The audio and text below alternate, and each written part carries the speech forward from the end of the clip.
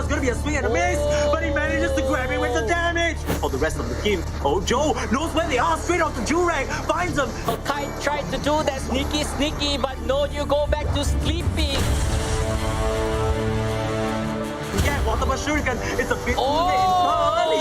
Nobody steals it. Oh, Beagle, he steals it. There's a huge no-go. Onto 2, takes them down immediately. No score yet for RJ Gaming. Are we going to see a repeat of what they did? The Kings are gonna sit on their throne. They will not be denied.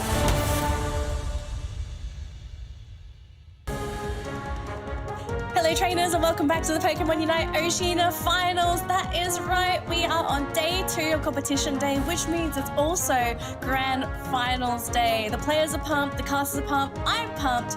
And of course, my name is Danielle. I'm going to be your host over the course of today. Not only are we looking at Oceania today, we're also looking at APAC, but that's going to be happening towards the second half of the day. So if you want to stick around for APAC, please do so, but please watch Oceania because the games so far have been amazing.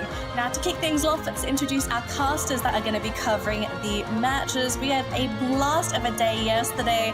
It is JJ Kun, it's Contra, Hermesnes, Moonboy. Gentlemen, how are you feeling?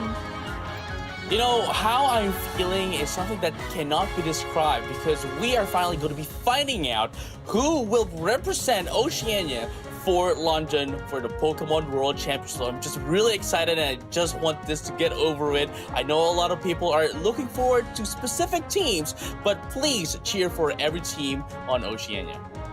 Yeah, certainly agree with you, JJ. Like, overall, with that only one slot that's gonna be sending the representatives to London, I think that all the secret strats that they've been hiding, they're gonna pull it out of the bag for today.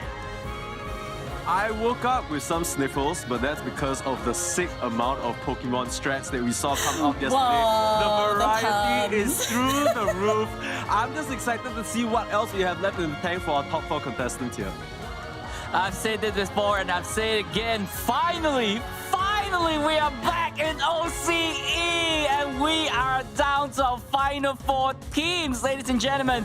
And only one will walk home and walk away or get a ticket to London. So it's all or nothing right now, boys. Now I'm going to steal JJ over a little bit because we do need to remind our viewers the format that we've been running over the course of this weekend. So keep in mind we are on day 2. JJ, walk us through what's happening today for day 2. Right, so we're already done on day number 1, as you mentioned. For day number 2, we're still going to have our double eliminations, although we are only going to be watching the top 4, which are going to be played on best of 3, and for our grand finals, best of 5. And we might be able to potentially see, more games if we do get a reset.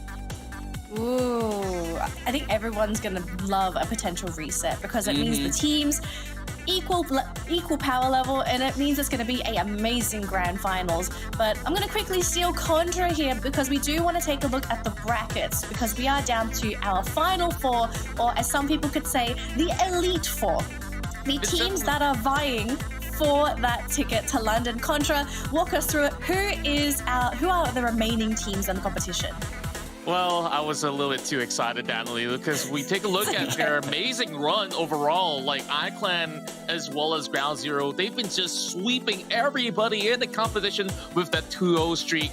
Now, these are probably some of the most favorite teams to get into the Grand Finals first. Eventually, one of them being knocked down. They'll have to face off against 1620 Kings as well as Team Gap, which they have offered some great plays, and they were in close matchups against teams like Collateral as well as Team Unknown. Now that they're all going to be locking horns, I just want to see who's really able to take those tickets by the end of the show. So, Danny, I'm pretty sure the featured matchup here is going to be iClan as well as Ground Zero.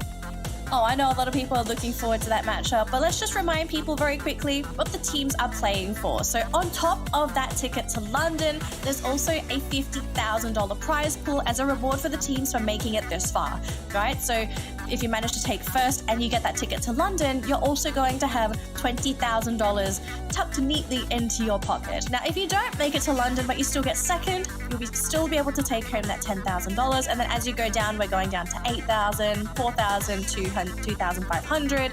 it's something for these teams to look forward to, right? Because it's, especially when it comes to esports, it's really difficult to get a hold of any kind of any financial support. And this means that if they earn enough, they're going to be able to continue.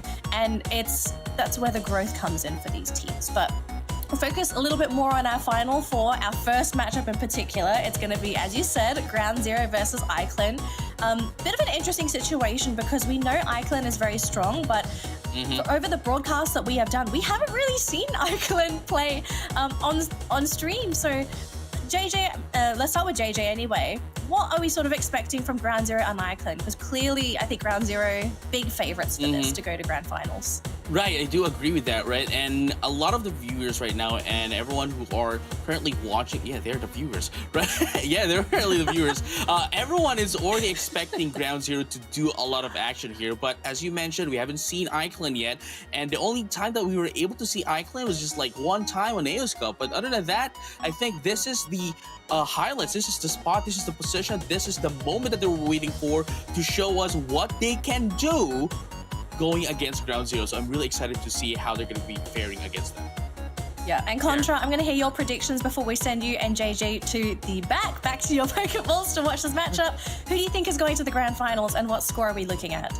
Well, I'm looking at the 2-1 score overall in this best of 3 because they are evenly matched, and you can see that they've managed to have some really clean games. So when you pit these two together, you will know that every game's going to be really close. So I'm just excited to see who's going to make it through. And even if they go through the lower brackets, they have a really solid chance to bounce back up.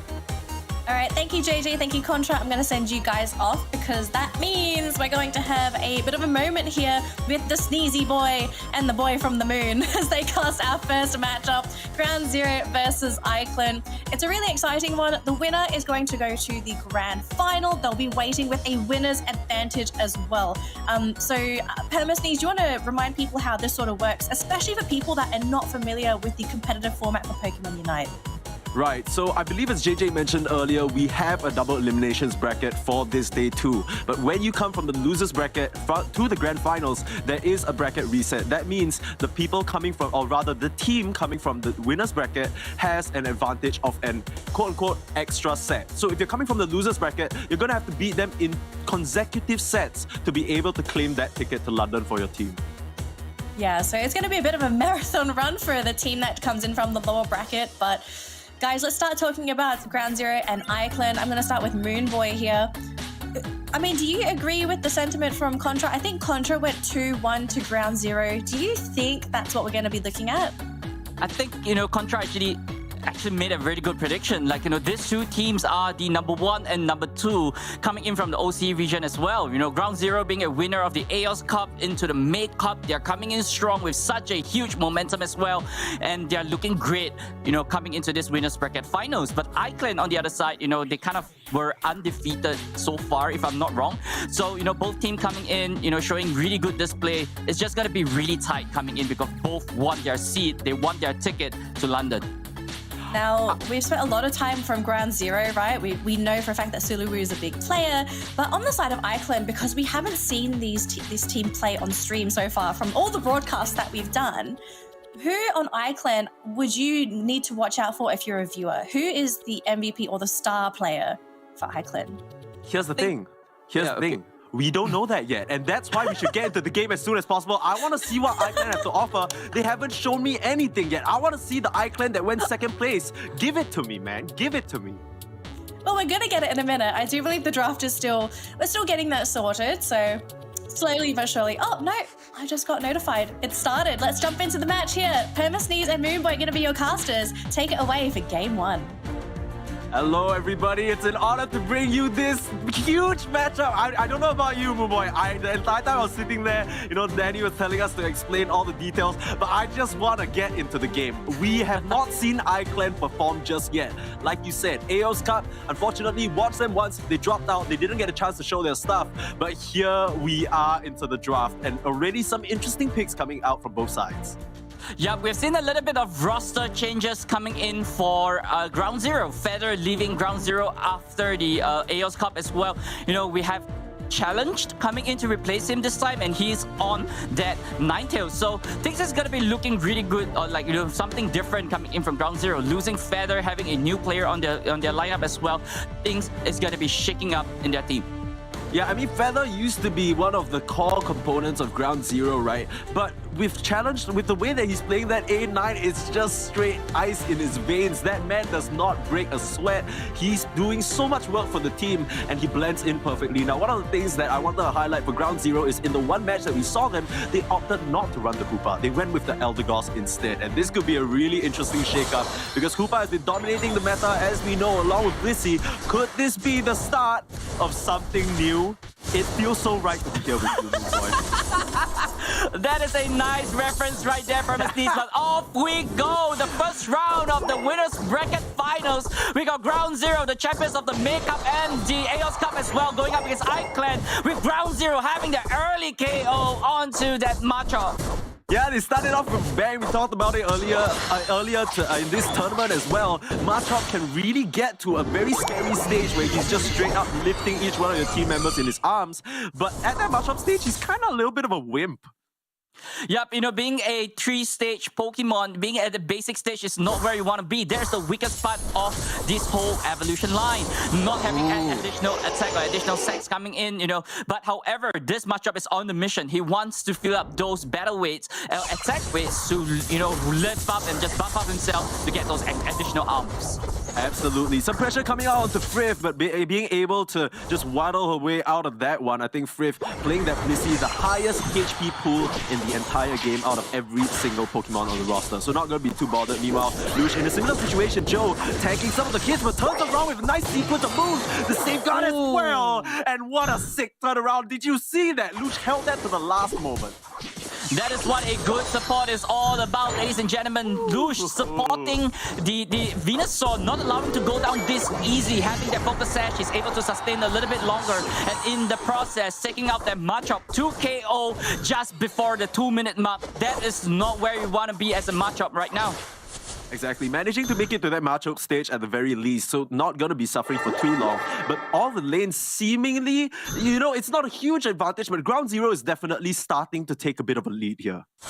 Yep, take a look at this. We have seen Suluwu on the Greninja, previously on the AOS Cup as well. But this time, opting to go for the Cinderace. Things is going to be looking different, right? Because there's a little bit of nerf coming in for Greninja. So instead, you know, choosing for something that has a more stable attack power coming in as well. That Cinderace might pay dividends into the late game. But how is he going to challenge the huge damage attacker coming in with the Dragonite from iClan? I mean, it really comes down to objective secure, right? When you talk about Dragonite, it's all about that Hyper Beam being able to grab the objectives, whereas for Cinderace, it's about that consistent damage, like you said. Meanwhile, we're seeing Dawn getting pressured up by the Dragonite on the side of iClan. Can't get away from that situation as he goes down and gives over that crucial level 8. The Dragonite is online. Yep, Auraville, you know, immediately going in for the Serena as well, but Pengu not allowing them to rest. On the bottom side, Untamed pushing in Suluwu in a little bit of danger as well. Hyper Beam unable to get Suluwu, but here we go. He's there for the revenge. Oh, no! But going down immediately to the Elder Goss. Yeah, and Untamed still sitting pretty, has the Dragon Dance, has that support coming up from Blissey. That was a clean rotation coming in from Frith, just in time to save Untamed. And just like that, Ground Zero, they drop 4 to the deck in one fell swoop. Yup, and this is a really clean rotation coming in from iClan. No Hoopa, it's okay because we got those Leaf Tornado speed buff coming in as well. Ground Zero coming in to challenge the Dreadnought, but it's immediately going straight to iClan's pocket. There's absolutely nothing they can do because iClan, they just clean that up so fast. It's what we talked about. This Dragonite, if he hits this pivotal stage so early on, he can just clean up those objectives, and that's exactly what he did. Now, Suluwu, I do have to wonder whether he went in a bit too far there, perhaps feeling like he had the support, but immediately just got focused down. iClan, they had him in their sights. Those early KO coming in from Ground Zero is not looking great for them, and down goes A9 to iClan. Additionally, you know, breaking down the tier 1 as well. Things is looking great for iClan. They got the levels, they got the points, and right here they just need to maintain this, and they could steamroll their way through into Ground Zero. Moonboy, I just have one question. Where was this iClan during AOS Cup? They're playing so damn clean. I feel like this is play that we usually attribute to teams like Ground Zero, where they're just so disciplined, but this time round, it feels like Ground Zero, there's some cracks starting to form. Yep, to beat a giant, you really have to be a bigger than them or even stronger than them and find those loose cracks. And that is what, defeating big teams like Ground Zero that you need. Verdant Anger coming in from Ground Zero as well. Seems like they're in the push. They want those revenge on their teammates. Yeah, unfortunately, the Serena goes a bit too far. Gonna get punished up by Joe. But iClan, look how fast they're playing. They're Tokyo drifting it all around AO's stadium right now. Okay, a fight breaking out. Untamed could finally go down for once, but there's this assistant Sulu in a bit of trouble, but managing to kite them out. Still raining in the fireballs, still raining in the damage. The Rabbit is starting to do it. Hop, hop, hop, all over the sides of iClan. They finally get the touch on the game. That's the Martin taking him down. And now the Serena is back in the fight. iClan pops Joe up and the stop is down. There goes that Venusaur. And as the dust settles, iClan, the reinforcements were there and Ground Zero get flattened. The sustainability is there, but they are unmatched to whatever iClan damage is going to bring onto them. Those close combat and those storms coming in by the Marchand and Serena is just too much damage. Is Ground Zero able to sustain off this one into the late game? I don't think so, because those amount of numbers coming through is just too huge. Absolutely. I mean, we talked about it as well. iClan, they definitely have a better late game scaling composition between the Machamp and the Serena and Dragonite. These are Pokemon that offer a lot more in the later stages, where someone like Alola Ninetales would need, to leverage off that early advantage. If they keep this up, this sheep at home is going to be a sheep in London. Yup, and not forgetting level 12 on that Machamp as well is looking so great compared to what Ground Zero has to offer. Highest level right now is 11 on that Venusaur, but that's basically the average level of iClan. Oh, in comes Pengu straight into the back line, but getting pushed away. Nice kiting there from Dawn. Just gets them all away from his safe Cinder Ace and says, get off my Rabbit. There are the rest of the damage dealers on the side of GZ trying to surge forward right now. They want to punish Curry Puff and beat him up, but they're going to get back to this Tier 1 Go Zone. Ground Zero, they're going to be happy with that one and settle for that Rotom. The pressure is still going on though. Here comes the Siege. There are the Unite moves. Okay, there's the Pedal Dance, and they're holding strong on that Tier 1 Go Zone. They're fine with this. Sudoku still going forward. Still on the back line. Still the Blaze Kick in straight to his demise. A bit too far forward, my friend. The rest of the side of Ground Zero, they're still punishing though. Still staying. And man, Ground Zero, they lose Sudoku, but it comes at a huge cost to iClan. A team is not built by just one person, and that's what Ground Zero said. You can bring down Sulu, but we got the rest of the team to back him up. Joe on with it, that Pedal Dance just shredding iClan apart. Not forgetting those sustainability coming in from Dawn and Lush as well. Those amount of healing is just too much. iClan, they have to think twice. How are we gonna outmaneuver these healers? When you want to hunt the rabbit, you kind of got to dig down the burrow, right? You got to reach your hands down there. But when you got Cotton just flying out, they just have so many ways to just flush you away from Sulu. And it takes such a commitment from iClan to take him down that by the time that they do, they're out of resources. Now iClan, they're going to make a nice rotation to secure this Dreadnought for themselves. But this is just a little pick-me-up before the final stretch. They are around 100 points behind. This Zapdos is going to decide it all. At this point in time, both teams looks even right now as we are waiting for engage, and there we go, iClan on the offense. Challenge finds the back line with a huge snow globe, freezes them all up. The ball is slightly broken, but they're starting to reform. There's the Content Ground Crash as well, trying to make the space, and immediately that is one on the side of iClan down. That's not really what they want to start the fight with, and they're starting to run down Curry Puffs. There's the Machado Sheep at home, laying in the damage, but the Blaze Kick is enough, just outruns him. He manages to finish down too, but Joe is the big winner of this all. Curry Puff, he's still standing around, but this is just the Eldegoss can't really provide a lot of damage. Only the two supporters of iClan remaining. They need a miracle steal to make this one happen, but it's all falling apart in front of their eyes. Look at this Missy trying to find an opening, trying to find a way in, trying to get this Zapdos. No shot for iClan. Joe stands strong. We talk about Sulu, we talk about challenge, but we forgot about this brilliant top path player coming out from Ground Zero. He holds down the fort and he gets his team the objective. Wow, there was a good engage coming in by Ground Zero. That Snow Globe literally caught two men out of iClan, taking them down one by one like flies, and Ground Zero stood strong, even though, they got 1 KO on Ground Zero as well, but it's okay. We got that Zapdos. We're gonna be going for the dub, but right here, 40 more seconds on the clock. iClan could still come back off this one with this big push on the bottom side.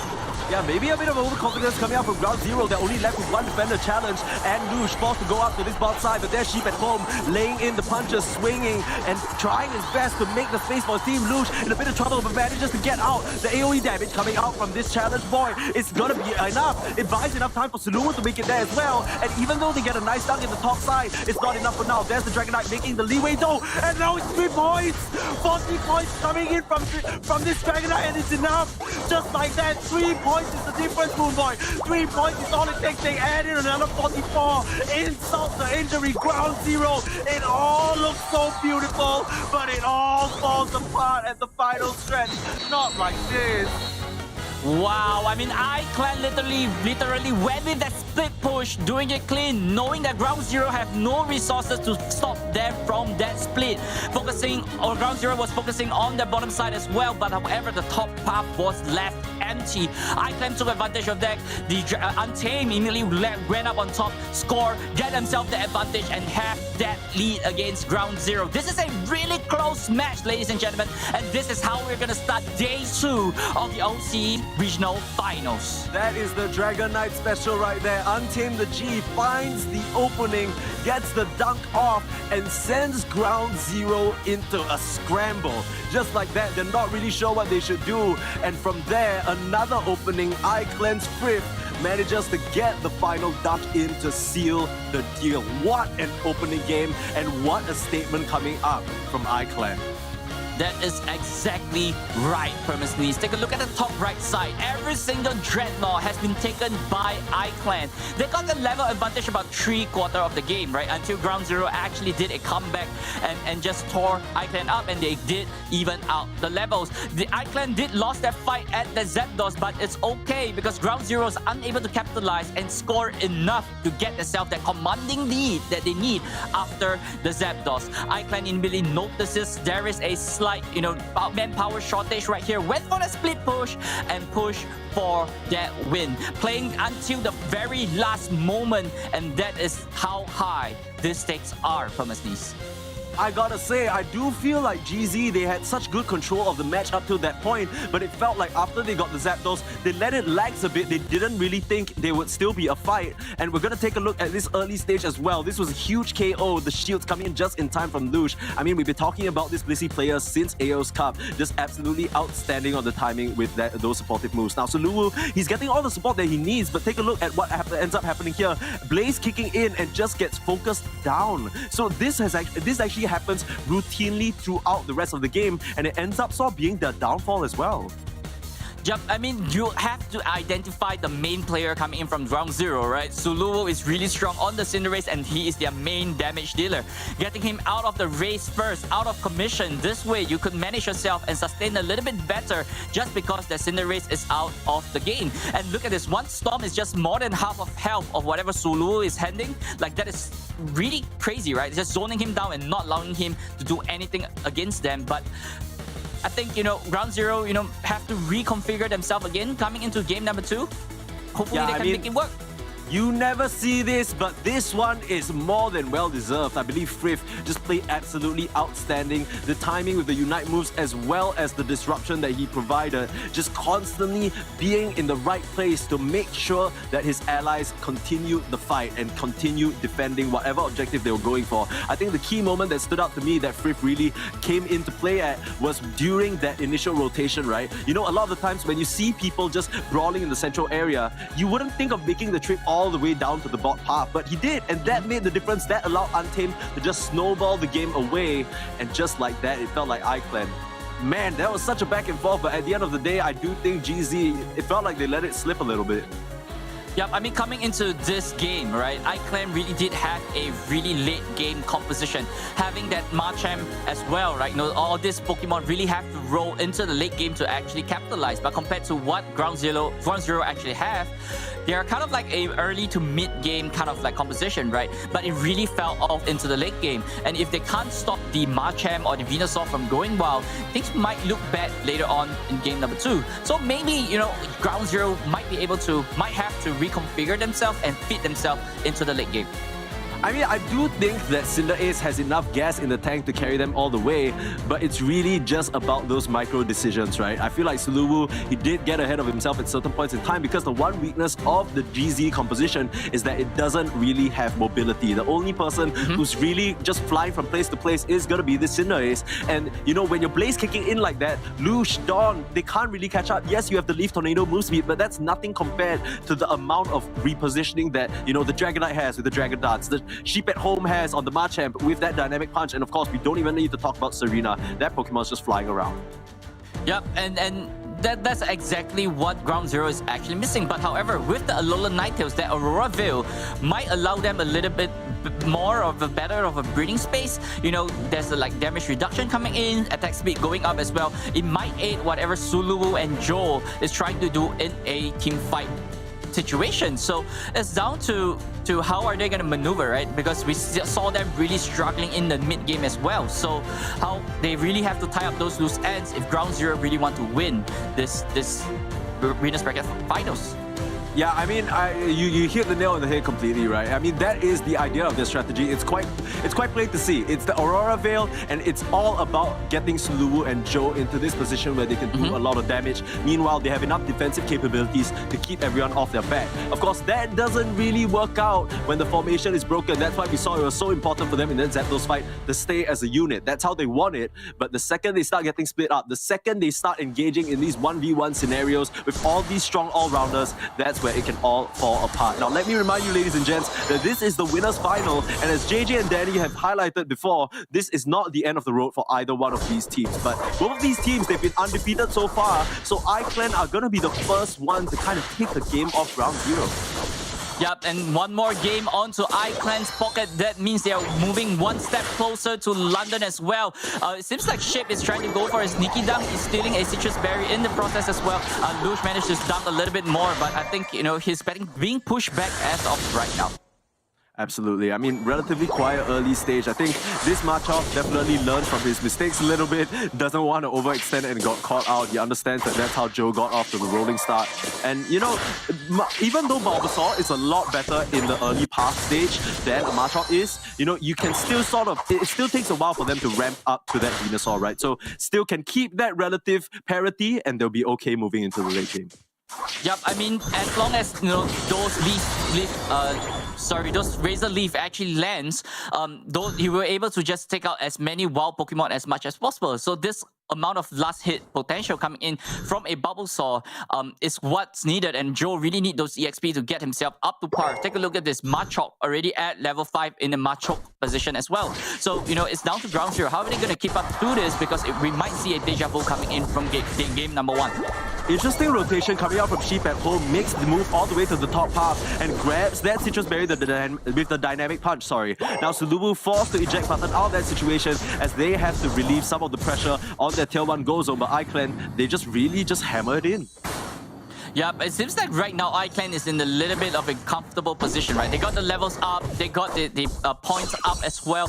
But right here, how are they going to maintain this focus? Because the main focus right now is going to be on that 7-minute mark. Is when that Dreadnought goes live. But right here, Lush might be a little bit of a situation as well, but I believe he will be walking out of there scot-free, and while Joe is still trying to farm up his levels. I mean, biggest thing for iClan is getting that level 8 Dragonite again by the 7-minute mark, and looks like, you know, Untamed, he's well on his way and he's right on track. So things looking all good for iClan. They're not too concerned about how this early game goes as long as they still get the EXP up and maintain, you know, relative even gain state. Now Dawn in a bit of a pickle, the Leaf Tornado, not enough to get him out of there, and Suluwu once again forced to back up as the overwhelming might of iClan in this top path is going to break open that top tier 1 Go Zone. Yep, an early break for iClan really allows Ground Zero to have the side lanes Aldino to farm up as well. You know, you guys have to remember there's no Hoopa in this matchup. That means, you know, once breaking, the position of the Bees and the Aldinos will be available for Ground Zero advantage. Yep, here's the Dreadnought fight that we were talking about, already at half HP, but the Dragon Knight is in the area. In comes this Venusaur, Ivysaur as well, but that is not going to be enough damage. We talked about the weakness of the Ground Zero lineup. They don't really have a lot of mobility, and they definitely do not have a way to secure these objectives. They are trying to clean up the backline though, but now Suluwu is the next one in the pickle. Gets Queen's Ascendants up, and Pingu is just going to stomp them down. This feels like a cookie cutter of the first game. It's the first Dreadnought fight where they really just can't hold the candle to what iClan are offering. Yep, iClan didn't just won that Dreadnought, but they won that whole fight. And immediately pushing a little bit more point on the bottom side as well. And that actually allowed them to have an additional edge against Ground Zero. 40 more points, breaking down the Tier 1 on the bottom side as well. Ground Zero has no more Tier 1 for them to survive on. But however, Ground Zero is rotating straight right to the rotom. Yeah, they want to try and get an advantage. They know that there were resources spent in that bot path and no one's going to be able to make it up here. There is the Unite move coming out from the Machamp, trying to do what he can. But there's the return. Blazing Bicycle Kick actually comes out. A bit of a swing and a miss. The fight is still ongoing. There's the Draco Impact. Suluwu forced to flame charge out of that one as Untamed is going to clean up both supports and even challenge them for the bees here. It feels like Ground Zero, they're just being cramped up to their side of the map. Every single time they try and make any sort of maneuver, immediately the response is there from iClan and forces them back. Untamed literally chased Ground Zero back to their Tier 2, but Joe able to get the invisibility frame by leveling up into that Venusaur, dodging himself that Hyper Beam. Untamed has no choice but to back off. You don't really want to deal with Venusaur just yet, but Ground Zero, they need one big fight for them to come back off this one, but it might be happening on the top side.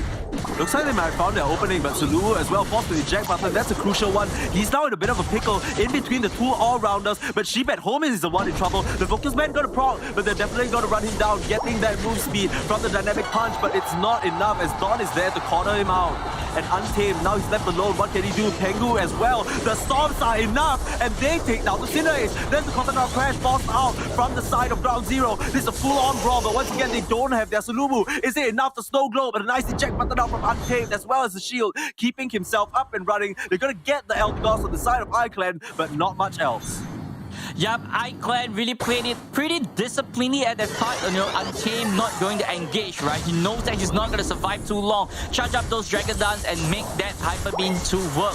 Ground Zero already got a good position onto the Dreadnought as well. iClan tries moving into position to try to steal it, but unable to do so. iClan trying to push Ground Zero back. Draco Impact just to get that additional buff stats out so he can keep the chase going. Untamed wants some action, but can't find it at the moment. The Queen's Ascendant definitely gonna force something out. So Lumu is gonna be the one to hit the ground as iClan, they don't really, I don't really think that's exactly what they wanted. Sure, they get the pick up onto Cinderace, but that's two Unite moves for one pick off. Yeah, but it's worth it, right? You got Suluwu behind, and right now Suluwu is really behind compared to Untamed, and that's where you want to be, right? Just control Suluwu, not allowing him to do too much against your team. And look at this, Blaze keep coming in from Suluwu as well. Ground Zero is on the push. Yeah, eject button out, just back to safety. Understands he's in a bit of a precarious position as well. The flame charge out, but there's the Unite move coming up from Machamp. Blitz assistance immediately available, but the Venusaur is going to go down. Joe not out of the fight. There is that the Eldegoss as well, though. Not going to be able to impact too much off of the side, but they are going to get the pick up of the most of Ground Zero. And Lush tries, he can't actually keep his damage dealers up. He has to run for the kills, but there's so much mobility, there's so much chase. But, well, I mean, if you aim the Hyper Beam the wrong way, you're not going to get anybody, right? Yep, I mean, Lush, you know, he was lucky enough to get out of that fight right over there as well. If the Hyper Beam landed on Lush, things might look really bad for that Blissey. But right here, 185 to 79 points. iClan still have that really good position, and they are ready to take the fight into Ground Zero. But they just have to be a little bit more careful of the Alolan Ninetales coming in from Ground Zero. Oh, Lush has the safeguard, but Sheep at home, another dynamic punch forward. That's going to be the pickoff that they've been fiending for. And I'm just worried about Ground Zero because, like we said, they don't really have the objective secure that iClan have. Sheep at home on this Machamp has been absolutely dominating the side of Ground Zero, running in with that Unite move and just forcing so many members back. They can't stand up to that amount of raw damage no matter how much sustain that they have. And that's going to net iClan a free Dreadnought for now. Yep, this additional Dreadnought is going to be granting them those shields. It's going to be helping them later on into the final stretch as well. However, in the central area, it seems like there's a little bit of a scruffle right here. And you know, Ground Zero might be caught. Absolutely, definitely gonna go down. Once again, Sheep at home finds that rabbit, and they're gonna get trapped up. No, the walls come up just in time, and they corner the side of Ground Zero in. That's Joe down. That is truly unfortunate timing. Don trying to do what he can. He's just the Elder so what can they offer up? Is there enough damage? Challenge is still standing, and Sulu's back in the fray. Have they been able to do it? Right now, it's only 3 for 2 down, and Icon, they're starting out this Santos, the blazing bicycle kick. It's there. It's in time. Sulu says, objective secure. Who? He's in a little bit of trouble though as he gets knocked down. Perhaps feeling a bit too good after that score. And he's gonna be now under a lot of pressure because they only have 1.5 minutes left. Sure, they've gotten 1 dunk out. Sure, they've stolen the Zapdos. But what else do they have to offer? They're still behind. Joe trying up for a 1v2 right now. We've seen Vitasaur in these positions. The fights, are they enough? Absolutely not. Sheeper at home just cleans him up. And this Machamp has just been all over Ground Zero from start to finish. Both teams started the fight early. That particular wall coming out from the Zapdos literally trapped Ground Zero in that pit. They were down, but however, Sulu came back in time, went for the blazing bicycle kick, got that Zapdos, and got them that additional Zapdos buff. But right here, it seems like iClan might be going in for the push as well. Yeah, iClan, while we were talking about the entire engagement, I believe Don actually managed to make his way up to the top side. It's either Don or Lush. I don't know who. We must have missed it. But they actually managed to get the dunk out. So Ground Zero, they are the ones in the advantage for now. iClan, they have to know this is the final stretch. They need to make a move. But look at that Blissey buying so much time. Sheep at home, trying to find an opening. Frith as well. They are engaging, but only 20 seconds left. Can the rest of the side of iClan make it there? They've done it before. They've wiped out the defenders, but they need to do it now. Sheep at home. In he comes, but there's the Bliss Assistance out onto this Machamp. He's trying to run for the kills. The Dragonite in the top half! The Dragonite in the top half! At 82 points! And the top side, Untamed the G does it to him once again! How does he keep getting away with this? Is this enough? Is this enough? I have no idea. I actually lost track of the number right here. It's more than enough! So there we have, ladies and gentlemen, 218 to 246. The giant of OCE has been taken down right here by iClan. They got their Zapdos, but they were unable to capitalize. iClan untamed with the Dragonite sneakily up at the top side. Managed to dunk a little bit more to just push that score up by just a little bit, and meaning just by an inch. Ladies and gentlemen, there we have, the winners of the winners bracket finals, and iClan will be moving straight right to the grand finals. That was beautiful stuff. Untamed every single time you think it's over. Every single time there's not enough time on the clock left. He's like, hold on, just hold on. You guys just distract them. I'ma win the game. Calm down. He gets it every single time. They just can't. He's true to his name. He can't be tamed. He's just off to the win, getting those points in. And this man was an absolute menace from start to finish. What a gamer. Yep, you guys could see this graph right here. After the Zapdos, Ground Zero literally spike up in terms of point. But iClan at the very last moment managed to just pick those additional points to get themselves the win. Take a look at the replay right here as both teams played really well, but it was unfortunate for Ground Zero right here as iClan took the win. I mean, really, it felt like that final stretch was such a, I don't know, it's like, it was uncomfortable to watch because I feel like both teams, they just kept clawing and grabbing, and it felt like desperation back and forth. It wasn't this typical, disciplined play that we see from all of them. It was scrambling. It was last-minute steals. Cinder Ace with the blazing bicycle kick to get the Zapdos. Turn it around. It looks like Ground Zero on the back foot. Take a look at that Eldegoss making his way to the top side. Actually gets the 50 dunk in because the rest of them recall to defend. So they leave that top tier one open. But in the last moment, look at that Dragonite, the Draco impact straight to the top side. All the defenders are busy. Sheep at home is holding each one of them in one of his hands, and that is more than enough for Untamed to just put the matter out of the question. iClan are gonna be your first grand finalists. Yep, take a look at this guy. Aeos Cup top 8 May finals second. Dude, they are moving straight right to the grand finals right here for the regionals, and they are 1 win away from going to London, ladies and gentlemen. There we have, Sheep at trip to home, right? Sheep at home. Sheep at home. Oh, sheep at home. Curry Puff, Untamed, Frith, and Pingu. These are the 5 men that actually did this really awesome performance right here, and they managed to bring down the giants of OCE. Currently still undefeated in this regional finals, 8 wins, 0 losses, and we're seeing why. When the clutch factor comes out as often as they can blink, you can imagine that this team's just gonna go very far. And what a performance. I feel like I've been waiting to see this iClan. Everyone's telling me this team are monstrous and untamed, really proving that this guy on his Dragon Knight just making such perfect use of his Draco impacts. Yeah, we've seen a lot of Dragon Knight in day number 1 as well, right? Those Draco impacts, those Hyper Beam, and the last hit potential coming in from this Pokemon is just too strong in this meta. And iClan literally brought this Dragon Knight to play, and Untamed was the guy piloting this Pokemon. I mean, we're reaching a point of the game where, yeah, I don't know. I'm crying. It's so good. And we're already starting the day. Oh my god. I'm not gonna lie, that last, I'm gonna be real, like complete transparency, that last stretch gave me a bit of a headache from how crazy that went. I thought it was over like at least 3 times and they just, nope, bam, another move. Woo! I mean, I was waiting for the reaction from chat because I know we were losing our minds, right? But I wanted to see everyone just going absolutely ham in chat. I'm happy because the reaction that we got in chat, beautiful. Okay. Can you believe it though? There are very few situations, I'm not sure about you, Permaseas and Moonboy, but I feel like it's very rare to have a 2-0 that hype, right? Most 2-0s, it's you get like the good bits and whatnot, but that felt like a grand final. And yeah, it may have been a 2-0. I would have loved a 3rd game, but we get what we get. iClan are going to the grand finals. They have the winner's advantage. And now it's going to be down to our remaining teams. 1620 Kings, Team Gap, Ground Zero. Oh boy.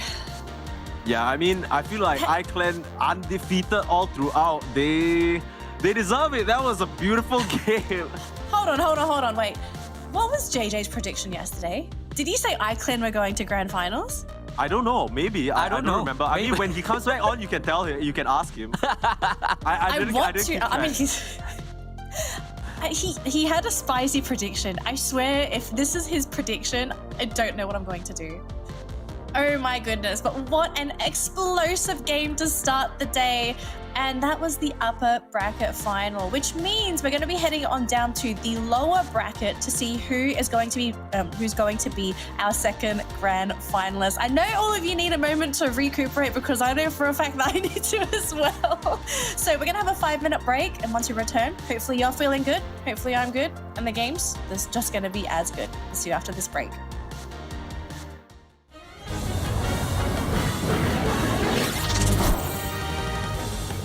Hey fellow Pokemon trainers, welcome to Pokémon UNITE. In this video, we'll explain the basics of how a match on Eos Island will go down. Pokémon UNITE is a team battler that takes place on Eos Island. In Pokémon UNITE, each Pokemon plays a specific role. All roles have their own strengths and weaknesses, so you'll have to work with your team to create a composition to cover all your bases. During a match, Pokemon will learn a wide variety of moves as they level up and get stronger. Some cause damage, defend your teammates, or heal your allies. Once a Pokemon is leveled up enough, it'll learn its Unite move. This is an ultra-powerful move that can turn the tide of battle. The main objective for each team is to collect Eos energy and deposit it into the enemy's goal zones, turning it into points for their team. Whichever team deposits the most energy after 10 minutes wins. You win!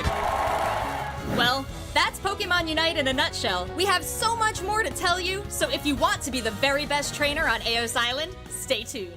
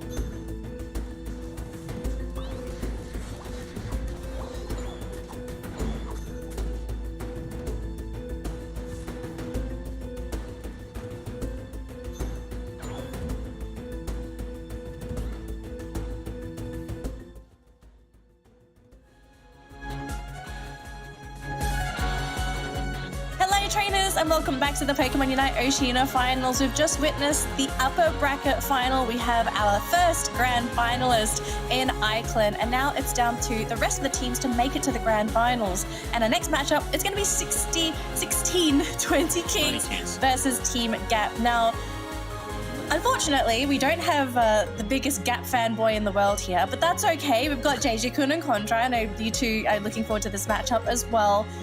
What are we sort of looking at here? Because we just saw probably the craziest matchup in the upper bracket final. What do you think? Do you think 1620 Kings and Team Gap have a chance after seeing that matchup? I mean, definitely, I agree with that, you know. Ground Zero going against iClan, arguably the top two teams of Oceania, and now we're going to have to see 1620 Kings going against Team Gap, which, you know, Team Gap has a huge performance evolution yesterday going over, and I'm not entirely sure, say Team Gap wins this or 1620 Kings, I'm not entirely sure, you know, who's going to be winning against Ground Zero, because, you know, Ground Zero is already established, but going on this team, on this matchup, it's just, there's a huge skill gap per se, I'd say. There's a huge gap in terms of execution, so we'll have to wait and see. Honestly, I do think that Team Gap does have a little bit of chance here. I wouldn't say that 1620 Kings are any sort of pushovers, because you see Captain Tam has done phenomenal work on his Dragonite, and now on the opposite end, you also have OM Beagle. We spoke to him. He does have a whole lot to share to us, and I believe overall this is going to be a good series, but whoever wins this, they still have to face Ground Zero, so that's going to be another hurdle that they should not worry about for now, because you got to take it one step at a time. I have some good news. The draft is ready, so let's jump into this matchup. It's a best of 3 between 1620 Kings versus Team Gap. Let's see who's going to be heading on to the next round. Take it away. Right, so here we are in the draft. Contra, are you excited to have this one now? Absolutely, JJ. Just taking a look at this, we're having the Duraludon on 1620 Kings as well as the Machamp. So the difference from what we saw in the others upper bracket finals is that this time around we're seeing both sides giving that priority on that Hoopla. There you go. Yeah, it's actually quite interesting as well to see that 1620 Kings is leaning more towards on our all-rounders, just like what happened with iClan on the previous game. But, you know, this is also one of the questions, you know, what difference does it make if, you know, one team has more attacker and one team has more, you know, all-rounder? I'd say the answer for that question would be that, you know, these Pokemon all-rounders have more, I'd say, it could prolong itself more into team fights and does have a little bit of a balanced out damage output as well, compared to attackers where they are, yes, more on the attack prowess, right? Their damage output is more, however, their HP and their defense is a little bit, you know, scuffed. Yeah, I guess that when it comes down to stability on the scaling ratio, when you pick all-rounders, they're going to generally do all right. They won't be able to struggle all too much. But here we go. We're heading into the lower bracket as we have 1620 Kings taking on Team Gap. So far, I think like we've already seen a glimpse of what both sides have to offer. Though 1620 Kings may not have the cleanest of runs, but they've been able to amaze us all throughout. Right, and here you go, you know, 1620 Kings and Team Gap, they have to show us what they can, because whoever is going to lose this match is going to go home, and you don't want to be the first one to go home on the first match, right? The first match of the lower bracket. Indeed, and of course, with that much at stake here, they still have to find that synergy. When we saw some of the gameplay of their past few runs from day one, they look to be the cleanest after all. Though Team Gap, they looked like they had a really good start back in the upper brackets until they were knocked down. So if they were to win this matchup, they still have to face Ground Zero, which definitely is a tough force to be reckoned with. So with that being said, of course, unfortunately, we do have a little bit of a technical issues with some of the players having a crash, but don't worry, we'll get back into the game once again with the exact same draft. So JJ-kun, when you take a look at both sides of the coin, like when it comes down to the draft itself, like we want to hit on some of all these sort of composition on what's the strength all about. Right. So as I mentioned earlier on, right, I'd have to say in terms of like team fights, I'd have to give it over to Team 1620 Kings. Just looking at the Pokemon itself, right? But like in terms of like attack prowess, I'd have to give it over to Team Gap here. However, the main difference here is that if Team Gap would be able to get their power spikes earlier than they would on the side of the 1620 Kings, then definitely we're looking for almost, I guess we could expect the same kind of performance, the same kind of tenacity and aggression coming in from Team Gap from yesterday going over to this match.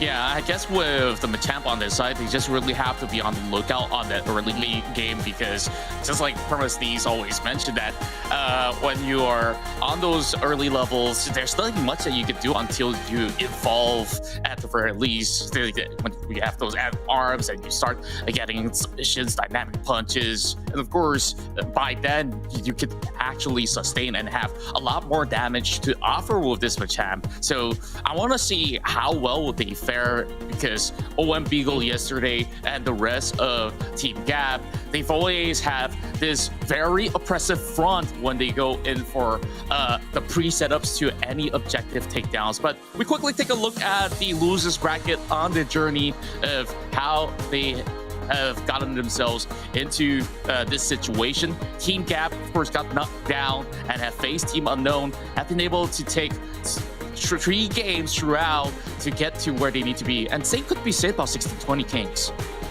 Yeah, and again, as we mentioned earlier, Team Gap going against 1620 Kings. Whoever's going to be winning this one would be facing off Ground Zero, one of the fan favorites for this region. And I think that's going to be a huge mountain to climb, especially at this. Ground Zero, they might have lost their last game, their previous game, but it doesn't mean, right? It doesn't mean that that's all they can do. They still have a huge window. They still have a huge space for them to get back up, especially when they're still waiting for their next opponent. And new advantages as well, going over the advantage as well of Ground Zero here to against whoever they're going to be fighting off, between 1620 Kings and Team Gap.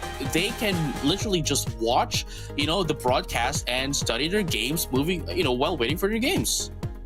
Yeah, and overall, when you mentioned about 1620 Kings, they have the toughest run overall. They were knocked into the low brackets the earliest. Can you imagine the story they will tell if they can get all the way to the Grand Finals, if they can defeat Team Gap, and also Ground Zero that's waiting on the next match. Now, with a little quick restart, we're gonna get our game underway once again after a short moment, but just going back into the players overall, sure, we've seen a lot out of OM Beagle as well as Captain Tempt. Is there any other notable names that you want to point out, JJ? Right, I mean, we saw the Angers Serena yesterday, and that's one of the most biggest damage dealers, for 1620 Kings. So definitely that is something that we need to look forward to as well. But we can't dismiss Feather as well, and it's just amazing. It's something that Team Gap, what they might have got to their performance yesterday, what they might have shown us is something that could be different on the game number 2, because obviously their performance, say from day 1, is going to be different on day number 2. They might be able to improve it, or it might, the adrenaline rush might fall down a bit for day number 2, but let's hope for the better for Team Gap. That's right, and overall, I'm glad that you mentioned Feather, because what I've been able to notice is that he's always there in almost every sort of team fights, from the setups and the way that they have been able to have significant control over some certain terrains, just give them a little bit more edge. And, with such a solid backbone of a roster of players, I think that overall, they're going to be able to take games, but I still feel like, the upper brackets went 2-0 and we were just blown away. I believe that this is going to happen again, this time on the lower brackets, as we have all our top 4 teams in contention for those tickets to London. So, JJ, I guess when we take a look at the key difference here is compared to what Pernamasties as well as Moonboy has gotten. This time with 2 Hoopas, I believe that rotation is definitely the key to their victory here. Yeah, I mean, OCE is one of the regions where they didn't use a lot of Hoopa. I did check out the other regions broadcasts. You know, we've got India, we've got Korea, Japan, we got obviously APAC, Europe, South America, and all those, North America as well, in all those regions. But most of them are running in the Hoopa and the Blissey as well. And the Serenas even, but for NA they're still sticking up for the Lucario, so that is something to look forward to. But on our, at least for this one, focusing into our game, we didn't get to see the Hoopas before, but this time, it's something we cannot dismiss. We can't really dismiss the power of Hoopa, not because of the prowess, not because of the attacking damage output of Hoopa, but rather with the mobility, as I keep on mentioning, the mobility of Hoopa that it could provide towards opponents, allowing it to go through the objectives really quickly without going through the entire map. And if I'm not mistaken, the movement time, the running time for you to go for the top path going down to the bottom path is about like what, 11 to 15 seconds depending on the Pokemon. So having that hyperspace hole, the elevator to teleport immediately to the other path is just very helpful. Indeed, and of course we're going to take a glimpse of some of the highlights that we have here of their matches that they had, and of course we could slowly take a look at the way that they've executed some of their strategies overall in a few moments time. But Team Gap, I think this is a team with great cohesion after all, and I like the fact that you did pointed out that teams coming in from the Oceanic region just love all the Pokemons with great mobility, and hence why you see a lot of Dragonites being in play. So other than that, Serena definitely is something that is to look out for. Right, but speaking of something to look out for, we're still going to be, going into our games, but for now, we're going to have a little bit of a break so that we could fix everything before we get there, and I hope everyone is excited as well. But you know what? We're going to have a short break again. Contra, let's have a little bit of a breather. Let's check out our notes once again before we head into the game, and we'll see you guys on the next one. Please don't go anywhere. We're just going to be back.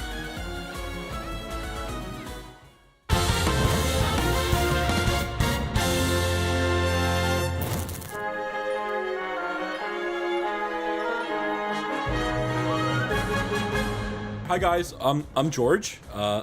I play professional Pokemon UNITE for a team called Game and Gladiators. My tag in the game is Goof. You might know me as Goof GG on Twitch.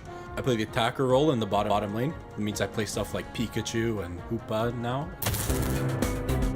It's 6 a.m. I just woke up, gonna go get some bagels. I'm gonna go to the gym, get a workout in. My life right now is I wake up, I go to the gym, I come home, I cook, I stream, solo queue practice, and then scrim. I mean, I've played in big tournaments and stuff for other games, but never like at LANs and stuff. So they have an idea of what's going on, my parents, and and again, that's what makes the game special. My parents can turn the game on and be like, oh my god, it's Jigglypuff. They're like a little confused, but they have an idea what's going on. You know who I play in Pokemon Unite? Of course, you're Pikachu. My mom texting me she's watching the game. It's the same feeling, to be honest. Obviously, I'm close with my mom. You used to watch my friends play games as well. Right, but this one is better because you're playing. I get to watch you play. We're so blessed with our community that we have. Like, these guys are nuts in Twitch chat. Like, they never stop. They just put it in emote only mode, and they're like trying to spell stuff with the emotes. These guys made it possible for us to, it was a few months until the circuit started, and Twitch was the main source of income while playing the game, and our fans made it possible. Our fan base is incredible, and we're so blessed in that regard. So I guess thanks to our fans. Shout out to the whole gang.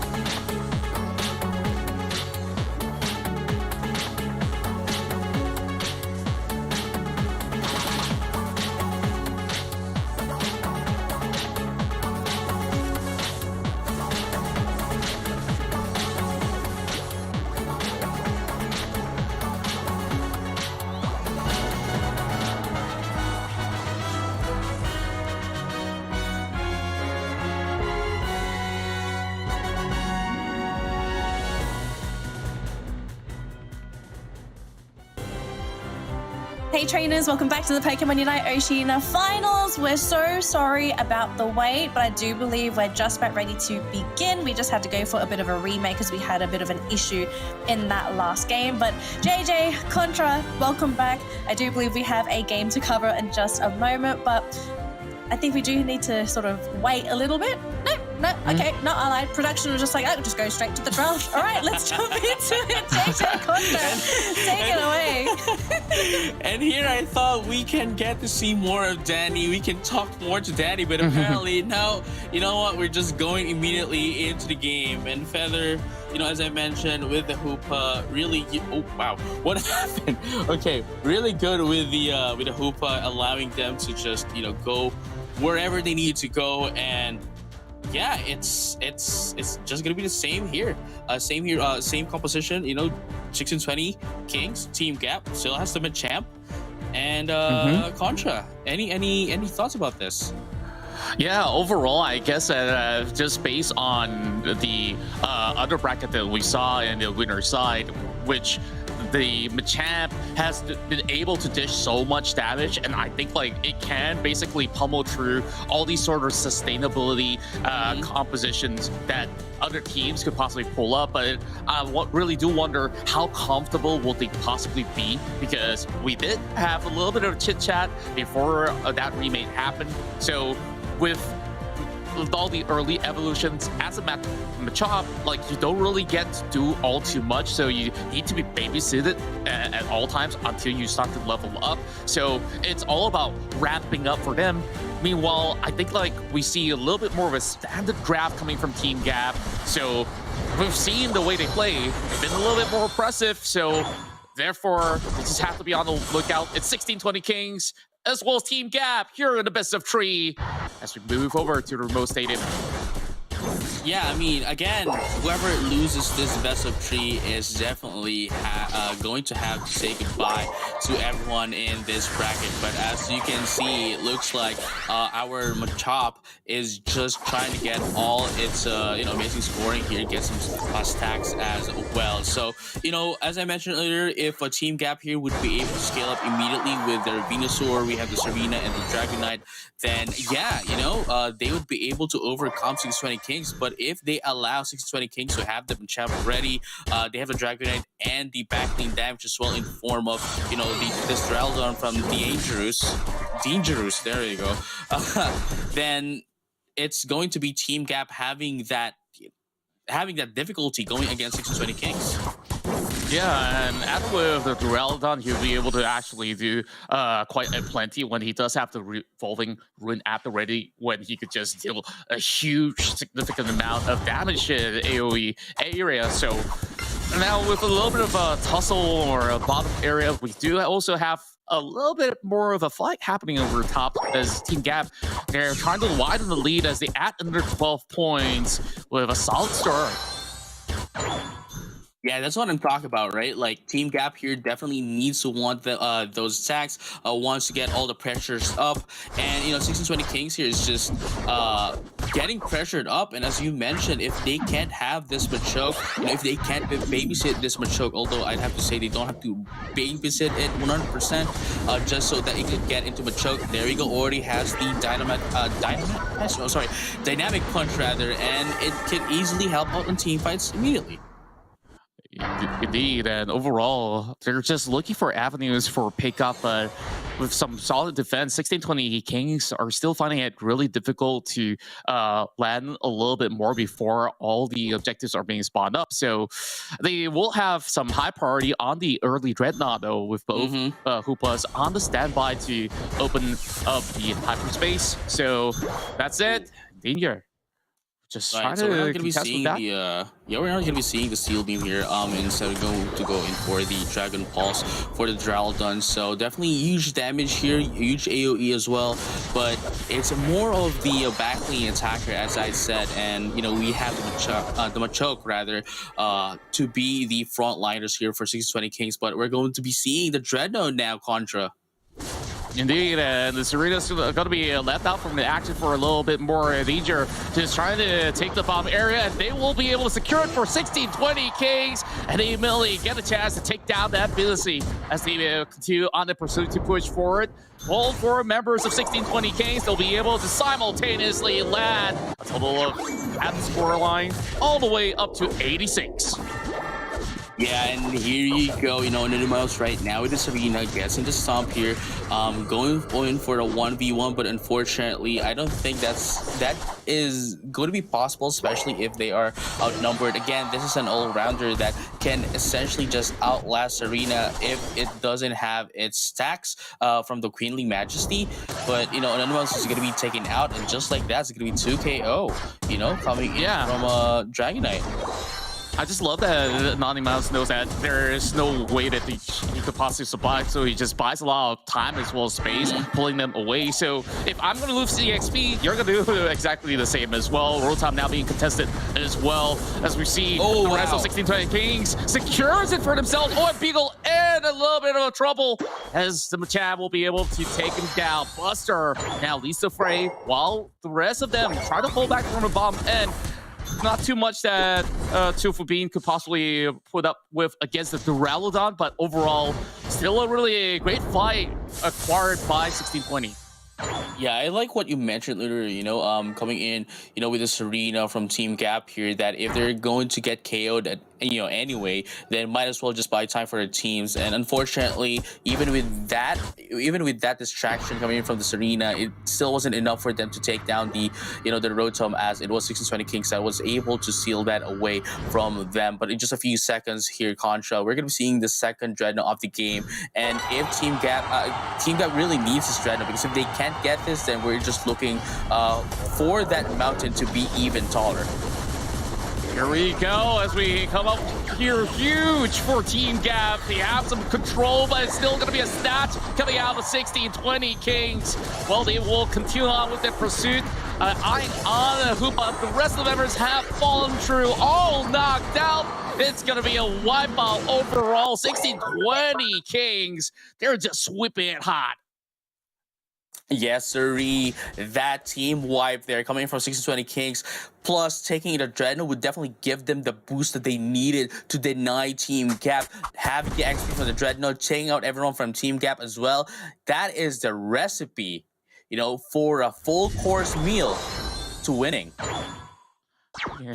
Overall, it just didn't seem like Team Gap's Serena had any sort of avenue of entry point in that skirmish, and unfortunately, with the ground also just having the lower side control, and just the position itself was looking sublime. Naughty Mouse here tries to prove out his way. Queen's Ascendant have already been utilized just to deal a little bit of chunk onto Captain Tim, but they're here to just challenge throughout, and it's gonna be a knockout on the champ. We'll continue on their pursuit. Naughty Mouse comes in with a stop, secures double streak for themselves as Ken forced to retreat, but nowhere else to go. Team Gap coming back in and lands another 40.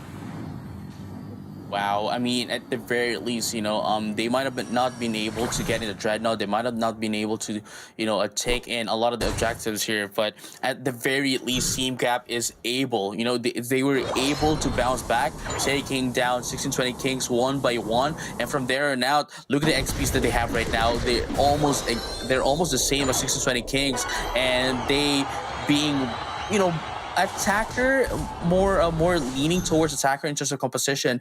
They would definitely have more attacking prowess, damage output rather, than that of 620 Kings. So if they can play this right, taking this at Dreadnought, I think they would have a good chance of taking the Zapdos as well.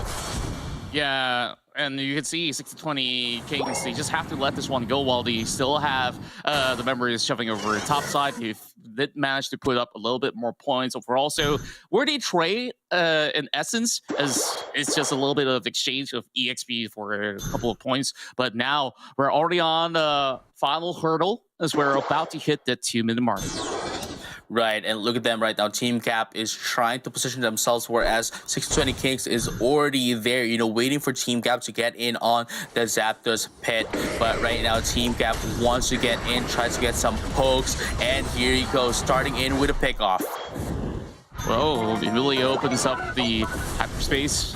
And this is where they will initiate and quickly melts down the health bars of the Zapdos. And Naughty Mouse in the pit. It's going to be 1620 Kings win again. Captain Tad clutching it off.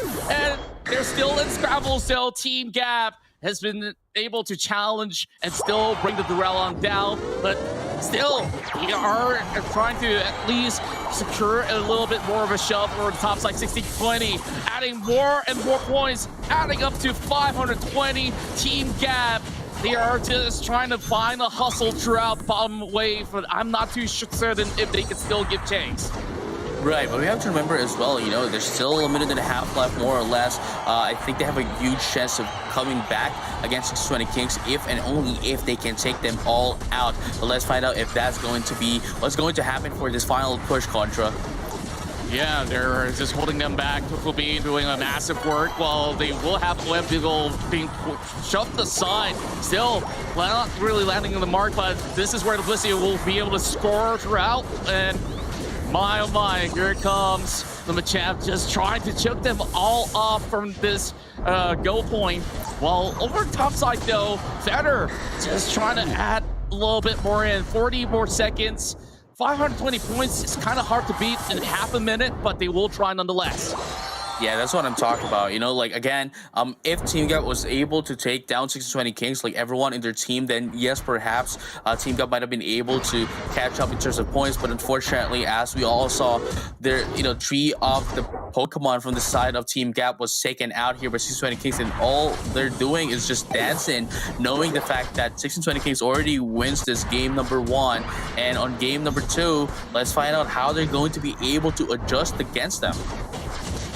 Yeah, just solid work throughout the course of the battle. 1620 Kings, they come up on top against Team Gap, and it's all about all the Dreadnought fights that have led up to this massive lead. And even though they let go of the final Dreadnought, their objective was absolutely clear, where they just continued to have Buster as well as Captain Tin putting in points after points. So JJ, anything else that we should actually highlight about this match? Right, so this is what I'm talking about earlier, right? Like, Team Gap's gameplay on, you know, day 1, you know, yesterday, wouldn't necessarily and wouldn't really mean that they're going to be able to convert it to game number 2, because, you know, there's a lot of time that's already passed from day 1 to day number 2. And, you know, obviously it showed here in this game how 1620 Kings was able to just almost dominate the entire game, though I'd have to say, you know, Team Gap was able to answer back against 1620 Kings. at one point in this game, unfortunately, 1620 Kings is going to be the one on top for this game. Yeah, we're just gonna go straight into the highlights just to recap all this massive damage output that's being churned out of 1620 Kings. Like we saw even from the stats itself, the Machamp, the Duraludon, and the Dragonite each have put in about 50k of their own, and Team Gap, I guess with a little bit more of that EXP gap that they were facing off, they find it harder to continue on in this long drawn-out fights. And sure, you have some sustain, but it's not enough to pull through. Yeah, this is what I'm talking about as well. You know, like 1620 Kings composition has more tenacity than that of Team Gap's. Team Gap's, yes, they have the sustain, the Blissey, they do have the damage from that of Serena and the Dragonite, and of course, Venusaur. That should have been enough. Unfortunately, with the all-rounder composition here, I'd say Machamp definitely gave it more of a challenge for Team Gap, and likewise this Dragonite as well, you know, having more HP than that of, you know, regular attackers.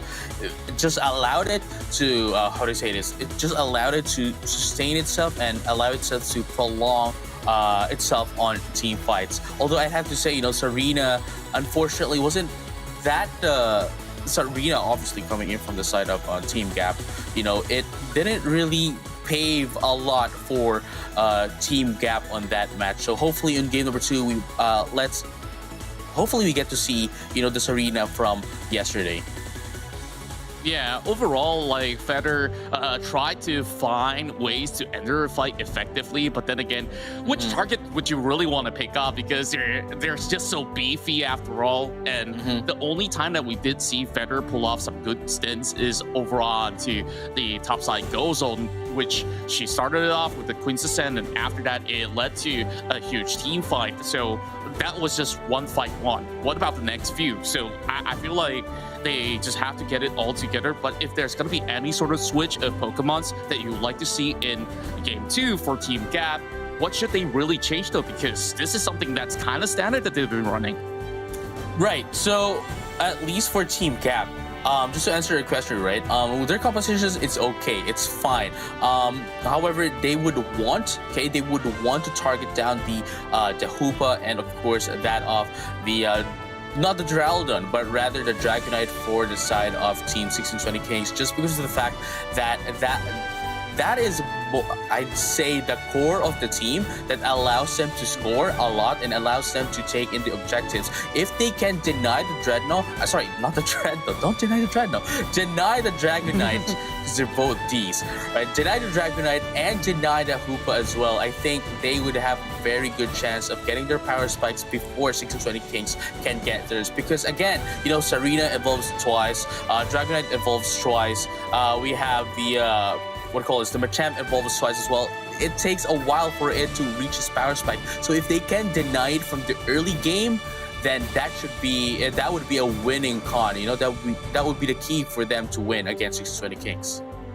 Yeah, overall, I think they knew exactly what to do when it comes down to how 1620 Kings have executed their draft composition. So if you want to go for that Machamp, sure, he's just going to unload everything from the Barrage Blows and all else. So now we're going to move straight into the draft for game 2. So in particular, I'm looking at Feather just moving around with all his selections. This time, they're introducing Cramorant in the hands of Kite. So do you think that this is actually better than what we saw back in game 1?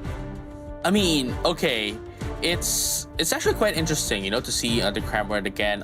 There's not a lot who has been using Cramorant quite lately. However, if we do see, you know, the Cramorant, it just provides so much for their team, especially in terms of CC. Then now with this composition, you know, we have the Dragonite, Serena, Blissey, we have the Hoopa and the Cramorant. Definitely, if Cramorant would be playing more into the crowd control side, then Dragonite and Serena would be able to deal out damage against their opponents quite freely, if they can hit them with the if they can hit it with the crowd control Surf and Hurricane. However, there's also a possibility where this Cramorant might go for Dive instead, which is going to be more of a damage dealing Cramorant, you know, being the attacker. And it just allows for last hits for Team Gap here. Maybe that could be the game plan here, so that they would be able to scale up faster than 1620 Kings, especially when there's like moments where they just need one more hit for them to get the KO. That could be a game plan here for Team Gap. But personally, I think they should have Kite here with a Cram go in for the siege, so that this Serena of theirs and the Dragonette would really be able to deal out damage against 1620 Kings. I certainly agree with that sort of adjustment. Like, they will address the issue of lacking the damage output in that previous game. Now, overall, for 1620 Kings, didn't really have to change all throughout. They're just sticking to the same draft, and you generally have a really stable early game.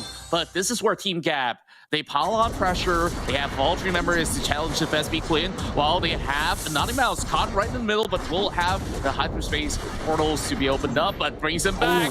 Will be the first KO as the Hoopla secures it for 1620. Still coming with a shove though, but just having a little bit an overextension. Buster will be punished for it, so it's just a little bit of 1-for-1 exchange. Team Gap still secures 12-9.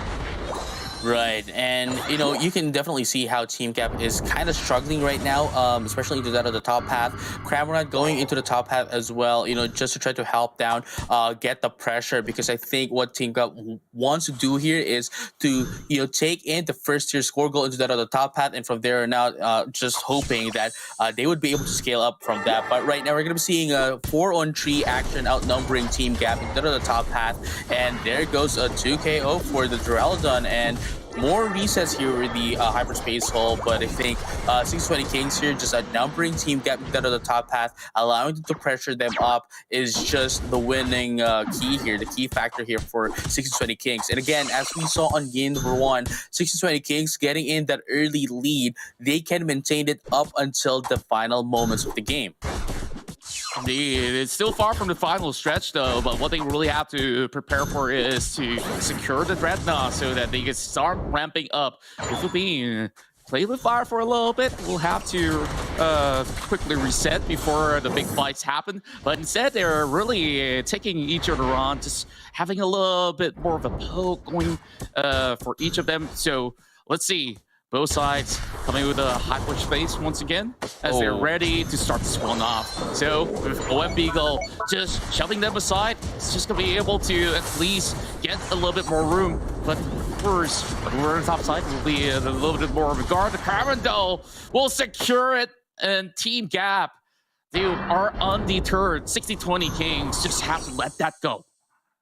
Right, and that's what I'm talking about, you know, as we can see Kite here run the Surf Hurricane, Hurricane move pool here for that, for that Cramorant. And while it did not really, we didn't see it actually play out a lot for the team fight, we did see how it was able to just repel down the 1620 Kings away from the Dreadnought, and from there on out, you know, they were able to secure that Dreadnought as well. But going over the central area, you know, I know that there's a lot of action right on the top path, the central area. Yes, they're just putting right in now a lot of pressure, and they have been able to please get the Hoopa out of the way, but they lost to Team Gap. Just having a little bit of a tough time here to crack the defenses, but yet again, on 1620 Kings, as much as they had a little bit of deficit, they're starting to catch back up every step of the way. So it definitely is a little bit tough, but with Team Gap, we really have seen what this Cramorant has been able to offer. Oh, a little bit more health bars going in, but Bam KO has been able to survive. But with 60-20, I think they're going to be able to at least defend this tier 1 goal zone at the bottom side well enough. Right. I mean, at this point on, you know, I think what Team Gap wants to do here is just, you know, clear out the top path, and, you know, later on they can just, you know, score into that of the bottom path. But as I was saying earlier, you know, while there was the clash happening instead of the top path, Bamco with that of the Blissey was just able to seal away that Buffalo away from Team Gap, and, you know, essentially delaying a little bit of an XP for the Dragonite here for Team Gap. But right now, in just a few seconds, Dreadnought is going to be coming up. This is the second Dreadnought off the game. Oh, ranks unbound as they will start things off strong. whoa, destroying them up in the air. They're having too much of a problem over their hands, and this time around, Team Gap secures yet another Dreadnought and have been able to shove them all aside. 3 Pokemon backed out from 1620 Kings. A better showing hitting in the game too, as they will widen up the gap with 211 points, all secured. Yeah. Now, this is something different that we've seen from game number 1. Game number 1, 1620 Kings was the one who was getting in all the, that was getting in all the objectives. But Team Gap right now, I think they have finally woken up, and that game number 1 was basically a wake-up call for them to, hey, what we did in on day number 1, we should do it now again if you want to win. Because again, as I mentioned, 1620 Kings, if they win one more time, then Team Gap would have to say goodbye. Oh, the barrage have already been utilized, and they will be able to bring the Blizzard down. So that's only a one step for 1620 Kings as they continue to push back the rest of Team Gap, but they managed to find another 17 corners over on the bottom side, while they have to rattle on trying to keep them all at bay. Well, they just really have to find those ways to catch members of Team Gap off guard by those pickups. Plus, moving into the central area, though, has to be careful. Queen's Descendants utilized, and with the stomp, they will take one member off with 1620 Kings. Nine Mouse still goes for the chase with the kicks as well as the stomp, but eventually not having enough health for it to work with, but the sustains coming out strong, and eventually will still have to give way to the Duraludon. Right, and again, every move here for Serena, for those who doesn't know, and for those who doesn't use Serena or hasn't had a teammate who uses Serena, right? The moves here for Serena actually heals the Pokemon up. So that is something interesting. That's why it actually lasts down on a lot of team fights as well. And even so, if it's getting outnumbered, the more Pokemon there are, the better the healing that it gets as well. But right now, Team Gap going to be able to secure the 3rd Dreadnought of the game. We're going to be seeing the last Rotom just yet, but not in time for it to be taken out by anyone in this game. But right now, we're going to be seeing some 80 points here coming down to 1620 Kings from the first year score going into that on the top path. All they need to do here is just take in the Zapdos, because this could still be this could still go down to a flip. It could still be anyone's game. 100 point difference, 118 point difference is not that big of a deal if they can get in the Zapdos. So the thing here is, if 1620 Kings wants to win, they would have to take out Team Gap. Here comes the final stretch. Both sides interested to take the prize possession over the mid side, and they will have Captain Tam in the middle of it all, but they will have themselves depleted. 1620 Kings, they just got crushed absolutely by Team Gap. Well, as much as the Zapdos was in hand, there's no way that they could possibly have any form of way to defend, though, so they can still match up. So all that Team Gap has to do is just continue with the pressure and shove everyone that's going to move over the goal zone. So 1.5 minutes and less. I think it's still relatively doable, but they really have to come up with some special formula. Yeah, I mean, I don't think they need to go for a special formula here, especially that Team Gap was able to take down 3 into the side of 620 Kings. So regardless of what happened, everyone who was not present, who was not alive, who was still needs to get some response, is not going to be getting any points at all. But at this point on, I think all they need to do here is just do a final push. I don't think they need any special ingredients whatsoever for them to win. There's still a huge time frame for them to score into that at the top hat or anywhere really, and they still have a lot of time, to score in, and this is going to be what's going to happen here. The final push is going to be happening right now. If they can take them out, then yes, they would be able to catch up Team Gap. Here comes the opening. They match Ladder 66. While will have themselves jumping in with the Pats, but not enough to defend the tier 2 instead. But oh wow, hoping to do this. They need one more. They just need one more. That's 8 more points. 8 more points. 20 Kings. They're holding on. Oh my goodness. Might just actually do it. Wow. Team Gap. Team Gap. They're getting shut off. And 1620 Kings proceeds on a lower bracket run to face off against Ground Zero on the lower bracket finals. that was the final call. Again, as I mentioned, 1620 Kings didn't need no special formula. All they need to do is trust themselves, push forward, and that is what happened. Unfortunately, Team Gap would have to say goodbye. I am terribly sorry, Moonboy. I'm terribly sorry, Permasneeze. I have to, call out the Team Gap fanboys. I think they are kind of sweating and weeping right now. I'm terribly sorry, but Team Gap, unfortunately, you would have your time for the next time we have our UNITE Championship Series, as only 1620 Kings is moving forward, going against Ground Zero.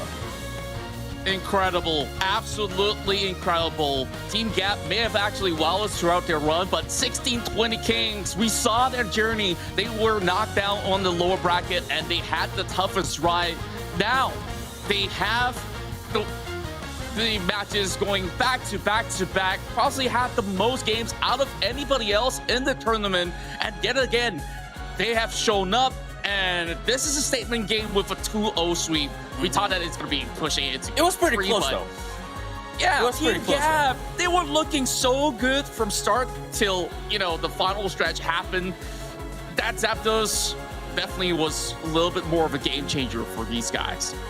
And yeah, here we go. Danger. I keep on mispronouncing. I'm sorry, Dean. I'm sorry. I'm terribly sorry. Dangerous Captain Buster here. Bemco Kian definitely showing us that tenacity that they have against Team Gap is all they need. All the ingredients that they need for that win against them. And now I'm just I think they're really happy as well, and I know that they're glad as well that they're moving on to the losers finals. But again, Contra, I think you and I agree that match going against Ground Zero wouldn't be an easy feat.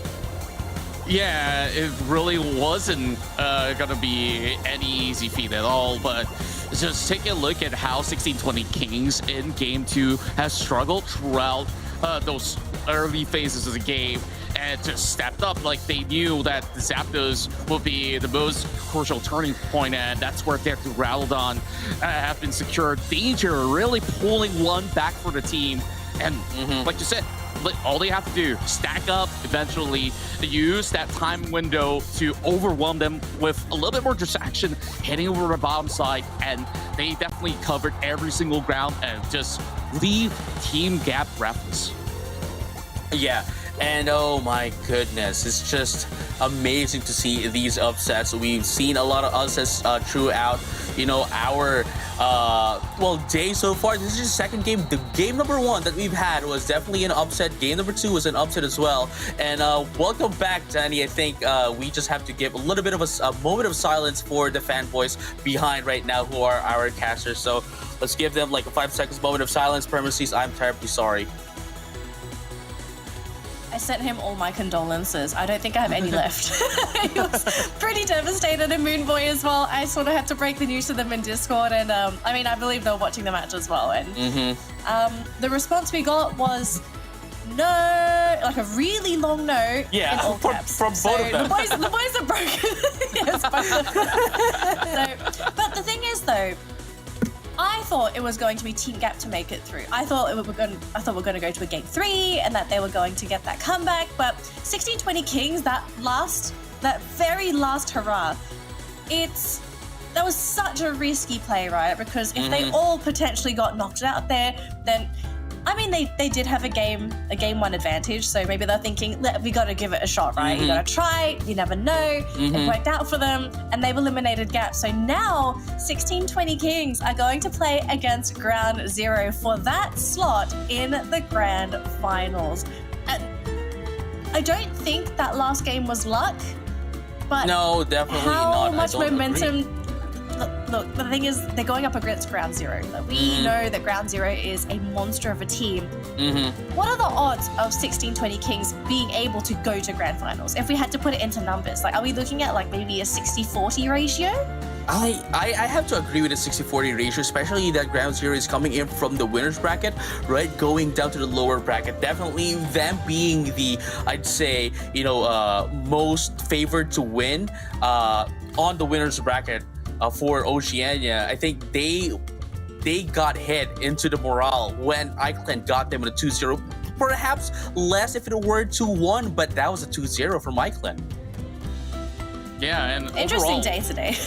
yeah, it's really interesting because we're going to be getting the rematch because it was Ground Zero that knocked 1620 Kings, first and foremost, from the winner's bracket down to the lower, and that's where they had this amazing Cinderella story run, which now I think it's about time we see 1620 Kings come in for some redemption. So I'm kind of hoping that Kings could just pull it all the way to meet Iceland, because this would possibly set it up perfectly for the narrative on their own journey.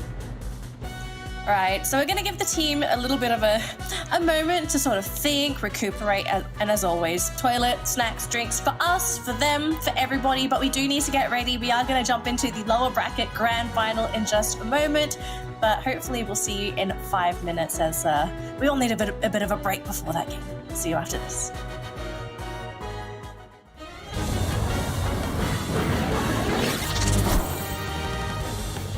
Hey fellow Pokemon trainers, welcome to Pokémon UNITE. Now it's time to talk about team composition and picking the best Pokemon for your team. Ready, go! First, let's go over the different roles a Pokemon can have. Attackers excel at dealing tons of damage from a safe distance at the cost of a lower health pool.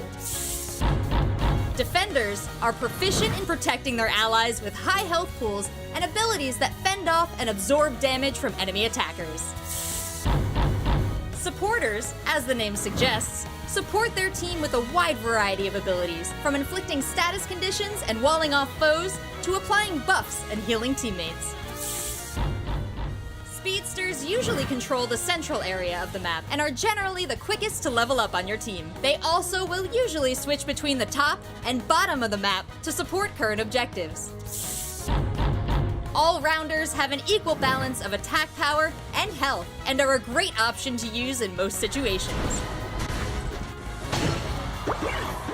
In addition to the variety of roles a Pokemon can have, there's even more of a variety in moves a Pokemon can learn. Every Pokemon starts with a basic attack, but will quickly level up to learn one of 2 attacks. Be sure to pick out which attack works best for your playstyle and your team composition. Once a Pokemon reaches a certain level, it will learn its Unite move. These are very powerful moves that can change the course of battle, especially when combined with other Unite moves from your teammates' Pokemon. So trainers, be sure to keep all of this in mind when picking out a Pokemon, and be sure to try out as many as you can to find out which playstyle fits you the best. Stay tuned to learn more and be the very best trainer on Eos Island.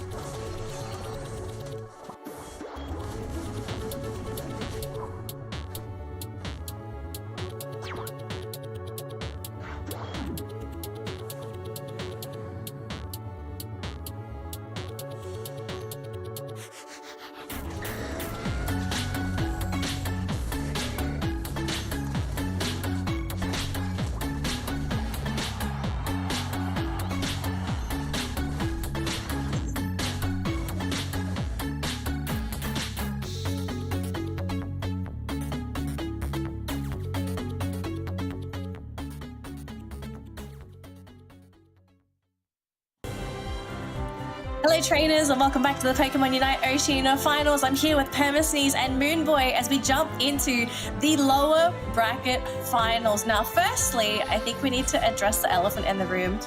Unfortunately, both my boys here are heartbroken. They were very big Team Gap fans and unfortunately they weren't able to make it. But in their stead, I do believe they still have another horse in the running. There's Ground Zero versus 1620 Kings in this lower bracket final. Are you guys cheering for 1620 because they eliminated Gap, or are you going to be on the Ground Zero train? Because I know for a fact there's a lot of people on that train. I think, like I said at the start of the show, right, I feel like this is going to be a heartbreaker for me regardless. I love all four of these teams. I've historically been a Ground Zero and Team Gap fan, but after I saw what iClan brought out, I can't help but feel for them as well. And 1620 Kings, they played a clean game to come on top. So I'm rooting, I can't choose a side, I'm torn. You got to. You have to for this game. No. You gotta pick one. Come on. If I have to pick, it has to be my boys Ground Zero. It has to be my boys Ground Zero. Suluwu, man. All right. Suluwu, you got lower bracket. That's where it's at. You know what they say about the lower bracket. You got this. I believe in you. Moonboy? I'm with Ground Zero, man. 1620 brought a really interesting composition. That Dreadalong, we haven't really seen it around. But, you know, Ground Zero, my heart is still with Lush for this one. A great support really go a long mile, and this guy really walked the distance. Now, speaking of distance, it looks like we're about to start our journey here through the lower bracket grand final. Let's jump into this match. It's Ground Zero versus 1620 Kings. Permasneeze and Moonboy, take it away. Suddenly, Marcham is just all over the place. This Pokemon has been putting in the work, just throwing hands left, right, and center. Moonboy, I know you're a big Marcham fan yourself. What do you think about this pick? Well, I mean, Machamp, you know, usually in the early game, all you have to do is just score, right? Get those attack weights up, and then it will pay back with interest later on. Once you reach that Machamp stage, everything just turns into your favor. You're just so strong, just skilled up by so much just before those two extra arms. Like, you know, that's basically what Machamp is all about. Absolutely. Ground Zero, they're still sticking with what they ran previously. They're going to pick up that Cinder Ace for Suluwu. He's the only person still doing this, and we can see why, right? When they do stick together into that ball-up composition, that's where they can really find a lot of success and consistent damage. The problem lies when they get found out one-on-one by these all-rounders. That is exactly what sent them to the lower bracket as well. And, you know, they have the perfect lineup to do just that once again. Yep, I mean, triple all-rounder, right? They have the HP to sustain a little bit more again in fights. They have the damage coming in, stacked together with those stacks item as well. You know, there's Arena, Machamp, and Dragonite coming in from 1620. It's going to be doing so much damage against these attackers coming in. But I think, you know, Ground Zero knows what they're doing. They will be sticking to their guns, and hopefully everything works out with them.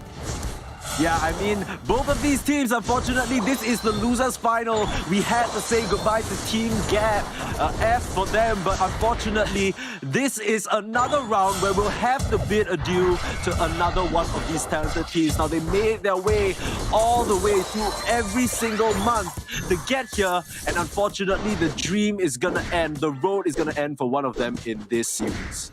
Yep, a lose, and then off you go. You're sent packing back to OCE, and you have no way to get into Worlds this year. But take a look at this, right? This composition coming in from both sides is pretty interesting. First off, 1620 sticking to that old school Hoopa, or should I say the new school Hoopa coming in, while Ground Zero sticking into their guns with their old school Elder Gods. We have not seen Elder Gods until, you know, this comeback coming into this regionals as well. So that is a really interesting matchup where, you know, old school going up against new school.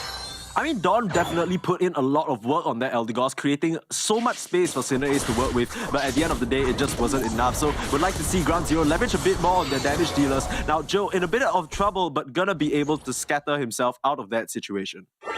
Yep, Joe right here really have to try to reach into level 5 so that he could get into the Ivysaur stage and try to do a little bit of disruption. But right here in the bottom side as well, Chill and Good Challenge is actually, you know, challenging that 1620 Kings. But right here, Buster have to be really careful right here, because if he got caught in those freezes, he might be in a bad position.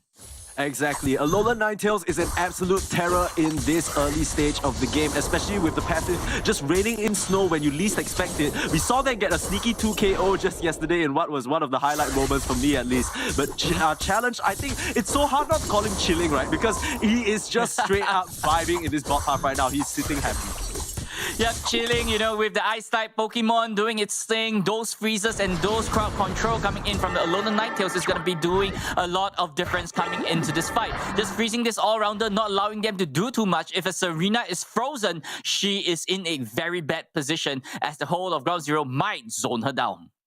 I mean, the biggest thing is that Aurora Veil. That's what we always talk about with this Pokemon. The flat percentage damage reduction can go a long way against all these all-rounders that are sort of forced to fight close up, right? Nobody's going to be too far away, which means every single target that they could potentially go on will be protected by that Veil. We're going to have to see that whether the placement from Challenge can come into play here and really help the team just stay strong. Yep, it's not just the Aurora Veil, but those healings coming in from Eldegoss and the Blissey as well. Those sustainability is just too much to handle, and down goes a Machop to that Ninetales as well. As what we said, as a Machop, you have to be really careful to not get frozen by this Alolan Ninetales. I think that just goes across the board, right? 1620 Kings, the last thing they want to do is get caught up frozen in their tracks. But now Captain TEMH already onto this Dreadnought, but starting to get laid into by Suluwu. Dragon Dance away, but Dawn is on the chase, and they get the Dragonite down. Danger, he replies back straight away. We'll pick up onto Suluwu as well as Lush on that Blissey. It's the Challenge, last one left. There's the Freeze onto the Serena. I did enough, the shields are there, but they aren't there for Challenge. He's gonna go down, and Danger just really makes it work for his team. Comes down in the nick of time and stomps them all to the ground. It's a bit of an awkward situation now because both teams, they used a lot of resources to make it down here, but the Dreadnought is reset. Looks like it's gonna be a bit of extended one. There's the Blazing Bicycle kick, so going in. Suluwu, he wants to touch onto all of them. 1620 Kings, they're focusing down Dean, and he's gonna drop. They know the Serena is their problem, so they take him down first. Hoopa to follow Ken. Not gonna be so lucky. That's the Draco Impact in from Captain TMH. Can he be the savior of this fight? He's put on master classes on this Dragonite before, but he is not gonna have long left to fly in the sky. He's gonna get clipped down, and on this Dreadnought, Ground Zero stake their claim. This objective is ours. Ground Zero got that Dreadnought, but take a look at the central area on Ground Zero's side. A Machamp is running loose in their central area, taking all their central Pokemon and all their auras away from Ground Zero. This might be a turning point coming into 1620 because it's already at the Machamp right now, as those four arms will be punching their way through Ground Zero. Yeah, we talked about the ball up format of Ground Zero, but right now they're looking towards the Machamp. They want to punish him, manages to get away with the move speed from that Unite move. The Suluwu Rabbit falls again. They found him. Dean is going to pay for that, but they're going to be A-OK with that. 1620 Kings, they're gathering for the defense. Bliss Assistance on the Joe. There's the Venusaur trying to run through them and manages to get that Hoopa as well. Starting to round a rampage here, and Ground Zero, what looked like a little bit of a tough one for them, ends up being pretty good as they are able to take down the Tier 1 Gold Zone.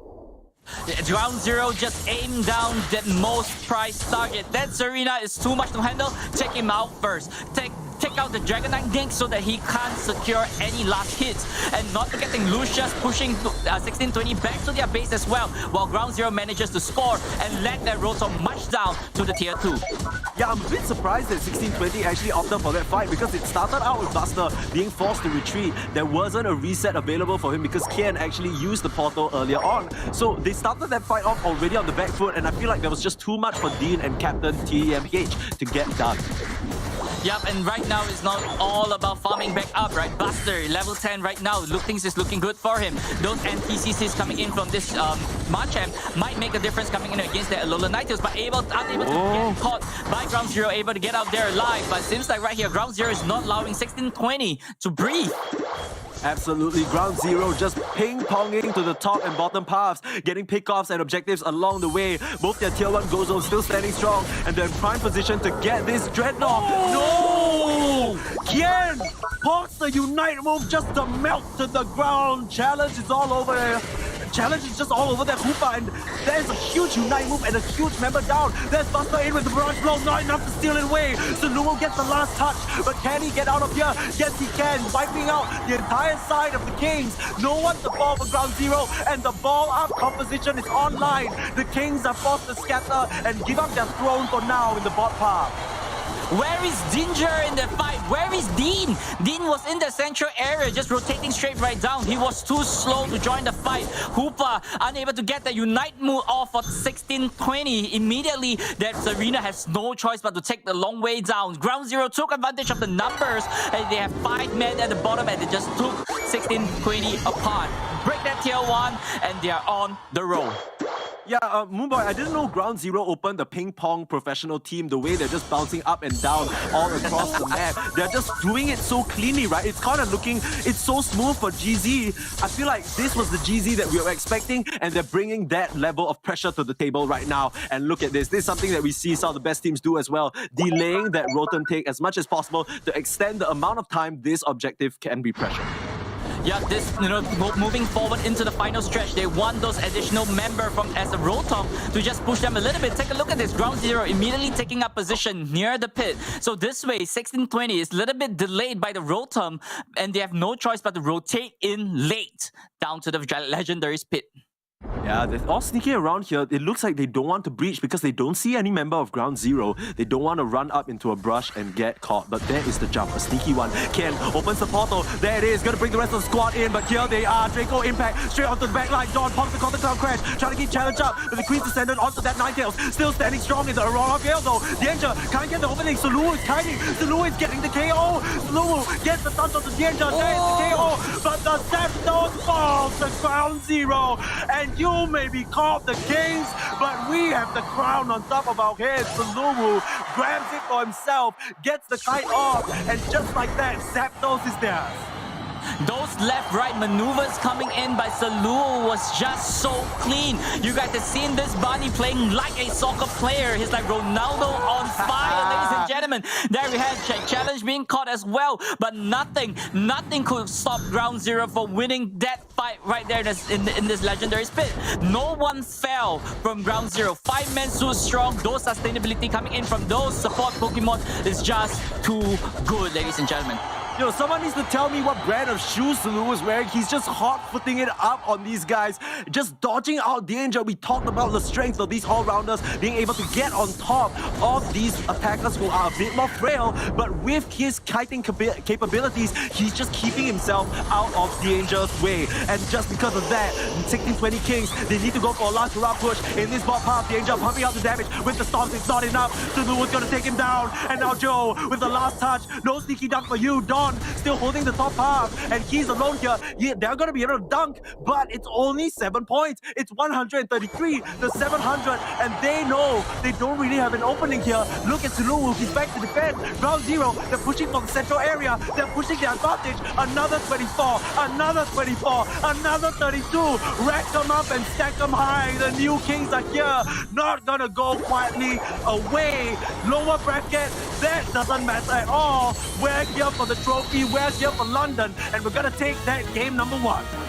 The new Kings are here. I'm afraid you're wrong, Permasneeze. They are the Titans of OCE, and they want to stay that way, and they're telling the Kings to back off because this is our throne and you have nowhere near it. Game number 1 going straight right to Ground Zero. 863 to 267. Ladies and gentlemen, Ground Zero take this round 1 with a commanding lead. How would 16-20 answer to the Titans?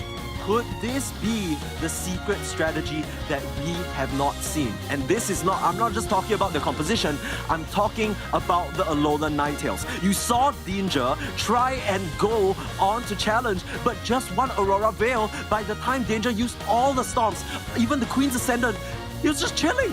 Just chilling, straight chilling. No need for any sort of support. Luce just offers a little bit of a shield, and that's more than enough. I wish there was a way to see damage mitigation, but look at the amount of damage they all did. 75, 73, 65 across the board for Ground Zero. Everyone pulling their weight, and that is going to net them the Game 1 win as we get straight into this replay. Look at this Alolan Ninetales just holding a fort and not allowing anyone to do anything to his allies. It's so sustainable, right? Take a look at this. Aurora Veil being popped, immediately going out for the Queenie Majesty as well. But there's nothing stopping him from going down. Suluwu just clean up danger in that process, and there's nothing that 1620 could do at that point in time. Oh, and look at that beautiful placement as well. The Aurora Veil over the wall to keep Joe up and running. Not that it really mattered, but there's a reason why he's a new addition to the best team in OCE. This boy is cracked on his A9, and this is not something that we're seeing every team able to bring out, right? But when you can execute it to such perfection, why not? It's such a huge asset. Yeah, I believe Ground Zero is the only team that actually showed us an A9 in stream so far. And this display coming in from Challenge is just too good. Take a look at this. GZ Joe coming in with the Venusaur as the MVP for this matchup. This Venusaur has been dancing around in the pedal dance, but however, he ended at a level 15 mark as well. So don't forget anything, or don't even forget about Joe on the Venusaur. Exactly. I want to raise this point as well, because this is something that we see is a hallmark of some of the best teams in the world. You in the past, it was all about funneling everything into one carry who could lead the charge. Now it's a lot more like you are rewarded for letting your experience remain even across the board, so that even in a situation where we saw somebody or one crucial member get picked off, it's not like the fight is over. You still have members that can contend, and we saw that coming out from Joe. We're talking about Suluwu the whole game. We're talking about Challenge and his cracked Alolan Ninetales. But Joe holding down the fort and being that strong bastion that we know a Venusaur can be, tore them up on the side of 1620 Kings. Yeah, but we can't forget the effort coming in from Dawn and Lush as well. Those sustainability, those heals coming in, they literally allowed their teammates to survive so much longer in those fights. Like, the Alolan Ninetale wouldn't have survived, Suluwu wouldn't have survived, Joe wouldn't have survived so much without the help of these two supports. Absolutely. The amount of sustain that they brought to the table, and alongside, we're not even talking about all the disruption that they have, right? The Cotton Cloud Crash as well, pushing people away from the key objectives, making it even further, because we talked about the all-rounders, they need to get into the thick of things, but when you have an Eldegoss right in your way, you're gonna get stuck up in that cotton, my friend. You can't move. That is right. But however, on 1620 side, they actually didn't make too much of a mistake coming in, right? They were playing a really good game. The Machamp and Serena was scaling really well. They had some good KOs in the early game as well. But the problem is, they might be lacking in the micro level, right? Like when it comes to a team fight, each player might not be as microly skilled compared to what Ground Zeroes are doing. Like, that is actually, that's what I saw in game number 1. Okay, I don't know. I think we have a bit of a different view, because from my point of view, it felt like Buster, he had that huge advantage being left alone on the top side. And yes, we saw him take away the entire central area, but immediately, did you see the answer back from Ground Zero? As soon as they were done winning that fight in the boss side, immediate ping pong, they forced Buster out of the fight. And it felt like that window was Buster's moment to really flex on them, and he missed it. Subsequently, we didn't see the Machamp really get a lot of work done. Even though he did do a lot of damage, it feels like he didn't have any opportunity to make an impact in that game. Yeah, that is right. We actually saw that Machamp Buster, right? He actually did a really good job against his previous opponent in those previously streamed round as well. So, but we have yet to see this Machamp pop off. So maybe in game number 2, if this Machamp could pop off, they might put GZ in a little bit of a problem coming in. But I'm a big Machamp fan, so I would love to see that happen. Give me a game 3, that's all I'm asking. So far, the entire stream, 2 zeros. Sure, they've been hyped, but can you imagine the hype that we'll get from the game number 3? Now, let's take a quick look back at the losers bracket as we wait for the game to get ready. Right now, of course, we're taking a look at 1620 Kings against Ground Zero. 1620 Kings, they came a long way to be here as well, beating Bandits, Collateral.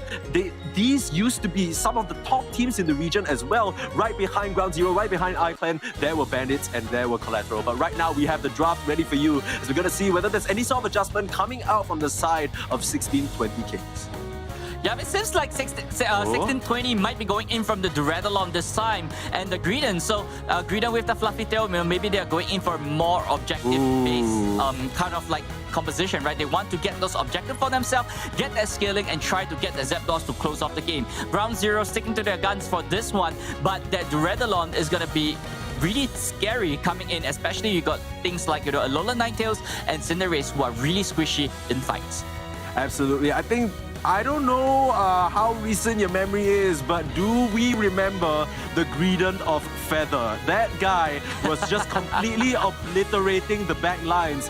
And what do I see on ground zero? Oh, 3 very nice squishy attackers to have a meal on. He can just completely tear them up. I think crucial thing for me to note is that maybe this is the 1620 Kings response, right? Because they know Sulubu, he's gonna stick to that Cinder Ace. But the thing with Cinder Ace is, in that early stage where he's trying to get the levels up as a Score Bunny or even a Rare Boot, you are so weak. You're so susceptible to just being taken out. And if the Greedent finds him, it's not gonna be pretty.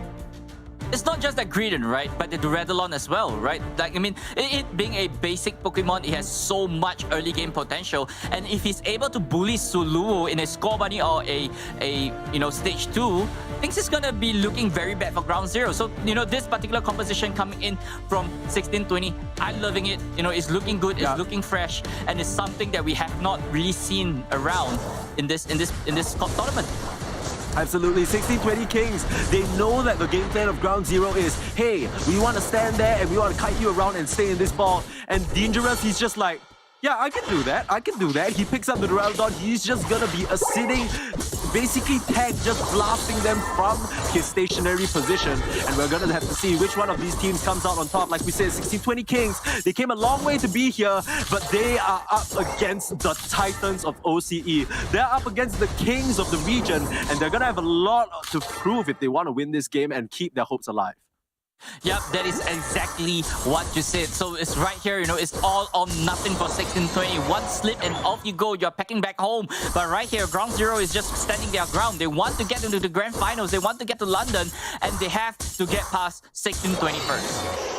It would be kind of crazy if ground zero don't make it. There's only one slot for Oceania, so it's going to be between whoever wins this game and Iceland for that ticket. Now, GZ, they've been the most winning team of the whole region, so it'll be a huge upset if 1620 Kings are not only able to turn around this game number 2, but reverse sweep this series. Now, we're seeing a lot of, a bit more cookie cutter, not a lot of aggression going on, but now that Greedent has fully evolved, we're already seeing him make that motion into finding Sulubu in the central area. Yep, take a look at the top right, on the right side of the screen as well. The Elder Gods is only at level 3. It's not even at the Elder Gods stage yet. So, if 1630 Kings could put this up and put the pressure onto him, like Dawn might not be able to evolve this early in the game. Buster on the Storm as well. And there we have, Magician taking home that particular Citrus Berry for him to survive. Captain Tam to just stop ground zero, but there's no farm for them to get those levels. I love this move coming in from the captain.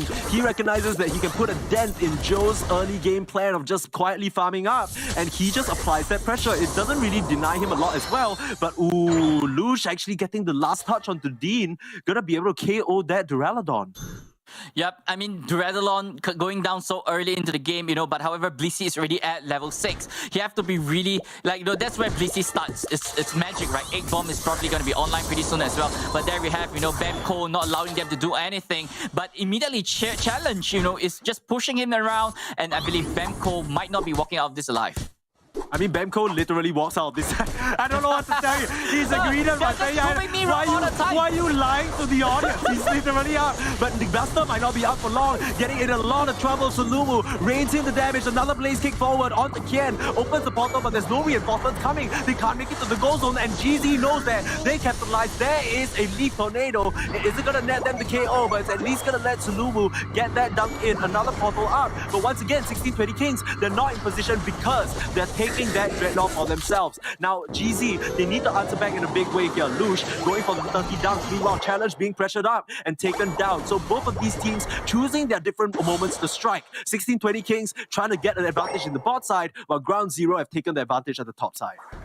Yep, I mean, at this point in time, it looks pretty fair or pretty even coming in from both sides as well. But however, the Dragonite is already at level 10. So you gotta be really careful coming in with those Draco Impact into Hyper Beams, right? So, Ground Zero maybe have to be a little bit aware of what Captain Tam is trying to do. Danger on the push, Dragon Pound. They are not breaking that bottom tier 1 as well. Very flop coming in as well. Sulubu might be a little bit of a problem, but get Danger in the process. And I believe Bemco has no choice but to retreat off this one. Yeah, absolutely. I think chilling. It's so hard because he plays Alolan Ninetales. But Challenge, he was a bit of pickle there because he was pressured on for so long. Didn't seem like there was any help coming. But Ground Zero finally make the swoop down to this bot path. They're leaving 1620 Kings. They're actually leaving their Serena in the top half for now, as there is a duel. Ground Zero trying to lay in the hurt and push 1620 Kings away. Yep, leaving the Serena on top, probably, just allowing him to buff up a little bit more on those attack weights. But it seems like, he's just delaying the timing just before breaking the top path so that, maybe the bees could be spawned a little bit more into their favor compared to, just stuck in the middle. But right here, Ground Zero immediately rotating straight right to the central area as well. It seems like Ground Zero is into something sneaky.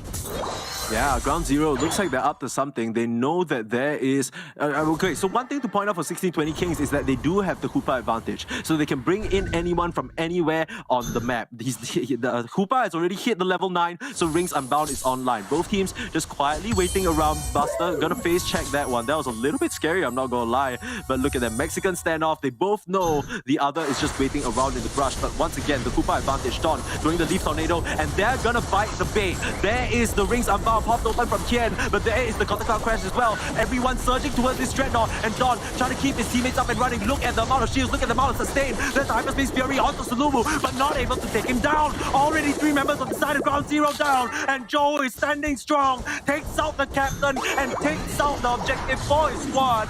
This squad, that Hoopa, is going to be the last one remaining. Missed the portal home and can't really contest the Queen's Ascendant. 1620 Kings, they want to repel these attackers, and Buster is going to get the first KO onto that Eltidos, but there's not much else to be found. Captain Team MH though, he's still searching, but he doesn't have a lot left to offer. Finally, there is the Greedon, who's been missing in action this entire time, but nothing to be found. That is Ground Zero walking away. Well, Ground Zero literally took that fight to 1620. I think the MVP right there is definitely going straight right to Dawn. That Cotton Cloud Crash literally allowed the team to have a little bit more breathing space. It's okay that we can face the Rings Unbound, but we have a lot more sustainability compared to yours. Rotom immediately going straight right to 1620 as Buster just stole it off Ground Zero's nose. Yeah, Challenge couldn't afford to... Alolan Ninetales has a lot of burst, but with this Aurora Veil build, it's more about those booster auto attacks coming out. And taking advantage of that, 1620 King is going to swoop in with the Serena and just steal that with a stop. Now, not the biggest of deals. I'm sure Ground Zero would have liked that, but, it's just a small little boost of the XP at this point. Not the most major thing. Yep, at this point in time, you are not looking for a fight coming in from both teams, right? So what you want to do is just farm up as much as possible. But it seems like Captain Tem might be caught up by Suluwu in the central area. Ooh, there's the Blaze Kick forward, but has the Hyperspace hold right under him, so gonna be able to get the reset. Suluwu doesn't really have that luxury. Now Buster's gonna break open this tier 1 go zone, 43, which isn't the biggest overdunk. It's just an overdunk by a little bit of 2 points, but it does keep them even in terms of the score. Now 20-point disparity, as both of these teams, they're just trying to mop up as much EXP on the map as they can before this final stretch rolls around. You guys realize how Ground Zero is just sticking together and not being in the diameter of that Dragon Pulse. And that is what, Ground Zero is all about. That calculator move coming in. And they are literally playing around that Durandalon and not allowing that Dragon Pulse to hit them. Absolutely, and they're gonna claim a free Dreadnought because of that. I don't think 1620 Kings, with the way that they're split, I don't think they can afford to send some reinforcements to this bot path, but now this is gonna be the decider. Moonboy, both of these teams have waited so long for this moment. For 1620 Kings, they made a brilliant run so far, but it might just all be over in an instant. They've caught Suluwu. Can they finish off the Cinder Ace? Yes, they can. There's Joe, standing strong. He's been such a thorn in their side for most of the game, but Deandra is there, raining in the damage. Can they take anyone on 1620 Kings down? It might be Kid to start, but they're looking towards the Zapdos. There is the Slow Globe as well. Pumps down both members on the side of 1620 Kings. Durandalon is out. Benko trying to do what he can, trying to belch up on Captain as well, holding the fort, and the Kings are not out of this one just yet. Captain Thomas Edward M. Hutchings gets the job done. A KO streak of 4. I've been waiting the whole damn day to say that full name, and he clutches it out for his team. Sure, Ground Zero, they're gonna answer back some KOs, but look at the defense. It's already up for the 1620 Kings. everything paid off to that Greedon, ladies and gentlemen. That Greedon with that fluffy tail literally allows 1620 to took that Zapdos away from Ground Zero, taking Suluwu out of the fight early, but Ground Zero is not allowing this to rest. Hang on, Moonboy, it's not over just yet. There's still 1 minute on the clock. Ground Zero could seal it up right now. Where's the defense? 50 points in. They break open the tier 2. They need to look towards the tier 3. Do they have the scores advantage? They have multiple members here. Benko under a lot of threat. The Squirrel manages to make it back to the respawn area. Gets the kills up. Gets the Belcher Spectre.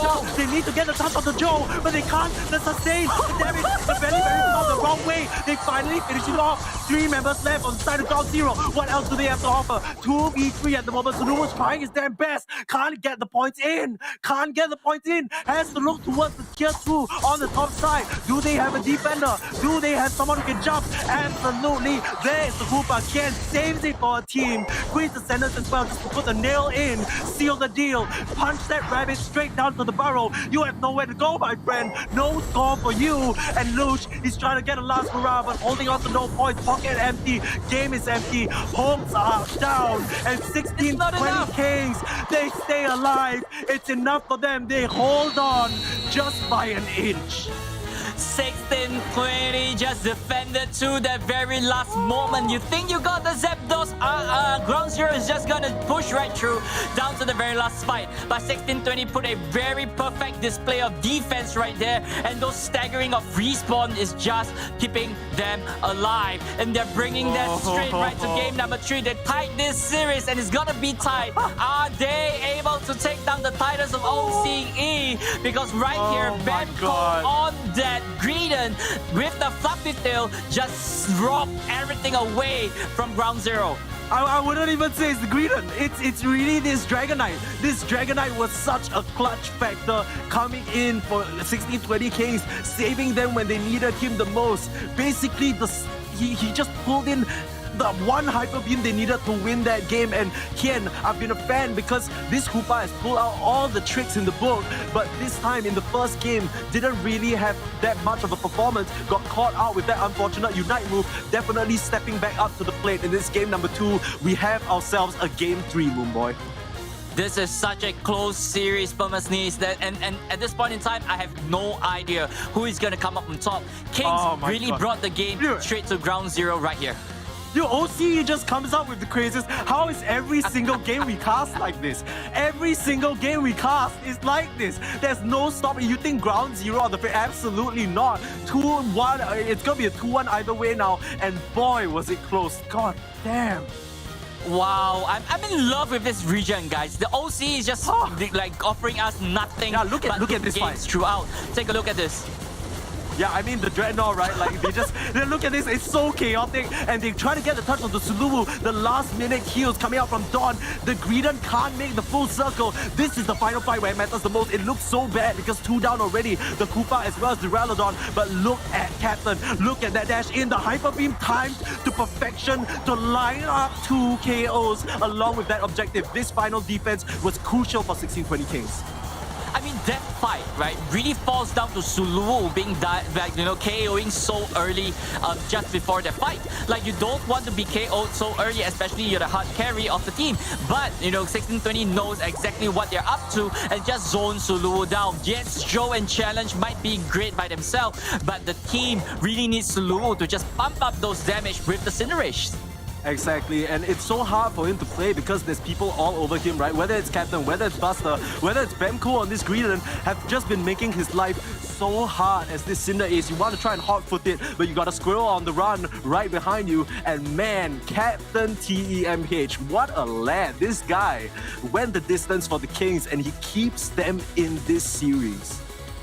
Yep, I mean, Captain Tam literally just did a lot of work coming in game number 2. That 4 KO, getting that Zapdos, just pushing everything through, and that is what that's what allowed 16-20 to just close off the game. And they want to call themselves kings. They have to earn it because this is the first hurdle, the Titans of OCE. GC. Yeah, dude, this is not even over just yet. We finally get a game 3. This is gonna be the first game 3 of the day, and of course we can expect it to happen in our losers finals. These teams are so close. They have each other's number. I love that green encounter. We didn't unfortunately get to see it on screen, but off screen, he was just causing so much. He's just causing so much disruption to Sulu. I bet it's like a mosquito that you can't get rid of. It's like, get out of my central area. Get out of here. I mean, when you have a Greedent, that's what they do, right? They're being pesky, they're always running around the map, just stealing away your wild Pokemon, and at the same time, belching and burping in your face, I'm here, I'm out. That's a nice little central area Pokemon.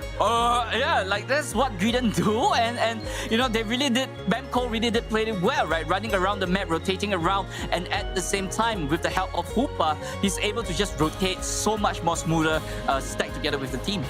I think the important thing for Sulu when playing someone like a Cinder Ace, right, is getting the dodges out. Yes, as Cinder Ace, you have so much mobility between the Blaze Kick, allowing you to reposition, as well as the Flame Charge. But we saw when there are so many cross angles from the initiators, when you got a Squirrel, when you got Serena flying in, when you got Draco Impact raining down from afar, and of course, how can we forget Buster as well? It's just so difficult to get anything done. Meanwhile, the Duraludon at any point in time, if you stop moving, he's just blasting you down. It's so hard to find the exact right spot to stand in where you'll be safe, and I think that was their downfall. I feel like there's just too much for this Cinder Ace to do.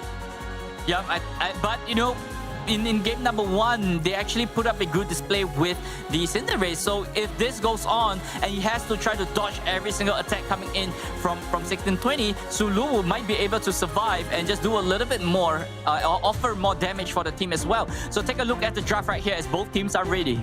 Oh, I'm just looking out for that Greedent pick again, because I think so it's weird, right? It's very, very strange, because a lot of the times when a team makes a single adjustment pick, you immediately think, okay, yeah, this pick had a lot of impact in game, man, got a lot of KOs. But with the Greedent, it's not so obvious, right? It's not like Bamco had a superstar performance on the Greedent. It's not like he just ran away with it. It's not like he just kind of soloed 3 KOs, right? But it's just his presence that gives Sulu that one extra thing to think about, and that was more than enough for everything to fall apart. Yep, and that's what made Ground Zero thing. And immediately Joe just switched out that Venusaur for that Serena. So hopefully, this amount of storm and sustainability from this Mangosteen might make a difference for Ground Zero. But 1620 sticking to their guns with this particular composition coming in as well. It's going to be interesting. I want to see how this plays out, because we haven't seen this yet. Eldegoss as well as Blissey along with the Venusaur, it's such a traditional combo, right? You just have move speed, you have sustain, and then Venusaur can keep himself up and running as well. Now let me remind you, Joe was the top path player for this team. He just goes absolutely bonkers on the Lucario, on the Serena, and we saw it in the AOS Cup as well. This is not something unfamiliar to him. He's used to stopping people. Yeah, I mean, Joe on the Serena, we have seen him, like what you said, he did really well, and just how is he gonna come back off this one? Because having that Serena, that means that he will be bringing the fight to 1620. He wants to bring it on. If you think that you could beat us, I'm gonna switch back to my comfort pick or my best Pokemon, and I will storm you down, and that's what Joe is trying to spread the message across to 1620. Absolutely. This game is gonna decide which one of these teams will have to say goodbye to. It's kind of unreal to think that Ground Zero might be knocked out at this stage, but that's exactly what we're looking at. These highly prized players in this region could just lose their chance to go to Worlds in this single bout of 10 minutes as we get into the deciding game number 3. Man, this is tight. Yeah, this is the biggest 10 minutes of their life of these two teams coming in as challenge. Might be pressured right here by Danger, being a basic Pokemon with those really heavy attacks coming in from the Duraludon. Like, maybe Challenge might be in a good position to actually challenge Danger in the lane.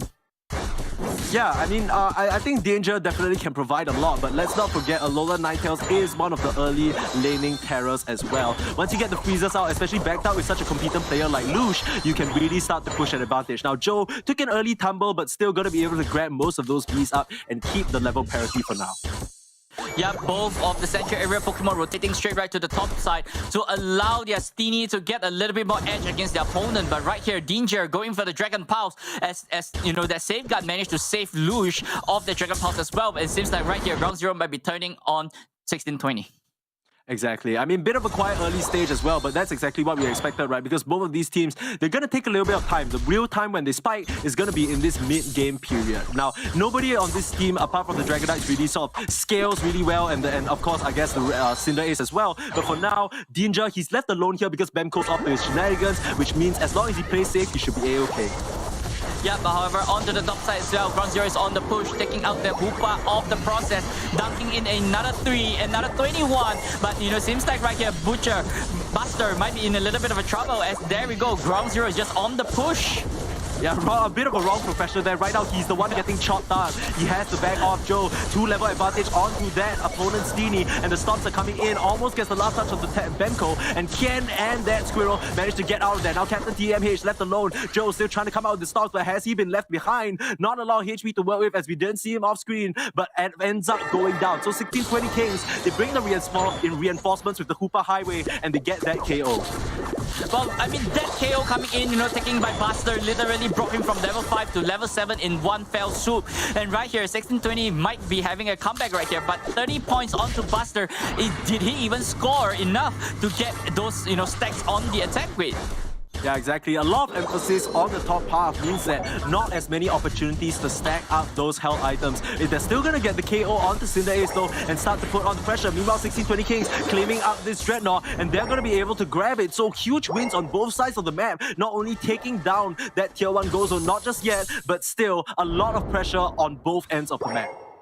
When you have the Hoopa, you know, you have the privilege to rotate around really cleanly right here. Steenie Majesty onto Buster, 1v3 on the top side. It seems like he's still on the push right here as 4 men from Ground Zero is here to just take him down. But there we have Evolving Ruins.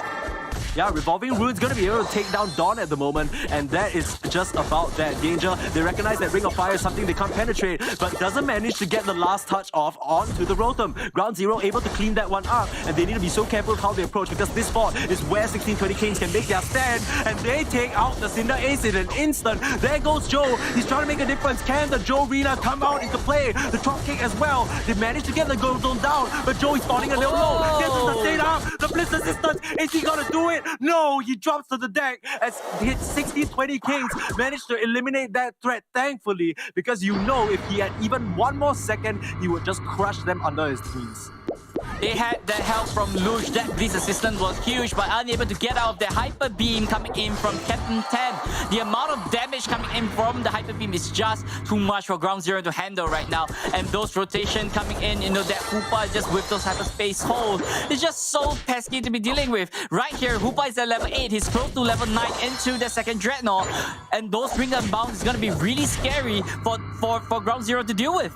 Yeah, Hoopa Highway next station is this bot path. They're gonna have to make their way here very quickly if they want to contest for this Dreadnought. But like you said, with this Rings Unbound, they can really find a positioning advantage here. But look at Ground Zero, they're already making their way. They've camped up in this brush. We've seen this before, and this is where it all went wrong for Ground Zero. 16-20 Kings, they can make their stand here and continue to dominate. The game is still dead even, but the fact that 16-20 Kings have a member in the brush, they're gonna see this movement. Ken pass the Rings Unbound and the jig is up. They found Buster. That's the trick going back onto Luge. Luge needs to get out of here. Danger, he's under some threat, but the shields are not enough. Joe gets the Duraludon, and Duraludon as well as the Hoopa are gonna drop to the deck. Captain TMH, he's been in this situation before. Can he clutch it out for his team? Bemko gonna drop. One Hyper Beam finishes on Salumu. What else does he have to offer? Another blast, but it's not there. This time the captain will be denied as the Joe Rina is here, and Joe is angry. What's the objective? Here's Danger. Needs to be careful, Ken and Danger. They're rejoining the fight, but a drop kick out. Joe's not done. Joe has unfinished business. He needs to finish this Dreadnought. He can take out the Hoopa, but he doesn't actually get the objective. Danger comes back with a vengeance, and now he's in a bit of trouble, but there is the claw to get him out of that situation. It's Buster now, having to drop kick out, doubling it up. Dawn has to chase on, but not much else to offer. He's the Eldegoss, has the buff, just gonna give that over to Danger, and things fall apart for Ground Zero. They lose out the objective, and now Salumu as well, forced to eject Button out. Revolving Runes, popped by Danger, they want to pressure up. The siege has begun, and here comes 16-20 Kings. They're pushing out inside of Ground Zero, making their way into this tier 1. They want to break it apart. Now Bemko, under a bit of threat, but Danger doesn't need the resets. He's just standing there. The pulses are down, and he gone a bit too far forward. The Kings, they need to back off. There's the dash backwards, the sort of the Phantom Force as well. But finally, they take down this Duraludon, and now it's Ground Zero's time to push forward. There was one long push coming in by 16-20, but those Dragon Pulses from Dean really put to work. Dragon Pulse again. Number 1, taking out that Dreadnought. Number 2, taking out Suluwu. Number 3, destroy Ground Zero, but they were unable to finish their push. Ground Zero came back to just push away 16-20, immediately rotating to the top side, got their Rotom, and they are not allowing this to rest. Yes, I might have lost that fight. I might have lost to Dreadnought, but I'm not gonna lose that Zapdos in that final stretch. Yeah, and in a bit of a pickle here, the backup comes in full force. They don't manage to get that KO, and now Suluwus are in a bit of trouble. The Hyper Beam narrowly surviving. Oh, that was a close one. Did you see that? Lush with the shields as well. But Captain TMKG is such a threat. Look at the damage. That is not fair. Wow, I mean, the amount of damage coming in from those Hyper Beam, once it's fully charged, it's really difficult to actually run out of that one. The amount of damage is just huge, but right here, Bemco might be caught, but immediately being a pesky squidder as he is, he's running out of the central area. Eyes on this man on your screen has picked his Siggy over here and is gonna be able to try and make this work. But Ground Zero try and send him into the Grand Finals. This could be the way to start it. The Draco Impact, the backup is there. For Buster, challenge, gonna pop open the Snow Globe, and the Queen's the center of the opposing Serena. They take down Buster at the start. Very flop into the thick of things, trying to cause Rampage. Joe as well, he's falling low. The Angel gets the touch. The Angel gets the double. The Angel stands strong. Danger.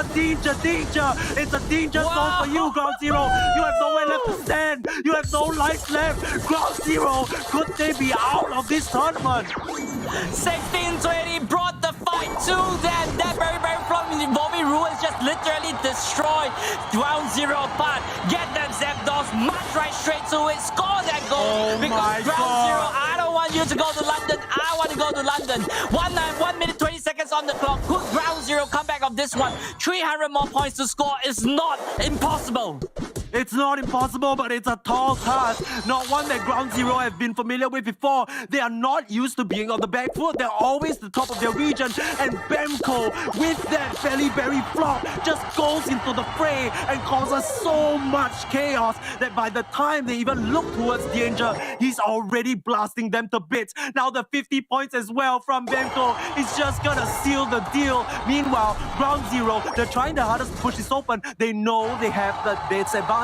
So they need to keep pushing forward. Do they have the points in their pocket? It doesn't look like anyone's holding anything substantial. They still have 100 to make. Challenge as well as that Elgos. They need to score Joe going in, but there's the Queen to send it straight to Suluwu. Suluwu is down. No Cinder is for this fight. 30 seconds left. They're trying their best, but the Unite moves, they're there. 16-20 Kings. Have they taken over the throne? Buster standing strong. The Joe arena wasn't enough. Cleaning up. It's just about over. Danger with the reset, Kian with the Poopa play, and my voice is gone, and so are Ground Zero. The kings of OCE are slain. There's a new ruler. This is my damn kingdom, and 16-20 Kings, they're coming for the throne. 16-20 Kings coming in, calling themselves the king. The Kings, they are here to prove themselves, and they have shown us they can do it. Breaking down Ground Zero in a formidable fashion right there, taking the fight to them, getting the Zapdos, and just finishing the game. With additional 1 minute more on the clock, Ground Zero was unable to come back of that one because 16-20s, the amount of damage coming in is just too much for Ground Zero to handle.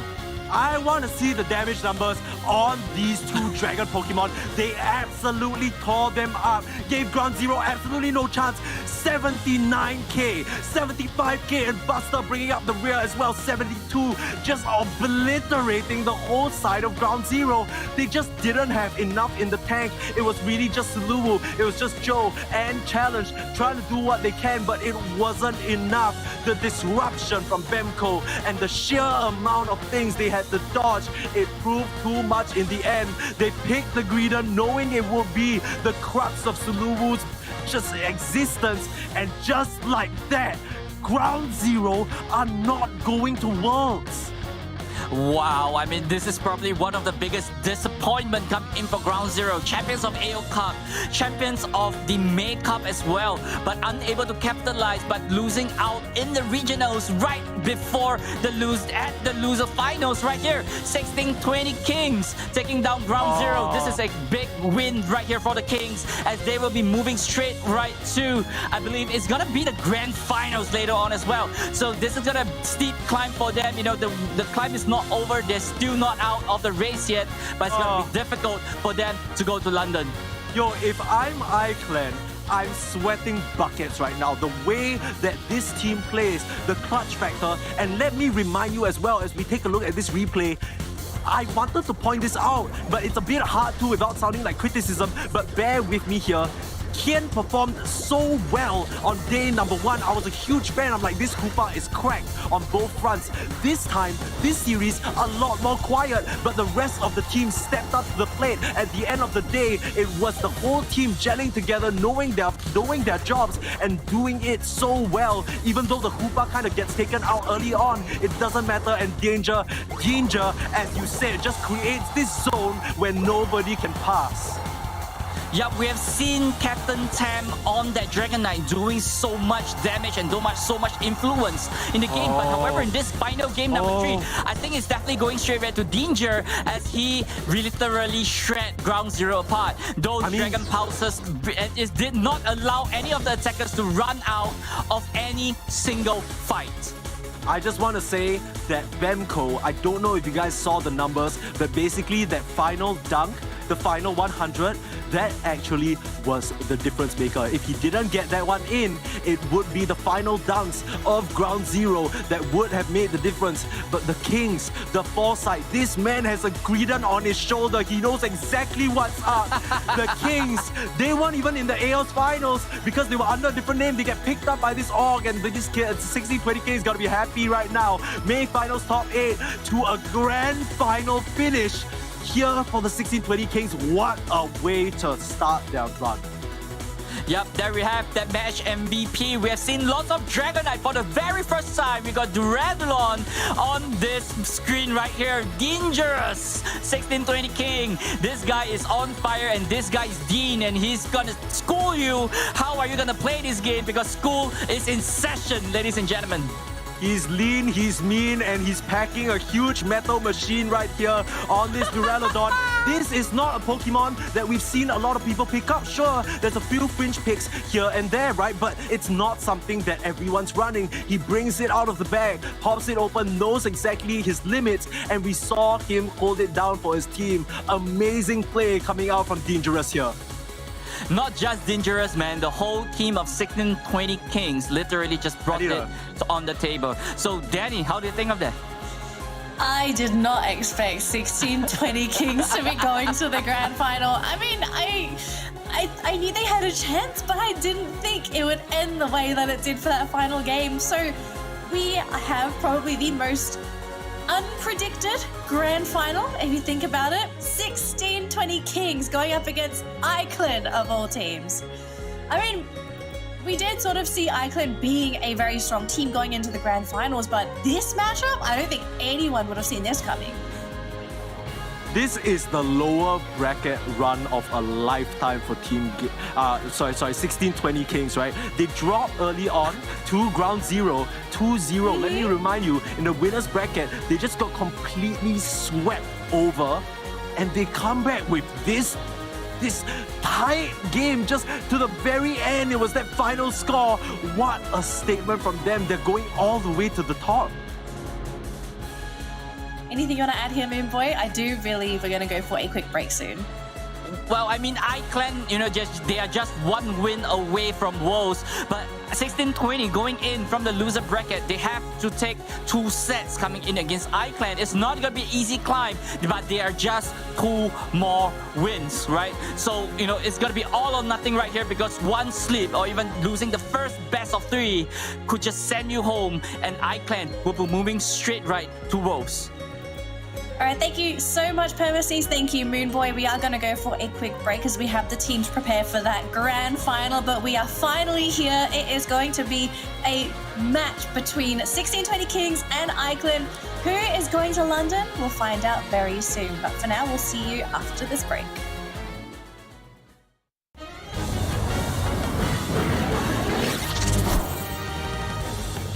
Hey fellow Pokemon trainers, welcome to Pokémon UNITE. Today we're going to explain how scoring works in Pokémon UNITE. The very first thing you need to do to score points is collect Eos energy. One way to do this is by knocking out wild Pokemon. Once you do, that energy is automatically added to your Unite Ball. Wild Pokemon are worth different amounts of energy, and this is indicated by the number above their head. Another way to get energy is to knock out a Pokemon on the opposing team. You'll need to walk over the orbs they drop to collect their energy. You can deposit any amount of energy into your opponent's goal zone, but there are a few things to consider before making this move. Firstly, the amount of time it takes to dunk points depends on how much energy you're trying to deposit. The more energy your Pokemon has, the longer it will take to dunk those points. Opposing players can interrupt your scoring, so take caution and wait for the right opportunity. Secondly, take notice of how much health your opponent's goal has. Once it reaches 0, the goal will break, and you will have to go deeper into enemy territory to continue scoring. Lastly, points are doubled in the last 2 minutes of the game. So if that time is approaching, you may want to consider waiting to score during those final 2 minutes to maximize your team's score. What a goal! That's all from us on the basics of scoring. Until next time, happy training!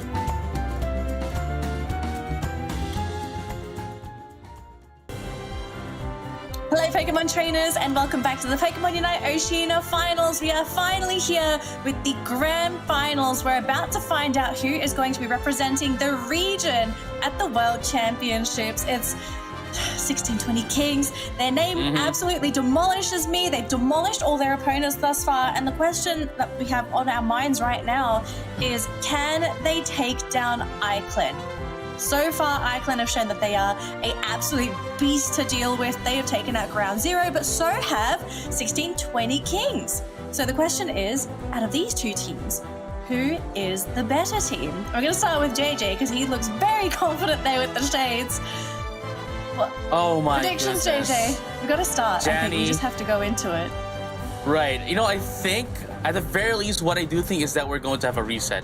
I fear that we might even get game 10. We might even get to game number 10. Oh, that's a little bit of a long prophecy that you had there. But, you know, these guys have broken prophecies. iClan caused an upset, send Ground Zero to literally the ground, and now met with the Kings.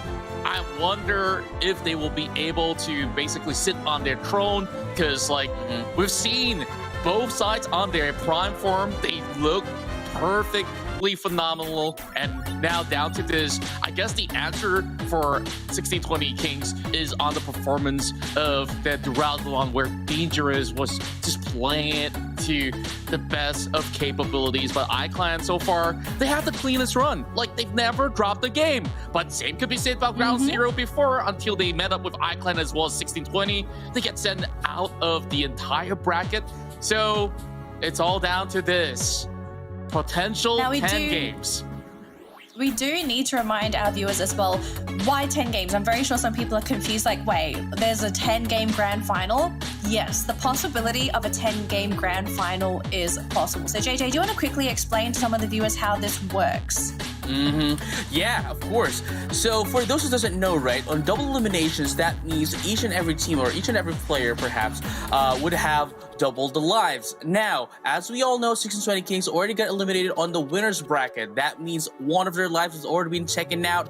And now if 1620 Kings will defeat iClan on the first set, that means they would only be taking out first of their lives from this bracket, meaning we get to see another set of best of 5 for our grand finals should that happen. Well, absolutely. Yeah. All right, so I do believe that, gentlemen, I think we might possibly be going the distance here. I mean, we've seen 1620 crush their games, and the same thing with iClan, and I think we might need to quickly jump into the draft. But to all of our viewers, if you haven't already, use this draft time to pack your bags. I think we're going the distance. We're going on a trip, and that trip's going to be with JJ Kun and Contra. Let's jump into our grand final best of 5 series. Who's going to be our champion? Exactly, Danny. We're going on a trip on a little rocket show. Oh, I broke my glasses, but that's fine. That's fine, because we are now on the grand finals. iClan versus 1620 Kings. Again, if 1620 Kings wins this, we're going to get one more match, one more set of best of 5. Now, whoever's going to win this would definitely have to go and get that huge prize pool and go to London as well. I think that is the biggest prize pool here.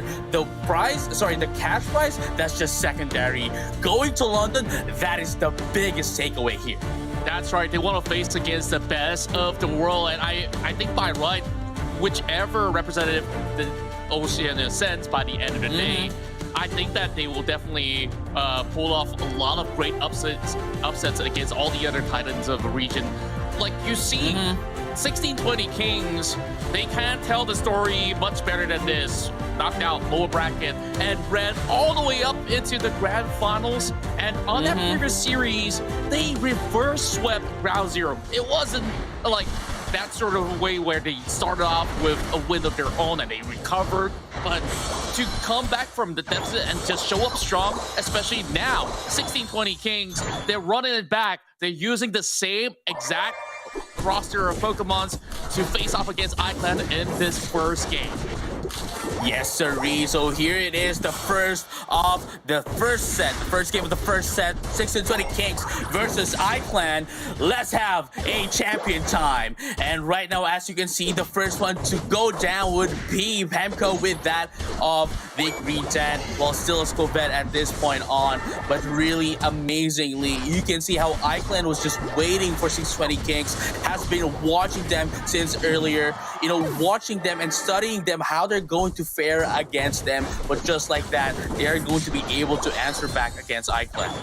Yeah, overall, iClan have seen every single matchup of 1620 Kings when they are not playing. And with the cleanest run that they had over on the upper brackets, like, there's so much leeway. Like, if you lose one game, sure, lose two, you still can drain out the rest of 1620 Kings, even if you drop the entire first set. So this is a huge advantage for iClan, but what exerts dominance is not to draw the distance. You want to close off 3-0. That's the statement that you want to tell to everybody else around the world, that you are indeed the best of Oceania. Right, again, iClan only needs to win 3 times against 1620 Kings if they want to go to London. But at this point on, I think they're still having a little bit of trouble here. But iClan slowly grinding those XPs so that when they get, when they get on a team fight, they will be ready. And they are currently just preparing for that major objective. Ooh, that was a really close one. Purple's managed to survive that while the danger continues on with the pressure. That you should be able to eventually challenge ahead of them. So overall, I think like this is just the rinse and repeat. 1620 Kings, they've already got that momentum from that lower bracket run. Now they're here to claim what is theirs. Like, at first, even all of us like question, like, are they really kings? So I think by the end of the show, whether they win or lose, I think they definitely deserve a standing ovation. Right, but let's find out if that's going to happen. Everyone deserves a standing ovation here, but let's find out who's going to be able to get that first major objectives. As you can see right now, Hoopa's running into 1620 Kings. iClan doesn't have any Hoopa, won't be able to go down into that at the bottom path immediately. I think what they want to do is get in some split pushing here, but unfortunately it's not what's going to happen here. But look at this. Here comes the Dreadnought. Here comes the Dragon Pulse as well to take it in, but never mind, that's not what's going to happen, as 1620 Kings are going to be able to take down that Dreadnought for themselves. And look at this. I think they want to get more power here, want to get more pressure against iClan, but iClan is not backing down. But never mind, gets to disengage, don't want any risks here. Still doesn't have the Dragonite, still doesn't have the capabilities to get those objectives yet. So I think that is a pretty good decision here. Microplay coming in from iClan. For 1620 Kings, they are making the right decisions. The security objectives, they don't really have to heavy commit into any huge battles overall. Buster has now moved over top side as they are about to secure this short top, but iClan's on the way. Right, and just like that, 1620 Kings going to be able to take the first Dreadnought and the first Rotom as well, and now they are in for a huge world of hurt as they are able to destroy the first score goal, and they are the first to destroy one as well in game number 1. 1620 Kings, despite coming in from the lower bracket, doesn't want to fool around. They want to go to London. Everybody has dreams, but iClan right now going in for the stomp here and goes in for the Hyper Beam as well, going to be able to take down the enemy Dragonite. Unfortunate for 1620 Kings as iClan is going to slowly but surely get those XPs and come back as well against 1620 Kings. You can see the wealth of experience that iClan has. Yeah, anything you could do, they're saying, I could do it even better. Like we saw, what a quickest destruction of the goals over topside, and they tried to push back. They responded well enough.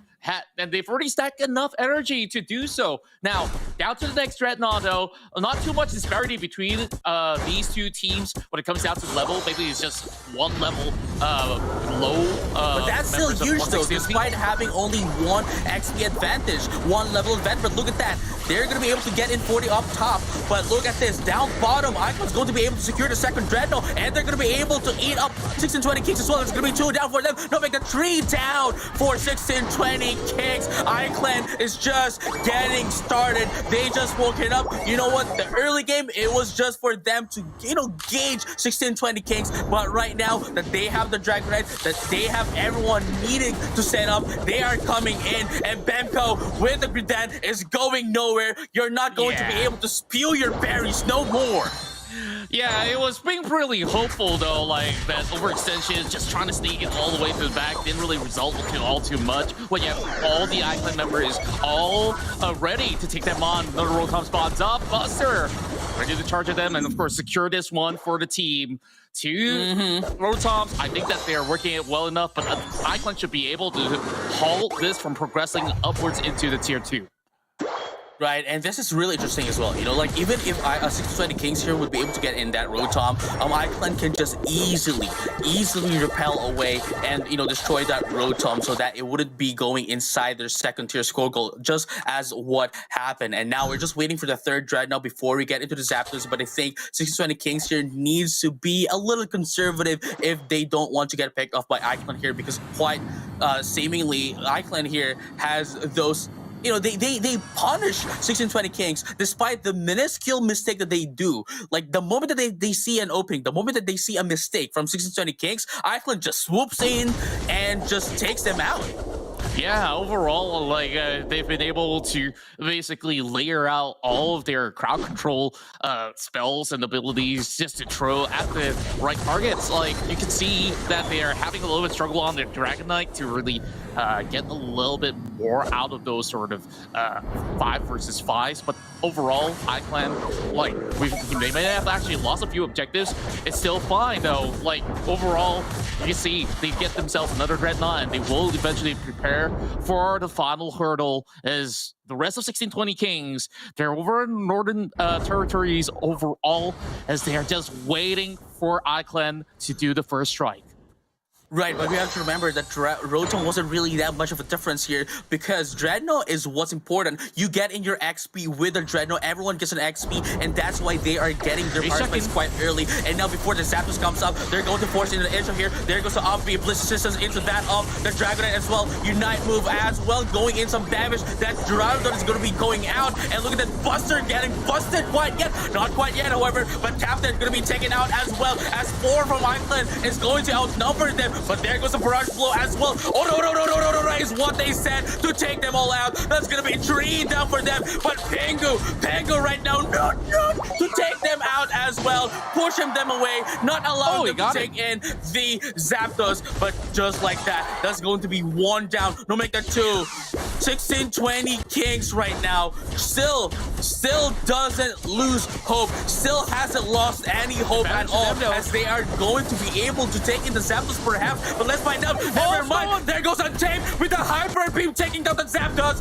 and 2 of the players from 1620 Kings going to be taken out as well. That means they have a huge window to score in. iClan wants to clear out all the gap that they have against 1620 Kings. I can't believe my eyes. Even though they were outnumbered, iClan has waited for that moment, and you saw how well they have been able to strike at the perfect time.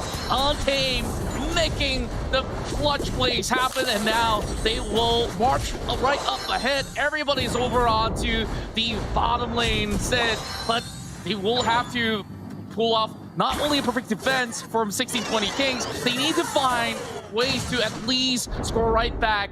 They only have 30 seconds, so maybe this is too long of a stretch for them in game 1, but that fight back into the Zapdos have definitely got this game in the bag for iClan. Right, and that is just going to be the first of the 3 games that they need. But right now, it looks like 1620 Kings still hasn't lost any hope just yet, as they are going to try to score in once more. But right now, we're going to be seeing the final push into the top path. They're going to be able to take down 2 into side of iClan, but I don't think that's going to be enough for them to score in, as they don't have enough time to score and dunk in more. Bamco won't be able to score up as well, and just like that, after a huge struggle on game number 1, iClan is going to successfully defend themselves from taking a loss on game 1. It was just games of millimeters, not even an inch. You saw before those battles happened over onto the central area, they were just 1-2 points apart. That's just about it. But who came up clutch? It's gotta be Untamed G. You saw he just waited for the right moment to just blast the Zapdos out, and other members of iClan overall have been able to at least hold them all the way back. 1620 Kings, I'm really inspired by the way that they played this game 1 overall, because they struck pretty hard in the early game. Mid game onwards, sure, they have won a couple more battles and also dropped a couple of names, but it was this close. That graph at the 8-minute mark, see that? 1 point of error difference, and that Zapdos that was secured by iClan once again have brought that victory back to iClan. Right, it's just amazing to see that, it was really close. It is definitely, an appropriate match to start off our grand finals. Again, iClan here is just quite amazing. They were almost always trying to get in some domination against 620 Kings. 620 Kings, however, doesn't falter around and was able to answer back against iClan, even taking down 2 onto that of the Zapdos fight, especially after the respawn as well onto that of the Zapdos, right? But after that, iClan still went on top, still came on top against 1620 Kings, and from there on out, they just had a difficult time really of taking in that Zapdos as well. If it wasn't for a Tame with that Hyper Beam, then I think they would have lost this one. But again, iClan needs only 2 more games. Only 2 more games to get the championship title of being the regional champion and going to London. The continued streak for iClan, not dropping a single game at all. And it's going to be on tape to G. You saw what this Dragonite has to offer.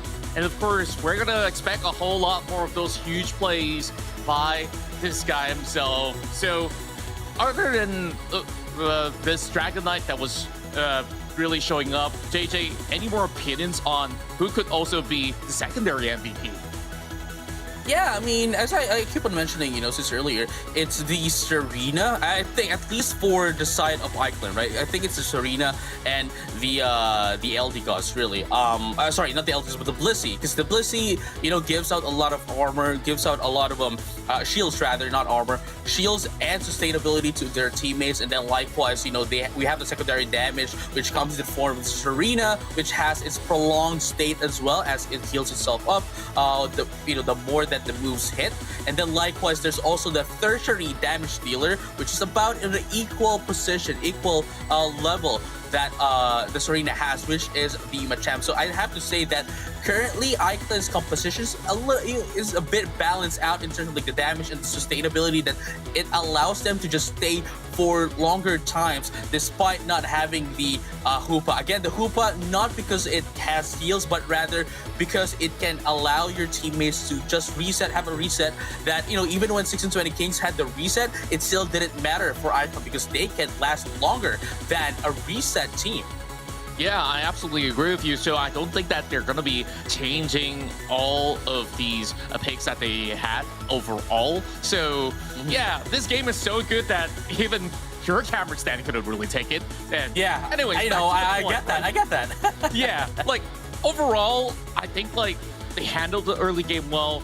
The mid battles were phenomenally executed, but I think it's just down to that one final fight by that Zapdos pit. So we saw that they were having maybe a little bit more of a desync going on, where they were basically scattered over on the north side as well as the southern side of the central area. So I guess it's hard for them to really find this Dragonite to really punish him throughout, and I think that kind of costed them a little bit. But overall, I think these two they are going the distance. It's just the start of it. So JJ, game 2, other than that, I don't think I have more thoughts to offer.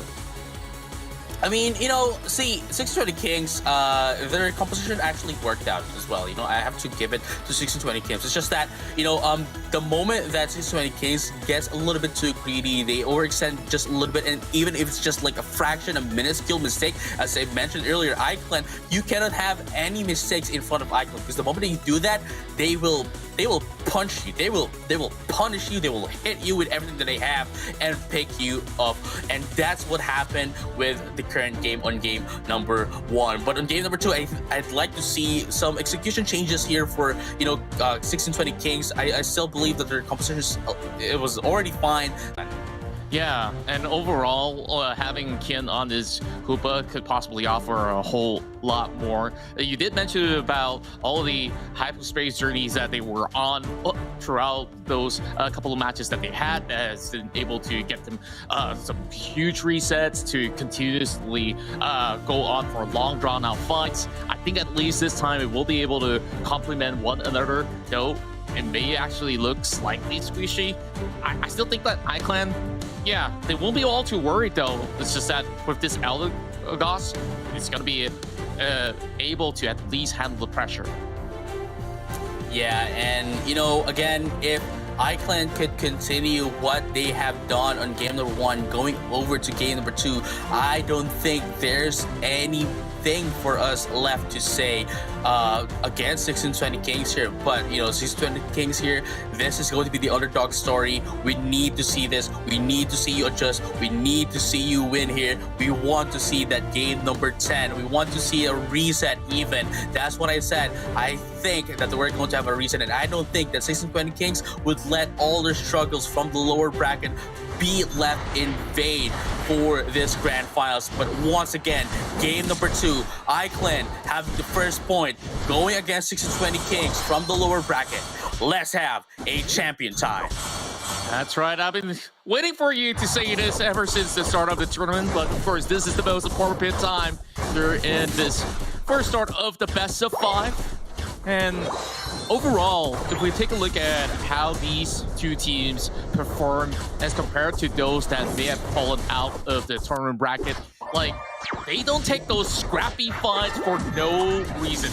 Like, want a really sound start, but they're just going to be able to at least have a little bit more of that aggro play from 1620 Kings, having a little bit of a higher priority early on. Namco's going to be able to do just fine, even though they might have actually lost a little bit more health. So, just in your opinion, right? Like, with this Eldegoss, how much could it possibly offer? Because running to these supports, I think like they play a huge role in those team fights.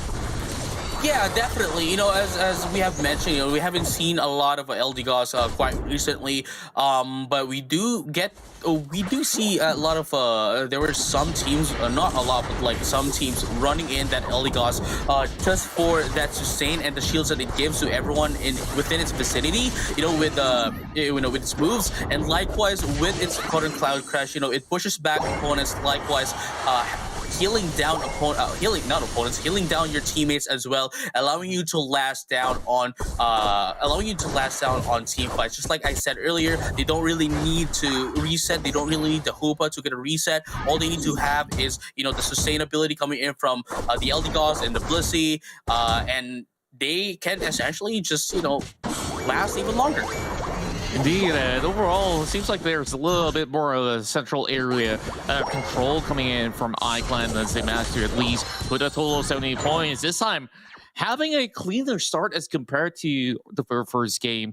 So 1620 Kings, they know that, okay, we don't really have that ability to really go in to challenge them, especially when this champ is eventually gonna be overwhelming them overall. Just look at the levels, at least a good 2 levels ahead of everybody else, and it's gonna be a pretty tough one for them to crack whenever they contend for the upcoming Dreadnought. Right, again, that's what I keep on saying. You saw how they were able to just punish down Captain right off of that bush, off of that George, I say. That's what I want to call it, is the George. That's the bushes there. But the moment that they were able to see Captain, they essentially just tried to punch that one up. But look at this right now. We're going to see some action once again here. And Chef Athome is going to be able to get away. Current Pups, however, going to be able to take down Captain. That's going to be 2 down for 1620 Kings. iClan still has the lead here. Bamco trying to score in, probably, you know, trying to, you know, get in and delay the central area here for iClan, perhaps taking in those central area Pokemon away from them. But it doesn't matter. They already have the Dreadnought. They already have the expert that they need. They already got 2 KOs from 1620 Kings, and they're going to add 1 more. That's going to be 3. No, make that 4. Kian's going to be going down as well. But Captain coming back here into the side of iClan, but they're not going to be able to defend this one away from them. And just like that, they're going to be able to take down 5 from 1620 Kings off of a series of 1 long team fight, plus the Dreadnought. So that means they now have the lead in terms of the XP and the points as well. If iClan can maintain this, and I think they could as well, we're looking at the world of hurt here for 6 and 20. It's already a world of hurt if you ask me, because they're gonna bring in more pain over the top side as they find another takedown onto the Greedon. Oh wow, here you go. My goodness, once again, 2 KO for iClan. Into the thick of it for iClan. My goodness, these 20 Kings, they need to bounce back from this. Look at that, Barrier's block is going to be used as well, but still not going to be enough to push them away. Now here comes the follow-up damage coming from 620 Kings. Unfortunately, they weren't there. They were there too late, as iClan already got disengaged and was able to push 6 and 20 Kings away as well, while taking out the road for themselves. They're still going at it. There's no way they can actually hold them back. They're just way too strong. Just look at that tier 2 gold go down in a matter of seconds. Now it is gigantic lead. Like, look at the levels itself. It's hard for them to match up. It is definitely gigantic. Yeah, it is definitely going to be yeah, I mean, you know, it's just amazing. It's iClan is a team that came up from a different game, now focusing up into a Pokémon UNITE, and it's showing how much, you know, coordination that they have with their teammates. And just like that, again coming in from that Machamp, going to be able to take down a lot there, a huge damage, rather, not take down, but that's going to be 3 down for iClan. 6 and 20 Kings is slowly but surely coming back up once again against iClan. Again, they don't want the struggles that they've had from the lower bracket to be in vain, and now they are pushing in once again, but Turn Love is going to be taken out. That's going to be Blizz, going to be 2 down again. That's going to be a total of 5 KOs into the side of iClan, but iClan is not going to let that pass, as look at this Pangu trying to deal damage into Captain with that of the Dragon, but Femco wants to get away from Pangu. Noot is what they said, but unfortunately not going to be enough of a damage to take it out. Okay, JJ, you gotta calm down for a little bit, because like now there's a little bit more space before we get into the last overall. So far, I guess looking back, it all snowballed out of control from the start of the very first objective spawn. Like that sort of tussle between the Machamp as well as the Dragon Knight, where you saw iClan almost have one member taken up, and that could be signaling a green light for 1620 Kings to strike. But then I think like they're all over the place to begin with. Like they didn't really have all too much. Sorry, did you see that assist coming in from Friv?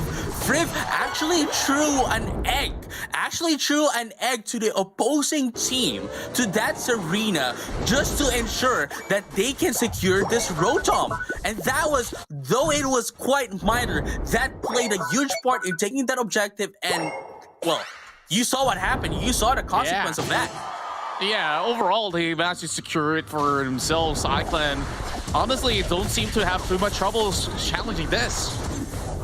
Right, and here comes another team fight here. 30 seconds before the Dreadnought, before the Zapdos. I don't think that's what you want here, because if iClan gets picked off here before the Zapdos, then they're essentially just giving away the game to 6 and 20 Kings. You know, giving them the XP that they needed to go against them. But good thing for iClan here, they decided to disengage and try to get a reset in preparation for the Zapdos. But right now, it looks like iClan is getting a little bit greedy into the top path, as they started the game immediately, started the match immediately. There goes the Draco Impact as well. Ring Soundbound coming in from 620 Kings, wants to have everyone teleported into this team fight untamed. However, still has untamed power. But look at that, Barrage Flow is going to be used here for the Machamp as well. Captain's going to be taken out not quite yet. But here comes Draco Impact, and everyone else is on the Zapdos. 3 is going to be going down to the side of iClan. Only the Dragonite is left. Let's find out who's going to be able to take that one up. It is going to be 620 who's going to be able to take that Zapdos away from iClan. They're going to be able to wipe out iClan, and just like that, they can score in a lot. But as you have mentioned, Contra, they still have a huge window to come back against 6 and 20 Kings. But the question is, would they be able to do that? They're looking like they're already doing it, JJ. Well, another 100-pointer that will add up to close to a 200 difference between the two of them. iClan now kind of botched that team fight over a mid-side. Like, the moment that they were all tunnel visioning onto 1620 King, like, they were trying to catch off Captain Tem, but he saved that Draco Impact to exit out of that fray and into the Zapdos pit instead, and they just focus fire. They try to recuperate and, of course, pin them from all angles to ensure that iClan couldn't survive to tell the tale. Now, iClan's final attempt. They're coming in hot, though. Right, oh my goodness, this is gonna be the final. I'm sorry, I'm still stuck in the fact that 601 Kids was able to get in this Zapdos, but here you go. Final push is coming in from iClan. It's not gonna be enough though. The Dragon is gonna be taken out as well. Here comes another Brash Blow. Oh, there's the Spin Sense as well. Upbeat Newt is what Pingu has said, but unfortunately, Newt is not enough. Newt is not enough for them, as 1620 Kings is going to be able to defend. Their score goes away from iClan, taking in the second game of this best of 5. What did we tell the audience? We got ourselves a series. 1620 Kings find that golden moment to clutch this whole match against iClan, and we thought that iClan has already got all the level advantages. They won so many fights. Lo and behold, Danger, Vanco, as well as Captain Tem, they were doing so much throughout this match, and they managed to pull through.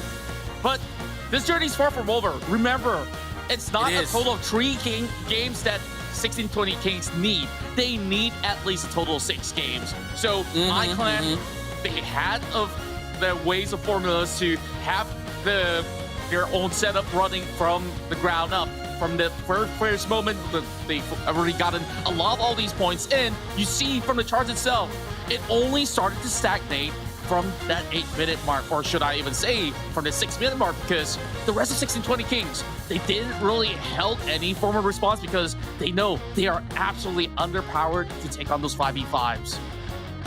Yeah, I mean, honestly though, I think that it was iClan's game already, but unfortunately, before the Zapdos even comes up, right, they were a little bit too, this arena, and I believe the Eldegoss as well. I believe those are the 2 Pokemon that were on the top path.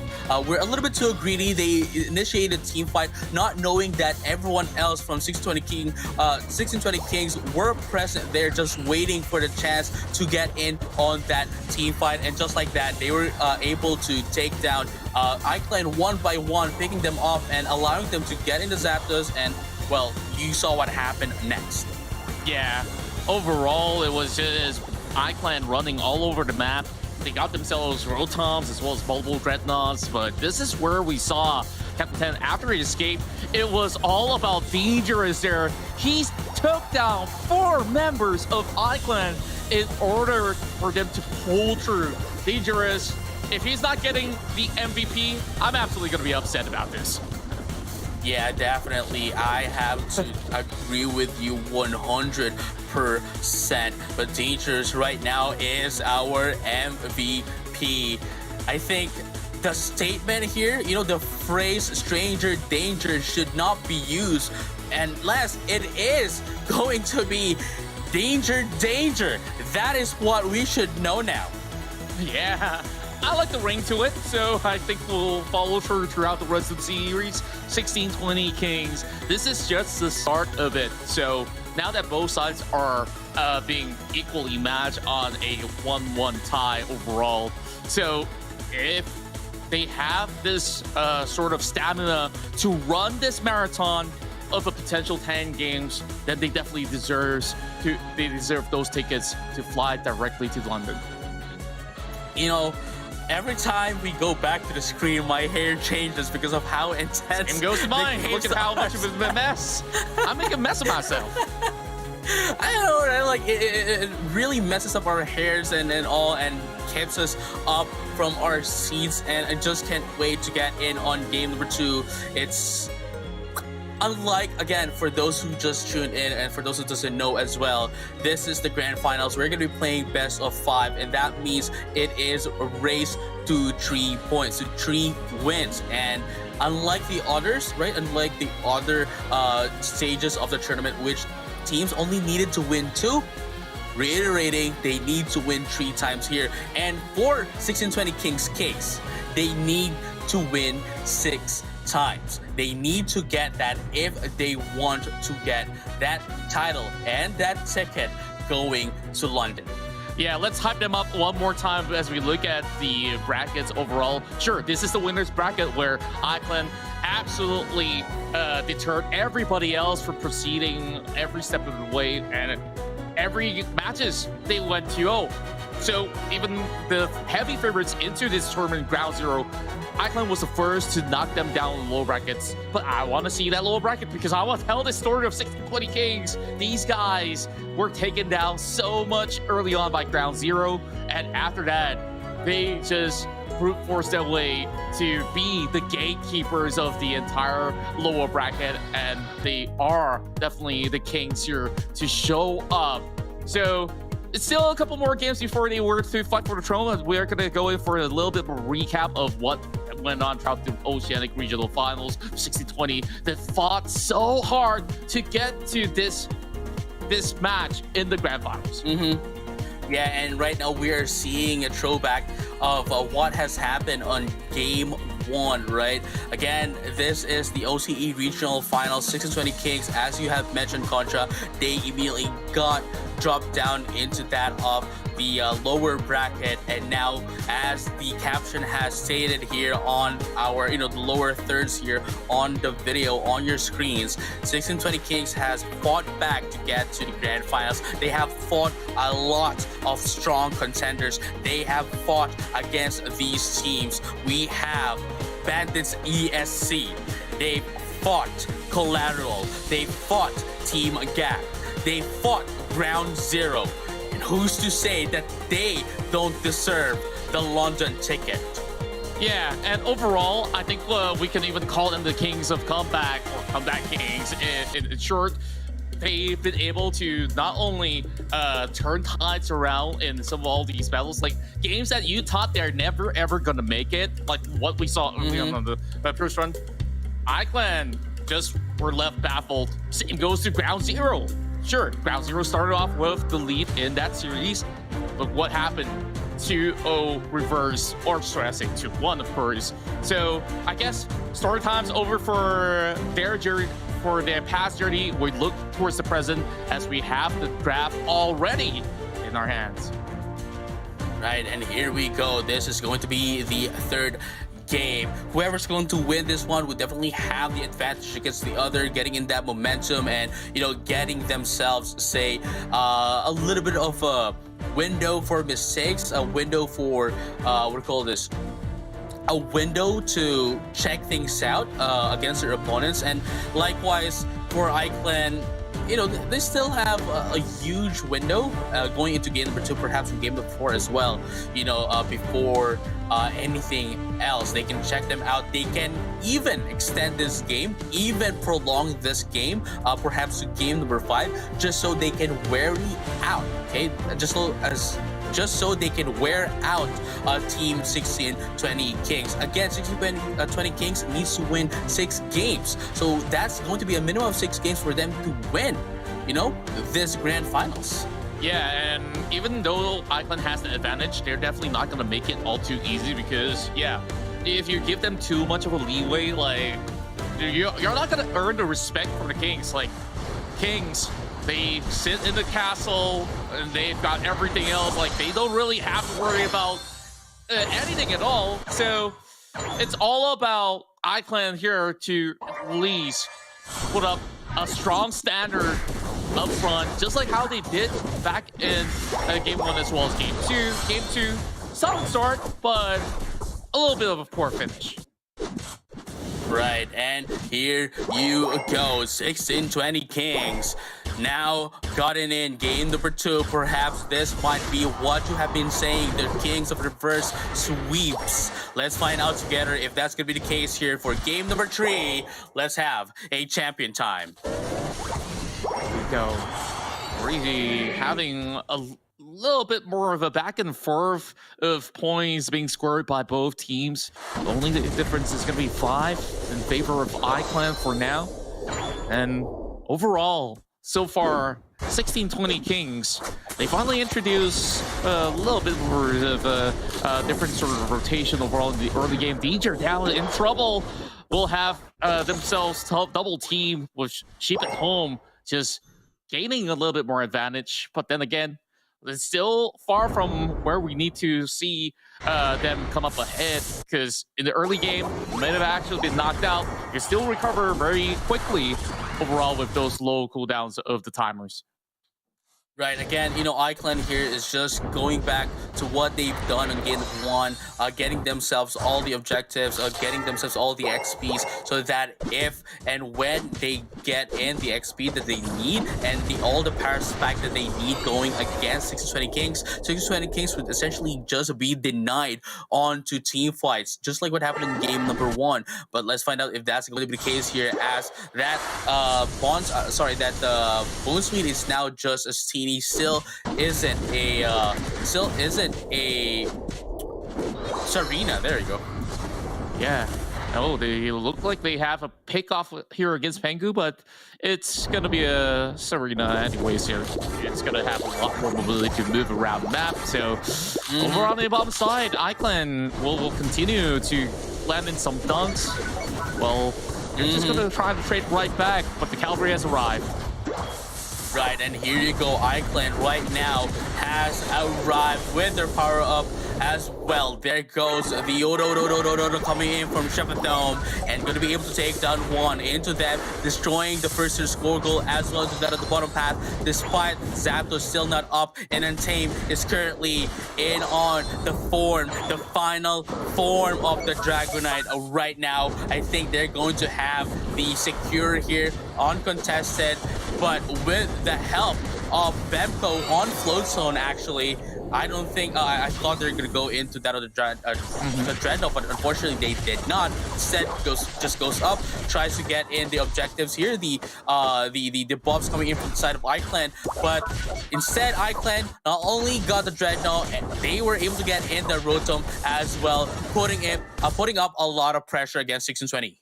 Yeah, overall, things are looking absolutely clean for iClan. The way that they've been able to pull everything together, and every time they go on the hot pursuit, it's just no stopping them. Now, here's some challenge from 1620.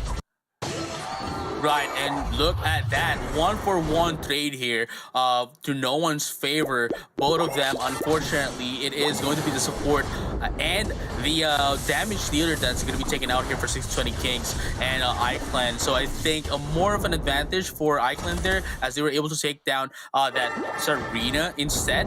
Right, and if it were the Greninja that they were able to take out, I'd say, you know, it's kind of fair, kind of okay, but that was a damage dealer, so you know, this is gonna get delayed a little bit, giving out a little bit of XP to iClan, and it's going to give them all the power that they need.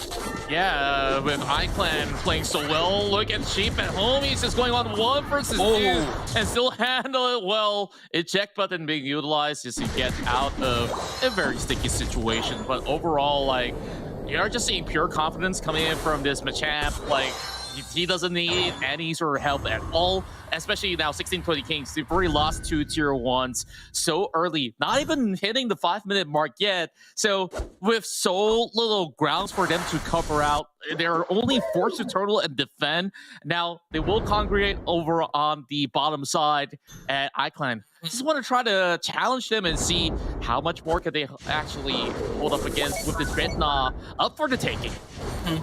Yeah, they are just trying to ensure that 1620 Kings won't be able to get in on the Dreadnought, but there goes Quincy Sentence up B coming in. Another one. Both of them actually use it against each other. Both of the Dittos right there, but it looks like the one that's going to be going down would be 1620 Kings with 3 Pokemon down. No, make that 4, and Bemco wants to get away, but the question is, are they going to be able to get away? I don't think so. Actually, never mind. They were able to escape. They were able to escape and live for another day. Yeah, overall, it's going to be a tough game for 1620 here to really find ways to try to at least halt this Dragonite. Let's look at the power of this Dragonite that's just shoving them back, but they're also trying to turn things around. So 1620, they're going to go for another attempt. Right, another one here. iClan still have the power, still has Untamed power here. And right now, iClan, what they need to do here is just try to get their XPs, right? Try to get their XPs, try to maintain what they already have against 620 Kings, because if they go in and try to force more issues here, try to force in more team fights, I think they're going to have a hard time going against 620 Kings, because 620 Kings right now has slowly adapted against iClan. But look at this right now. Caught on Cloud Crash just to get in some recoveries as well. 3 Pokemon in the side of iClan, only Untamed being the damage dealer here, is still going to be able to survive. But going down to that of the bot pad, it looks like Machamp Platinum here is going to have another good time here, dishing out a lot of damage against Team 620 Kings if they can get in the pick up. Now going into that of the top half, Bemco going to get in some split push, but Curve Puffs is here to stop them from scoring in. And just like that, in a little bit, in a few more seconds rather, we're going to be seeing the last Dreadnought. Perhaps if 1620 Kings could get it, then they would have an equal footing into that of the Zapdos fight. Yeah, overall, we just saw the lack of damage output coming in from 1620 Kings to at least focus fire onto a target. They absolutely have to do that, but to even get to that point, you have to feel true. The Machamp's going to be around. Same goes to the Blissey to continue on to keep all the carries alive. Less than 30 seconds. We're going to go into the final stretch. Now, 1620, they're funneling their efforts to enter from the top side. I think that iClan has already been able to read that from the previous game overall. They're going to do exactly the same this time. They will try to shut them off. Yes, they are going to be able to try to, initiate, or actually not try, but they are initiating the team fight before the Zapdos comes up, so that they can take them out before the Zapdos, and when they are all out, they can take out the Zapdos freely for themselves. But I think we're going to see some disengagement here. Oh my goodness, this arena is going to be picked up here, but look at that, very flop is going to use as well, but it looks like Island's going to be able to take down the Zapdos. Is going to be 2 down into the side of 620 Kings. Don't make that 4, and only 1 left here. Danger is what iClan has told them, taking them all out, taking in the Zapdos, widening the gap that they already have, and it looks like iClan wants to get this game number 3, doesn't want to give 620 Kings any more breathing room. Newt coming in once again from Pangu right there, and just like that, 620 Kings still have more than a minute here to come back. But here's the thing, even if everyone has 50 points, even if everyone can score in, it still wouldn't be enough. It still wouldn't be enough of a points for them to catch up against iClan. Yeah, there's gonna be no way that they could achieve this with only 1 minute left on the clock. Like, you need like what, 600? And well, I'm bad at math, like 614? 614 to be exact. Yeah, okay, I got it right at least. But here we go, 1620. They're still gonna try nonetheless. There we go, Queen Ascendance. Oh my goodness, gonna be able to take down, that Hoopa and that Duraludon as well. Bemco trying to get away, but unfortunately, here comes my feet. Pangu has said, once again to take down Bemco, but that's gonna be 4 down into the side of 1620 Kings. Only 1 is left. That's gonna be another wipeout with 20 seconds left on the clock. They are gonna be responding back into the game on game number 4. Not in this game, but in game number 4. That is it. iClan is going to be taking in game number 3. Yeah, this time around, they ensured that it will be clean as a whistle. iClan just showing up what they could possibly offer on their best level play. And, well, I think the charts speak for itself. Like, overall, Untamed had the best game over on this third game of the series. And I gotta say, Sheep at home, he was just chilling over on the bottom side, and all they had to do was just pay a little bit of visit. Curry Puff as well as Friv handled a lot of these situations well enough, but iClan, they understood what needs to be done. Like, you're not supposed to wait for 1620 Kings to march right after Zapdos, so they were being proactive. Just seek out 1620 Kings, not allowing them to enter all too safely, and even if they do, you can handle them after that. So this is going to be iClan just towering through 1620 Kings without much of a response. Like, they just laid flat at 60 points for the past 6 minutes. Right, I just want to go back to what you have stated earlier, this is the strategy that 1620 Kings already had on game number 2. So, iClan quite greatly as well, quite flawlessly was able to adjust immediately, knowing the fact that, okay, if we can see one Pokemon onto that of the top side of the bush, then definitely they will be doing the same thing that they did on game number 2, and they immediately punished 1620 Kings for that by initiating the team fight, forcing in the issue against them, and they were able to wipe them out, taking down the Zapdos as well immediately after, and widening the gap that they already have against 1620 Kings. Yeah, I just got to commend them for the level of understanding of when exactly to call the shots. And, iClan, once they've already seeked out a few picks, they already know this is going to be over. We're just going to have this Zapdos hands down and still have all 5 players left intact. So, honestly, like, at 1620 Kings, like, they just got to respect that. Like, if you really want to repeat the same moves, like, you just got to find a different angle to tell the same story if you really want to snatch the Zapdos away. Right. Another thing, I just like to add up to this. If iClan wins the next game, obviously they only need one more game, right? They only need one more game to get that crown of being the regional champion, and likewise the world's the road to worlds. But if Team iClan wins this game,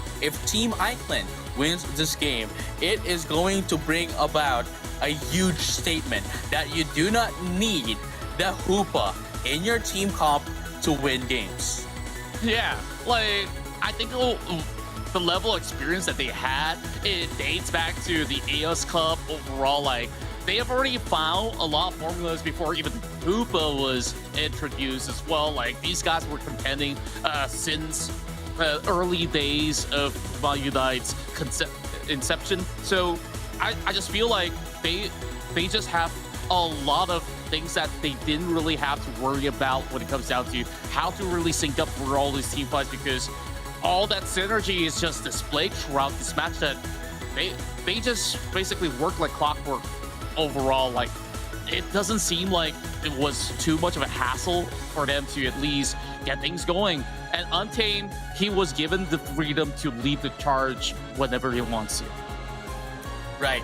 Now, I just like to say that this is the stage of the tournament where those who are in lead, those who are on an advantage, are getting a little bit complacent, right? Usually in this case, knowing that they only need one more game to win, this is the place where they get overconfident that, hey, it's fine, whatever happens.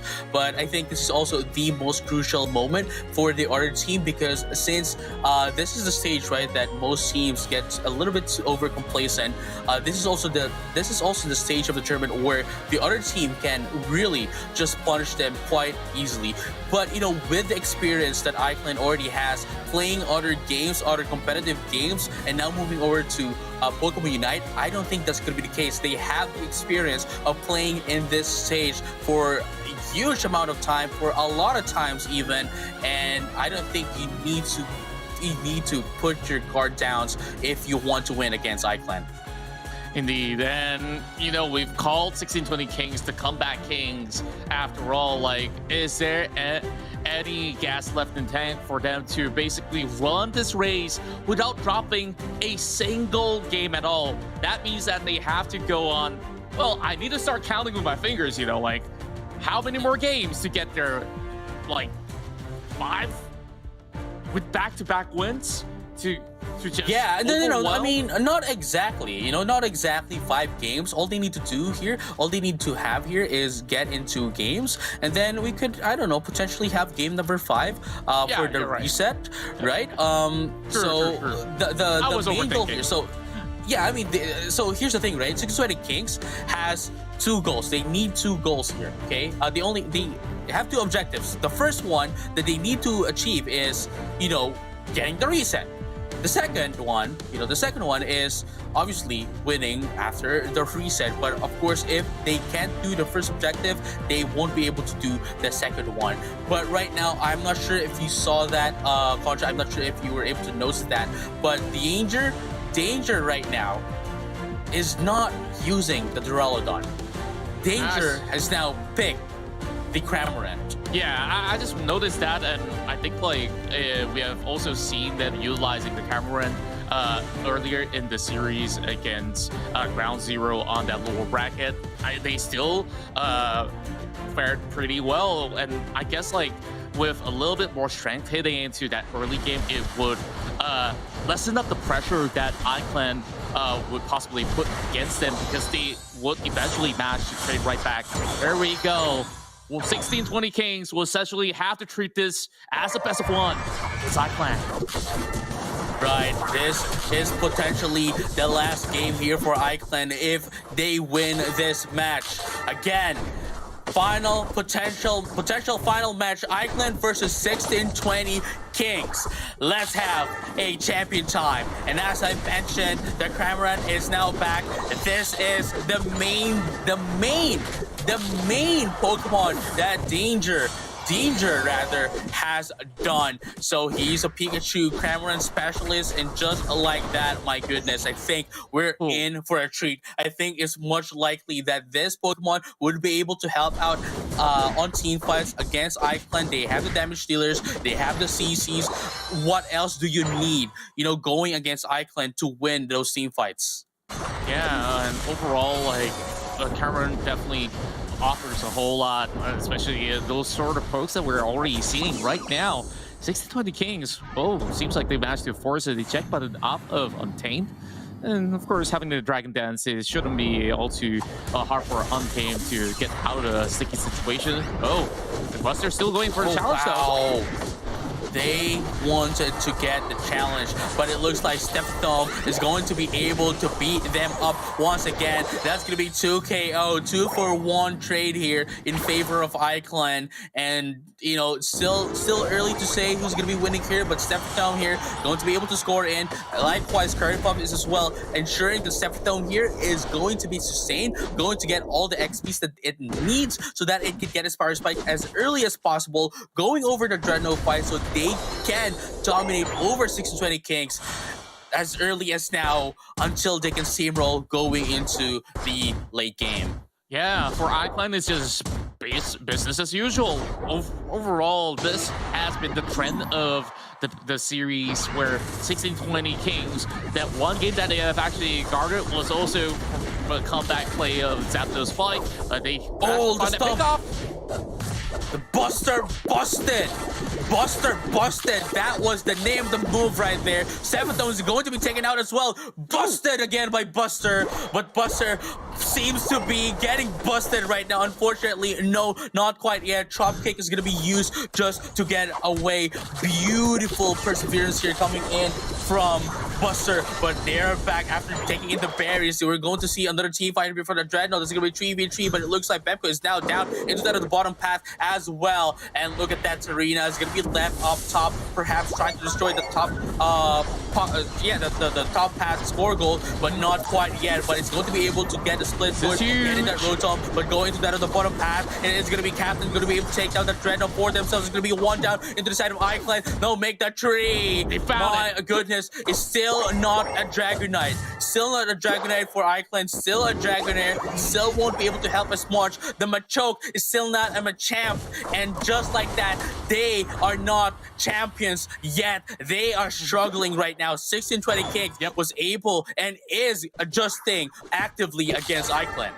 Finally, 1620 Kings get to breathe again. They were holding their breath for a long time, and they managed to snatch that Dreadnought just to stabilize that situation. Still unclear as to whether or not can they continue on, but Buster, he's just doing everything throughout the map, secures a road up for the team. Now they are chasing the rest of iClan into the tier 1s.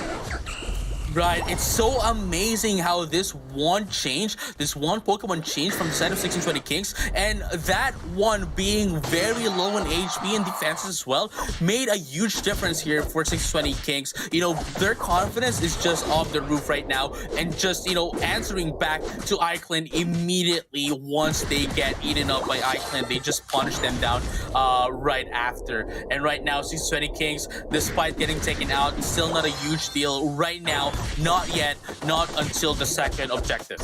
Oh, Pangu now going for a mirror matchup. Seems like they're just... Oh, wow, 2v1! Princess is going to be used here, missing the Hurricane, however, for Danger. But look at that. It looks like Buster's going to be able to bust that Serena away, but with the help of the Dragon Knight, they're going to be able to get that one up as well, 1-for-1. But Captain is going nowhere as well from Untamed Kamehame Hyper V. Oh, it was beautiful work though. He thought that he had enough damage. He kind of miscalculated right there, but now they have to calculate another one. Dreadnought's up. They've already opened up the rings. It's unbound. Yes, sir.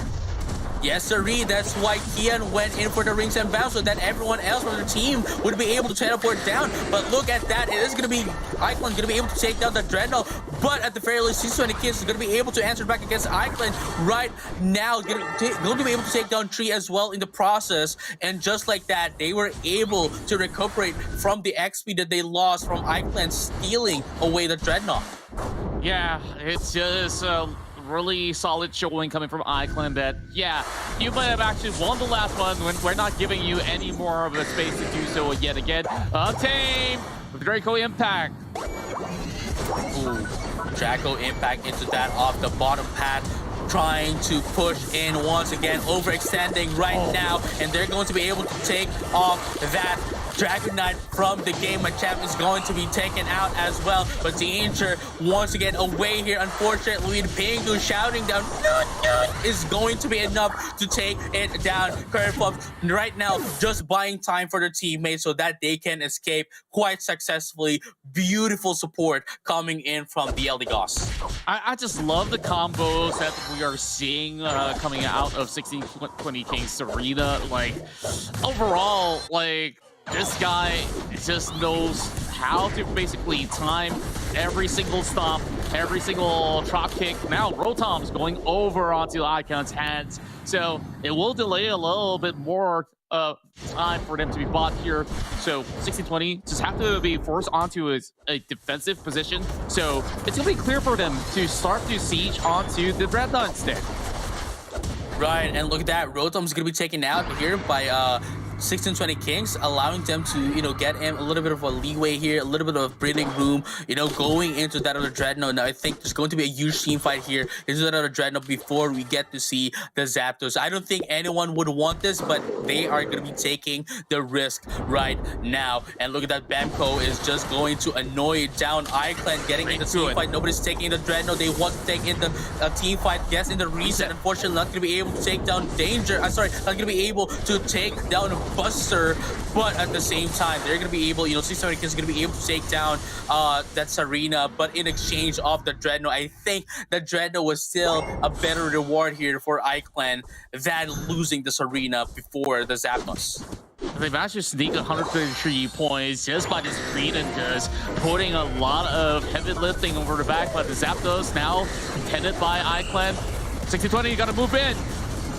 Was going to be able to take the Zapdos into anyone's... Oh my goodness! iClan was able to take in the Zapdos. It could have been anyone's Zapdos really, but 1620 Kings wasn't able to do anything at all from that. They just want to defend here. They don't want to... not everyone did some counter scoring, but just like that, they have now 546 points into 1620 Kings. They still have 353. This might be it, Contra. This might might be it. All they need to do now is try to get in more pressure, if not defend this heavily away from 1620 Kings, because if they cannot defend, their score goes away, then we are going to be looking at a game number 5. But look at that Buster busting out that Dragonite, not allowing it to get any more pressure to their team.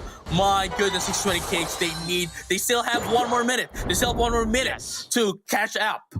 Then again, iClan, all they can possibly do is just hold back, pull the perfect defense to be crowned as the champions of the Oceanic region. And iClan, they just have to buy time. 16-20, how many final points push is here for 1620 Kings. The champions, are we going to be crowning iClan to be the champion? But let's find out together, as they're going to be able to take down Danger and Captain as well. Both of them are now down. Actually not yet, but there goes Captain down. Bamco trying to get away, but not anymore. Kian is down as well. But I think this is going to be the last one. iClan is now going to be your OCE Oceania Pokémon UNITE Championship Series champions, and they are the ones who's going to be representing Oceania for the Pokémon World Championships in London. The 1620 Kings have fallen, and all hail the new Kings, iClan. That will be your first team of Oceania to move into the global runs, facing off the rest of the world in the Pokémon UNITE Championship. All lo and behold, your names on your stream: Untamed, Cardpuffs, Sheep at Home, Pengu, as well as Friv, who have done miraculous work, and they have had the perfect run on that upper bracket, not being defeated by any team at all in their series. And 1620 Kings have only taken 1 game off of them. That was just 1 game, but they were nowhere close to secure the series.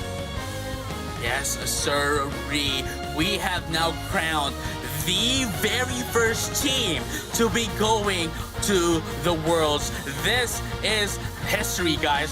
This is history in the making. We are writing it as it happens. Guys, we have had Japan, we have Korea, we have APAC coming up next, NA, EU, India, South America, West and East Central America, and Mexico still hasn't had their representative, but this is the first representative that we have going to the Pokemon World Championships in August in London. We just see the stuff of legends here unfold right before our eyes. iClan's playstyle, they knew what to do from the get-go. The way that they have drafted, they prioritize on getting all of these members to skill and also exert pressure time and time again. At 1620 Kings, they are definitely great competitors in the entire run of the bracket, but they were absolutely outclassed by iClan by the end of this series. So also we give massive respect to them for having the best of run from that lower brackets, but we hope to see them yet again heading into the upcoming tournaments. But iClan, take a look at their journey. Back in AOS Finals, they were only finishing on the top 8. At May Finals, they came in second, and they were so hungry that definitely have proven themselves worthy to be the best of Oceania, to be sent into the global rounds. And not only that, dude, not only that, I believe, and if I am correct as well, you can freely correct me, but I believe, you know, iClan is the only team that is not running a Hoopa out of every top 4 in all of the regions for Pokemon UNITE Championship Series Regional Finals. Indeed, and Friv is your MVP of the final game being played out. It took only 4 games for them to secure this championship point. And of course, overall, the way that he plays Missy, he just times everything so well. And first, Danielle, welcome back. What do you think of it? iClan are going to Worlds, baby. Look at JJ. Yes! JJ, you still need to use that blazer. He doesn't care. He just wants to celebrate. Go!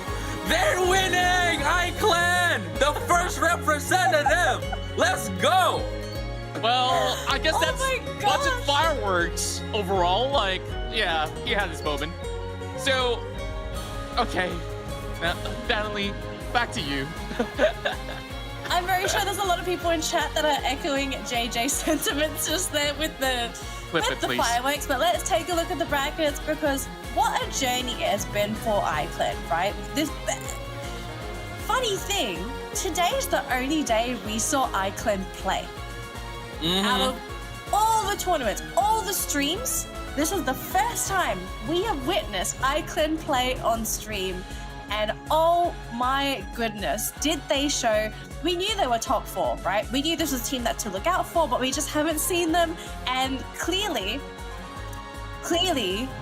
we now know why this team is top 4. And I have some good news. We are going to have an interview session with iClan. I believe we're going to be talking to Untamed. So I hope you boys have some questions, because I think a lot of us in the chat as well are wondering what's going on. Firstly, Untamed, congratulations! You're going to London! We can feel that. We can feel that. Oh my gosh. So Untamed, we have to ask you, of course, you made it to London. I want to know how you and the boys are feeling right now. I do believe you might be muted. Right hang on, we might be muted here. Not yet, we can't hear you. Not yet. Sorry, I'm trying to lip read. Yeah, we still can't hear you, buddy. I'm sorry. Not yet. Well, we'll just give him some time. Well, Okay, you know what? So considering we can't do a vocal interview, maybe we can do a sign language interview later. We'll sort something out. Hopefully we get that figured out. But let's just remind our viewers what's happened here. So not only are iClan going to London, they're also going to be taking home a $20,000 prize for themselves, which it's up to them if they want to use it early or if they want to use it in London. But I mean, if you go to London, I mean, I'd probably spend some of it over there too. Yeah, of course. Who wouldn't, right? It was so close for 16-20 Kings. This was a team that, firstly, they came from the lower bracket, and they came from the very beginning of the lower bracket. They made it all the way to the Grand Finals. Yeah, they might not have taken out iClan, but this is absolutely a team that everyone's going to have eyes on now, right? This is not, they're not nobodies anymore. They've proven themselves to be an amazing team. Ground Zero going to be placing 3rd. Team Gap will be sitting in 4th place. And as you can see, the 1 slot for Oceania will be occupied by iClan. The guys have got to be so happy. I mean, we saw Untamed. He lost himself, but I couldn't hear him, unfortunately. I mean, you can't imagine the happiness someone feels once you know that you basically locked your spot in to go to the World Championships for the game you play. You are representing your country. You're representing yourself. You're basically considered one of the best teams in the entire world. Yeah, and of course, this is part of the history book of their journey as well. You've already seen them a couple of times before joining on AOS Cup, which, you know, they were top 8, and they have grown so much throughout the span of months. And now, being in the center stage in London, I'm pretty sure that they're going to have a good time. And with that level of quality, well, I'm pretty sure that Untamed can tame everybody else. Beautiful. Let's bring back Permasneeze and Moonboy. I know you guys have been watching the games alongside us. I want to know what you guys think. Did you think it was going to be iClan? Because they played out of their minds today. I think I was just excited to see them in action. And he's muted again. Perma muted. Let's go. Perma muted again. Let's go. It's back. I'm just muted on Discord, you clowns. I'm okay. Relax. Okay. This moment. Relax. Don't scare me. I know what I'm doing. Just like how iClan knew exactly what you're doing. And man, I think I'm excited to see them go all the way. I didn't expect it, but I'm all here for it. That was a tight grand finals, right? Like it really went down the line right here, and I believe iClan just sweep it up, and they just showed who are the leaders of OCE. They have always came in second all the time, again and again. But this time they showed us who is boss and why they deserve that top spot. Yeah, Let's take a look at the APAC schedule. Sorry there, JJ, because I do believe we've got another region to cover, so we got to get a move on.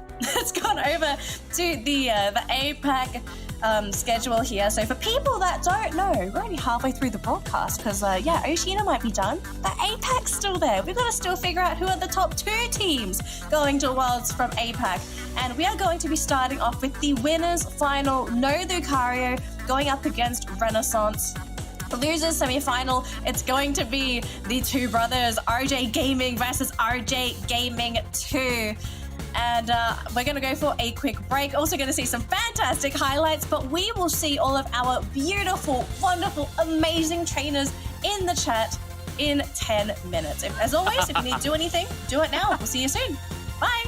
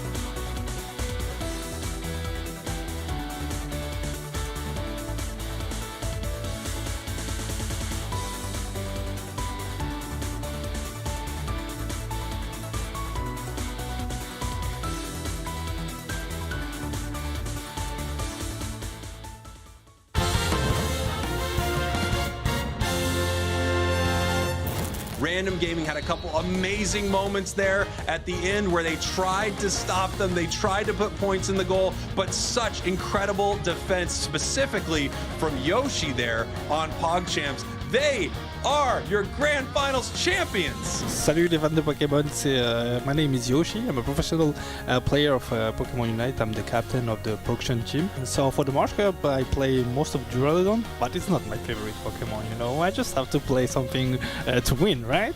So my favorite one is Decidueye because I think it looks so cool.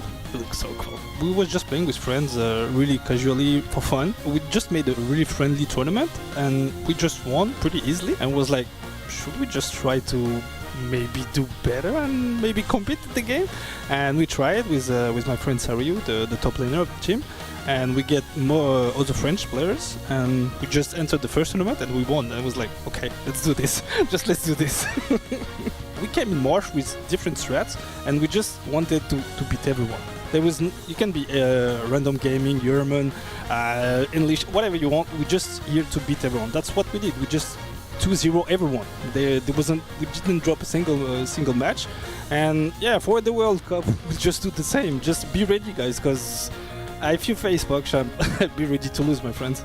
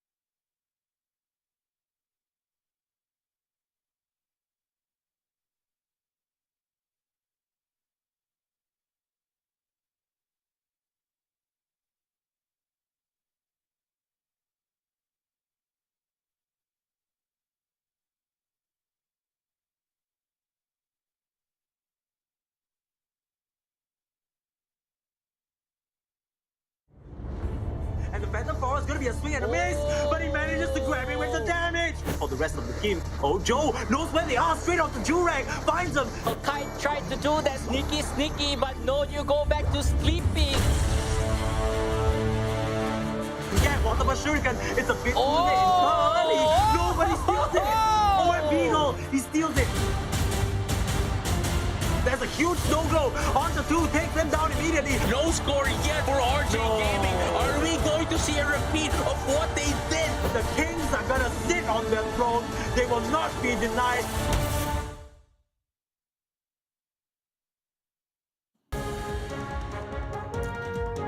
Hello trainers and welcome to the Pokemon UNITE APAC Finals. We've finished up with Oceania, but of course that leaves us with APAC to find out who will be the 2 teams representing this region going into Worlds. We already know that for Oceania, it's going to be iClan representing that region. My name is Natalie, I'm going to be your host for APAC, and of course joining me are my 4 wonderful, beautiful, amazing casters. We might have one covered in baby powder. We don't quite know yet until we go to the casters camp. I'm clean. He's not covered in baby powder. All right, he's clean. We got JJ Kun, we've got Contra, we got Pervis, he's got Move Boy. Gentlemen, how you feeling going into APAC? Well, number 1, I'm really excited for the first game. It's Lucario and Renaissance, arguably one of the best teams in APAC. And number 2, what were you scared about? I am great. I'm looking great. I'm not covered in that. I don't know. Okay. Props to JJ. He got himself cleaned up after the best that he made. But overall, you know, we had celebrations. By the end of it all, we're going to celebrate again because APAC, you've already seen what Oceania has to offer. I think if they were watching early on, they got themselves some ideas. If they're going to introduce something new, this is the time to do it. And like JJ said, the upper bracket finals is already looking really good to start the day off. Even the first match is already giving me the tingles. I've been waiting for this one since yesterday as soon as we saw the brackets, and I just can't wait to get into it. Finally, we are down to APAC, ladies and gentlemen. OCE, we are done with that. But here, we are home, ladies and gentlemen. We are home on APAC, and this is the best that we got to offer for you right now. The best 4 teams. What else do we got to say? Let the teams do the talking. We will let the teams do the talking, but before that, though, we do need to remind anyone that's just jumped into the broadcast what kind of format we're running for today's game. So, of course, let's jump back over to JJ here. And JJ, we've had day 1 yesterday. Give us a quick rundown on what's happening for day 2 and what format it is. Right, so for the Pokemon UNITE Finals, right, Asia Pacific, we're going to have, at least for day number 2, it's going to be a double elimination just like on day number 1 after the single round robins, but we're only going to be watching, you know, the top 4, which will be played under best of 3. However, when we get to the Grand Finals, we are going to change it up and level it up to a best of 5. That also means the team that will be coming from the lower bracket needs to defeat the one that came from the upper bracket twice, 2 sets, so we might potentially see 10 games. We could see 10 games. Now, of course, we do need to take a look at the 4 teams remaining in the competition. Only 2 of them are going over to London, and we're going to have Contra walk us through these teams. Who's currently still here? Who is on the verge of elimination? Let's take a look at these teams, Contra. What have you got for us? Well, over on the winner's bracket, of course, I think this team doesn't really need introduction. No Lucario. They had a little bit of a nail-biter performance on the very first run against RJG2, but they've managed to still send them over in lower brackets, and then they took down Rohan. Now, they have to face off against Renaissance, opponent that they have definitely known for quite some time because Renaissance had members who were part of ex-players of Lucario overall. And of course, on the lower bracket run, this is also a star-studded match. The brothers RJ Gaming will be taking on RJ Gaming 2, so there can only be one out of the clan overall to move forward in the lower bracket finals, and then we'll have to see how would they possibly fare, because Lucario as well as Renaissance have been looking to be some of the sharpers of APAC. Now let's take a look at the prize pool as well so that we know what these players are competing for. At the very top, as you can see, we have 2 gold tabs. Those gold tabs are tickets, and those golden tickets are tickets to London, where the teams are going to be playing for Worlds. So the top 2 teams out of the competition today are going to represent APAC moving forward, and they'll also take home a cash prize. The champion is going to take home $20,000, and second place will take home $10,000. Now, we are sitting on our last 4 teams, so only half of them are going to be moving on, and the other 2, unfortunately, are going to watch the competition from home in reality. But let's get ready to jump into our first matchup of the day. It's No Lucario versus Renaissance, and we're only going to have 2 casters for this matchup. We're going to say goodbye to Permaseas and Moonboy in a minute, but let's ask you two for your opinions on this matchup. Who do you think is going to make it to the grand final? You know the answer to this question. You know, I don't know why you're asking. Me and Moonboy both, we're big No Lucario supporters. Of course, we respect Renaissance a lot as well. Both of these teams, we've known them for the longest time, ever since the start of Pokemon Unite. I think the No Lucario lineup is the one that's going to go the distance. Yep, they came together and they actually face off a lot of time with each other, right? In community events, down to AOS Cup, and right in May finals, and right now in the regionals as well. So it's unfortunate that they have to meet in these kind of circumstances where Wolves is on the line, but No Lucario, baby. That's who I'm rooting for. Ooh, all right then. Thank you, Permaseas. Thank you, Moonboy. We're going to see you a little bit later on, but we are going to stick around here with JJ-kun and Contra, as they will be casting this next matchup. It's a best of 3. It's an upper bracket final. The winner goes to the grand final and will have a winner's advantage, which in this competition, it is a massive advantage if you want to try and take home that $20,000. But firstly, if you make it to grand finals, you're already guaranteed a slot to London, right? True. Like, that's the reality of going to grand finals. So JJ-kun, Contra, let's quickly gloss over these teams so that we can sort of explain who is who didn't tune into the broadcast yesterday. Let's start with JJ. Who are No Lucario and who are Renaissance? All right. So as Permaseas and Moonboy has already mentioned, Renaissance and No Lucario, and as I have mentioned as well, these are arguably the top teams that we have for APAC, not just Singapore, but for the entirety of APAC, with No Lucario being the one at the top of the food chain in APAC. So this is something that we would really want to see a lot here. And this is one of the, what do you call this? This is one of the most anticipated match as well for this broadcast. So I think that says a lot. That needs no more introduction. It's Renaissance and No Lucario being the top of the APAC teams. Yeah, and overall for Renaissance, all these members are playing around the superstar carry. Kamuro is always the player to look out for, so you would want to see what sort of picks he goes for. His Dragon Knight's looking pretty good, and I heard he could play some other hidden picks that we have yet seen throughout the APAC run. So I'm hoping that they will unfold some of these cards, because this is the first ticket for them to get to London. Like, you don't want to be the ones on that lower bracket to really fend off against a really difficult side of RJ Gaming or RJ Gaming 2. Well, it looks like the draft is ready, so JJ, Contra, take it away for our upper bracket final. Let's go into our match again.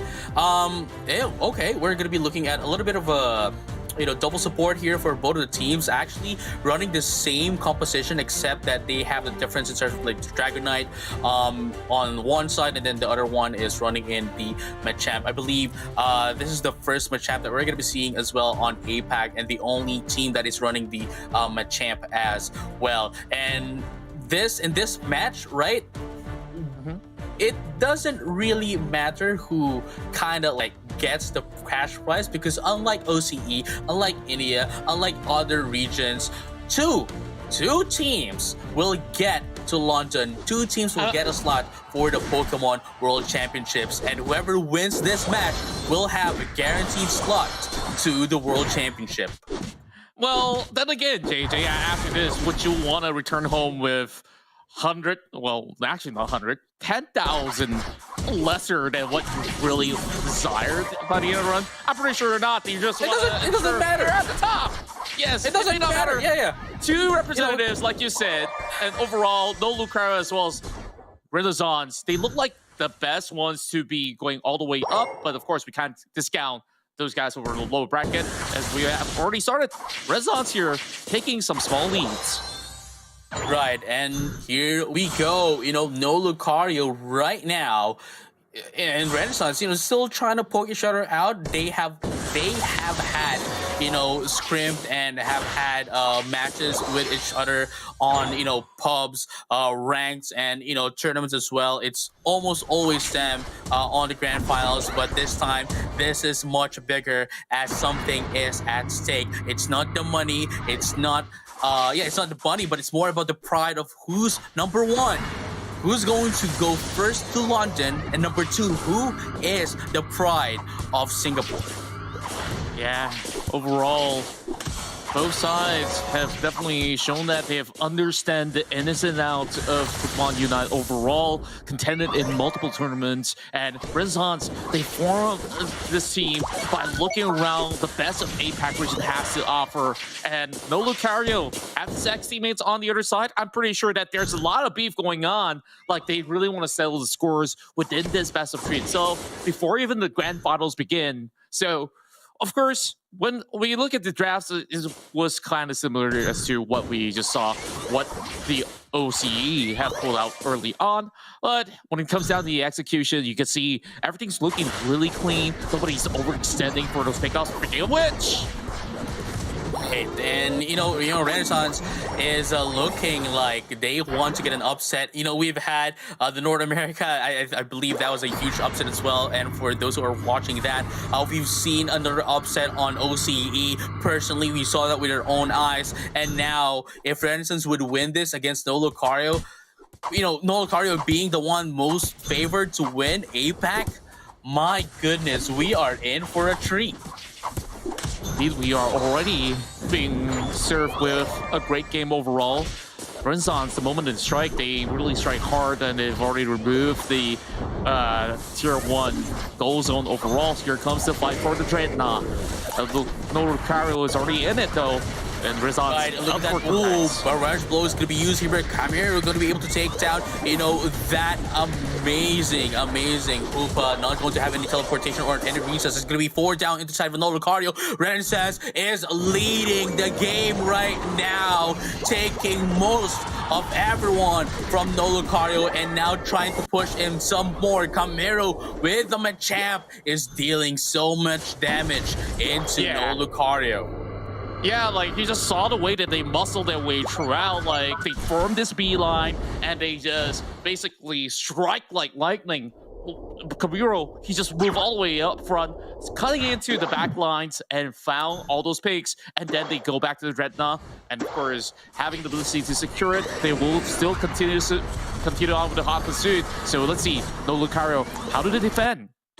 Oh, let's find out together. We're going to be seeing some resets here with a Hyperspace Ult, but it looks like North Carolina is going to be able to take down one into the side of Renaissance. They're going to be able to take down Camero, but that's going to be a 1-for-1 trade. No, make that trade. That's going to be a 3-for-1 trade in favor of Renaissance. And there goes another reset here. Let's find out if they're going to be going back. Yes, they will go back. KSC is trying to defend more, but Anti right now, with just, with the lucky edge, trying to chill down, just walking down to the bottom path. But going back into the top path, we're going to be seeing another scoring here coming in from Yang and Red Bombs as well.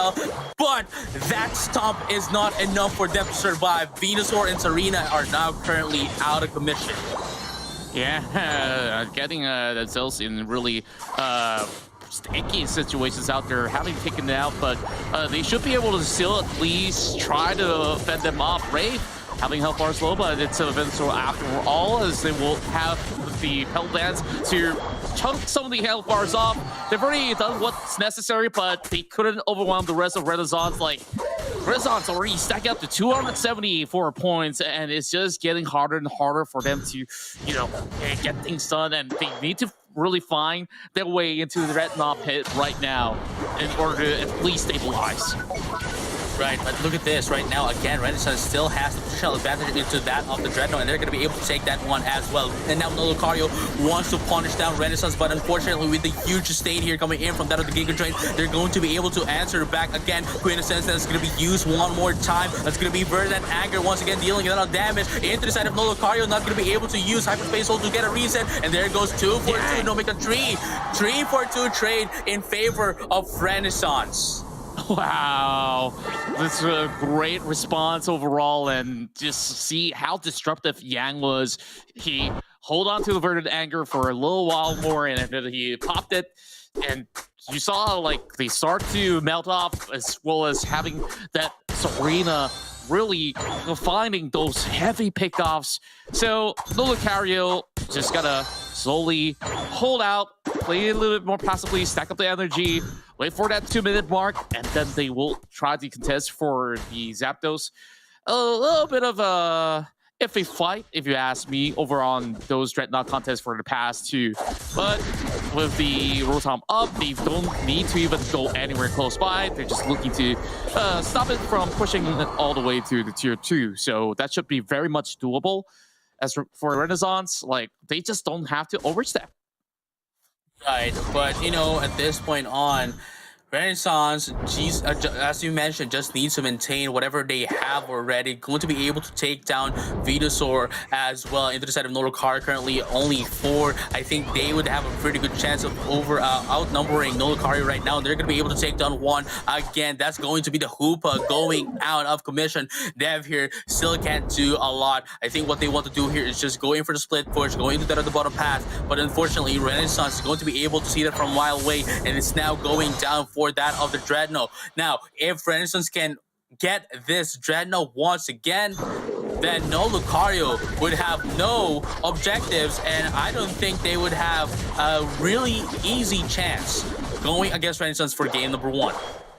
Yeah, smooth cruise overall for Renaissance here in the very first match, but you know, it's about time that we go for the final hurdle for the 2. No Lucario. Having an interesting setup here as we take a look at the central area. Oh wow, Camilo is just so aggressive after the dynamic punch into the close combat. I am really loving what Camilo is doing right now, being the initiator of the team into this team fight. In just a second, Zabs is gonna be coming out just like I said, but no Lucario is staying into that of the northern area of the Zapdos pit. But let's find out how they're gonna be fair against this. Dev here wants to get away with the Dragon Dance. Yes, still has 1 sec. However, and here we go. Barrage Flow is going to be used here. Oh, no. But not quite yet. Not a lot of damage right there. But we have the distance. They're going to be able to maintain this and sustain this one. Quintessence is going to be used as well. Dev here still trying to get away. Gets a teleport. Just get a reset. But unfortunately, Renaissance said, you know what? You can take the Zapdos. We can just score in here on your base. We don't care. Right here is the only one in the base to defend this attack coming in from Renaissance, but right now they are getting eaten up. Renaissance did not see that coming and was a little bit overconfident of what happened, that they got punished down by no Lucario. That was quite a chance. This is a sweep. No Lucario said, you know what? You might have gotten the early game, but it doesn't mean that we are still not the favorite team to win this one. Game. My goodness, the most favorite team to win APAC is not going down without a fight. Indeed, and Renaissance was taking every single risk possible. The moment that they called for the Ring Sunbound to basically teleport everybody into the final goal zone, like, they should have expected retaliation. And sure, they were dunking 100 few points, but was it well worth it? I think not. Like, it speaks for itself, right? Yeah, by this moment, there's not enough time for Renaissance to really make a comeback. Right, but you have to remember, 11 seconds, still not going to be enough. They're going to get wiped out once again. But I kind of disagree with what you said when you said that them teleporting into the teleporting into the score goal of the opposing team. The last score goal is not worth it. I think it was worth it. It's just that the execution wasn't good. It wasn't clear. It wasn't good. And with that, they got you saw what happened. They got punished there by no Lucario, by Solo even getting 3 KO off of that interaction. But we've seen that strategy in OCE. We've seen that strategy strategy a lot of times as well. You know, just just baiting down the opposing team into the Zapdos, and then immediately using Hoopa, you know, to teleport their opponents so that they can just score in. That even when the opposing team can get into Zapdos, it wouldn't matter because you still had the lead. Unfortunately, no Lucario quite amazingly enough was able to see that from a mile away and was able to punish Renaissance, not allowing them to do what they wanted to do. Yeah, overall, like what you said, sure, like it was a move that, you know, like maybe if you don't really stand a chance to really outlast a fight, yes, you have to immediately switch over plan B, move in, and first you also have to factor in move out really quickly so that you make those points count at the very end. So when they were all taken down right on the opponent's side of the base, there's absolutely no coming back, no areas that they can possibly defend. Sure, like no Lucario, I think like they knew what exactly to do. Like the moment you get the Zapdos, sure, they got a Hoopa of their own to do exactly the same, transport back, take that fight, and secure it. Yeah, I mean, at the same time, you know, like, that was quite the bad execution, again, coming from Renaissance. Not only did they give the Zapdos, right? Not only did they give the Zapdos to no Lucario, but they got punished as well. So that was double the risk that they got, just because of that minor mistake, that minor timing mistake coming in from Renaissance. And just like that, being alone here, you know, Raid, with the huge AoE, AoE attack pedal dance, just stopped everyone from Renaissance from scoring in. And again, they, I believe, don't have if I can check back again, correct me if I'm wrong here, they don't have any score shield, which allowed them to get stopped immediately. Yeah, certainly agree with that. Like overall, I think it's still very beautiful plays from both ends. No Lucario pulled this one out of the bag, and that was what they were looking for. The contest on that Zapdos was well executed, and of course the quick recovery to halt the rest of Renaissance from continuing on their hot pursuit very deep and into their own base. Overall, have got themselves this succession of the very first game, now taking the lead. All they have to do is get one more win for them to get their way into London. So they gotta get those luggage bags ready.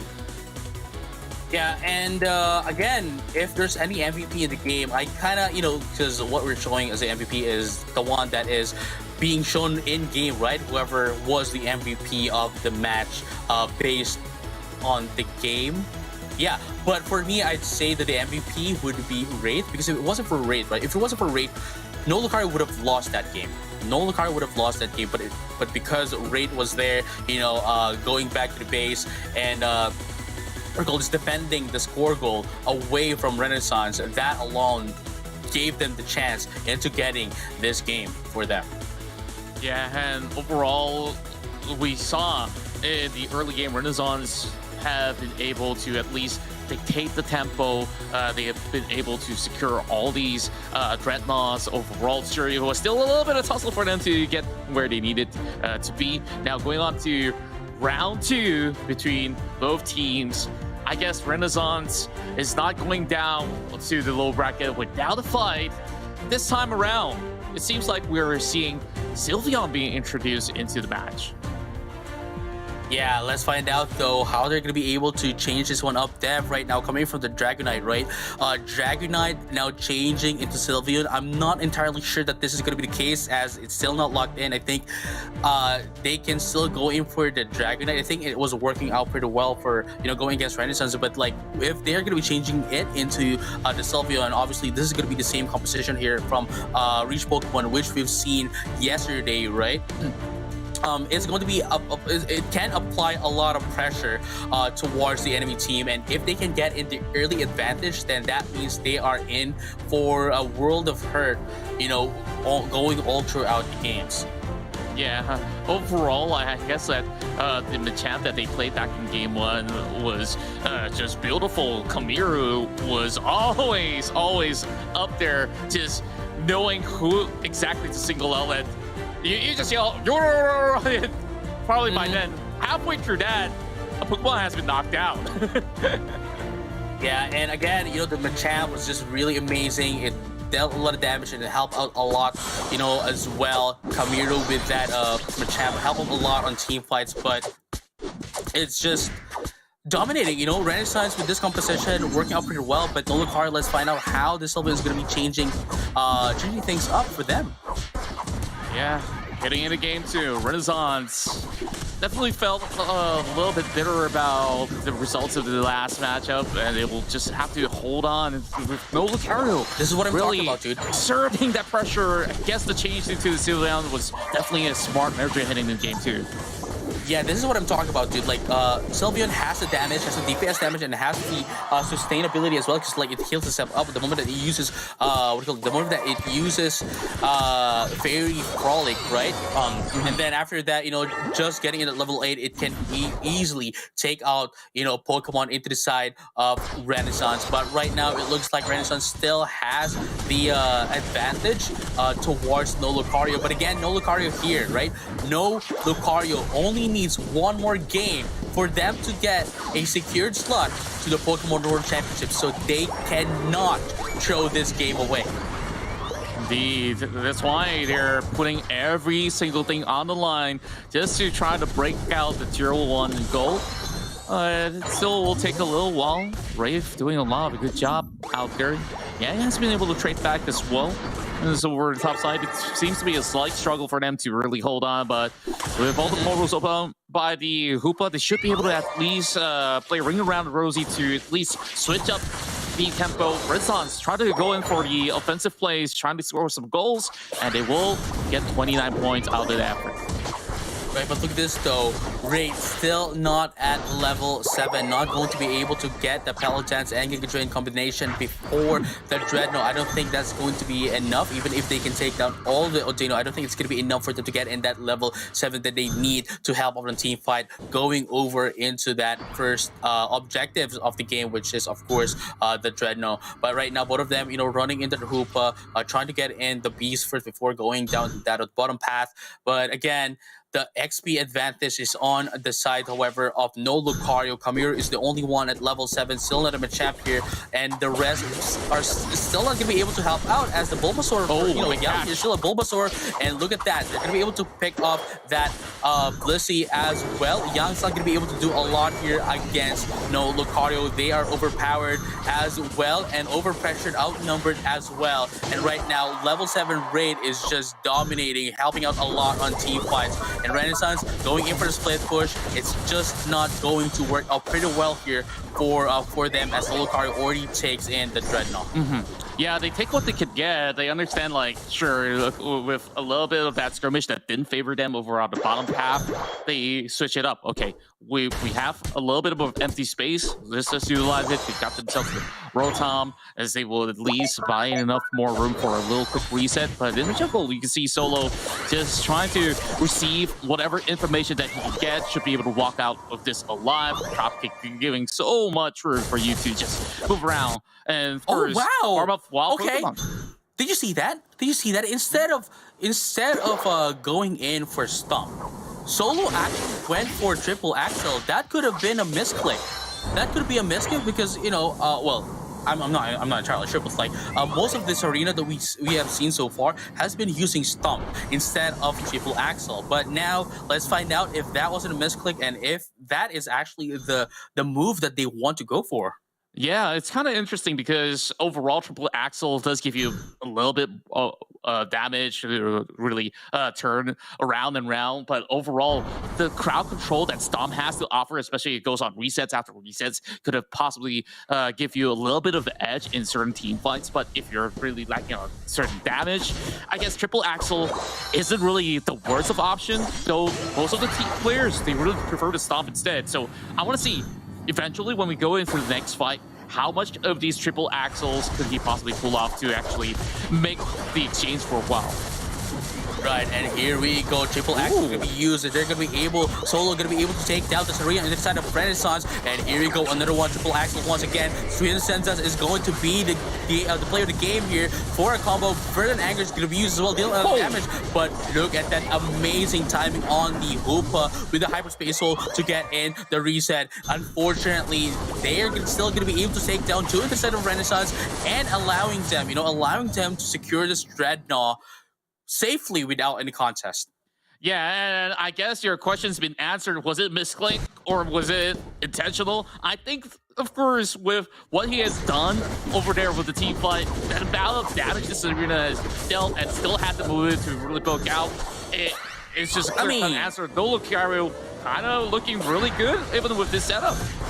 I mean, even if it were a misclick, right? You have to play the best. You have to make the most out of it, because that's what you are going to be, committed on until the end of the game, until the game number 2. But look at that, Bliss's is going to be used right now. Psybeam coming in from that of the Hoopa. Anti trying to survive here, tries to get away, but Chimera is going to be able to be taken out. Yeah, and Yang will eventually falter to members of Renaissance. Well, actually the other way around. As we have no Lucario now opening up the portal, as they will try to get some points in from the top side. Rain just coming in would open up the pedal dance a little bit early on. Goes in for some quick resets, moving up once again. But look at this arena once more coming in. Solo, as he's just gonna try to sneak some points and pull apart members of Renaissance. We're about 3.5 minutes before the clock takes out, so it's just a little bit more calm before the storm, before they go in for another erupted fight.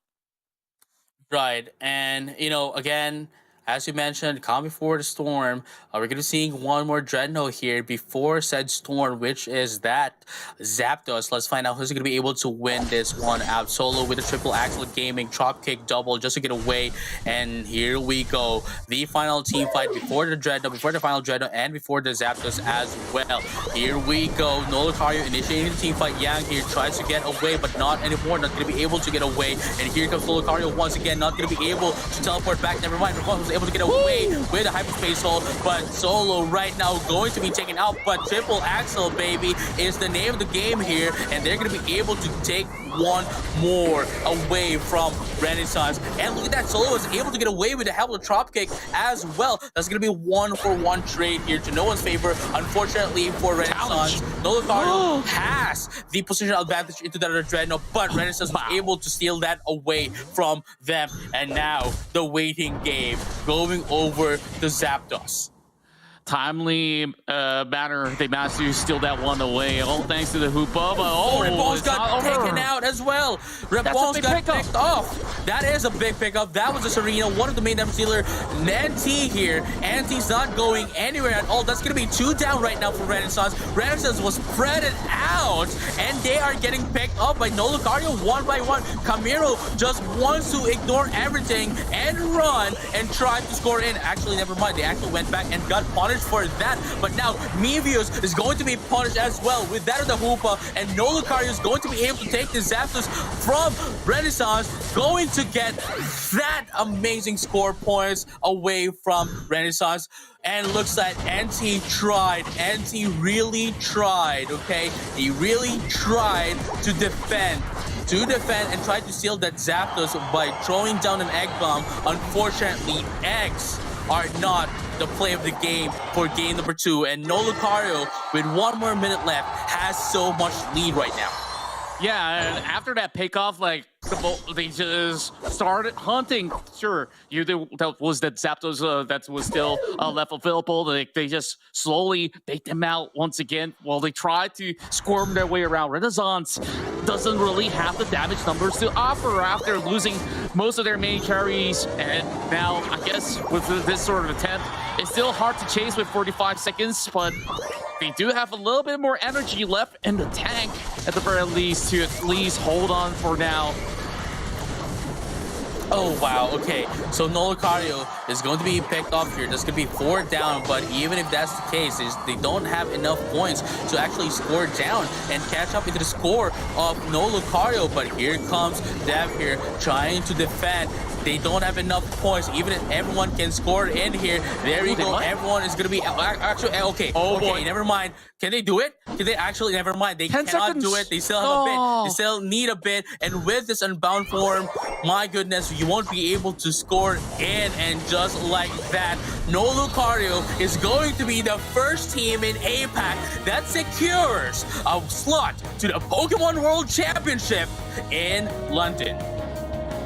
That was quite a finisher out there. Renaissance just trying to scrape whatever points of energy that they had to book out, but no Lucario. We saw the plays happen, and it was Dev that did a lot of all these early trades, and even so, he was the one in charge of taking care of rebounds so that he don't get to contend for that Zapdos. And everything else, I think we've already seen it right before our eyes. It slowly crumbled for Renaissance. And I think overall, Renaissance did play relatively well. It's just that down to some of all these team fights, they definitely don't look as clean as what No Lucario have been able to pull up with. But later on, we'll check out the graph. Sure, it was relatively even at the 4-minute mark. And after that, like, there was a lot of all these pushes that they were trying to do. So both sides of this arena was just going at it, while even though with that triple axle, whether it's a misclick or whether it's not, it has worked in favor of No Lucario. Yeah, you know, at the end of the day, it doesn't matter if it was a misclick. What matters is you win the game, and that is what happened in this one. And, you know, No Lucario getting in that game, again, they are now in the Grand Finals. They are sitting at like a minimum of like, sorry, not minimum, but like at least 10K, 10,000 USD, and the slot as well. They've already gotten the slot, a guaranteed slot, going into the Pokemon World Championship, as I've mentioned. And, you know, again, at this point on, it doesn't really matter now. It doesn't really matter if they win or not the Grand Finals, but obviously, if the pride is on the line, you don't want to win that, and, you know, obviously higher cash prize. So, you know, there's that as well. That's true, and Renaissance, this is not going to be the last that we see of them as they move into the lower brackets, and we understand that they definitely are looking really solid. This is the sort of response. They have managed to also overwhelm No Lucario members in some of all these fights, but of course it wasn't enough to take them all off. Our first representative of the APAC region is right here to show the world what they've got. I Solo, Dev, KST, as well as Rave. They've already secured 10K in the back, as you said, but they're in for another 10,000, adding to the 20. So we definitely do congratulate them for making it this far. But of course, the show is far from over. And this is our MVP of the match, Dev, who was on the Sylveon. Right. And there you go, Dev again. I guess there's a huge, you know, there was a huge change here. There was a huge change that Dev changing from the Dragonite into Sylveon actually affected the game a lot, allowing them to pressure up the opposing team immediately in the early game, not even getting in all the jungle, the central area Pokemon, you know, only needing to get level 4 and then immediately helping out on team fights and, you know, pressuring them up. And it was just great, you know, despite a solo with that Serena misclicking, right? Despite the misclick into the triple axle, I believe it was already confirmed that it was a misclick on triple axle. That Sylveon was still a huge impact to, you know, to No Lucario winning that game. Yeah, I just love the adaptive playstyle that No Lucario has, and it's just no surprises why. They have a lot of all these fans across APAC and the world that was rooting for them all along. So now they booked themselves that ticket. As for Renaissance, maybe a second trial would be worth the run, as they still have that chance, as they are waiting to see either RJG2 or RG Gaming who would step up to the plate to challenge them. Right, and again, this is it. RJ Gaming 2, as you mentioned, versus their sister team, RJ Gaming. This is going to be one of the hype match again. You know, Lucario versus Renaissance, one of the most, anticipated game of this bracket. And likewise, RJ Gaming 2 and RJ Gaming is as well one of the most anticipated games as well. So either way, either results here, it's just going to be amazing matches. But Contra, any last words before we go to a break? Well, I think that we've been able to witness the display of a beautiful round of Pokemon Unite by both teams. Of course, there's still chances here for Renaissance. I think that we just have to look forward to that. But you should be staying around for RJG2 versus RJ Gaming, because Purpose These as well, Moonboy, they'll be casting that one. Yeah, it is a sequel and the prequel. RJ Gaming and RJ Gaming 2 up next when we come back after this break. Don't go anywhere.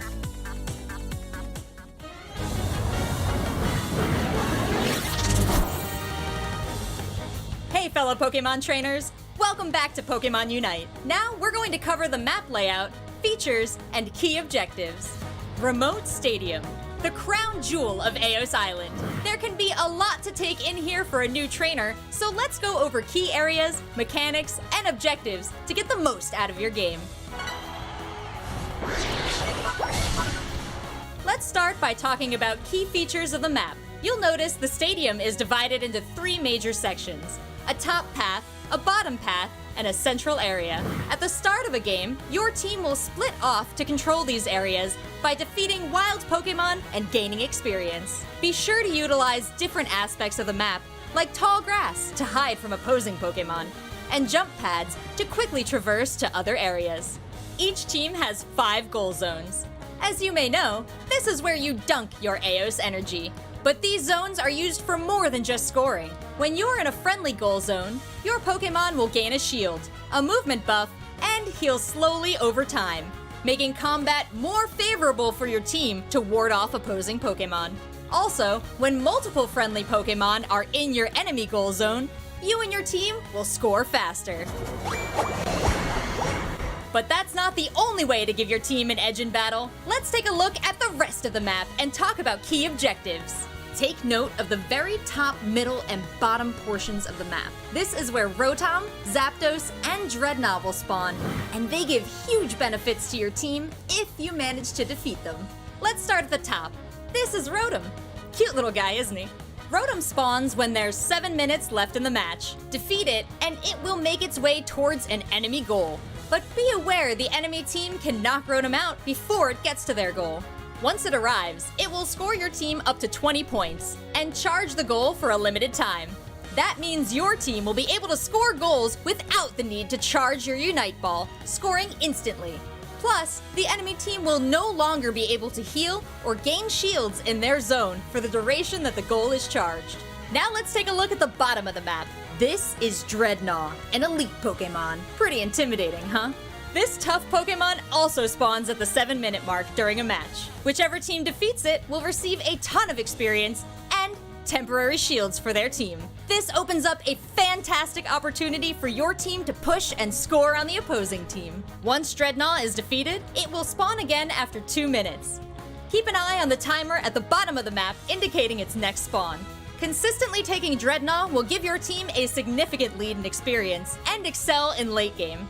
Speaking of which, once there are 2 minutes left in the match, Zapdos will spawn in the Legendary Pit.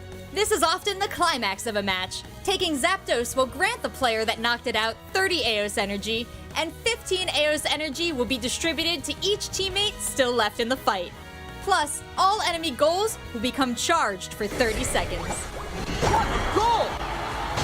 That's all you need to know for the basics about the map and key objectives. See you next time!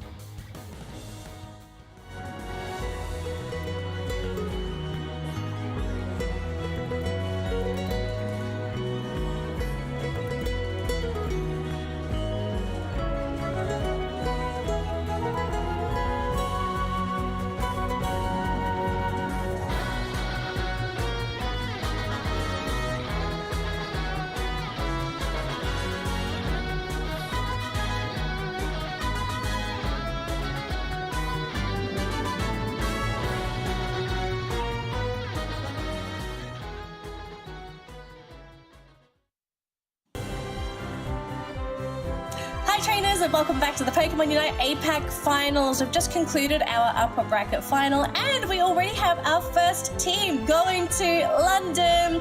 So how things work for APAC, so for anyone that tuned into Oceania, there was only one slot, but APAC has two. So essentially both teams in the grand final are already locked in for London. So firstly, no Lucario already heading on down. I think if anything, they're getting their passports ready, they're packing their bags. What else are you gonna do? If anything, they're going to be so happy with themselves. They're waiting to figure out, are we taking $20,000 with us to London or $10,000? We'll find out about that a little bit later on, because firstly, we need to find out who their opponent is. Now, we are currently here with a very interesting team matchup. This is not something a lot of us were expecting. It is RJ Gaming going up against RJ Gaming 2. So essentially, these two teams, who likely scrim with each other, who probably know each other like the back of their hand, are now in the running to go to London, and only one of them is going to make it through. Permasneeze and Moonboy are going to walk us through the storyline here, because if anything, I think this is probably the juiciest thing today. Absolutely, Daddy. This is a bit of a curious tale, right? Because RJ Gaming, they were mysterious as early on as the AOS Cup. We didn't know where they came from, and then it turns out they're a dominant local team that decided to look regionally. And then suddenly, in this qualifier, suddenly out pops a predecessor, or rather, a sequel, like JJ was saying, RJ Gaming 2, led none other by the fallen attacker of Star 9. Ruvis. So all these players, we've never seen them before from RJ Gaming 2. The only recognizable one is Ruvis, but with the way that they're playing, they're proving they can stand with the big dogs. Yep, things are looking great for RJ2, not gonna lie, but RJ Gaming, you know, they are the core of the team. They are the big brother of the team. And now they have to face their little brother. Nothing, you know, they have to throw away everything family right now, because it's all about London is on the line. Additional money, additional London, everything is on the line. You know, additional London. Hey, can I order some additional London with that? Yeah, that's what RJ Gaming are hoping for. It's like one and then another one, you know? 2 London, because we have 2 slots in APAC. But only one of them is going to London. My goodness, I'm getting absolutely screwed over here. But Permasneeze and Moonboy, we do need to sort of figure out who's going to be moving on to the next stage, because of course only one of them will be making it through. Do you think it's going to be the big brother, or is it going to be the small brother? Who do you think is going to win? Let's hear some predictions. I'm gonna be spicy, and I'm gonna say RJ Gaming 2. I feel like Ruvis has a lot to prove, and Ruvis, I mean, he was always the quiet one on Star 9, right? We were always looking at the other Star 9 players. He didn't really stand out or shine, and now he has a chance to prove himself and prove everyone wrong that, you know, he is someone you should be looking out for. I think that is gonna fuel him forward. 3 games or 2 games?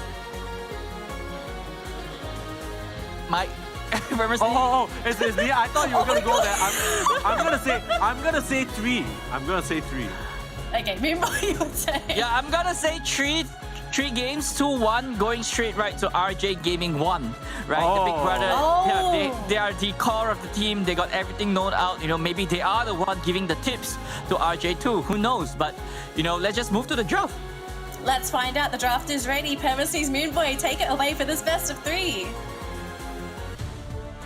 Thank you very much, Danny, as we get into this civil war between RJ Gaming. And we had a long discussion about this. We're trying to figure out how are we gonna make it sort of easy to listen to when we get into the game, right? So just for reference, RJ Gaming are gonna be called RJ Gaming or RJ, and for RJ Gaming 2, we'll go with RJ2. So just to simplify it up. But Moonboy, I saw your jaw dropping. They're still flipping through some of the Pokemon.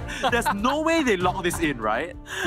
I mean, there was an Espeon just now coming from RJ2, but you know, that's what made my jaw drop. But you know, Duraludon, A9 coming in as well from RJ2. But however, RJ1, they got Giraffe back on that Cramorant as well, and Ikura on the Zarina. Oh, RJ Gaming 2, they're running their piloted Frozen Throne strategy. You got a big metal tower in the center of that Aurora Veil, and he's just gonna rein in the pain. Whereas RJ Gaming going with a little bit of something that we're more familiar with, something that we've seen throughout both days of the regional finals thus far. Yeah, I mean, a lot of Ninetales stacked together with the Dreadlon, having those Aurora Veil, increasing the speed, or the attack speed coming from the Dreadlon as well. Adding additional stacks onto those Dragon Pulses, firing off those Dragon Pulse, and yes, I did pronounce it right. Alright, whatever you say, I'll let chat decide that. I'll let the audience decide that. But we're gonna get into the game right about now. This is the civil war that the fans did not want to see, did not expect to see. But this is gonna be our loser semi-finals. Once again, only one of these sister teams can take a spot for London, and that is what they'll be fighting for here. Yep, coming into the early game is definitely going to be eyes on the Durandalon and the Cramorant as well. But down goes the Blissey this early into the matchup is not where you want to be. But you know, you're having the Cramorant, you have so much last hit potential, there's a chance that you will be able to just out-EXP your opponent. But looking at this right now, RJ2 is having such an offensive start. Oh, I really like this from RJ2. Haligu actually going for a Duraludon central area. Earlier on, we saw it played in the attacker role by Dangerous on in the OCE regionals, but you know, opting to give it a bit more emphasis, even though it is that basic Pokemon, it is one that can scale really well into the late game as well. Yep, and that is exactly right. Immediately, he will be rotating down to the bottom, just try to, you know, do that A9 combo. However, that Giraffe is just soaking up so much EXP, taking out most of the bees in that fight. Yeah, that's the power of the Cramorant, but Ruvis as well as Maita now, they're gonna move up to the path and try and push the rest away. Of course, Cramorant between his moves just has so much early secure. A bit of pressure on the Ikura though, and they're gonna meet him right there and take him down. There's an early tumble for the Steenie. Yep, I mean, you don't want to be tumbling so early into the game. I have no idea how many stacks does he have on those attack weights, but hopefully that KO actually did pay off. Ruvis in a really bad position as well, but unable to get out of there alive as Lucia was so low. Nah, I mean, it's not actually Ruvis who's in any trouble at all. Just turns around with the passive, the snow drops, and the last auto manages to finish off that Chansey. Still at level 3, not too good, looking out for the side of RJ Gaming. Yep, I mean, the Chansey coming in from both sides is at level 3 right now, right? So now it's kind of the race to whoever could reach the Blissey stage first. Since the RJ Gaming already got it, but RJ2 is just pushing RJ back so much in the bottom side. I mean, the RJs starting to get a little confusing, but all you need to know is the fact that one of the RJs are winning. Yeah, exactly right. I mean, take a look at this, right? RJ1 immediately rotating straight right down. They want that Dreadnought, but leaving Ikura right on top. Does that mean that, you know, he's not done stacking? Yeah, absolutely. I mean, he definitely wants to make use of that space up there. A nice jump forward. Ruvis putting down the Aurora Veil, which is a no-fly zone for this Cramorant. Can't move up and approach his bees. Giraffe still going to step forward, but slightly misplacing that Hurricane means that he's not going to get anything from that trade. Yup, and there we have, you know, immediately backing off. RJ2 just getting ready for that big Dreadnought fight as they rotate everyone down, but Serena is left on top, on the top side. Yeah, they've already popped up. Giraffe needs to be careful. There's the Aurora Veil as well. The freeze is up, and this bird gets his wing clipped. So here comes Ikura with the Storms out though. Takes out the Koopa and the Draco Impact as well. But I believe it's actually Haligu who manages to secure the Dreadnought for his team. One dragon just manhandles the other, and he's just blasting away. The Frozen Throne is standing tall as RJ Gaming 2 managed to raid it in the bottom half. Those damage coming in from Haligu on that Durandalon is just doing so much against RJ Gaming. Zarina, Ikura on the Zarina might be late for the battle, and that might have cost them that loss. Immediately rotating to the top side, RJ2 is not allowing RJ1 any rest as they won their Rotom. Yeah, I mean, if we talked about the familiarity of these teams, right, we don't really know the story as to whether they are very intimate or not, whether they know each other that well, but it's clear RJ Gaming 2, ever since day one, they've been running this strategy with the Duraludon as well as the A9, right? So this is something RJ Gaming must have prepared for, but right now it feels like they're getting, it looks like they're getting caught in the cold a little bit. No real response coming out from them. Yep, Rubies don't really want to dunk and close up that final, that tier 1 hook right over there as well. But RJ Gaming immediately moving down to the bottom side, just trying to dunk in as much points as possible. As of right now, RJ2 is winning, but you know, it seems like it's still pretty even trade right here. Yeah, for sure. I mean, this is the man on your screen that we should be watching, right? Xing Desu on that Dragonite. He's going to be the one who has the Draco Impact on top of this Duraludon and try and break open that formation. He's the one with the firepower, with the Hyper Beam, and he's going to need to back up Ikura when they go in together. Yep, the stress is definitely going to be on Shindesu here, right? We have saw him on AOS Cup. He's a playmaker for the team. He was on their Greninja, but however, this time Greninja is not at home now, and he actually switched over to Dragonite. And, you know, how much playmaking potential could he do to bring RJ Gaming to victory? Exactly. RJ Gaming 2, they're in a good spot for this Dreadnought. They've already taken up position around the burst. The Shadow Ball not going to find anybody at the moment. But they spot out Rubis. They should know he's there. Ikura wants to go into the trap kick. And there's the Ring of Bound. But there is the Snow Globe immediately to respond. Taking out nobody at the moment because of the beautiful reset. They're going to take the Hoopa portal back in. They finished off Shingdesu to start. That is not how you want to start your fight. Dreadnought dropping low. They're not going to be able to grab it if they fall all here. Ikura trying to get the stomps off, but they can't get the damage in. This Haligu Duraludon stands tall yet again in the bot path. Haligu having those timing to perfection, getting the last hit onto the Dreadnought and just putting the whole Pokemon to work, and that jamming down every single one of RJ Gaming one after another, immediately rotating straight right to the top side. They won every single objective right now. RJ2 is hungry and they won the head of their big brothers. That is what I've been saying, right? Ruvis, he's been looked down on for so long, just overlooked. When we look at Star9, when we look at the Singaporean teams, Star9 being one of the first few to sort of fall apart, and Divinity and Renaissance still standing strong. He has a lot to prove. He's been in a bit of trouble though. He needs the help from his brothers, but immediately the Queen's Ascendant, they want to take down this Alolan Ninetales, and they've got it. No Aurora Veil means no damage reduction, and now the side of RJ Gaming 2, they need to be careful. Maita now actually opting for a 40 dunk in this bot path instead of contributing to the fight. But oh, what is this? Was that a Blissey Rotom steal? Wow, I mean, I believe it's definitely gonna be an egg bomb or something like that coming in, right? But you know, but RJ2, I mean, they're looking pretty good, right? They want to try to get a Hoopa up to level 12 and get ready for that big fight. Take a look at this Hoopa level div 2 levels and the auto attacker level piece as well. And right here, Yemu might be caught in the top side.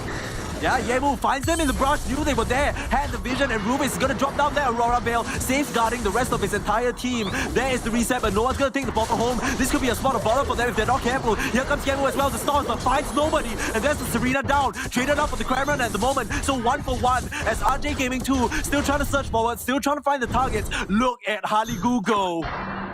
You got 40 more seconds. You don't want to fight. Another casualty right now is not what you want as a team. 40 more points going straight right to RJ Gaming, but RJG2 immediately retreats off that fight. Get that Dreadnought, get that buff, and get ready for the final stretch because you need every single resources that you can find right now.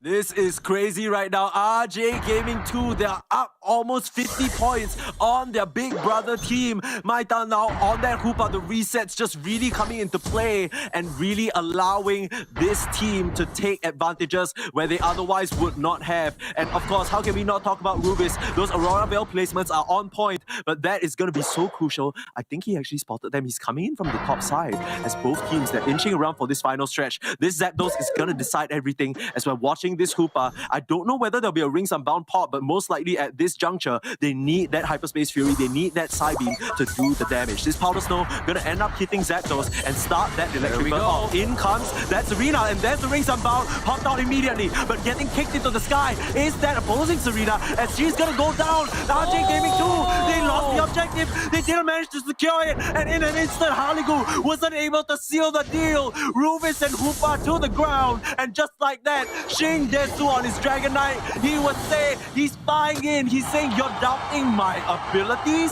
451 up, the goal zones are defenseless, and RJ Gaming 2 have no choice but to go for the Hail Mary dunks, but it's only so far they can go. That's a ding ding ding. Nyamu out of the picture, and RJ Gaming, they're 250 points up.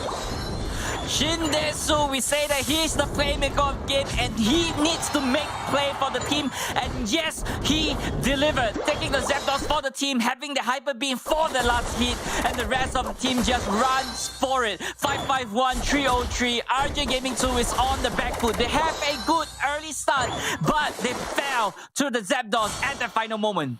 Beautiful initiation coming out from Ikura, went straight into the brush and found them for such a huge response. And guess what? We were talking about how Giraffe, we felt this was a bit of a gap in terms of the player skill. And we're saying, you know, oh, this guy, he wasn't really performing when he was playing the top half. Now on this Crab Run, he looks right at home, dishing out the damage from the distance. Look at him, there's the Gatling dot missile. The defense is on, the turret is online, and he's blasting them all the way back home. Sends them packing. Still, there's the stop from Yemu. Nothing to offer up though, as the Sheriff claims another. The guns are out, bang, bang, bang, and he's blasting them with fishes coming out of his mouth.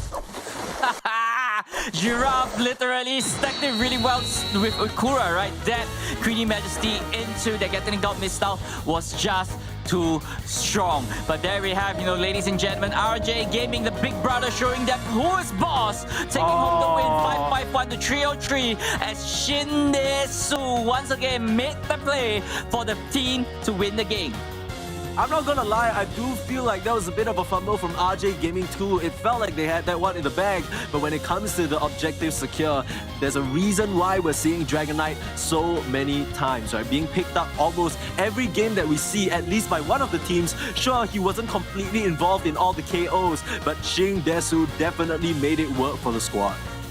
Yup, I mean, when it comes to last hit capability, RJ Gaming has that Dragon Knight. We have seen time after time again, Dragon Knights have so much immersive power to just defeat every single wild Pokemon at a 1/3 health range. But however, RJ Gaming 2 on the other side only have Haligu, which is the Redolon, which has that best last hit capability, but it's not enough compared to what a Dragon Knight could do. Is this the time to rethink your strategy so that you could beat your big brother? Ikura 80k damage there on that Serena, absolutely popped off. Didn't have the best start like we said, but still came back and delivered those storms straight to the head of their younger brother. Just steps on him a little bit, you know what I mean? Like, just kind of bullying your little brother around. But RJ Gaming 2, we definitely saw the fire come out from them in that game number 1, right? You could tell these people really have that innate drive to want to win. And let's take a look back at this replay at this early objective. This was where RJ Gaming was really running away with it. Yup, and take a look at this, right? RJ Gaming tried to give them a good fight, but RJ2 just fought it so well. Got that Dreadnought, got Ikura, and then running out of that fight. But however, this is the downfall. This is the start of the end for RJ2 as RJ Gaming took that Zapdos for themselves. And there we have Shindesu with the Hyper Beam securing that Zapdos, and they're running for victory. It really goes back to the fact that Ikura was able to engage in that situation and still get away scot-free with the Queen's Ascendant, right? Even though he saw the Rings Unbound being popped, he didn't just throw his Unite move all out willy-nilly, waited until the right moment to secure that onto Yemu, getting that KO on the opposing Serena, and from there, the Stomp difference is just too much. When one side is Serena and one side doesn't, the difference in amount of burst is just overwhelming, and RJ Gaming take down their younger brothers. Yep, there we have the match MVP for this game, RJGZZZ Ray, all the way from RJ Gaming, the Hoopa, you know, proving himself once again. We have barely seen support in this screen, but they deserve the recognition that they need. Yeah, every time there's a support MVP, that's a big pop for me, and Z-Ray definitely doing it for the squad. I feel like it's a bit of a sleeper one, right? But whenever you sort of have this support still come out as the MVP, you know they made such a huge difference. It's so hard to get that MVP crown on top of your head in these positions, but I think the resets as well as the rotations, something we talked about with the importance of Hoopa is the familiarity with your team, right? Your team needs to know how to play around those hyperspace holes to really make the rotations count, and we definitely see that coming out from RJ Gaming. Yep, so there we have, game number 1 has been concluded right here. So how is RJ Gaming 2 is gonna, come back against their big brother? Because right here, they got a really steep mountain to climb. They literally own the whole game, but they could not secure the final objective. Okay, how much of it do you think is a composition thing, and how much of it do you think is a split-second last-minute decision-making thing? Because I feel like it's more of the latter, right? I feel like the Frozen Throne was kind of standing strong for most of the game. They secured all the objectives, but it was just that last moment where they slipped up a little bit. So I wouldn't expect too many changes. I don't think it's all about... I think it's one of those classic situations where you look back and you're just like, okay, maybe we threw a little bit, maybe in that final stretch we didn't play it the right way. We just need to watch out for this Serena engage coming into the final fight, and we'll be A-okay. Yeah, maybe the first target they have to zone down is Shindesu, right? Like just removing him away from the fight. But take a look at this. Ray going into that slash and LC Lucia with the slow bro as well. But RJ2 changing their lineup up as well. We have Harigu on the Cinderace and the Absol.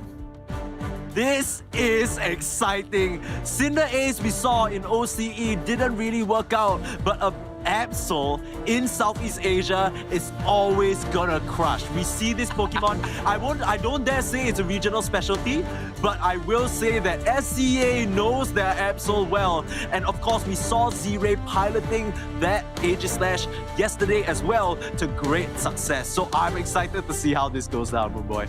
Yeah, this is a really interesting composition, right? We have not seen this matchup anytime soon, but now this is the very first time that we are going to be seeing this in game number 2. This is match point for Big Brother right over here if they want to survive, but RJ2 needs to win 2 more games to go to the next round.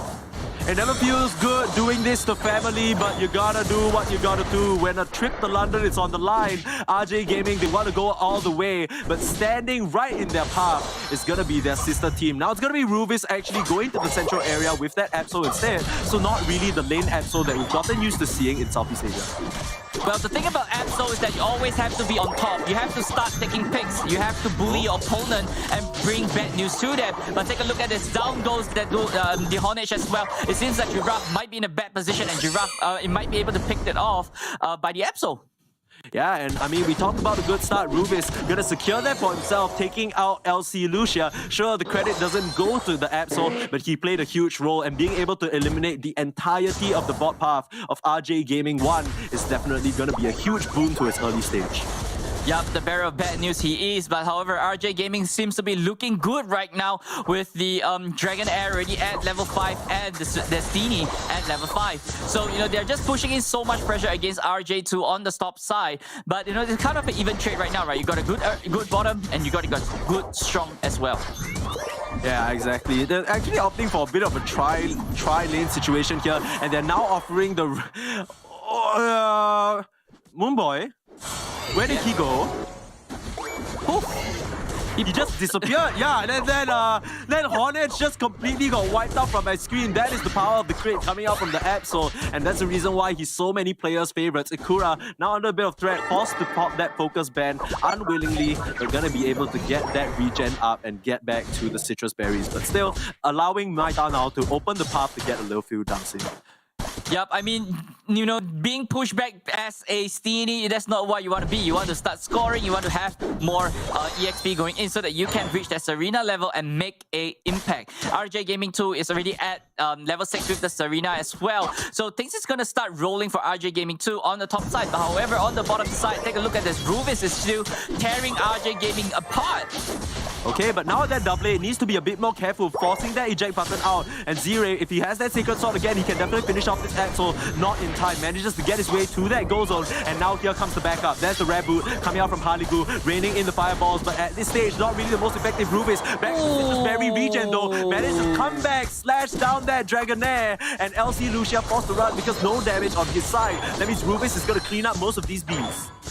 Those resets on the Pursuit, or should I say Night Slash, is just doing so much for Ruvis. He's already at level 7 right now. He don't even need to go back to the central area, right? This is a good rotation coming in. But, you know, they already got a good position onto the Dreadnought. How is RJ Gaming going to reply to this one? Yeah, I mean, they need to start off this Dreadnought, but they have to be really careful with Ruvis because if you get caught out by a hindrance, it doesn't even matter. The slashers are there and they take them out. Ruvis is going to drop for that one, but RJ Gaming, they secure the objective. They get at least 1 KO and they got to get out of this scot-free. Yep, RJ2, you know, immediately running away. This is not the fight you want to be, as the Absol is not home. LC Lucia managed to get Harigu, but immediately gets stomped off by Yemu. Yeah, Yemu, you know, we saw him kind of try to make an impact in that last fight in game number 1. Got caught out by the Queen's Ascendant, so a lot of work for him to put in here for the team. Of course, that's one of the weaknesses of Absol, right? Once you get into the thick of things, you're very vulnerable. Same thing can kind of be said about Aegislash, but the difference with Aegislash is you have a way to play around it with the shield form. Now Ruvis, has he gone a bit too far? The Telekinesis catching him. Then the Midnight Slash. The Unite move is out, and there is the Sucker Punch as well. Not falling for it is LC Lucia as the brawl kicks off. They're still trying to do damage, but there isn't enough because the goal zone is going to keep them up and running. A nice telekinesis pullback of the Nyaru, but he's going to get out of that one scot-free. Yep, right now Rubies have to be really careful of Shindesu because those Hyper Beams is gonna melt that Absol apart. They have RJ Gaming 2 managed to get the roll top, but this fight right here is gonna be looking bad for RJ2. Absolutely, they're surging forward, trying to get the touch of the Giraffe and take out that Blissey. Meanwhile, Shindesu trying to put in the work onto the roll top, but Ikura's gonna get cleaned up. Rubies has his target and Rubies cleans up. RJ Gaming 2, they answer right back in this early game. Those damage and those slashes coming in from Rubies just did that fight for RJ2. All he has to do is just have that sustainability from the Blissey. He could survive a little bit more in the thick of things, and then he could do his thing. And that is what the support is all about, and he was managed to just pull everything through, while ZZ Ray is just at the bottom, farming. All eyes gonna be on this Aegis Slash as we get later and later into this game, right? We saw what ZZ Ray can do once he gets scaled up to full levels. And once he hits that level 13, once he gets a plus moves on both his moves, that's where he can really make an impact. There's the Rings Unbound. They want to get this Dreadnought and they're gonna be able to secure it with the stocks. LC Lucia now in a bit of trouble. Caught out by the Queen's Ascendant is ZZ Ray. Can't get the shield bomb buff in and gonna get cut down. The slashes are there, but it's gonna be the shield to drop as this Serena is just completely rampaging the side of RJ Gaming. Rubies follows up as well. A KO streak of 2 for this Axel as they cleaned up top, they cleaned up bot. They're making it look like clockwork. Do you guys see that? Rubies just dodged every single shot coming in from their Dragon Knight. He's just utilizing those invisibility frame and just dodging every single attack that he can see or he can feel at that point in time. And just taking down the rest of RJ Gaming. That is just pure micro work coming in from Rubies. Absolutely, there are the Storms as well, just baiting out a little bit. Rubies with the Midnight Slash, dodges out that Sacred Sword. Those are some sick maneuvers coming out from this Axel. Gonna get bound out finally. There's the slow beam coming out from LC Lucia. Naru not able to dispel him out of that one. And now RJ Gaming, they want to see just tier 1, but it's a little bit awkward because they don't know where the rest of RJ Gaming 2 are. They spot the Pupa in the bot path, but there's the Serena, picks up LC Lucia, and the rest of RJ Gaming 2, they're surging forward to this Rotom. They want to get the objective. This Blissey's in trouble. Giraffe forced to run away, but at least they get the objective. Not if they get cleaned up though. Yamu finds that KO, and the rest of the side of RJ Gaming 1 have to back off. RJ Gaming has to start to farm right now because they have to get ready for the fight. They have no Hoopa in their team. There's no those sneaky teleportation coming in and out for RJ Gaming. So they really have to start going old school and fight it well. But we have to see LC Lucia later on in the matchup because he is the key player to stop Rubies from wrecking havoc with the slow beams. Exactly, we already saw this slow bro put in huge work to bring RJ Gaming this far. Can it be the Pokemon to close it out for them? Can it be the Pokemon to send them to the losers finals here against their subsidiary team? There is the Hyperspace Hole, gonna try and bring Yamu down to the action as RJ Gaming, they already have a nice position. LC Lucia fishing for a little bit of a telekinesis. They don't manage to contest the Dreadnought on RJ Gaming 2. They didn't make it in time, and now it's time for the final stretch. Right here is just all about positioning. Whoever got the good position to pick up a fight, whoever who gets their main carry first is going to be winning that fight. Because right here, LC Lucia, all he needs to do is just catch that Rubies, catch that Absol, and not allowing him to do his thing, and the rest is going to be history. They actually allow that Blissey to go down 33 in the top side. As the fight kicks off, the Aegis Slash is down. They cut down the sword. They slow him out, but he's in a lot of trouble. That's all fake HP. He doesn't have anything to stand for. And RJ Gaming gets wiped apart. This Cinder Ace has gone absolutely ham. Haligu rains in the fireballs, kicks them down, and scores a big fat 5 KO. An entire team wipe, and Zapdos straight into their pockets. All I see, Permasneeze, is nothing, and then there's a mess going on, and all I see is just Violet just staying on the screen, and then those Unite moves just popping off like nobody's business. But ultimately RJ Gaming 2 came up on top, and off they go. They're dunking again and again and again, but RJ Gaming is just trying to hold them off, but I don't think it's gonna be enough. And see, they are down 600 points against their opponent with just 1 minute. That's not gonna work. Shingdesu has to lead the squad, has to rally here. They need to go forward and get these downs in. They still have 1 minute. The one upside is they do have tier 1 go zones to work with, as we see Ikura gonna take full advantage of that, get 100 in. That Dragonite as well, 50 points in his pockets, gonna get that in as well. They're up to around 300 points now. Maita now can't afford to get taken down here. Z-Ray has found him, can't get through the portal. That's one crucial defender down. The hyperspace hole could have been huge in helping them defend. Huge mistake coming out from that Hoopa, and the points that's starting to rain in. Do they have enough in the pockets? 500, 100 left, another 100 in the top side, but the points in their pockets are running out. The last person that needs to dunk is gonna be this Slowbro. They need the Slowbro +1 with a few more points coming in. Shingdesu has it. This is the defense of a lifetime. This is the defense for London. Here they come. Draco Impact. Hyper Beam finishes off Rubies out of the picture. Cinder A still kiting though, managing to get the KOs. Meanwhile, Yemu's holding the line on the tier 2 goal zone. Gonna get popped up. Is this arena finally gonna drop? No! Drops the stomps instead. Finishes off RJ Gaming and sends them packing. We won't go so quietly, big bro. We have something to prove as well. Ruby's gonna stab it back home with the team that he just found. The rest of the side of RJ Gaming too, even though their captain fell, they hold the line and they stand strong and they bring it to a game number 3. This is a great display coming from RJ2, and this is also a statement coming in from the sister team. We are on par with you. We are gonna bring you to game number 3. We're gonna squeeze everything out of you, big brother, because we won that slot in that loser bracket finals. Because right here, RJ Gaming 2 is just doing so well. Rufus on the episode was just wrecking havoc and just breaking so much bad news to RJ Gaming. But however, Yemu on that Serena, take a look at this, 125,000 damage on a Serena.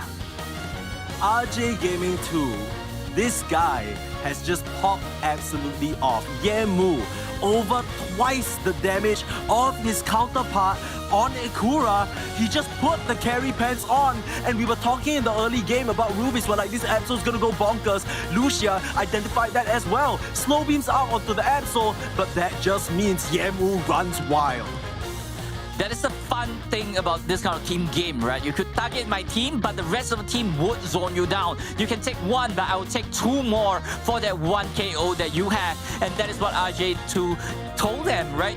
That's how they want the fight. You know, you caught my Absol, it's okay. I'm gonna catch everyone in your team and catch the Zapdos for myself, and I will score every single thing in my pocket. But RJ Gaming put a good fight against them until the very last moment they were unable to capitalize. Yeah, I mean, we're gonna take a quick look back at that game. RJ Gaming 2 definitely had their moments of brilliance as well, with that Absol from Rubius doing mad work, right? In the early game, he basically carried them through that entirely. Of course, Yemu didn't have the best start, but this crucial fight before the final stretch starts, they caught out the Aegis Slash just running in all alone, and just like that, even though the Blazing Bicycle kick is gonna be a swing and a miss, they still managed to team wipe the entire side of RJ Gaming. Without your Aegis Slash, you just don't have enough of a threat to these 3 carry Pokemon on the side of RJ Gaming 2.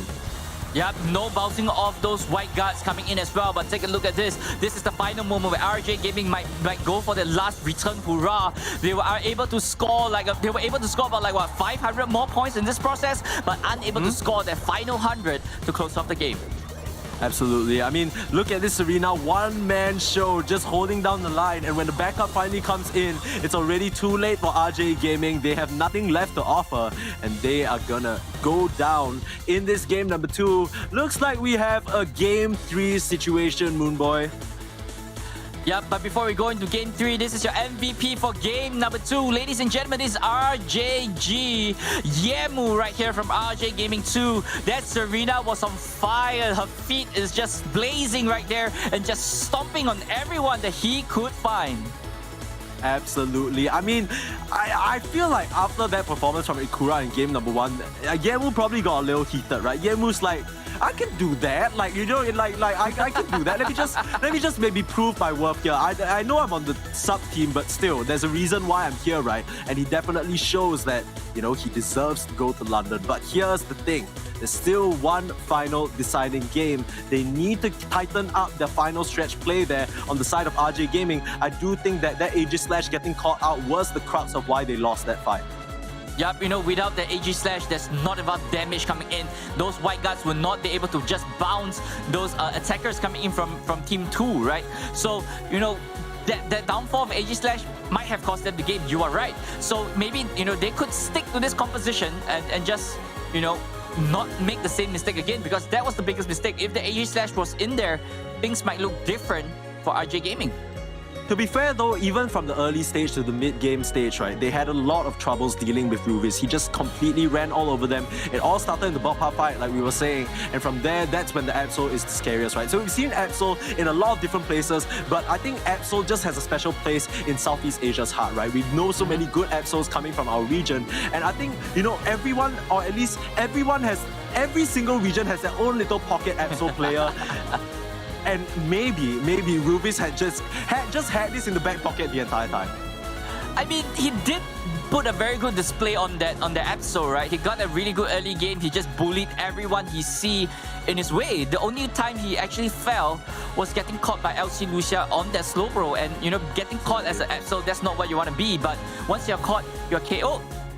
Yeah, here's the thing though, right? So it's interesting that we are mentioning getting caught, because as we take a look at the losers bracket, I'm going to finish making that point later. But right now, of course, we're looking at RJ Gaming and RJ Gaming 2, the sister teams facing off against each other. Of course, RJ Gaming, they defeated Elite 4 or X-Team Rocket and Rohan, who is one of the premier teams in Indonesia, to make their way here. As for RJ Gaming 2, taking down Reach Pokemon, who were the AOS Cup winners, as well as Rise, another top contender from Indonesia, it hasn't been an easy road for them. Every single team starts with R here. Like, what is going on? I mean, R, just makes good team names right here. But ladies and gentlemen, these two teams, RJ Gaming and RJ Gaming 2, is actually 2 sets away from Worlds, ladies and gentlemen. Whoever win this one have to go on to face Renaissance later on as well. After winning Renaissance, they will be qualified for the World Championship in London later in August. So, it's down to them. It's a really steep climb. But first, they have to finish this best of 3. They have to finish this civil war with their beloved brother and sister team. I don't know how it's going to shake out, but one thing I do want to point out, and that was the point I was making just now, is that this is an interesting way to go around Slowbro, because every time we've seen Slowbro in the past, it is that single target disable that really makes this pick shine. But when you have an Absol and you take him out immediately, yes, sure, you got one of the carries, but there's still immense carry potential, not only coming in from Yemu that we saw just now, but also from the Cinder Ace, right? We saw the Cinder Ace just run that over them once he was home free. You can only really afford to throw that out onto one person, and once you do, the rest of the way has to be made by Z-Ray, and unfortunately, he gets caught out there. But once again, the same formula coming in from both sides.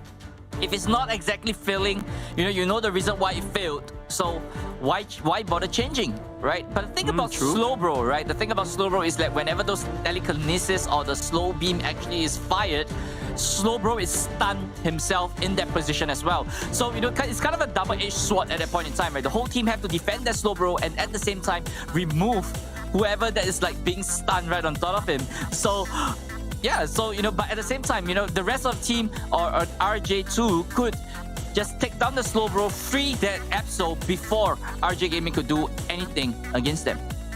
Yeah, absolutely. I mean, I think at this point in time, as soon as the slow beam is committed, you kind of got to put up your hands and say, okay, guess I'm not participating in that fight, right? Because the one thing that the side of RJ Gaming 2 has is the immense amount of carry potential and scaling potential coming out from their other Pokemon. Between the Absol, between the Serena, and between that Cinder Ace as well. Although, I do think after that game number 2, LC Lucia is probably going to pay a lot more attention in trying to lock down that Serena of Yemu. As we get into this deciding game, like I said, it's not pretty, but it has to be done.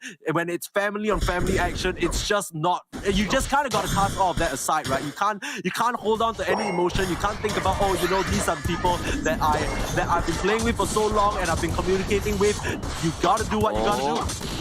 Yep, there we have, immediately starting it off. Ruvis already got the first KO on the Hornish. Hornish having a additional less defense coming in with his passive. So, maybe that's what he's going for. Just bully the Hornish and not allowing to be a AG Slash to actually defeat them. Absolutely, and that's Steenie gonna drop down to Haligu being there on that Cinder Ace. That is not cute. I mean, when you're in that score buddy stage and you get KOs, I would just be real, that's not supposed to happen. You're not supposed to be able to do anything at this early stage in the game, but getting this early advantage is gonna be really rough on RJ Gaming if RJ Gaming 2 are able to snowball. Yup, your central area Pokemon being down so early, like, you know, it's not going to be scaling as fast compared to RJ Gaming's central Pokemon. Take a look at this, level 5 on the Dragonair as well, because right here, RJ Gaming is just putting so much pressure on the top side, but however, on the bottom side, RJ Gaming might be struggling a little bit just because Ruvis is at the bottom side. Absolutely. But the Absol once again getting another KO on the Steenie while that Dragonair was pressuring up the Steenie on the side of RJ2. RJ Gaming, one Steenie actually dropped to the deck. So like we were saying, RJ Gaming, they might be a little behind on points right now, but these early points don't really tell the full story. Yup, and the early game lead don't really matter because right now levels is what matters at this point in time. You want to win fights, you want to win more objective coming in from teams, because when it comes to objective, you have to win against your opponent in a 5v5 fight. So you have to scale up your level so that you could sustain a little bit more in these fights. Yep, that is true. I mean, that is a very common thought process. I think it's what all of these teams are looking at, right? They know that they need to win the fights. But I think RJ Gaming 2, their lineup is probably going to excel a bit more in these isolated pickoffs, right? When this Cinder Ace is able to kite around, when Absol's able to find a solo pickoff, like he's looking at LC Lucia right now, but can't actually get the touch before that Blissey comes to help. Yep, as you said, the scaling coming in from RJ Gaming 2 is a early game scaling, and they really have to snowball this one. But however, RJ Gaming, you know, with the AG Slash, with the Serena, with the Dragonite, down goes, you know, they're just chasing RJ Gaming 2 right here as well. But RJ Gaming really have to scale into the late game for them to actually go into full fruition of their team composition. Yeah, absolutely. Nice eject button coming out from Ruvis, as well as that healing coming out from Nyaru, able to get him out of that situation. But like we said, the Dragonite, the telekinesis actually pulls up Nyaru, and this Blissey's in trouble, but manages to get her way back to the goal zone. Here comes the cavalry though. RJ Gaming 2 are here to play. They've taken out LC Lucia. They're looking towards Giraffe. There is the Cinder. Oh, not the Cinder, sorry. The Cinder is trying to rein in the damage, but they managed to secure the Dreadnought on the side of RJ Gaming. Now in a bit of trouble. Nice escape to dodge out. Giraffe gonna be under some threat, but forced to commit the eject button for that KO. And Xing Desu gonna be the real winner here, tag teaming up with Z-Ray to line them up and knock them down. Those Hyper Beam immediately went through Ruvis and into the Dreadnought, getting the objective for themselves. At the same time, AG Slash is already at level 8. He got the evolution, he got what he needs, and right here, RJ Gaming is online. Every single Pokemon is at their final stage, and they are ready to push. Exactly. RJ Gaming 2, we talked about Ruvis having a good start, but it's nothing compared to the one that he had in game number 1, right, Wu? Still trying to jump forward, Sucker Punch out onto Giraffe. No stun though, but here comes Yemu as well to follow up. Bliss Assistance, gonna knock them out and take them down. Nicely timed there from Giraffe, proving us wrong. We were giving him some criticism fairly, but now he's saying, yo, I deserve my spot here. Turns up on the Blissey, help that Serena. Meanwhile, RJ Gaming taking another win on the bot side. Man, they are pulling out all the stops here. Things are looking great for RJ Gaming right here, breaking both the tier 1 at the same time, immediately rotating straight right to the Rotom, and that Rotom will be marching straight right to the tier 2. They are buying themselves so much time right here. They got the level up to speed. They got their level advantage at the same time as well, because right here, RJ Gaming wants to fight. RJ Gaming 1 says, bring it on.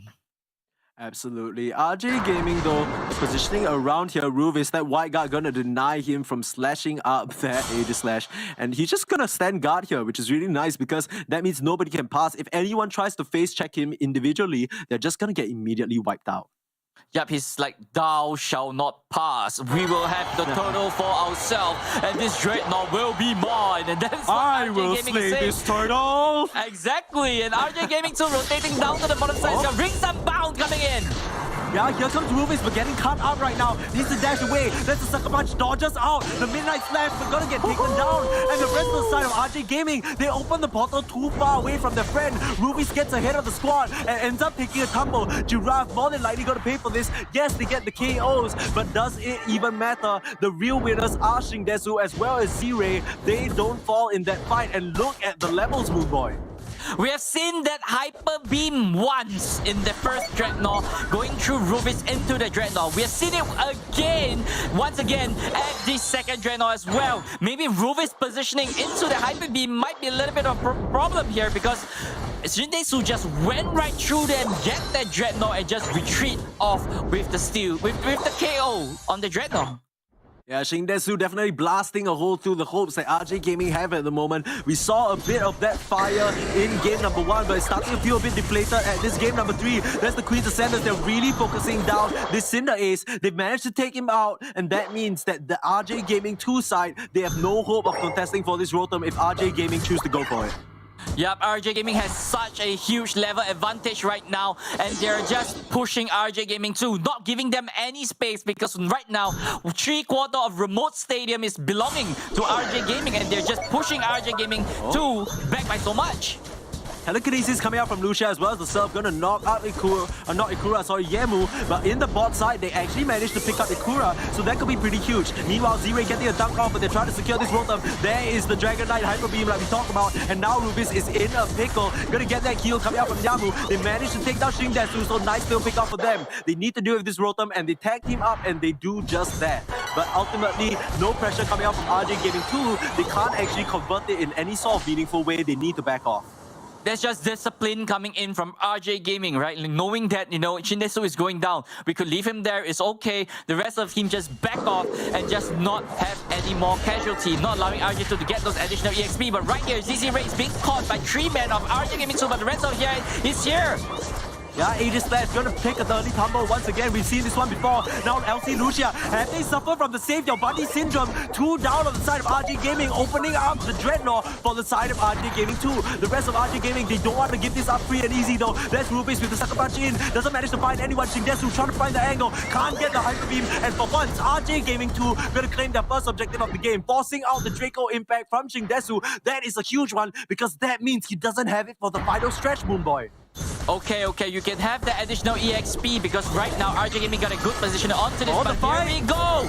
Queen's Ascender straight onto the other Serena like we said, but immediately answered back. Who's gonna win the Serena duel right here? There's Gabu with the Storm Star onto Ikura. Needs to dodge out of that situation. The Aegis Slash still trying to stand strong, but Cinder is gonna take LC Lucia out for now. RJ Gaming, they're falling. The Slime Beam is not gonna be there in time. The Hyper Beam is the superior one after all. Ikura trying to do the lead, trying to do the most, trying to get the storms, but there's the Cinder Ace, there's the Kite. Shigesu with the chase on, is it enough? There's the storm for Cinder Ace, is he gonna do it? The last one does absolutely not. Hyper Beam does it again. Hyper Beam has done it the entire 2 days of this regional finals, and it shows no signs of stopping. Shindesu on that Dragon Knight. Now here's the contest, but throwing Rubis up into the sky. No weapon to turn. This Absol forced to slash around, still dodging out Dragon Dance. Z-Ray is back in the fray, and the rest of RJ Gaming, they're starting to surge back into the fight. But LC Lucia has already dropped. There's that bottom control being taken out. Ikura looking towards the Zapdos. It's at half HP. They're formulated for the clock.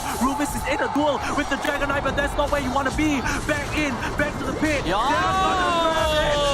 RJ Gaming secure it. The fight went on so long that Shindesu got his Draco Impact back, and they are going straight for the goal zones, Moonboy.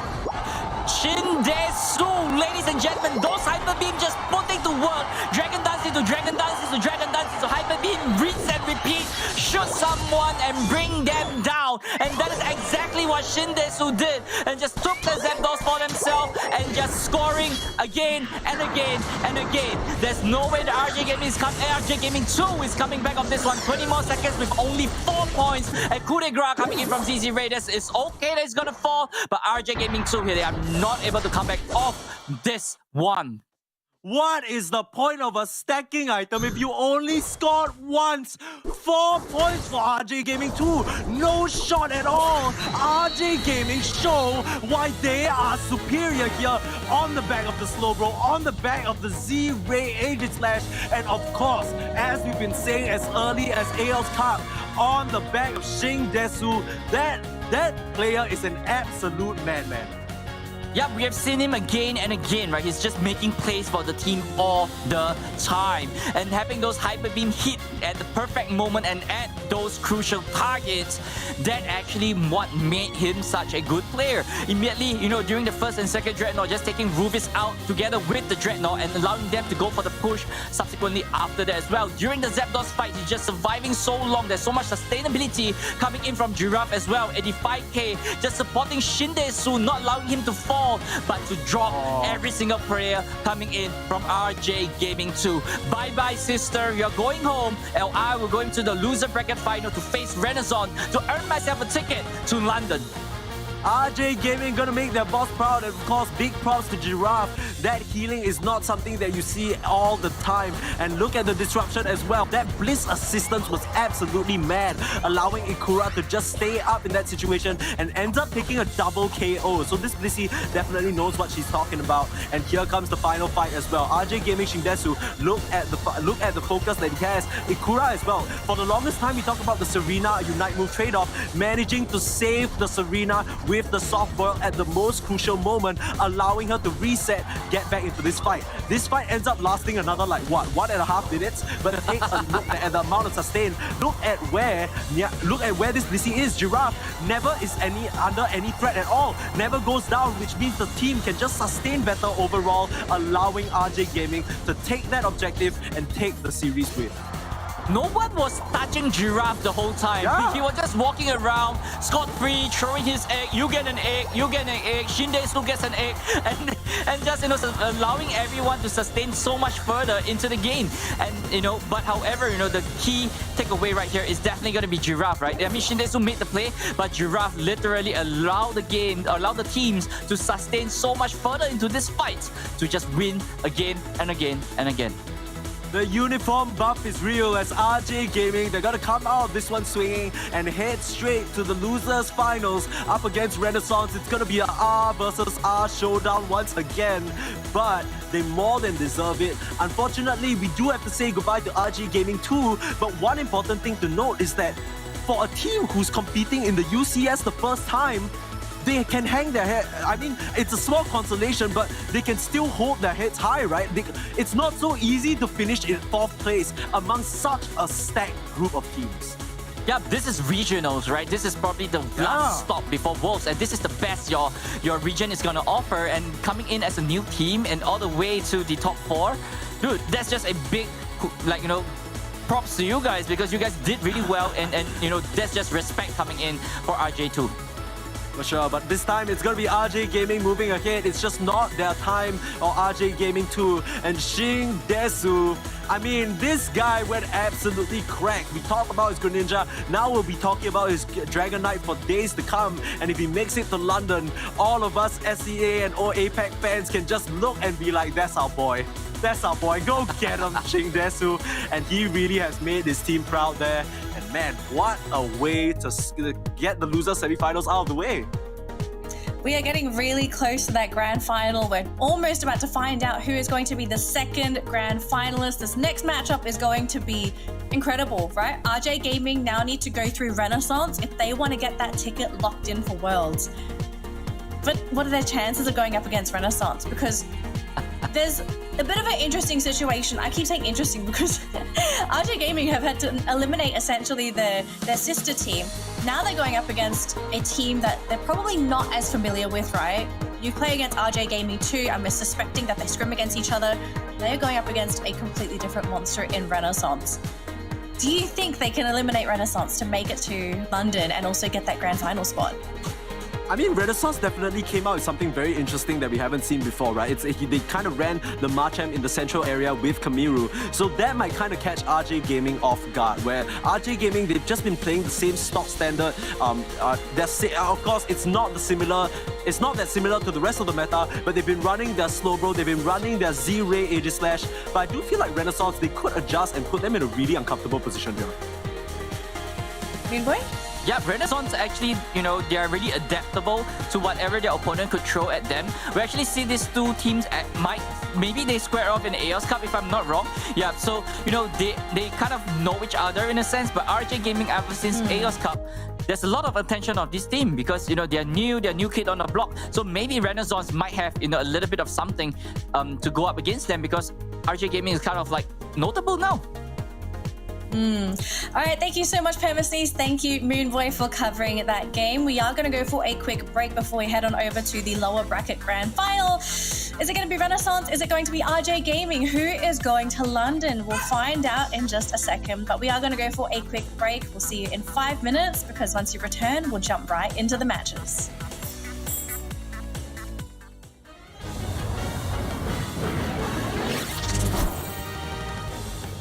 Now, we're going to talk about items. There are two types of items in Pokémon Unite, battle items and held items. Let's go over battle items first. Battle items are active items, meaning they need to be activated with a button press and they have a cooldown.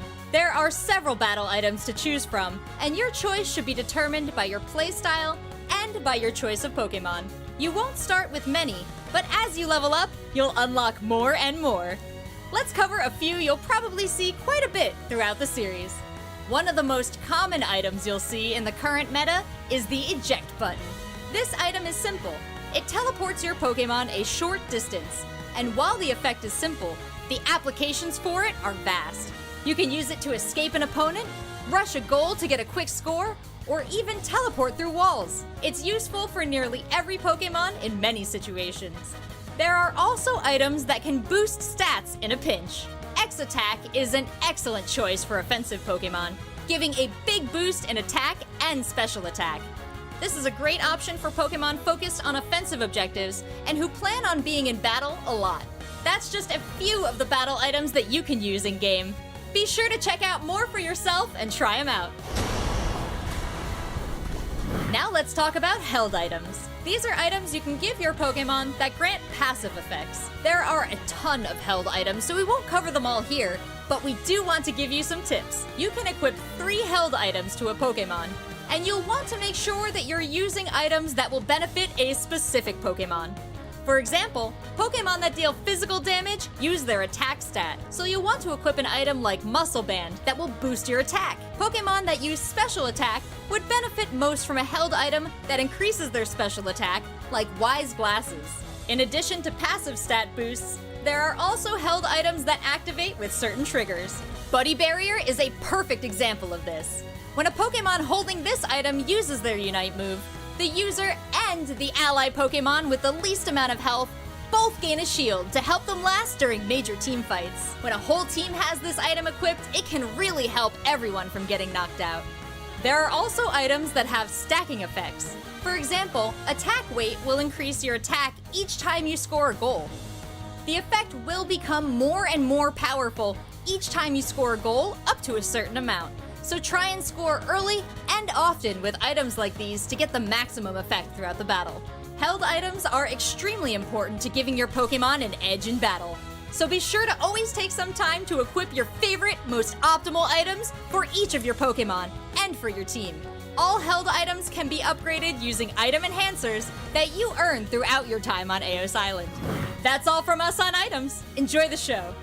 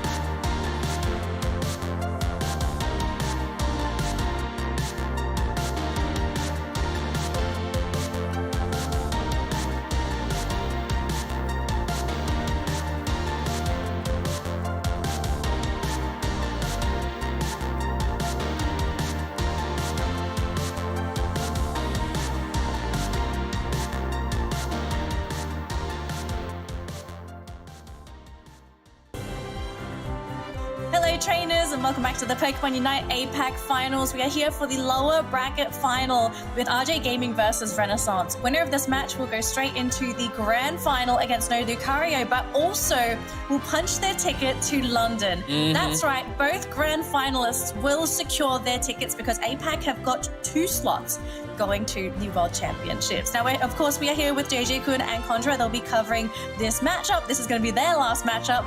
And JJ was telling me just now he doesn't know who to root for. He's conflicted.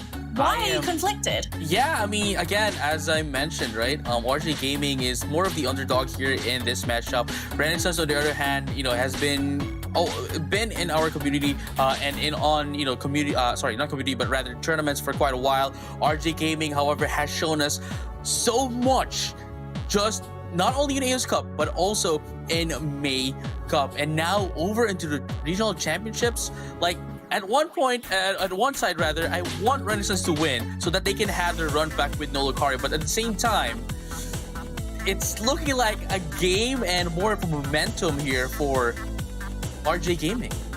Yeah, I just love the narrative that these teams have overall. Like you said, Renaissance, though they have been the Old Bloods has been around for some time. Sure, they have the wealth of experience, but you can see the hunger in the New Bloods overall. RJ Gaming overall, from groups, we've seen the results. They had a clean sweep, even taking down their brothers in that group stage itself, and that was just a little bit of repeat that we just witnessed overall. And to me, it was exciting to see that they're introducing new stuff. Well, it's time to see who's going to be making it to that grand final. The draft is ready here for RJ Gaming versus Renaissance. Who is going to London? Let's find out. JJ Kun and Contra, take it away. Here we go. They are just going to stick with what they've used, on the previous matches. Renaissance here, same composition. Camilo with that of the Machamp.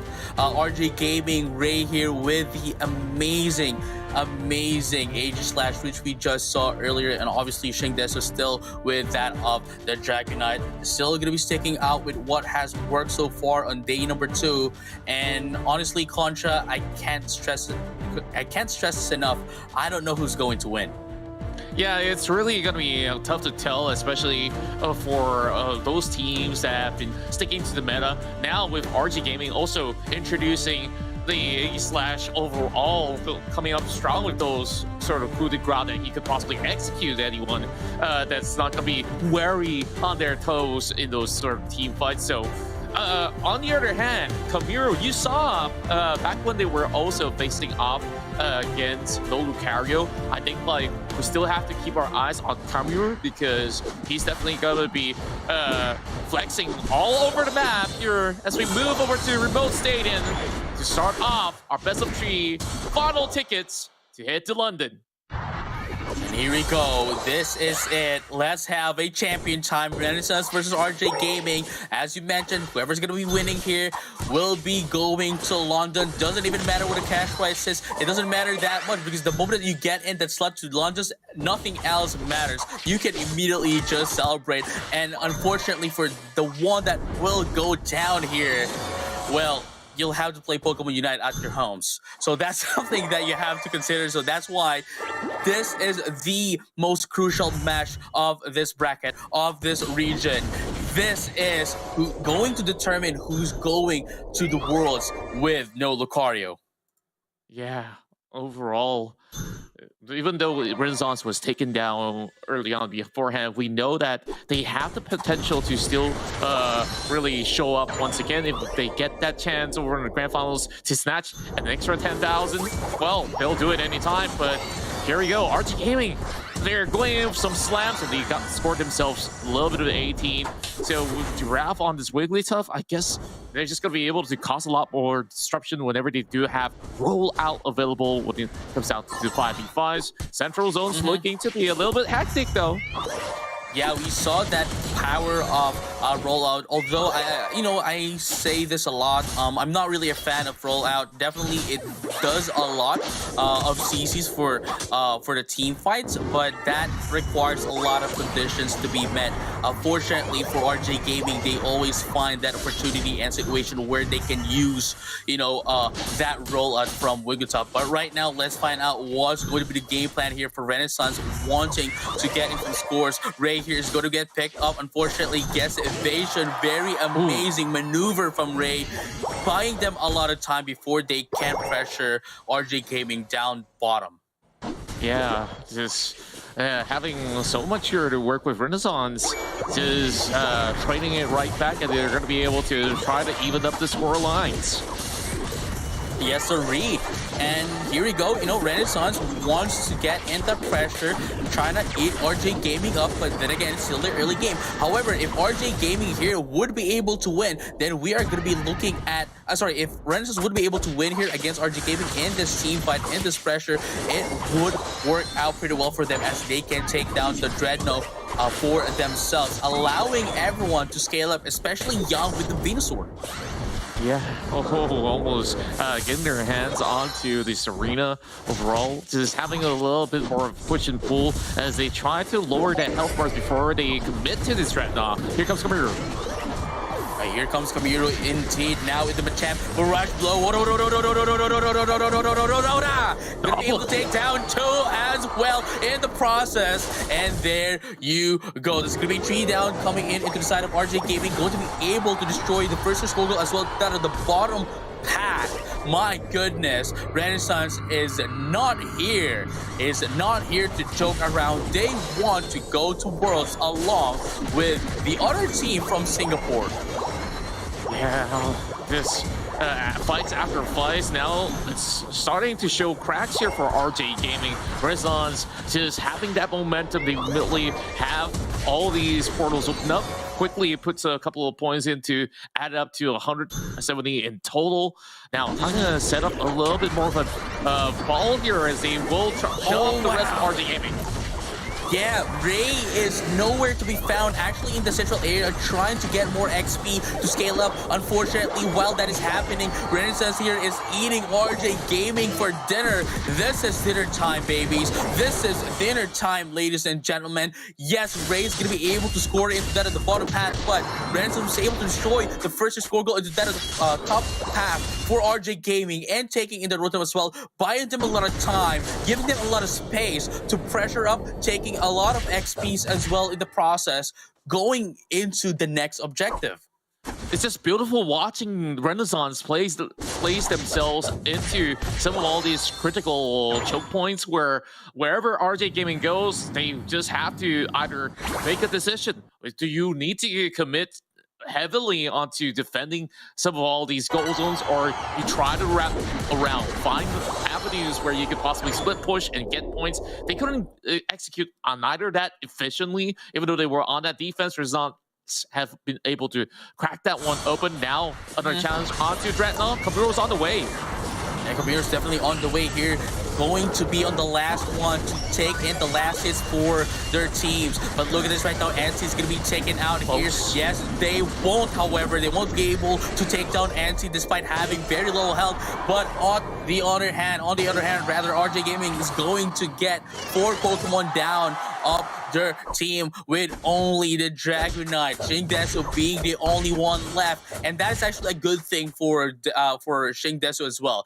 You don't want to get taken out. You are the carry of your team. And if you get taken out, when all of the rest of your teams have already been taken out, that would pose a huge problem for you going over the next objectives and going to be delayed before the Zapdos comes out. Yeah, RJ Gaming, I guess like all they could possibly do is stall until they could finally lay their hands on the Zapdos, but honestly, it's not going to be all that easy. Now with that disparity of levels, this Machamp already hits 13. It's going to be punching like a truck. Well, technically, trucks don't punch, so he hits even harder. Right, and here you go, going over into the next Rotom. There's 3 seconds. For those who doesn't know, right, there's a timer right before the Rotom spawns, but for it to go grounded, it takes 3 seconds. And so that's a total of 33 seconds in total. But here we go. That's going to be a pick here. Anti's going to be taken down. That's going to be the Serena as well. But at the very least, Renaissance here, that is 3 more Pokemon. Most damage dealers here, the main damage dealers here for Renaissance is going to be the ones left here to take down this Rotom quite freely as well without contest. Yeah, and they also have to deal with this Rotom, so I wonder if they can actually make it in time. They don't really have Hoopa for them to easily teleport right down below, so they're being split apart. So either you just have to let go of that Dreadnought and just prepare for the final few moments for them to try to secure that Zapdos, because Renaissance, they're just gonna have an ample amount of lead, just having this whole area of the southern side just absolutely controlled. So I don't think that it's wise of RJ Gaming to even get anywhere close, and therefore they did choose to do so. Yeah, but however, the implication of that is that, Renaissance here would have the highest XP right now and the highest damage potential. Look at Rebongs right now into that Serena, level 13. Kamiro at the Machamp at level 14. Yang already has gotten its power spike at level 13. So if RG Gaming cannot get in on the team fight properly, they would have a hard time. And just like that, they were able to take down the wing top, going to be able to get a reset as well. And it looks like they're going to be adding up one more KO. Shingdesu wants to get another one, but unfortunately, they're going to be the one who's going to be taken out. And just like that, 2 is going to be going down. Ikura trying to survive as well. Unfortunately, with a Queen Ascendance, it's going to take them out as well. That's going to be 3 for RJ Gaming. And look at that, another one here. Blissey into the side of RJ Gaming, wants to survive as well, wants to help out, but unfortunately not going to be enough. Ray here is going to be taken out as well. Egg Bomb is not going to be able to seal away the Zapdos from Renaissance, and just like that, Renaissance was able to take in the Zapdos and going to be able to rather widen up the gap that they already have against RJ Gaming. But we have to remember as well, there's still a minute left. RJ Gaming can still come back here if they have the scores to do that. Unfortunately, I don't think that's going to be the case here, as Amir's going to be taken out here by Shingdesu, but still, the points are saying a lot here. 694 to 203, and there's still a minute left. Not everyone has 50 points on your end. I think this is going to be quite second to impossible. Yeah, it's about 50, or should I say 500 in disparity overall. So, yeah, not enough time for them to do much. RJ Gaming, they've lost too much control. Renaissance, they just basically do methodical plays and, yeah, fight as much as they want. The Power Dance will negate them from scoring any sort of points. Right, and there we go. We are looking at Renaissance taking in game number 1. They would really want to go in and have a run back against no Lucario onto that of the Grand Finals. But then again, once they step into that, it doesn't really matter. They're already in London. But RJ Gaming here, however, on the disadvantageous side, they need to win 2 more games straight. A reverse sweep is what we need here, is what they need in order to be on the Grand Finals. What is RJ Gaming going to do here against Renaissance, as Renaissance was just able to eat them alive since the early game, and they just maintained it up until the late game, that they weren't able to do anything even on the Zapdos fight. Yeah, I think that they really have to look back what really is the core of the issue. I feel like in terms of executions, they didn't really have sort of sync move all together whenever they want to go in for the contest. The only sort of effort that we see them possibly put the most on is on those Dreadnought attempts. And after a couple more of these sort of extension of the game, like Renaissance clearly are ahead in terms of EXP, that it's hard for RJ Gaming to find ways to actually sneak out a couple of points. And even on the Zapdos fights, like you saw, Renaissance, they just basically took command, took control, chased the rest of RJ Gaming out, and even with the Aegis Slash waiting on the back line to try to steal it away, his health bars have already depleted before he could even go for the attack. Yeah, and you know, this isn't the RG Gaming that we saw from the previous games, you know, the one that they went against their sister group, and I'm pretty sure, you know, the hopes of their entire squad is riding on RG Gaming. So it would be kind of a, how would I say this? It would be kind of a bad thing in a way if RG Gaming would lose after winning against their own sister group. But if they can win this, then that would be a lot. Again, they are the underdog in this matchup. Renaissance here, however, is doing so much that RG Gaming cannot do anything at all against them.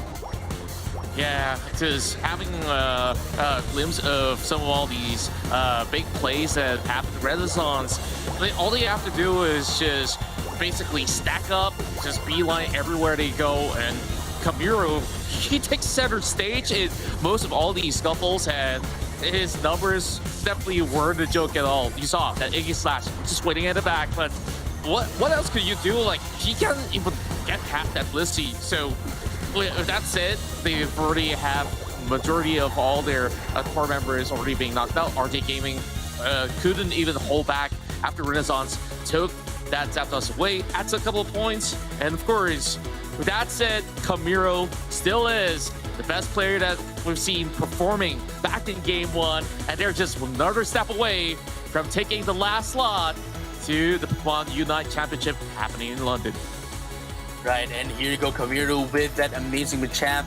I believe this is also the single Machamp that we have for APAC. So Kamiru really bringing down the title of being the Machamp Lords here, for APAC. We've seen some Machamps as well in OCE, but not quite a lot of other regions where Machamp is being used. But now, if Kamiru can bring this one up, then perhaps they may be able to bring this as well onto the Worlds. But again, let's stop talking about Worlds. There's still one more game potentially for Renaissance here to go through, if not two, if RJ Gaming would win here. Let's not dismiss RJ Gaming, as they are quite a prominent team ever since AOS Cup happened.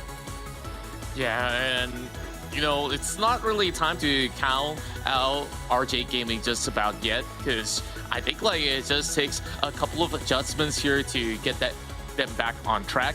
I guess the effectiveness of the Wigglytuff, you could also wonder, should this actually be changed out? Because I think they have an idea going on, but in terms of trying to put it into play, it didn't seem to be coming into fruition. So JJ, your thoughts? Should they actually switch that Wigglytuff out for something that could possibly bring them more efficiency? I mean, not really. That Wigglytuff, it's just on the execution side, right?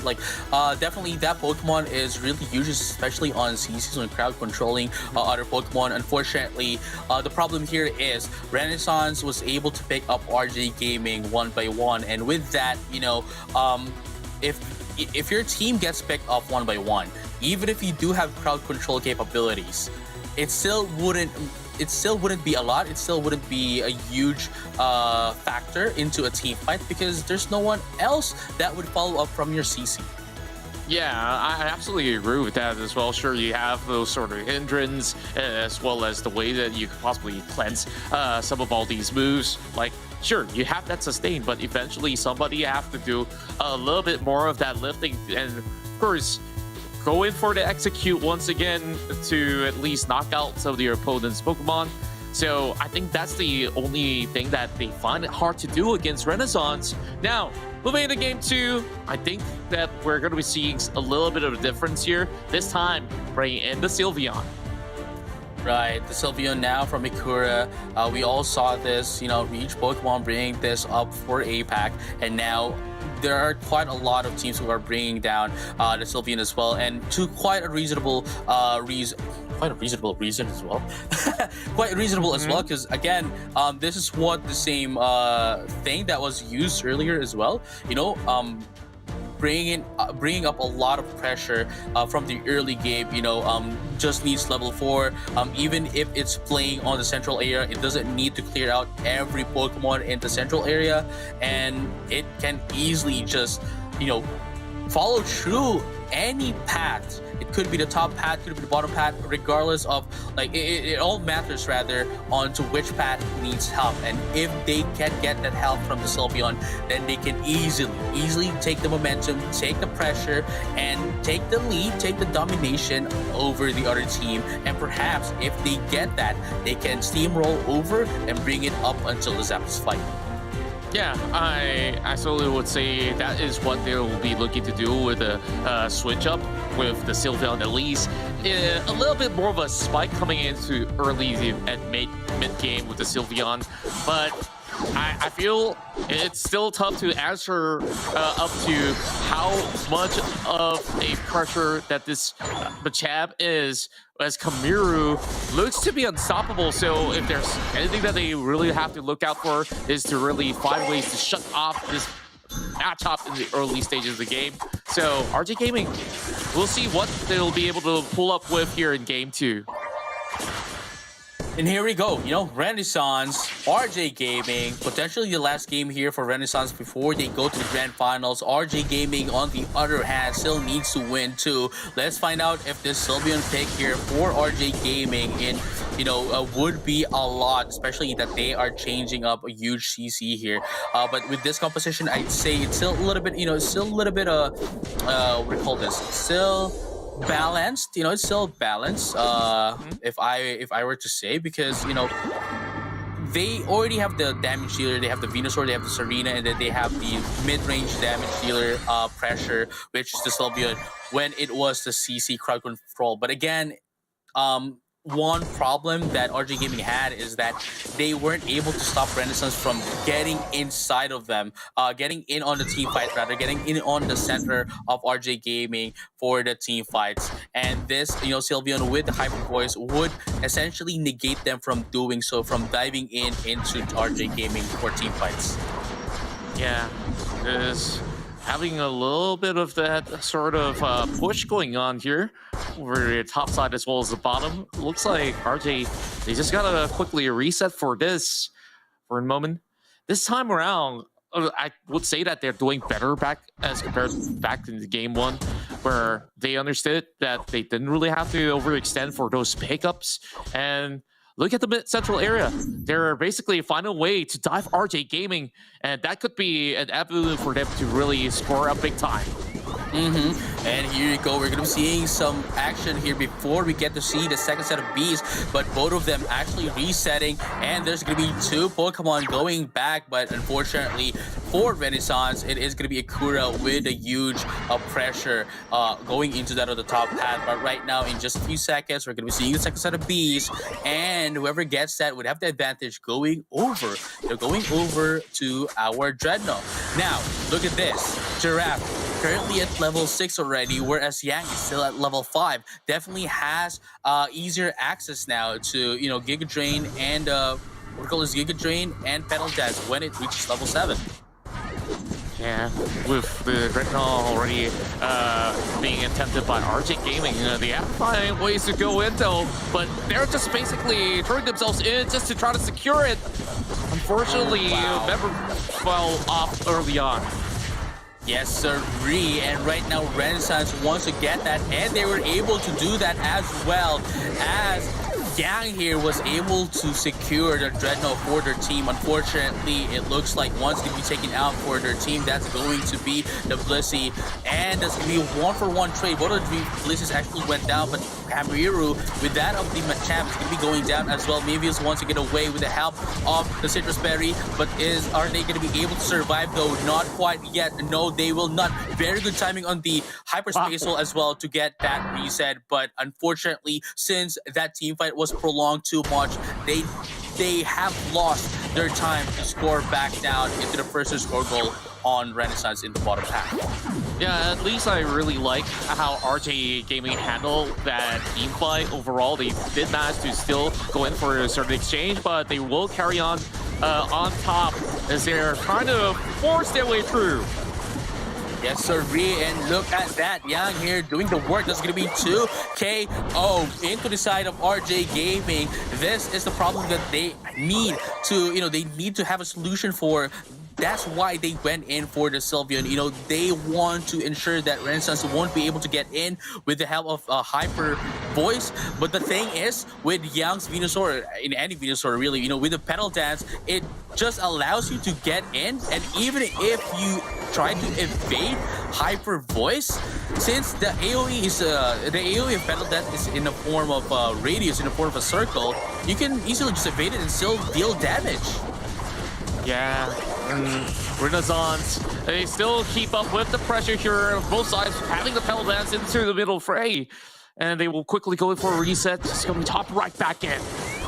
Right, sirree, and there you go, Renaissance. I'm not gonna say, I'm not gonna say that a team actually won the team fight, because it was a little bit of neutral here, but Rebongs here actually being a single Pokemon here, handling 3 Pokemon into the side of RJ Gaming. But good grief though, that Renaissance is already here to support their Serena, but there's gonna be 2-for-2 trade here to no one's favor right now. Anti is gonna be taken out as well. It's gonna be 3 down into the side of Renaissance. RJ Gaming is slowly but surely going back into against Renaissance, but right now there's gonna be 4 down, really 4 down, 4 Pokemon down into the side of Renaissance, with only Anti being the one left. And just like that, RJ Gaming is going to be able to secure that Dreadnought, gets into all the XP that they lost from the early game, but right now Renaissance wants to take another bite off the cake. Yeah, they're basically going tit for tat, but they will eventually have few members crumbling. They get a pick up against the Venusaur. This is huge. It is huge, but right now they still haven't gotten the footing. You know, they now have the footing into. Sorry, yeah, they haven't got the footing, but they got the footing. No, they were able to answer back. They are able now to answer back to Renaissance, but they still haven't gotten the footing into how they are going to punish Renaissance in a way that they are going to win on a team fight. Because you know, thus far, all the team fights, either it's Renaissance winning or nobody wins at all. And at least, so coming up with decent trading, RJ Gaming know that whenever they're going to contend for the Zapdos later on, they can eventually find that perfect angle to execute. Oh wow, that's one. Yes, sir, that's going to be one down into the side of RJ Gaming, but it looks like that's Arena, you know, in the hands of Shing. That's going to be able to take down one as well. And going to be able to get away, you know, don't want to take any risk. There's a minute left. There's only a minute left before the Zapdos comes out, so definitely you want to just score up. Sorry, not score up, but rather XP up. Get your spikes as well, and be prepared for the Zapdos for when it comes. But just like that, Ikura and Eclusia is going to be able to secure that Rotom, buying them some time for them to gain XP. Yeah, I like what they are doing overall, and as you can see, the placements of every single member of Renaissance, they're going to be moving in from multiple angles, while RJ Gaming, they're going to be playing a little bit more defensively, more so for a little bit more of a retake angle for northern side. So Renaissance, I think that they've already expected them to do so. So they are currently trying to position very slowly. So they don't really have to quickly make the calls, but they're about to get there overall. So let's see what this could possibly churn up. Could RJ Gaming turn this one around? Okay, Contra, before the team fight, who's gonna win this? Are we gonna go to game number 3? Answer right now. Go, go, go, go, go, go, go, go, go, go, RJ, let's go.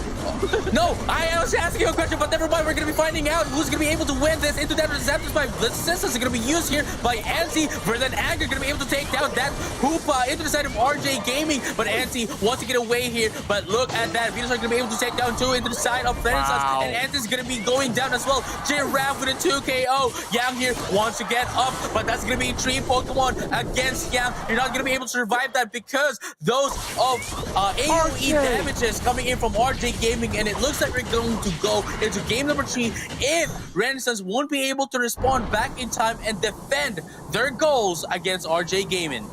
Well, that was actually my answer. I just quickly yelled at him, and they've got it. And you just saw Giraffe was in the thick of things. The Paladins have been able to zone some of them up, and that Blissey was also caught in the middle of the storm, while the rest of them really chased after each and every one of Renaissance. Now it's all about the defense as well, because Renaissance, sure, they've been set behind. 30 seconds, though. Not much they can possibly do. I guess we're going to game 3 after all. Wait. Actually, we're actually talking too early right now. They can still do a final push here. Let's find out. There's still 20 more seconds. It's still plenty of time. They're already on a score goal. All they need to do is just score it. Look at them right now, buying time for their teammates. But there you go. That's going to be 54. Is it going to be enough time? Unfortunately, we are now at 10 seconds. They made a great case. That was very close. If they were able to push RJ Gaming even further, then you might have been able to see them score down to into that at the bottom path. But you know what matters now is this is going to be a double Luigi game. 1-1 is the score. My goodness. I think it's quite appropriate because whoever's going to be winning here is going to go to the Grand Finals anyway. It can be better written than that, JJ. And we see the game plan was pretty clear. Like, they've been challenging Renaissance at every end from the mid-game onwards. Like, sure, there were moments where they're getting sub 100 points, where it's just battles after battles that they've been eyeing on. But those kind of stuff gets them a little bit of EXP along the way. RJ Gaming, after all, take a look at Ikura. That's 100k damage being dealt throughout the match. Of course, we look at the other side. Rebound almost matching those numbers, but Ikura really put in the work and effort. And Giraffe, I think he really clutched some of all these moments for the team as well. And I'd say that we have to take a look at NC as well. Look at that 111 in terms of recovery, just to, you know, retain their teammates so that they can, you know, stay alive during team fights. But then again, going back into Ikura, you know, 108 damage dealt. This is the answer that they're looking for. This is the pressure that they needed to go against Renaissance. The composition that can just go through any defenses. They have to ensure to keep a distance, you know, against Renaissance, and Hyper Voice seems to be that factor that they needed going against Renaissance. Well, just beautiful games, one after another now. Both sides are tied up as we take a look at all these chaos inside of the remote stadium where both RJ Gaming as well as Renaissance were just battling it all out until somebody taps by the end of it. And first, one of it was when RJ just out-trading them and got themselves Dreadnought, and then they sought to equalize. But these were the golden moments where they managed to get back into the game. Right, and it's just amazing. Again, Renaissance winning game of 1. RJ Gaming was able to, like, you know what? They were able to adjust, you know, change up a little bit of their lineup, and, you know, answer back into Renaissance. And now moving into game number 3. Again, I'd like to reiterate what I said earlier when we had Danny into the desk. I honestly don't know who to root for in this game. Yeah, I could absolutely see the reason why you've been having a really tough time. And after all that sort of commotion inside of the stadium, we have to pick an MVP, and it was Shing Desu that have stood out amongst the rest. Right. But at this point, I think we'd have to give credits as well, you know, to other ones, to the other Pokemon here into the side of RG Gaming. I think we have to give, we have to get Ray here, definitely, with the Hoopa and Ikura, you know. That change alone changed the entire thing for RG Gaming, and that is also the reason why we're going to go to game number 3, because I believe as well, you know, that if they did not change into that Sylveon, I don't think they would have won game number 2. Yeah, I felt like it definitely brought in a little bit more of an X factor. Just look at the numbers that he churned out by the end screen, right? Like 110k was no easy feat, and as compared to the Wigglytuff, I think like this is a better adaptation. So expect responses coming in from Renaissance heading into game 3. Like, they haven't really switched up the draft for the past 2 games. Perhaps it's time for a little bit more of a refreshment of what they possibly do. But if that's going to be the case, is there any possibilities that we'll see different Pokemons? I mean, I think it's fine. It would be fine. It would be fine if they don't change up their, you know, their composition, because either way, it's still going to be the same. But we might be. Oh! He's thinking of going aggressive. Okay. We're Talonflame. Talonflame. Day. Wait. Are you seeing this? Wait. Young hasn't locked in yet, okay? Young hasn't locked in yet. They still have 30 more seconds to think this about. Kamiru with the Talonflame, they're just gonna do their jobs, okay? Essentially what's going to happen is we are almost going to be looking at, okay? Almost going to be looking at the old what do you call this? The old composition. The old meta, where they're just going to be scoring in, and then after they get in the score, they're just gonna go out.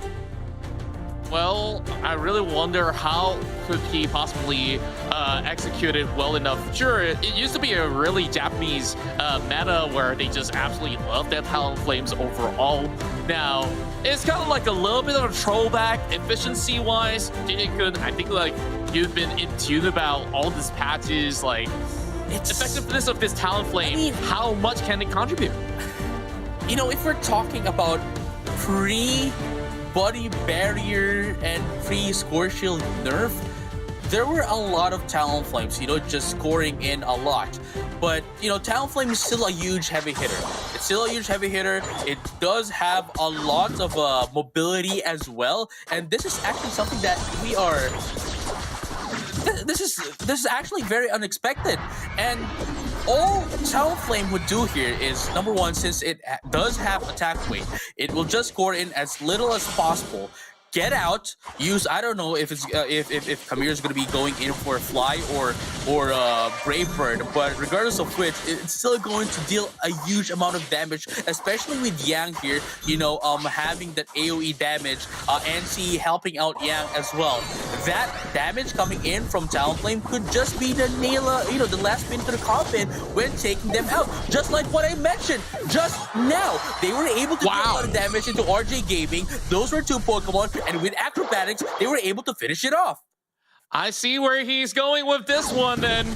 Double KO is going to be the way that he wants to start off and say, yes, this Talonflame is going to be the next thing you see to knock you out of the entire tournament run. But then again, too early for me to tell, you know, like just past 1 minute and a half, like RJ Gaming.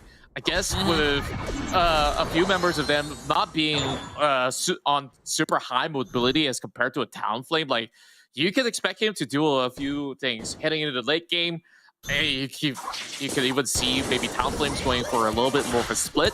So those are some possibilities that I'm already seeing. No, yeah, I mean that's essentially what I mentioned, but what I mean when I said just doing the job, you know, just scoring in, getting out, scoring in, getting out, dealing some damage, going out again. That's essentially the job of a Talonflame, regardless of which meta. But you know, it's that kind of gameplay, the play style is a little bit falling off because of the nerfs onto the battle and score shield. But again, it's still a huge heavy hitter with the damage that Talonflame deals, especially with fly. It number one has, again, okay, let me just go through it, right? It has damage and it has objective steal potential, just like a Dragonite, but you do have to time your moves properly, because if you can't, you are essentially just risking to giving out away the objectives. Look at that, Brave Bird is going to be used here. Whoa. Yeah, and you guys already see he's just being extremely proactive across the span of the past 2 minutes or so, while they managed to find a window to punish him instead. Miro's already down. Yes, sir, and likewise, just a few seconds before the Dreadnought as well. That's kind of nutty, not gonna lie. But right now, you know, Kamiro going down right now. Everyone else is gonna be going down to get in this Dreadnought as well. Definitely, they want to get more XP if Renaissance wants to win here, and especially the Flames is going to deal a lot of CCs towards RJ Gaming. But yeah, going down. NC's gonna be going down, and it looks like that Hoopa's gonna be going down as well. Here comes a Brave Bird, but that's not gonna do anything at all. NC's gonna be going down. That's everyone down into the side of Renaissance. RJ Gaming isn't faltering around even with that unusual pick from Kamiro into that Talonflame. Yeah, things are starting to crumble right now as they're about to score in past 100 pointers here. There's nothing much they can do to defend this. Kamiro is so squishy, but he does the trick with the damage though. Moving in, flame sweep. Oh my goodness, but look at that. Even when they were able to take down 100% of RJ Gaming isn't scared. They are not scared into getting in, and in fact, they are baiting out Renaissance into going to defend their score goals. This is quite a statement from RJ Gaming. Yeah, and overall, I felt like he was overconfident, but then again, when you have a Venusaur and a Blissey in front of you, how much output are you expecting to go before either one of these Pokemon fades? I don't think that's going to be easy for him to deal with, but I want to see if they could possibly pull off more moves once this Ivysaur it falls into the Venusaur instead. Yeah, but here comes another one here. Yang is still at level 7 at 5-minute mark, still at level 7. Renaissance only has Rebons here and Kamiro with that level 10, but that's not going to help them out because Talonflame can only deal so much burst damage and it needs follow-up damage if it's not going to be the final pin to the coffin. And right now, RJ Gaming is eating them up. Yeah, RJ Gaming, this could be it. That final ticket to London. They're almost smelling it right now. So, then again, you mentioned about that steal potential. I'm still waiting for that to happen, and it has to be the Zapdos, though. Yes, sirree, and look at that. This might be the time that Renaissance needs. They're going to be able to take down one, but are they going to be able to take down more into the side of RJ Gaming? Yes, who takes in the Dreadnought? There's going to be 3 down into the side of RJ Gaming, but they still have the lead here. There's going to be 4 down, and look at that. It looks like it's going to be 5 now. Ikura going to be going out as well, and there goes Stomp is going to be used here, but not going to be enough for them to stop scoring in. Oh, they got to retreat. 7 more points. 7 more points is all they need to destroy the bottom first tier score goal. But then again, I think that's just a strategy from Renaissance here to not score completely so that they can overcap it. They can score more points than needed to destroy that. Yeah, I guess this is a tactic used by many beforehand. Well, we saw that they finally hit the right levels, and having the Venusaur to have a little bit more contribution in that fight to sustain themselves. The fights look better overall for Renaissance. Now Kamiru just gotta keep an eye out for himself. Oh, there we go. So we're gonna start things off. Yeah, Screen Ascent is going to be used first to initiate the team fight. They're going to be able to, unfortunately, going to be taken out as well. It's going to be 1-for-1 trade. No, never mind. It's going to be 2 down into the side of RJ Gaming. And there goes the Braver coming in from Kamiru. That's going to be 4 down for them. They might have been late, but they are going down right now. They, with this composition, Serena, Venusaur, and Talonflame, it's very sus. It's very sus. Especially in the early game, but it's working out for them. I thought, earlier on, I thought Renaissance was just playing around. But now that I see this, they definitely do something we don't. Yeah, I think this was that secret strat that they've been hiding since the start of this tournament. We haven't seen Talonflame for so long, like patches after patches. I think that RJ Gaming definitely had not really much of a worry because they know early game they could possibly exert a little bit more control, but now it's starting to run out. Like the gas in the tank, how much more do they have? They just gave away the Dreadnought as well into RJ Gaming.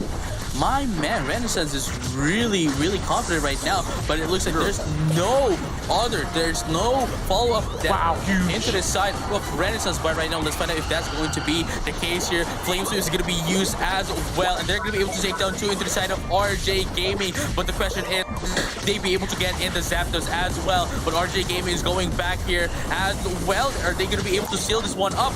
Yes, they got it. Will, however, Renaissance is going to be able to take down the Zapdos. But the question is, would they be able to take down RJ Gaming? They need to ignore else and let them be sacrifices so that they can widen the gap that they already have against them if they want to go to the Grand Championship along with no Lucario. Kamiru right now is going to be taken out here by that amazing Blissey with the help of Ray.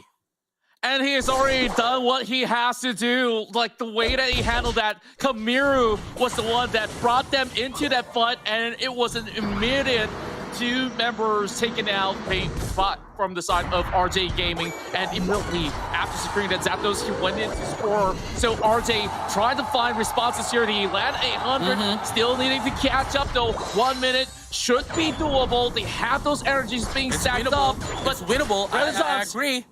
They're trying to defend this with all their might, but look at the position though. They need a big win sweep to be prepared eventually. Oh, Bliss assistance once again going into that of the Venusaur, but they're going to be able to take down 1 into the side of RJ Gaming. But no, never mind. Make that 2. Yes, sir. Shane Dessler is going to be going down as well. Giraffe is going to be going down as well. With only 26 more seconds left, I don't think they have a chance into going into the Grand Finals. Secure is going to be taken out. This is it. To the side of RJ Gaming. My goodness, Renaissance wants to take that run back against the Lucario to the Grand Finals, and at this point on, they have secured as well their slots going into the Pokemon World Championships in London. Renaissance will not be denied, and they fought so hard for this very moment. It was Kamiru with the final surprise pick of the Talonflame, and of course the rest of the members to follow suit to play this game to perfection. And not only that, Kamiru ends up as the MVP of the match. Well, okay, don't need to call, but he scored a heck of a point overall throughout the game. Yeah, I mean, still, that's what I kept on saying, you know, like Talonflame, using Talonflame, you only have to play the mobility game, you know, like the scoring in, getting out, dealing burst damage and then going out again. And look at the damage that it has dealt, 125k, and the score as well is one of the highest. And my man, it's just beautiful. But at this point as well, I'm still kind of confused with this pick. I want to know why. Like, what's the reason as to them, you know, Kamiru, instead of sticking to, you know, Machamp, obviously, they already, perhaps feeling like their opponents have, what do you call that? Have a feel of the Pokemon, so they chose the Talonflame. I still want to know, however, the reason for this pick. It's quite interesting. It's quite something that you would not expect at all. Yeah, I felt like some of the, for your question, like you already had some of the answers yourself when you explained some of the qualities that the Talonflame offers. And lo and behold, this is the final tickets being snatched up. And of course, we'll mark their names on it with Renaissance members here going into the Grand Finals, and they'll be booked for another rematch against No Lucario as we head right into the highlights. So this series was wild, JJ. It is definitely wild, and there's not enough words for us to express how much this game meant. You know, we'd have to unfortunately say goodbye to RJ Gaming. They might have won against their sibling team, their sister team. They have been, you know, bringing up the hope of their own squad. Unfortunately, they have lost against Renaissance, and Renaissance now has the chance to run back against RJ. Sorry, not RJ Gaming, against No Lucario. But here's the question, because I think we won't be able to answer this later on, because it's going to be Permasneeze and Moonboy for the Grand Finals. Let's hear our predictions. Who do you think is going to win here, Renaissance or No Lucario? Well, if you were to ask the other two, they will say No Lucario. But with this sort of pocket pick, can they handle the heat though? Because Kamiru, he's definitely bringing the flames here into the stadiums, and I guess that could make them 10,000 richer by the end of it all. But at the very least, they've already capped it. At the very least, 10,000 has already been secured, so they got to make it. But for you though, who do you think is going to win though? Okay, I got a feeling, just a little bit of tinge in my heart, that it could be Renaissance here. Okay, I'm sorry, but it's 3-1 here. It's 3-1. I'm going to have to go through No Lucario as well. I'm terribly sorry, Contra. It's okay. Of course, they're the heavy favorites, but I could have the last laugh if it works out. If not, it's like you guys say, yeah, Contra, it's okay. It is what it is. Well, look, we're going into a best of 5 now, so and keep in mind, Renaissance, they pulled out the Talonflame. What else can they potentially pull out? Because some people might think, oh, they've got their ticket to London, the Grand Finals don't matter. It's $10,000. It still kind of matters. Yeah. Yes. Right? So I do think Renaissance have something prepared. Maybe they didn't want to pull it out against No Lucario because they were confident going through the lower bracket. We don't know what their mindset is, but clearly if you can play Talonflame, and they played it extremely well, what else can they play that they haven't shown No Lucario? we might be able here's to the see brackets. we might be able to see the Mr. Mime. But yeah, going into the brackets. Oh, the elusive Mr. Mime, of course. Yes, so here's the brackets of the matches that have happened today thus far for all the teams that made it through. We are down to our final two, No Lucario and Renaissance, who are now in the Grand Finals. But good news for both teams, they've locked their tickets in to London, so they will be the representatives of APAC going into the World Championship. I know everyone in the chat is super excited. Everyone's saying, oh, go Singapore, because I think Singapore, they're a major representative from these two teams. I think at this point, we could even say maybe Singapore is the capital city for Pokémon UNITE in Southeast Asia. Anyone disagree here? Well, I'm not. I don't want to. I conflicted, JJ. No comment. Like, I love Singapore. I love everyone from Singapore as well, but like, no comment. Sure. Okay, I'll be the one to say it. Yes, and yes. Like, I think like these two are definitely fitting to hit right into London to represent APAC in general. Like, just look at the brackets itself. RJ Gaming, even if they had a little bit more of the surprise performance coming out of Renaissance, I think they put up a really good showing overall. So I really want to see them in the future, but they just need to put in a little bit more work to actually challenge either No Lucario as well as Renaissance the next time they meet. All right, thank you so much, Contra. Thank you, JJ Kun. Thank you for your hard work this weekend. That was your final game. We'll see you all next time, hopefully in London. But that's going to be it for the lower bracket final. We have the grand final coming up right now. It's going to be a best of 5, but we are going to give the teams at least a little bit of a break to prepare, maybe have some more time to talk about their strats, what Pokemon they could be picking. So we are going to go for a quick break. But once you return, we'll jump right into that grand final. We'll see you after this.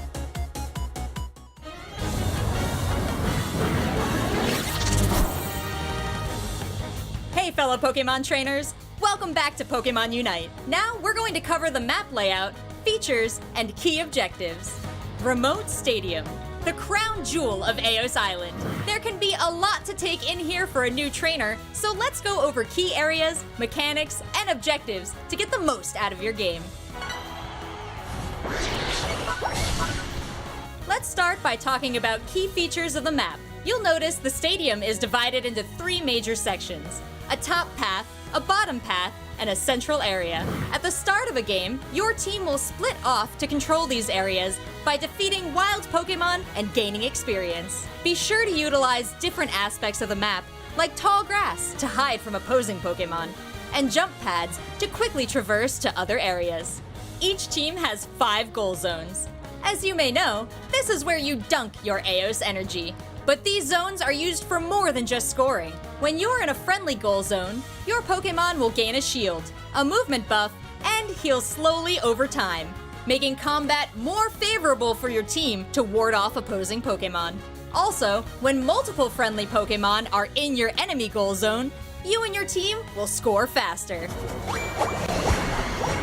But that's not the only way to give your team an edge in battle. Let's take a look at the rest of the map and talk about key objectives. Take note of the very top, middle, and bottom portions of the map. This is where Rotom, Zapdos, and Dreadnought will spawn, and they give huge benefits to your team if you manage to defeat them.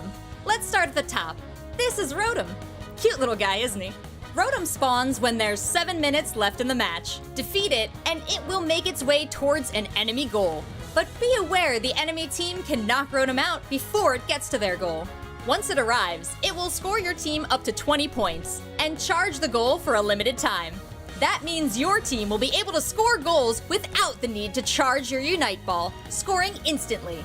Plus, the enemy team will no longer be able to heal or gain shields in their zone for the duration that the goal is charged.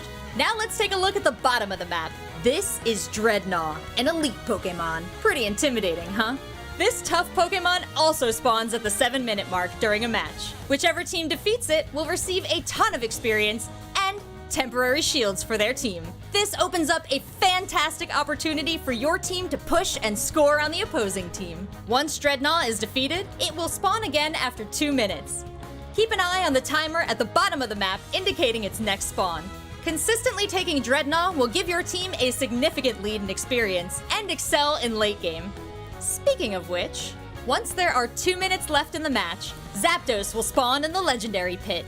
This is often the climax of a match. Taking Zapdos will grant the player that knocked it out 30 Eos energy, and 15 Eos energy will be distributed to each teammate still left in the fight. Plus, all enemy goals will become charged for 30 seconds. Goal!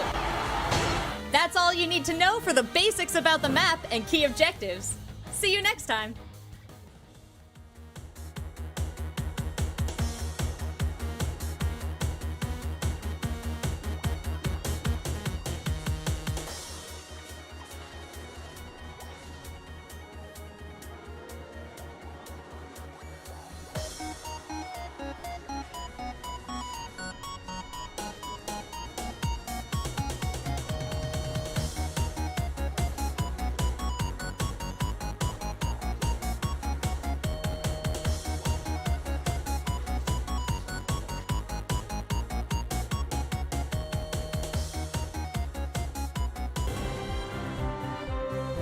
Pokemon trainers, and welcome back to the Pokémon UNITE APAC Finals. I'm here with Permasneeze and Moonboy still giggling because you know what time it is.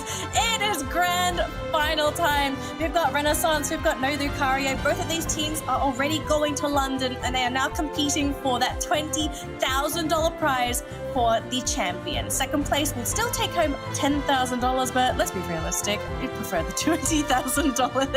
Permasneeze, Moonboy, it's going to be a very exciting series. Before this, we already had No Lucario going up against Renaissance, and No Lucario came out very convincingly in that series. Now that we're looking at a rematch, do you think we're going to be looking at a vastly different result? I don't know. I feel like Renaissance are definitely going to put out a bit more of a fight, right? Because there's always, that's the beauty of the double elimination bracket. If you've lost prior to that team, you have that series to download information about what they want to do, about the strategies, and then come back stronger. So I don't think Renaissance will go so quietly into the night, but I do think my own personal bet is that I feel like No Lucario will still come out on top in the end. Moonboy? Well, but I think, you know, Renaissance did put up a great fight against No Lucario previously, right? They really put No Lucario all the way to the edge. But, you know, No Lucario actually winning just by an inch for those two games coming in that best of 3. So this is a best of 5, right? So anything could go down this time, but I'm still supporting No Lucario, but Renaissance is not gonna come down because 10 more thousand is on the line where they can spend additionally in London as well. Yeah, absolutely. Now let's take a look at the grand final format because it is a little different compared to your traditional grand final best of 5. So, Permasneeze, Moonboy, which one of you would like to explain to our viewers how we're going to be running this grand final? I got this one. So, apart from all the matches earlier, this is going to be a bit different, right? Because prior to this, we've had a double elimination. Those were best of 3s that you watched. Like Moonboy mentioned just now, this grand finals is going to be a best of 5. So we have No Lucario going against Renaissance, but Renaissance came from the losers bracket, which means that they need to perform 2 series wins. So in the first series, even if they beat No Lucario 3-0, they'll have to do it again. Now, 3 losses means that you're out. Now, of course, both of these teams are going to London, but this is about 10K. This is about pride. It's all for the money. Oh goodness, we're just about ready to jump into it, and guys, I don't know what to expect. We've seen Renaissance pull out the Talonflame. This is a Pokemon we haven't seen at all until today. What else could we maybe see that ends up being a cheese pick? We'll find out in just a minute because the draft is ready. Permasneeze, Moonboy, take it away. Gardevoir, I'd love to see it, but let's go into the draft. Yeah, we got us giggling like little boys here because we're getting the Singapore special. We've talked about it since the start. When me and Moonboy saw the schedule, we're like, it is criminal that we're not on this game. But here we are in the grand finals with the Singaporean teams at the top. And is it gonna be another Talonflame coming up from Kamiru? Now, everyone on production side knows just now, while off screen, as soon as I saw that pick, I had my hands in my hair. I was like, what is Kamiru up to? But he has convinced me those Brave Bird dodges on the Sylveon Unite move were just beautiful. Yep, I think, coming in, NL really got it figured out. They had a really close game just now. That is their time to reflect. They have about 3 hours for their time to reflect on this game and how to actually come back stronger of this one. They know that Kamiru is a little bit more comfortable with the Talonflame as well. So coming into this matchup, is NL ready to face Renaissance in this best of 5? Every single mainline Pokemon game follows the same story. You're trying to complete the Pokédex, you're trying to defeat the Elite Four, but you always have that one rival. You're the main character, but this guy always appears no matter where you go, hindering your progress, challenging you to battles, and in that same way, Renaissance and No Lucario have been rivals since the very start of Pokemon Unite. Now, who is going to prove themselves to be the main character, and who is going to be that rival who has to stand by the sidelines while you become the champion? That is what we're gonna find out here in this Grand Finals. Yep, this is the Grand Finals, ladies and gentlemen. $10,000 is on the line because these two teams really need the additional cash for them to spend in London. So it could be anybody's game because right here, Death is not on the Dragonite. He switched over to his Sylveon this time, thinking that might do a little bit difference in this matchup. Yeah, we already saw how Renaissance's Talonflame Kamiru dealt with the Sylveon earlier on, right? It's like I was saying, you can time your Brave Bird so that you dodge out the pushback from the Fairy Frolic. That might be something that we see come into play, but both teams, they're still opting to play it a little bit safe here. They saw that Sylveon hit towards the top half and they backed off and they're tussling for the second set of Bs right now. Yep, immediately, getting the sets of B and just retreating for Renaissance right here. And I believe, Renaissance is going, No Lucario is going for a 1-1-3 composition on the right side as well. So, naturally, Dev is going to rotate to the top side and just protect that Serena and just allow it to scale. But right here, Ray is being caught up by Kamiru as well. Being down so early, that's not where you want to be. Yeah, but look at that move coming in from the Koopa as well as the Sylveon Dev and No Lucario's Koopa going in for the invade. Ice left to hold down the fort here, but take a look at the central area. There's some hoops sending them back and maybe they'll pop back as well. There is a full-on engagement going on in the central area and that Sylveon is fighting that Talonflame or rather that Fletchinder and they're trying to get the duel off. But at the end of the day, the hyperspace holes conclude and they're going to be sent straight back to their side of the map. Well, I think ultimately it's not about, just KOing them at that point in time, right? It's all about those hindrances, just stopping him, from stopping Kamiru from doing what you want to do and just delaying him into going into the lane. And that's what No Lucario do, and that disruption has been done. It's not just about those EXP, but right here it's all about the mind games moving forward for these two teams. Yeah, but I mean, Moonboy, you said the disruption has been done, but look at the levels already at that Talonflame. If there's one thing Kamiru does best, it is getting that EXP before the first Dreadnought. You can count on him to always be at the crucial level he needs to be when it comes to this first major objective, and he's already soaring high. Yeah, take a look at this. No Lucario immediately maneuvering 4 men to the top side as well. Just leaving the PC all by himself. The bottom side, they're just pushing straight right here. Rafe is on the push. Took down Kamiru in the process by KST. And right here, it seems like No Lucario is looking strong into the first Dreadnought fight. Nice trades overall, but they take down the Talonflame, and that's kind of concerning because of the fact that Talonflame really needs to take advantage in this early stage of the game. Now, making its way down to this bot side fight, the Dreadnought is gonna be a pivotal moment. There is the Faber in, but he's just gonna get thrown off. He just gets evaporated there, and that Talonflame is off the map. That's the Fairy Frolic as well, coming up from Dev. Hyper voicing down Yang, and this rebound Serena can't find anything in the back line. No Lucario, they're just wiping up and cleaning up shop here in this bot path.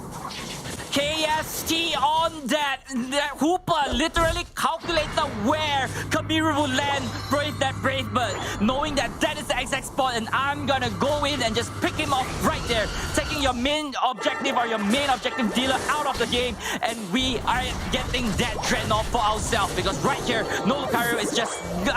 Renaissance managed to get that pushback to No Lucario, and they get that tier 1.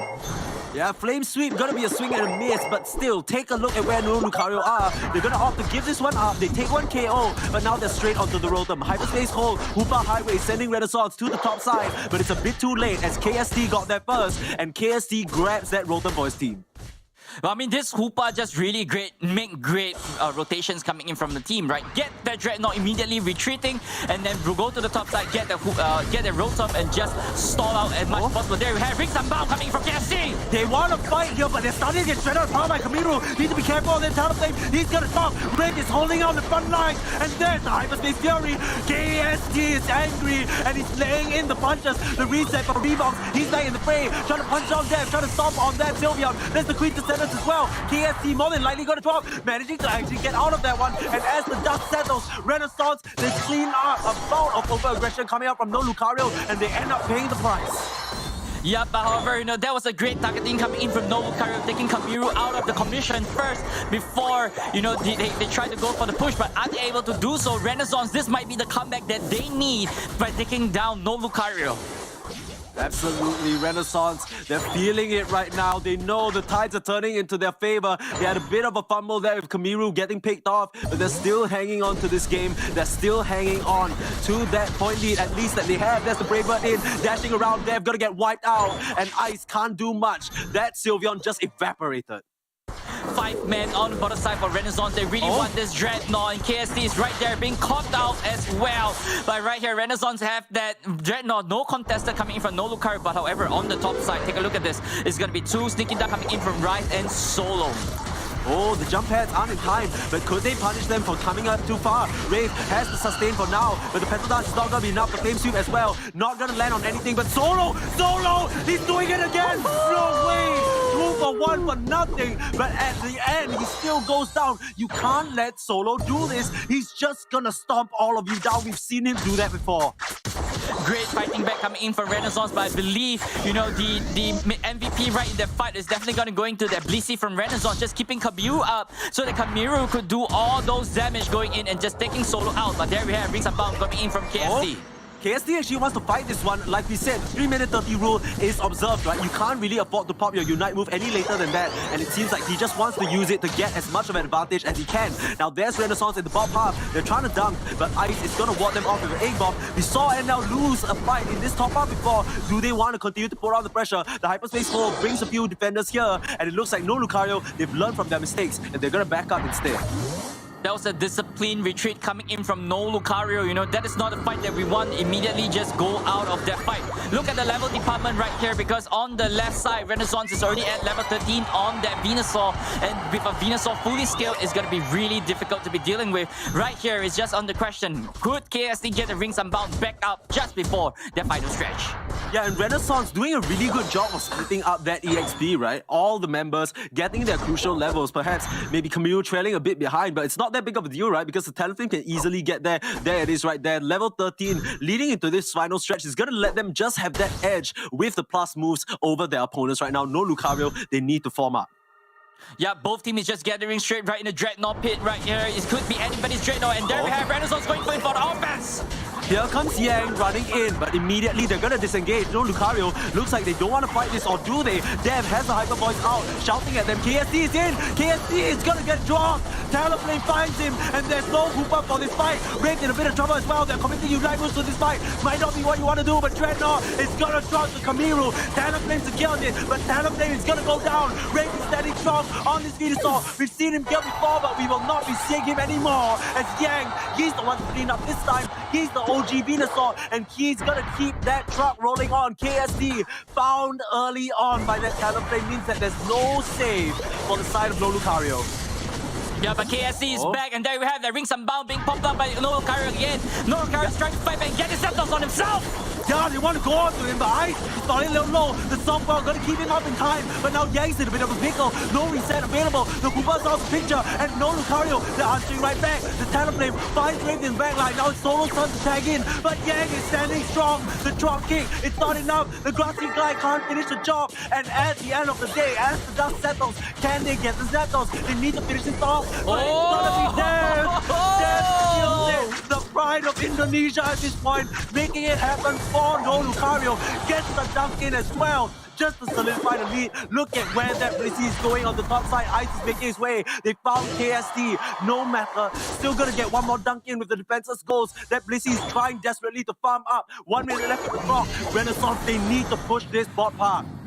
And that fight was just neck to neck right there, and that steal from Death literally stole everything under Renaissance noses. But there we have Renaissance is going in for the push as well, but no Lucario's not allowing them to do this.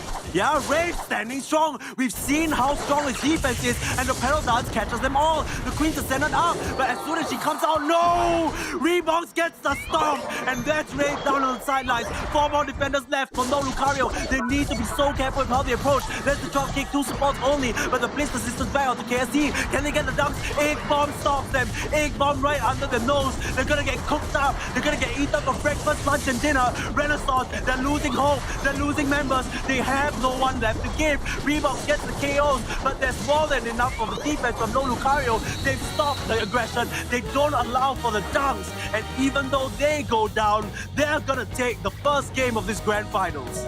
Ladies and gentlemen, this is just game number 1 of this best of 5 in this Grand Finals. We got 4 more games for you guys, but there we have it. No Lucario taking this home 3-4-4 to 2-6-5. And this was a great display coming in from both teams. It was so close. It was so even down to the very last moment. But Renaissance was unable to capitalize. No Lucario got that Zapdos and just went for that push. MVP going into Death. I say no goal is MVP. For all 5 men from no Lucario. Look at the damage numbers, they're through the roof. Reeboks, Yang, and Kamiru all doing upwards of 90k. Same for the side of no Lucario, but really it's just Solo and Wraith, and they're pulling it together. Kamiru, he did so much on that Talonflame, but we saw the age-old Talonflame come to light. You just don't have enough survivability to make it through this consistent damage coming out from no Lucario. Now Rebounds, he had a wonderful showing, and Yang put on a masterclass on that team fighting Venusaur as well. But at the end of the day, it just wasn't enough, and it felt like no Lucario just outmaneuvered them in the final stretch. Wow, I mean it's down to that final stretch, right? It's just Death. Death literally took the Zapdos underneath Renaissance noses. It seems like Renaissance was winning that fight, right? They got the numbers advantage as well, but Death was there. Death took the Zapdos and he went for that final dunk of 100 to just turn that game around. And that was that particular spike that you are seeing in the graph at the right-hand side of your screen. Absolutely. Sylveon played by Dev, the pride right now of Indonesia. The only Indonesian player left remaining across these 2 teams had the last touch on the Zapdos, and that made all the difference. We're gonna take a look back at the replay, and this was the second Rotom where I believe no Lucario, they realized that they overextended a little bit and they ended up backing off. Now that caused an opening for Renaissance to be able to find their way back into the game, and there was a lot of Unite moves actually used for this Dreadnought. Yeah, they actually want to, put them out into respawn so that they are not in the fight for the final stretch, because they're so close to the final stretch, right? Take that group KO onto no Lucario, look at this. And then you could focus onto the Zapdos. But no Lucario survived that a little bit longer and managed to just stagger their respawn to get the steal off that Zapdos and goes for the push. Renaissance managed to just, go for the very last moment, but no Lucario says, no, you're gonna stay down and you're gonna stay in the loser bracket. I don't know if you caught that, but nearing that last moment, Dev, after getting the invincibility frame from the bot tier 1 Go Zone dunk, manages to turn around and hyper voice down Yang, taking out someone while scoring a fat 100. That could have been the huge difference maker, because who would have known? We saw Yang in that last team fight just standing strong and being such a bastion for his team as Venusaurs are. If he was there at the push at the bot side, things could have looked very different, but Dev really deserving this MVP. It was the first tick of the hyper voice that sold the Zapdos, and he timed it perfectly. Well done for him. Wow, I mean, this is just this is only round 1, guys. This is only round 1. I don't know what to expect for the next 4 games, to be honest. I'm like, I'm not gonna lie. I feel like me and you, we've been really lucky this entire day. Every single game that we cast has just been such an absolute treat, and this one is no different. I think that extended fight where Yang was just standing there and doing so much work, I started feeling a bit of a pain in my chest. I'm like, damn, I've kind of been shouting for around 1.5 minutes straight, huh? But yeah, I mean, it's all more than worth it. And man, this Pokemon Unite, when it's played at this level, it's just absolutely beautiful to watch. Yeah, this is, like what you said, this is the highest level of Pokemon Unite, right? Players are playing to their finest that they have. And this is probably the the most intense game that we have ever seen throughout the whole regionals for APAC. So, they really did put this grand finals justice, but, it's just who is going to take home that additional $10,000? Yes, both teams are going to London, but it's 10K on the line, guys. And pride. Yeah, pride. That's exactly what I wanted to say. Because we have casted these two teams in this matchup so many times before, but never at such a high stake. We kind of talked a bit about the backgrounds of both these teams, about them being there since the start, about them being rivals, but it runs so much deeper than that. They've all been in intercrossing teams. They've all played with and against one another. They all know each other in and out. They are the two pillars within the community leading the charge in terms of the competitive stage. And this is so much pride, because this is the composition and this is the set of players they settled for the finals. They looked at each other, they picked their draft of who they thought were the best in Singapore, and these are the 10 players on opposing sides right now. It's not just about 10K. Everyone's going to London at this point. It's just about proving a point. It's just about proving who was right and who was wrong. Yes, you got the Ash. Ash got his Gary, right? Red got his blue, but no Lucario got his Renaissance right here. But take a look at this. Def going into the Talonflame. Is this like a flex right here coming from no Lucario? But Renaissance, Kamiru immediately switching back to the Machamp, thinking that might work. But no Lucario coming in with a spicy one, the Talonflame. That is the thing, right? With the Machamp, you actually have a really good shot at dealing with the Sylveon because you can just gimp her before she even gets a chance to get any of those moves out. But a Talonflame right on your backline, a Talonflame finishing off your supports just like Kamiru. This is either the craziest flex ever or just a sign of respect, because now no Lucario are saying, you want to pull out a cute pocket strat? We can do that too. We can do that too. Game number 2, baby. These two teams, they always entertain. Yep, and here we go, ladies and gentlemen. This is game number 2 of no Lucario going up as Renaissance with Def switching up into the Talonflame. Is that a statement or is that a strategy coming in from no Lucario? I mean, whatever it is, sure adds a whole lot of spice to this matchup, as if it wasn't flaming hot already. Now we're gonna have a Talonflame as well, just to add some pepper into the mix. Wraith as well, reprising his role on that Venusaur. But I mean, we talk a lot about Wraith being in Venu jail.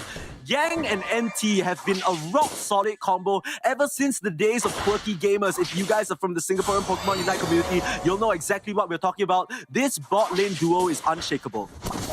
Yep, they have known and played with each other ever since the start of the game. But there we have, Def going in onto Yang, but Kamiru to the rescue, blocking Yang off. And then this is a great escape coming in from Yang, and there's just great teamwork coming in from Renaissance. Oh, and they're actually going to turn it around and get Wraith instead. But I want to commend Yang because that was really nice awareness. He knew he had the booster auto attack, sending out the binds to just stun up Kamiru for an instant. But that was enough for the focus band prop to keep him up and running.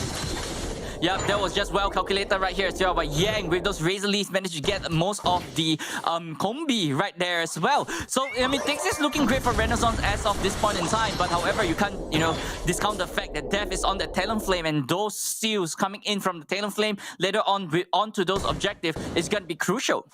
Making use of the Gale Wings, bonus movement speed when you're above a certain percentage of HP, getting into the central area and stealing that, scaling EXP away from the Machoke is gonna do a lot of work. Now, they're in a bit of a pickle here, but meanwhile, top side, Solo and Ice, I believe, try to put on the pressure. Oh, sorry, it was Solo and KST trying to put on the pressure onto Mebius as well as rebounds, but they're gonna get resets on both sides to even things out.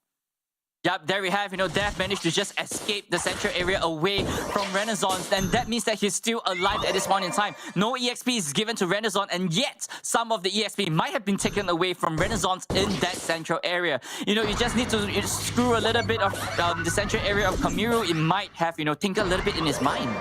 Exactly, but once again, as always with Kamiru, he has no trouble getting up to that crucial level that he needs to be during the first fight. And take a look at where he's at sitting in terms of EXP. Already at that level 7. Yep, he's at level 7 as of right now, but take a look at this one. Take a look at the rest of the team. Yang is only at level 4. Is this the right time to actually pump him some EXP? Take a look at no Lucario as well. They are sitting at a pretty average lineup other than the Hoopa, right? So right here, take a look at this. Wraith with the Venus, with the Ivysaur as well, pushing straight right on, and that is what we are talking about, spreading the EXP so that the rest of the team could score well.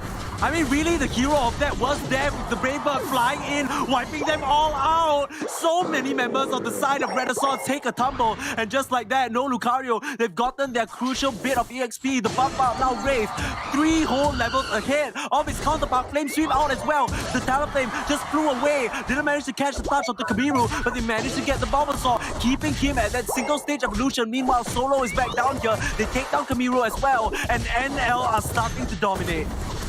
This is such a great maneuver coming in from no Lucario, just pushing Renaissance away from the Dreadnought.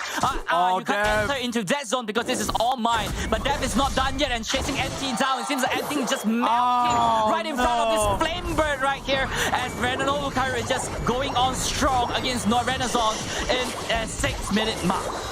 Dev just putting on a show right now, literally doing what Kamiru did, but better. So much pressure and such tactical initiations coming in from this Talonflame. Kamiru trying to answer back straight on the ice, but there's Rave guarding his support, making sure that no one can pass, standing in the middle of things. But there is the dynamic punch, but here is the bird yet again. Punches are out though. Serena against the Queen Ascendant, dodging out most of that pressure, and Solo is starting to run a riot. In a bit of trouble now. The Dredge is away. The Chalk Kick, but Ice is standing strong, trying to get the dunk in, gonna get that invincibility frame, and gonna be able to get out. What a huge set of plays coming out from no Lucario. Renaissance Kamiru finally gets a touch off onto the Talonflame, so that is step down. Ooh, nice move coming out from Kamiru. Eject button into dynamic punch, gets the last touch onto the Venusaur, and they clean up Solo as well. So Renaissance, it takes them some time, but they manage to clean up shop. Now they are the ones to siege. They want to pressure KSC and Ice, only the spots remaining, but there is the Hoopa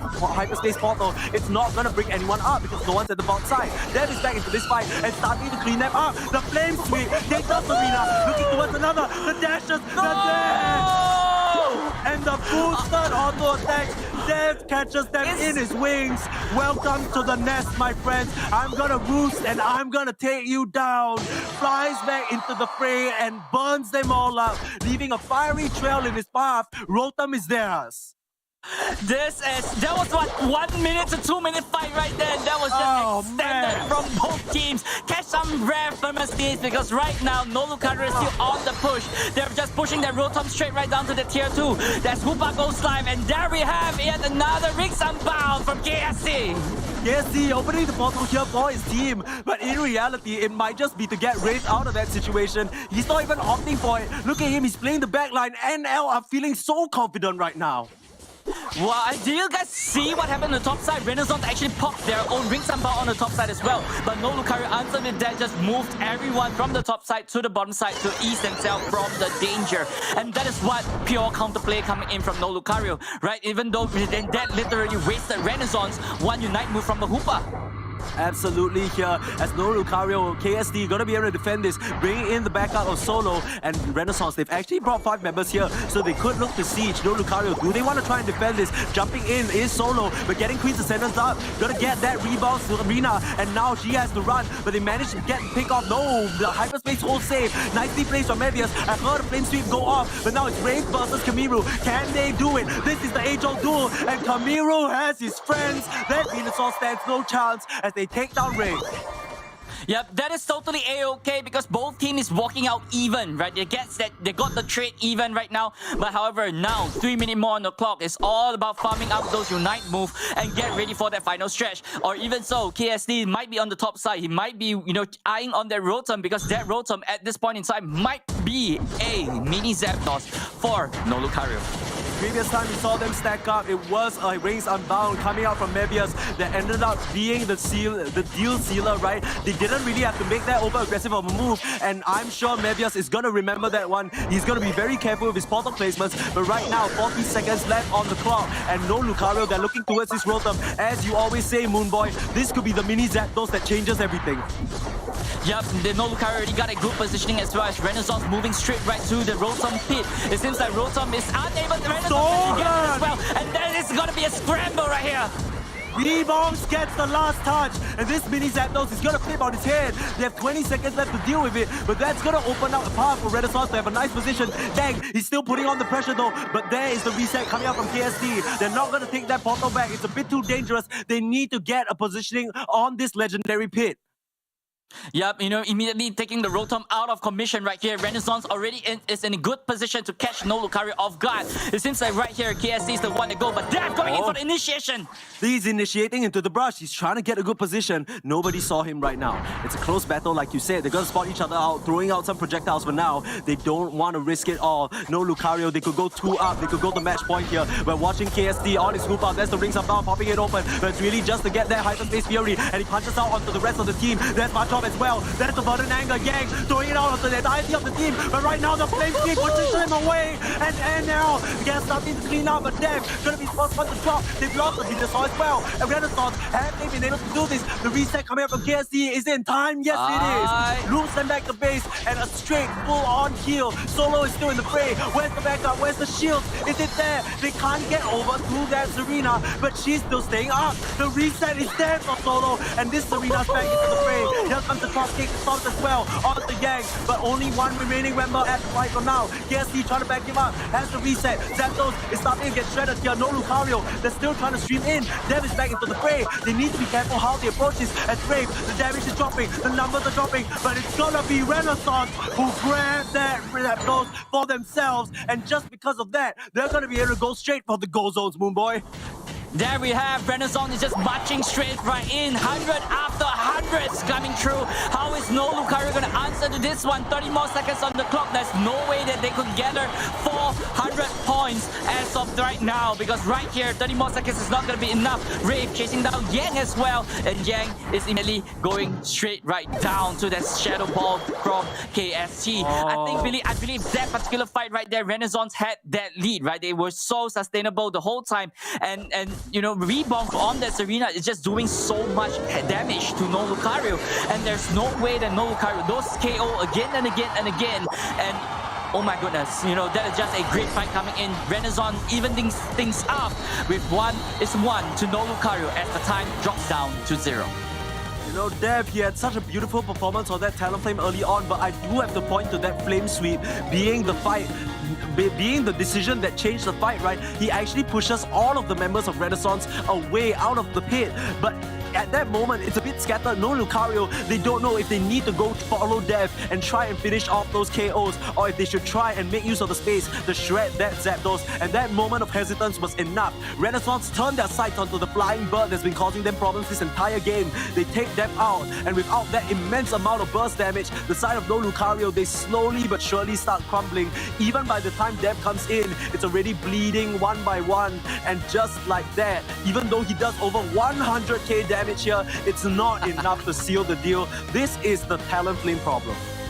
Yeah, but however, 120k of healing coming in from Ice from that VC, not getting NT as well, putting his job to work. 87,000 recovery points just on the Blissey itself. There's so much sustainability coming into this fight, and this is what high-level Blissey is all about. Just sustaining and just allowing your teammates to always continue into the fight so that you could get that victory, but unable to do so. No Lucario just have to drop off this one. Renaissance, congratulations for taking this one. But it's 1-1 right now. It's still anybody's game in this best of 5. Of course, Renaissance still have a bit more of a mountain to climb with coming from that loser's bracket, right? They need to flip the script. Not only just the Zapdos, they need to win 3 matches as we look into that replay of just how that all shook down. And that, look at Dev. That Flame Sweep always has been doing so much work, but it's so scary, right? Because unless you get the follow-up from your teammates, you're very susceptible to just being focused down. Yep, I think, coming into this particular game number 2, all the hyperspace hole timing was just perfect, and just getting the right target again and again, right? All those resets coming forward, props to both Hoopas as well. But this is the start of the end. The Hoopa managed to just get the Zapdos for Renaissance, and they are on the push. And that is it, right? 30 more seconds, there's nothing that No Lucario could do. Renaissance easily take this with a 1-1 even up. Yeah, I was talking about the Yang and NT connection, right? When you play so many games together, when you play for so long, there is that synergy, there is that bond that you can't just replicate just by putting a bunch of star players together. That's kind of the No Lucario situation. On the flip side, we saw in that final fight as well, Yang was never under any threat because NT knows, without even needing to say anything, exactly when to help his buddy out. And of course, we're going to look at the MVP MVP of that match. It was none other than Rebound's Serena. When it comes to play Serena, it's so important to time those Queen's Ascendant, to perfection, to dodge out as many threats as possible, and he definitely did that. Yep, all those well-timed and well-targeted Unite move coming in by Serena was all perfect, and it's all props to this guy, Rebongs from Renaissance. You know, he used to be a Central Area Pokemon player, you know, on the Axo, but you know, as the time or the meta evolved, and he's here on the top side in this arena. This guy has done nothing but good damage and always applying pressure on the top side for his team. Yeah, what a wonderful player. Serena as well, MVP for not only for this match, but across the entire regional finals, right? Across all the regions, we're starting to see this Pokemon. If I'm not wrong, I believe this was first adopted by Japan, and all these other regions, they're starting to pick up. Hey, this is kind of an insane amount of damage coming out from one Pokemon. The burst potential, the sustain, the self-sustain potential. It's kind of reminiscent of the Venusaur back when it was at its terror, right? And when it was the premier Pokemon. And then now it comes in a nicely, easily scalable package with immense burst as well. Yeah, I mean, she is actually eventually, you know, replacing Lucario in this top spot, right, for the top half. So, you know, compared to Lucario, she does have the damage, she has the sustainability, and she got those traveling moves as well with the Chop Kick. So, you know, ultimately it might outdo Lucario in the aspect as well. You know, yes, both of them does damage, but Serena actually have a little bit more sustainability coming in with those resets and the healing potential coming in from a 5-man Storm, for example. I think the biggest thing for me that stands out about Serena is the fact that her Unite move can completely single out someone. When you get Queen's Ascendant, unless you're opposing Serena and you have a Queen's Ascendant of your own, it's very unlikely that you get out of that situation. Now, before we get into the third game of the Grand Finals, let's take a look back at how these teams got here, right? No Lucario, they had a beautiful run through the upper bracket against RJ Gaming 2, beat out Rohan, and they're sitting here. They were watching this entire day comfortably from their winner's bracket. Meanwhile, Renaissance, after they took a loss to send into the lower bracket, they had to face off against Elite Four. And yeah, I mean, from the lower bracket, they came back up, and then up against Reach Pokemon, they ended up losing. And they went up against Reach Pokemon. Let me get my facts straight. Went up against Reach Pokemon. Sorry, a bit messed up here. Was shouting for 2.5 minutes, but went up against Reach Pokemon, beat Reach Pokemon, but lost to No Lucario. So right now, we're basically seeing a rematch of the winners bracket finals that we saw earlier today. Yep, so, you know, this is just intense, right? They're just here to prove a point. Renaissance literally was robbed in the winners bracket finals. And they were just so close from winning those 2 games. But, you know, and now just maybe got a little bit lucky, or, you know, got outmaneuvered and Renaissance right there as well. So they're here to prove a point, right? Even though they're in a loser bracket, they are here to earn the additional $10,000 and tell No Lucario, we are the best in the region. You're not going to stop us because we are the best. Yeah, I mean, Renaissance have kind of been trucking it out together for quite a significant time, right, compared to No Lucario. Now, No Lucario, of course, all these players are very well known, but this unit of No Lucario has only recently been reformed, right? So there is a bit of a gut of pride as well. We're talking about pride, but it comes in many different forms. It's also a situation where No Lucario, they came back together and they won the May finals, right? That was just like, oh, just form and then you get such success. It really is a step to these teams who sort of been sticking it out for longer, and Renaissance want to prove that their time together has been fruitful.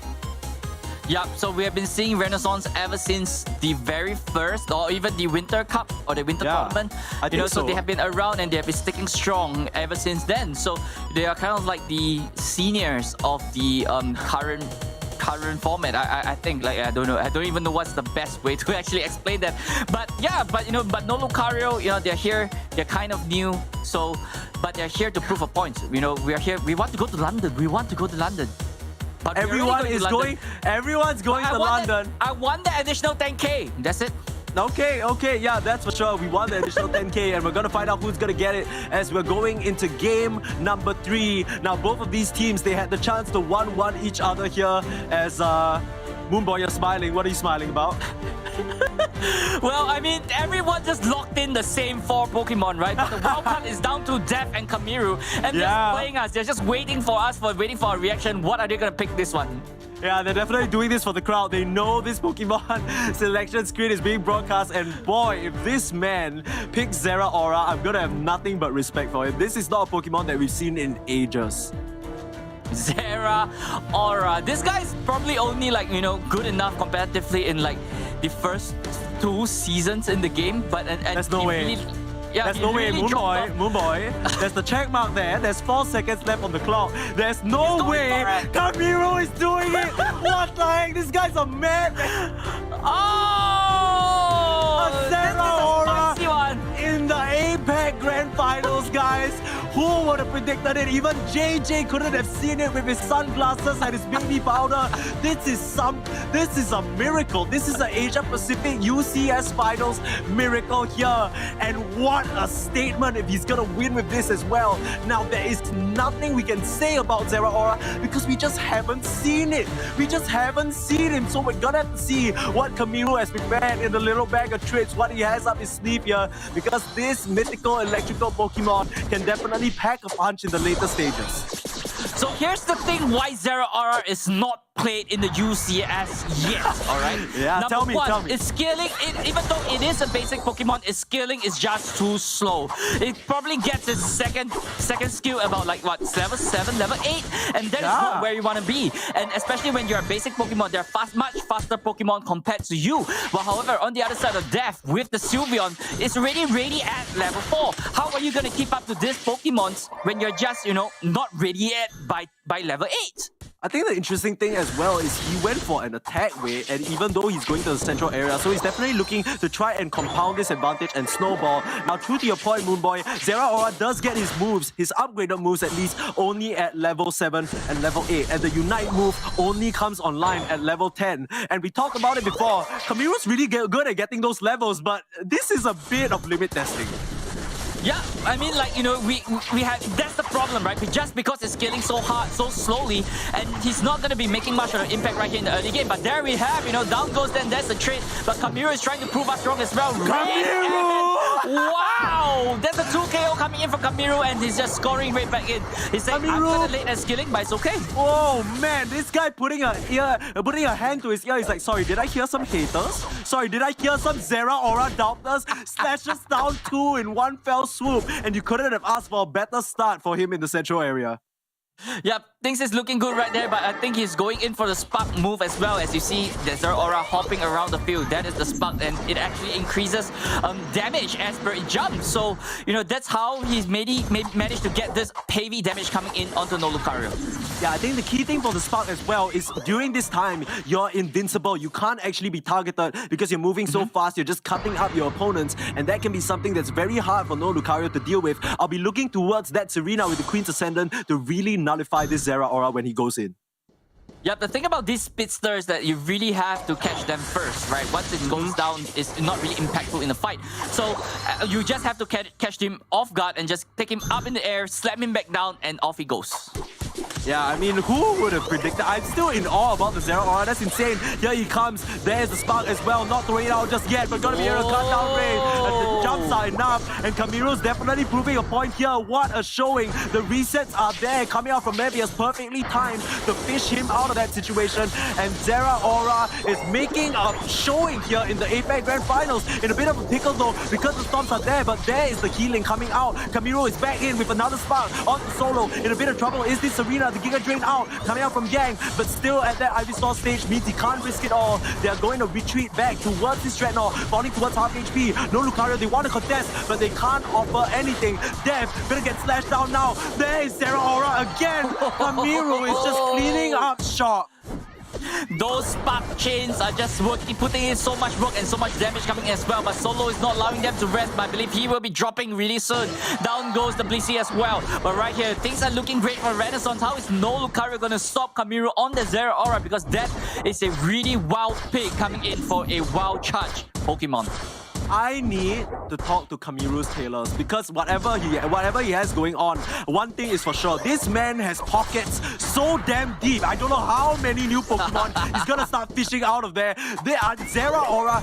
So here's the thing, we're talking a lot of smack about Zeraora, but we are seeing its strength. It's not necessarily the worst as Rebound is flying in and gets the touch onto the Ivysaur. There's the spark as well. Plasma Gale coming out, gonna increase that damage. Coming out from this Pokemon, dashes out but doesn't catch anyone. Now getting Hyper Voice down, but back to the safety of his own team and getting that dunk out. They're gonna break open this tier 1 Go Zone and more than likely go for this Rotom.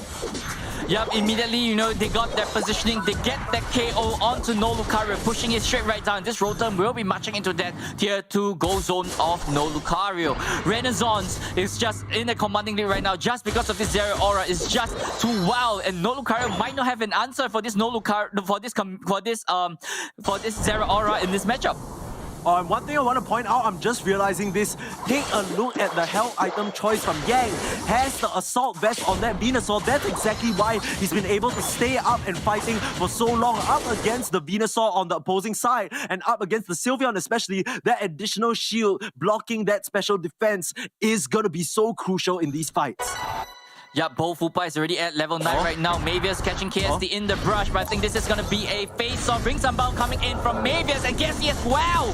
They're trying to answer back. They want to catch each other's teams coming into the portal with a Hyperspace Fury. But right now, KSD is on the back foot. Wraith is standing in the thick of things. There's the Hyperspace Fury. They take down Kamiru, and the side beam is out, slicing down the side of Renaissance. One to drop for now. Yeah. Make it 2. Serena is going to fall. Serena finds them all. Solo getting the stomps out, and no reset for you as No Lucario. They flip the script here in this bot side. Solo putting on a performance. We've talked about this Venom Serena before, and he shows up big time. This is what No Lucario needs to turn this around. Get that Kamiru first. Take that Zeraora out of commission and have the rest of the team. Yes, Yang can be really tanky. Let's just take him last. Take the rest of the team first. While Yang is all alone, he is the most vulnerable. And that's when No Lucario zoned him down and Solo immediately went for the dunk and get those scores in. And right here, No Lucario is looking great into the mid game, but Renaissance is not allowing them to rest. Right now, Renaissance still has the AO's energy lead right now. They're leading by about 70. Finding Death with that Plasma Gale and the reset fishing him out. So using that Unite move for a pickoff, they want to get an advantageous position around this Rotom right now, but they're going to sacrifice quite a bit for it. But looks like that Zeraora, I'm not sure whether he wants to contest this because No Lucario, they still have some of their Unite moves, and Kamiru, yeah, he just uses Plasma Gale.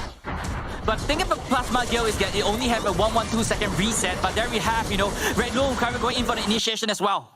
But there's the reset coming out beautifully from KST. Throws the Hoopa portal right under Ray, which means this Venusaur is back in action. The soft mode is gonna make sure that rebounds can keep up and running, but Kamiru is starting the dashes out. There's the attacks, but all the invincibility frames again with the reset. KST is so on point with these portals, continuously fishing his team out of danger. He's gonna be the sacrifice, and they're gonna get the Rotom, but still, that could have been a lot worse. Yep, KSD immediately went down to Renaissance and Wraith caught that memo immediately retreating off that fight. But however, the Rotom is marching straight right down to the top side as well. No Lucario has to be distracted a little bit more on the top side. Dreadnought going live in 15 more seconds. It seems like it's still ended by this game at this point in time. But Renaissance is looking great with those invisibility frame on the Zeraora. Kamiru definitely showing you what this Pokemon can do. So, I mean, if your pubs are infested with Zeraora, you know who to blame. But here we go. Dreadnought is going to be next on the menu, and they're going to be able to shred this up very easily. No Lucario, they don't want to contest this. Instead, they're going to opt to just send Dev down here, take a little sneaky peek, and meanwhile, get a nice 50 dunk on the top side. They want to break open this tier 1 Go Zone so they don't have to deal with that Hoopa Highway later on. Yep, KSD is not in the legendary speeds right now, but Renaissance immediately took over the pit. It's going to be a stare down right now. It could be anybody's Zapdos at this point in time. Yeah, final stretch. Dev already starting out with the Hyper Voice and the Calm Mind. They're popping it open. They want to find an engage here, but no Lucario. They're trying to bait them in by starting the Zapdos. The Zapdos falling a little low, but there is the fight. Ice just drops. Blissey disappears. Wraith is still standing strong, but the Burden Anger lands onto no one. Solo on the back line. Both things are bound pop, but Yang, he's falling a little low. He has the Assault Vest. Dev still screaming down Yang, but the invincibility frames, they're not enough. Zeraora gonna go down, and so is Mevius. They ended up team wiping the entire higher side of Renaissance, and they don't fall prey to the Zera Aura this time. There's only one electric type they care about, and that is the Zapdos. They're gonna grab that for themselves. There was a great fight coming in from No Lucario immediately. Even though their Blissey goes down, Renaissance had no way to deal with whatever No Lucario did. KST popped their Rings Unbound just a little bit later so that they could bring the fight a little bit longer to Renaissance, and that is what they did. Have that stamina and have that sustainability, and No Lucario won that fight, got that Zapdos, and went for that push. But there we have Rive is in a very bad position as well. But right here, 2 more supports is all No Lucario have, and with only 300-point deficit right here, how is Renaissance gonna fight back on this one? Yeah, as Doob Snacks would say, reining in those hundo burgers in No Lucario. They're just home free with that. They didn't even have to deal with any defenders. But Renaissance, they need to flip the situation right now. They need to send it, because if they don't, they're going to be 1 game away from losing it all. Sure, they go to London, but all their pride is on the line right now. They're heading towards the bot side, Moonboy. Yeah, take a look at this. Dev is not ready to jump off the jump pad right yet because they are just counting where are the 5 men of Renaissance. All at the bottom side, it's okay. Let's just commit it to it and just defend, because right here, 10 more seconds, all we have to do is just defend and we can win this one. Yeah, Rave still holding guard, but finally gonna make the commitment. They can't actually get any dunk in. We've seen Rave on the defense before. This is where he's the strongest. There's the pedal dance, AoE, gonna be more than enough. Mebius opening a portal just for celebration as they punish that greedy Zera Aura pick. Sure, it worked really nicely for Kamiru in the early stages of the game, but it ends up faltering at the Zapdos fight. The speedsters just ain't in this patch, Moonboy.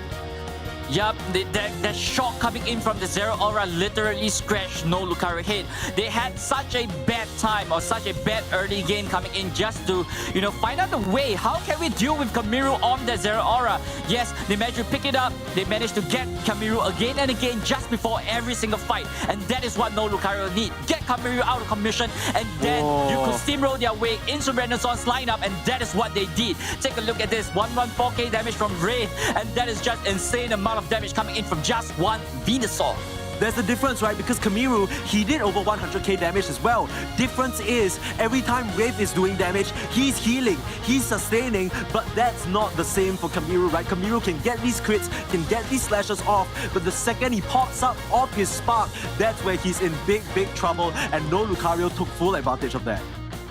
Yep, you're exactly right, Permasney. So, this is just game number 3. This is a best of 5. We got 2 more games lined up for you guys, and No Lucario just have to win 1 more to just take home additional $10,000 in their pocket.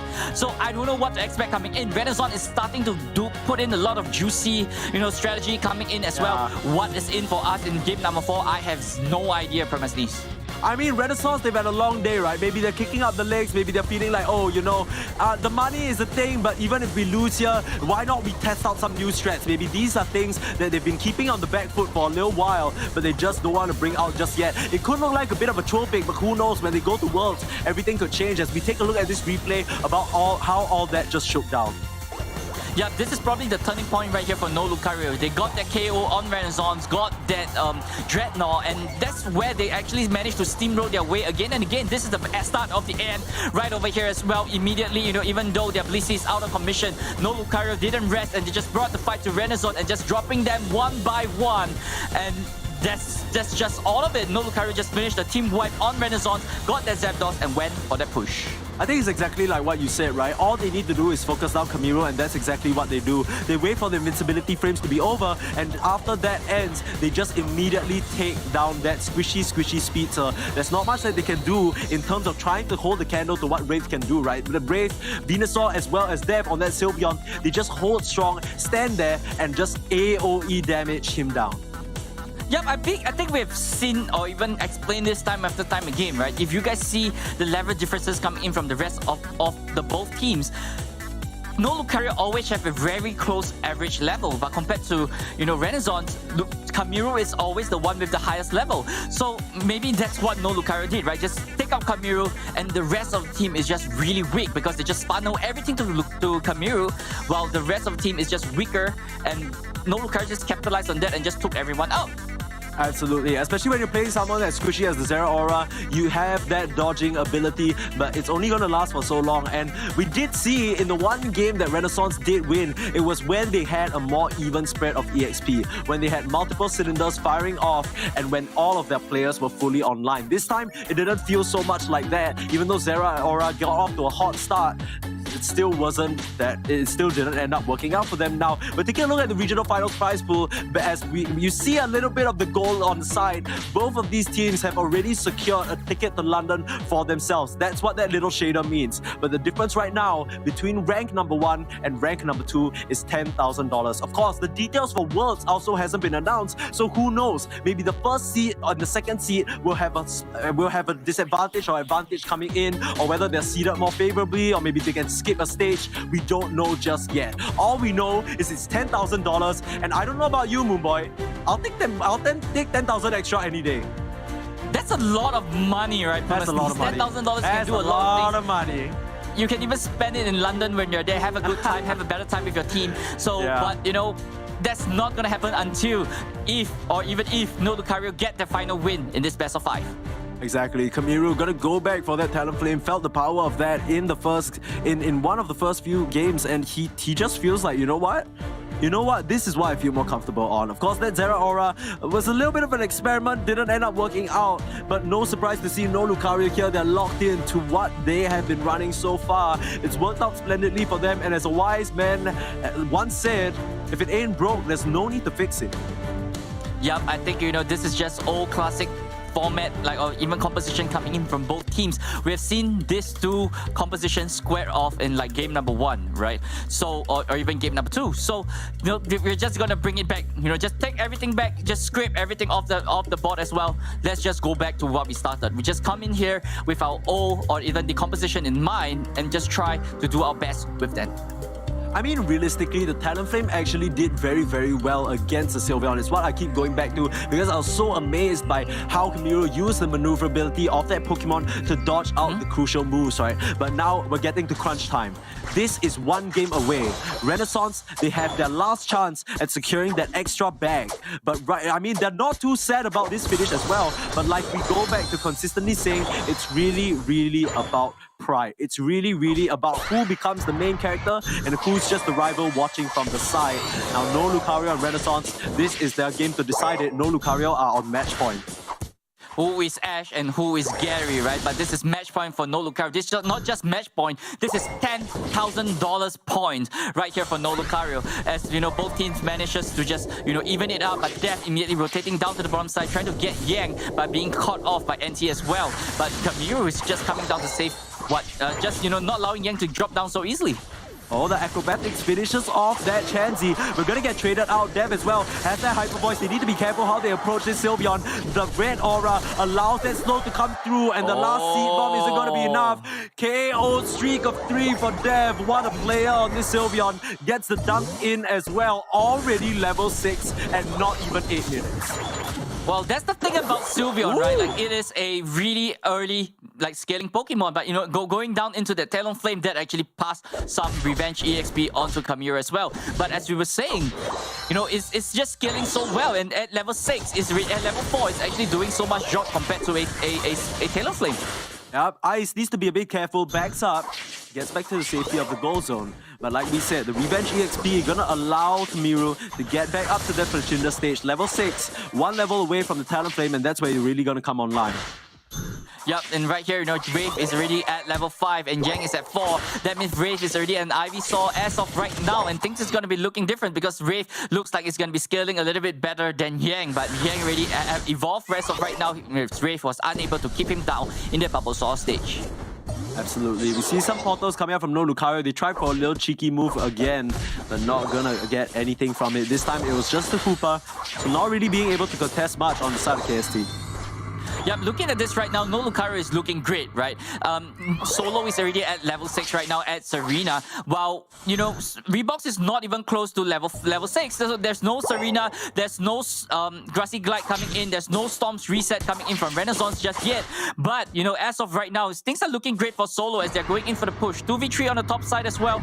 So, but, however, Rings up, Hyperspace will just bring the rest of the team down to the bottom. Oh, very frolic force start by Dev. That's not where he wanted to use it, but if he can finish off NT, they'll be fine. Can't get the last touch of the egg bomb. Gonna pop rebounds up to the sky, but the Hyper Boys can't finish him off again. They get back to the safety of their team, and now Renaissance, they're trying to fight out onto this Dreadnought, but they're starting to get melted down. They finished him off. The Serena was enough. It's a 2-for-nothing. It's a 2-for-1 trade, sorry, at the moment. But it's Rave who's cleaning up. Level 8 on this Ivysaur. Fearless just running in. Knows he has the level advantage. Gonna pop this metal dance in an instant. Running down Mebius. Has the blue aura available. Has the red aura as well. But it's gonna be Renaissance to get the Dreadnought. Still Rave. He's so scary to contend with though. But where is his backup? He's starting to drop a little low. There's the Giga Drain coming out. And they're gonna be able to keep him out and sustain. This guy is in Venusaur jail for a reason. Finally gets the Venusaur. But there is the button angle immediately to answer, knocked out by the fly, but he's not going to be in the air for long. Gets grounded by Rave, plants him straight into the soil and says, that's where you belong, Kamiru. Someone stop this man, ladies and gentlemen. Raze has been raging havoc. You know, even though they lost that Dreadnought, they ultimately win the fight down at the bottom side. They actually get those EXP with those KO as well. Rebound the push to ice, but however, Solo is right back on top. But you know, that being said, No Lucario is looking great right now as the Rotom is free for anybody's taking. Absolutely here, Wraith is still being such a menace in this bot path alone. And how many times have we seen this formula coming out from No Lucario, right? You leave Wraith on his lonesome and he'll be A-okay. Meanwhile, the rest of No Lucario, they can have the entire rest of the map to make plays. Look at him, just contesting 3 members of Renaissance by himself. Meanwhile, No Lucario, they're taking the Rotom. Yep, and this is a free Rotom, but Kamiru is coming in as well. Here comes the Storms as well. But Solo is just pushing in onto the Rotom and manages to get it for No Lucario.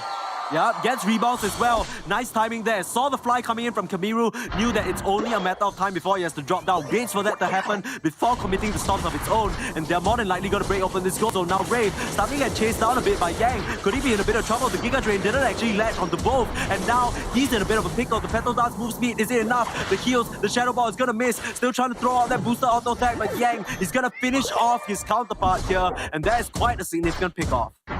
Yep, even though he's down this early in time, 10 more seconds till the Dreadnought goes live at KSD. He's still scrambling to get into his level 9. He's not at level 9 yet. There's no Ring Sunbound coming in from No Lucario, and Renaissance is not allowing you to do that. KSD is ready at 9. Ring Sunbound coming in from Renaissance. Yeah, No Lucario heavy available as well, and they're bringing the whole squad in. There's the Hyperspace Fury onto the Dreadnought, but there's the Blizzard. This is nicely done. Not enough to secure the Dreadnought though, as the Flame Sweep grabs everybody. Yang, he's starting to tear them up. There's the Queen Descendant as well. Solo is trying to answer back on the Mebius. The Storms are there, but they're not enough, as they are going to be planted this time around. No Lucario can offer nothing as Renaissance Flames sweep them away. Well, that was a great push coming in from Renaissance, just taking the right moment. Yes, KSD was late, but however, just before the fight, 2 members of No Lucario is down, and Renaissance took advantage of that. They came back from their Ring Sunbound, but it is too late, as Renaissance already got a good positioning and just took down every single Pokemon coming in from No Lucario. Things are a little precarious right now because when the Talonflame has the advantage, suddenly it's so much easier for them to just get that burst damage in. Now under a bit of threat is NT and gonna get picked off. The Blissey itching a bit too far forward for her own good. Now Wraith running out of Storm as well. The Petal Dance just tangoing all over the side of Renaissance. They're forced to relent as the siege is on, and No Lucario break open this tier 1 goal zone. It's Wraith once again. Someone please stop this guy because he's just too good on that Venusaur. Those positioning just pushing Renaissance back so that No Lucario has the opening to just score as well. There we have Kamiru being caught out as well, but the rest of Renaissance come to the aid. Oh, Wraith gonna get wiped out. You said that someone needs to stop this guy. They do, and Solo drops as well. There's 2 of the members on the side of No Lucario dropping to the deck, and now they're forcing the Fairy Frolic. Has the move speed available, but does he have the HP? No, he does not. There's Serena with the finish, and rebounds is not done just yet. There is the Grassy Glide. Gonna kick back that Blissey, and they're the ones who are gonna grab the Rotom instead. Yep, at this timing at the 3 minutes mark, you know, you got to be really careful of this Rotom because this is going to be a huge distraction coming in for you. Renaissance got the Rotom and he will be marching straight right to the tier 2. Oh, Solo has no choice but to answer to that as well. Solo has to be so careful here. They're on the hunt. Renaissance, they smell blood in the water and they want to strike right now. They're hungry shark, and they know this match could be the last one for them. It could be match point. That's the $10,000 difference right there. And they are hungry. Their wallets are empty and they want them filled up to the brim. Looking towards this Dreadnought. This will be the final objective, but No Lucario can't contend.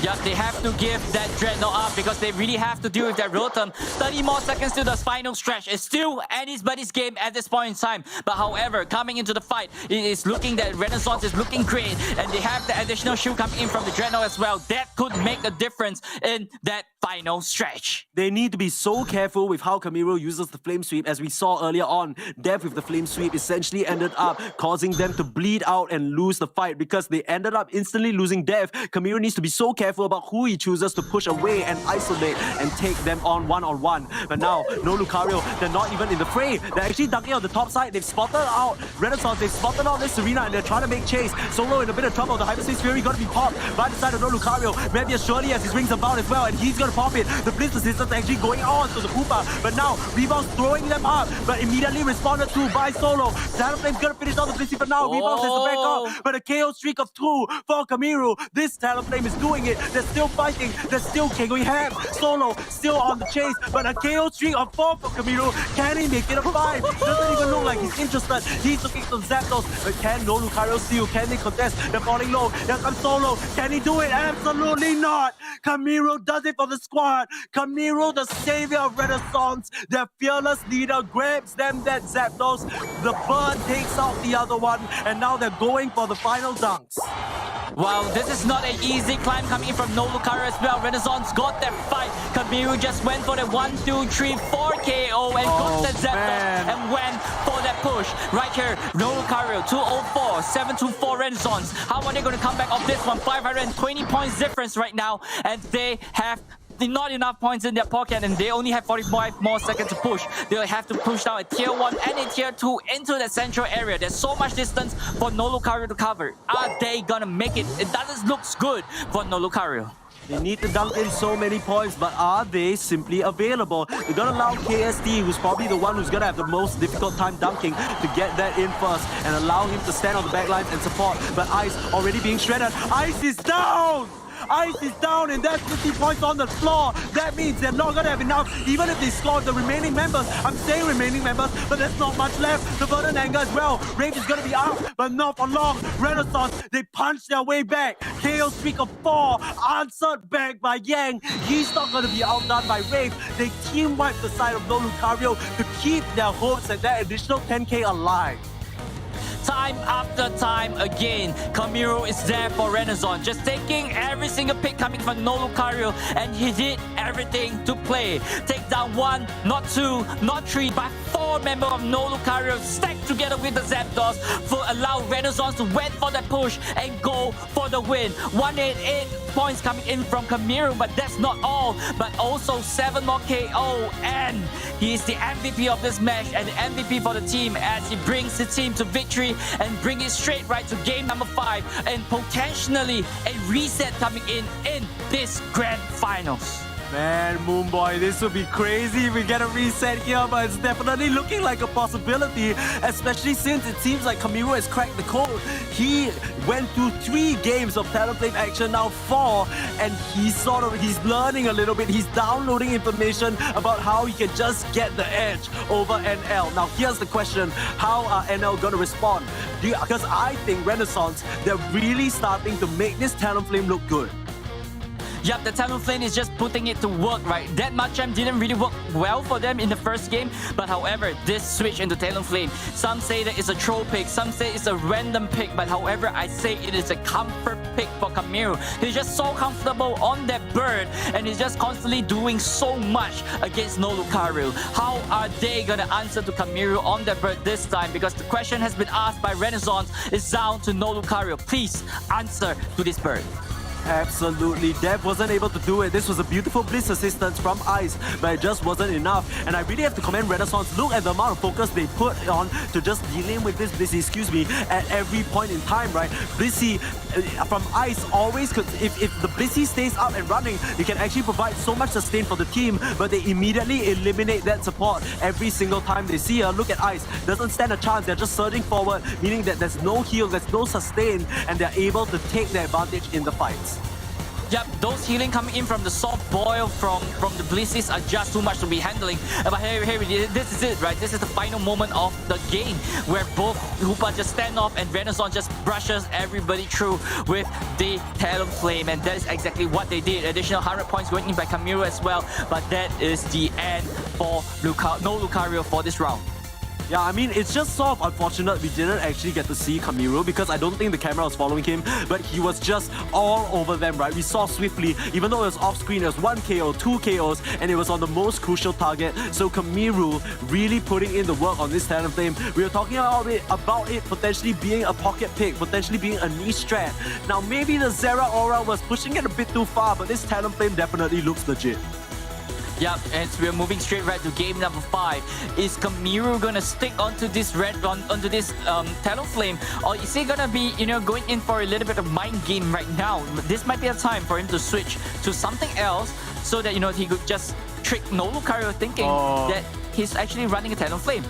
You know what's crazy? What if this is just a bait, right? What if this is a bait and then they think, yeah, it's exactly what you said, right? What if it's a bait, then he just switches off to something even crazier. Now, once again, reminding you guys how we got here. This is the winner's bracket. Renaissance and no Lucario actually faced off as the first match of the day, but unfortunately, Renaissance lost in a 2-0. No Lucario looked dominant, but Renaissance are putting up a fight. Like we said, in these best of 3s, in these best of 5s, you have so much time to download your opponent, and you could argue that even in these single best of 5s alone, there does develop a certain meta within that series itself.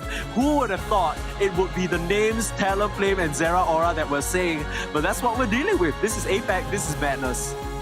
Well, they have something to say about Asia Pacific. Is that one thing to say is that we are spicy, right? We are a region where it's filled with spice, and this is exactly what the team brought to the table. They bring really spicy composition, and they make the meta what it is. There's no meta. There's only us in APAC.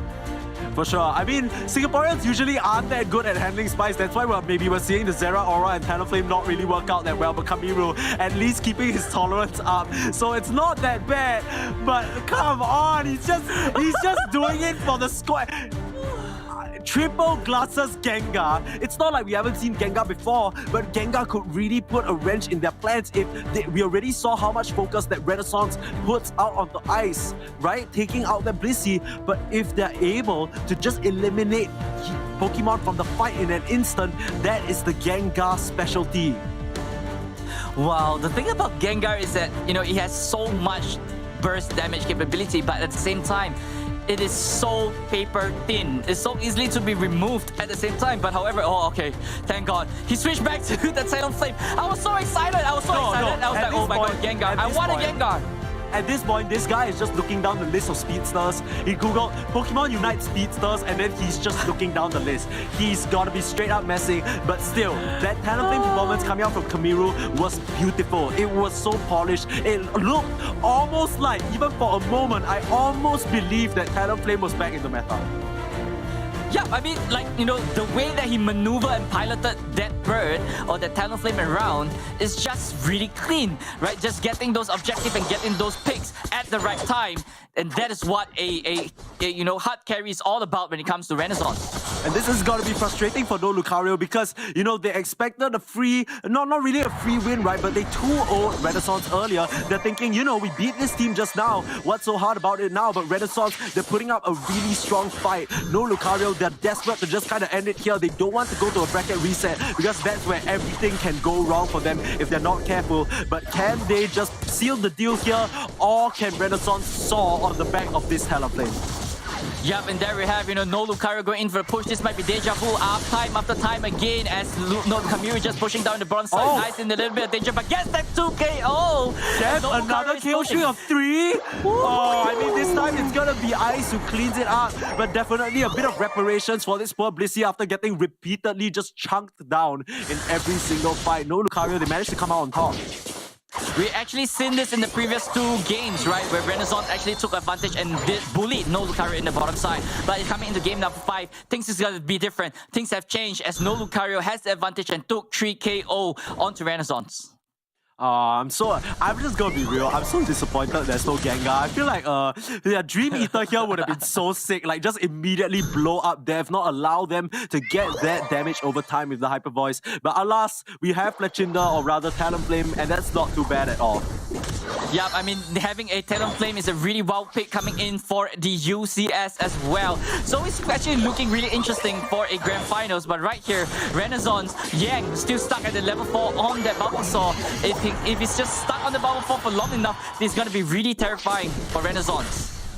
Yeah, that's for sure. I mean, we already saw that happen before, right? Just keeping that Bulbasaur at the poor level 4 can't really do much. Right now, the game is pretty quiet overall, though. There's not nearly as much aggression coming out as you would expect. Yep, Solo holding on to 30 points. That kind of means that he's not exactly scoring, and those attack rates are not stacking up. Even though Solo, yes, he did have reaching into level 6 first, getting into this arena, but the attack rates are not up. It's not going to be doing too much against their opponent. Oh, Kamiru actually opting for a different build this time. We saw him pilot the Brave Bird earlier on, but this time going for the Fly instead. So a nice switch up in terms of potential moves being taken could play a big part in these team fights coming on.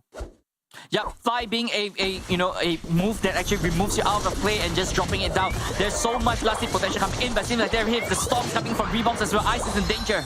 Ooh, the Grassy Glide gonna be able to kick back Ice. Once again, the immense amount of focus that Renaissance have onto this Blissey is proving to allow them to get that advantage from No Lucario. Without that steady backup for Rave, he's having a lot of trouble trying to stay alive in these fights. Dreadnought knocks up everyone, and that's the opening for No Lucario. They're trying to go in. The Storm's back the other way though, and the Ivysaur from Renaissance is gonna be the one cleaning it up. Talonflame gonna get potted out, pulled out of that Flame Sweep, but it's gonna be one he's not too bothered about being pulled away from, as Renaissance, they're able to take down what looks to be 4 members on the side of No Lucario and leave them with a goal zone down. They're trying to siege at the moment, but here come the defenders. 2 energy left on that goal zone. The Flame Sweep pushing back Solo. Solo has nowhere to go, being burnt up by Talonflame. Flying is so good against grass right now, and No Lucario, they're trying to answer back there with the Hyper Voice out. But Kamiru, he's just biding his time. There's the Flame Charge, the Fly as well, but this time they're gonna go for the back. They're gonna reset, and they're not gonna push the issue, or are they? Rebounds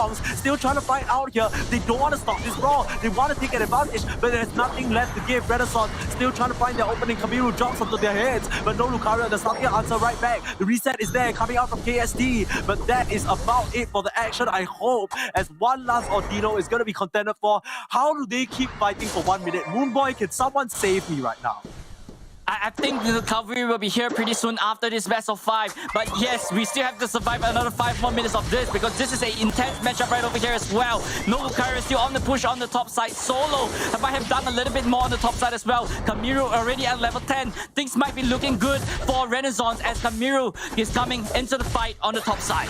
Oh, he needs to be so careful because he's riding Solo at the moment. There's the backup. He's trying to drop this Rotom, but it's gonna be the Talonflame who manages to sweep it up for his squad. Picks it up in their beaks and still trying to swoop forward the Flame Sweep. Swing and a miss. Actually gonna be taken down by Rave. Rave is just charging them up and into the pedal dance. It's not enough HP on this bird, and he's gonna get melted. Yeah, but right here, No Lucario is still a little bit behind in terms of the level. Look at this. Kamiru is already at level 11. Right here, they need to go for the push. They need to have one good fight against Renaissance. Yes, it might seem a little bit even, but they still have to deal with that flying bird coming in from from Renaissance. There we have maybe a Swift and Rings and Bounce. Rings Unbound gonna be straight up onto Solo. Solo needs to be so careful, but okay, he manages to get out of that situation. But take a look at No Lucario. They're actually opting for a different maneuver instead. They don't care about this Dreadnought. They're going for the dunks. I mean, I don't know whether this is a good trade or not. You need to tell me, Moonboy. I can't really tell.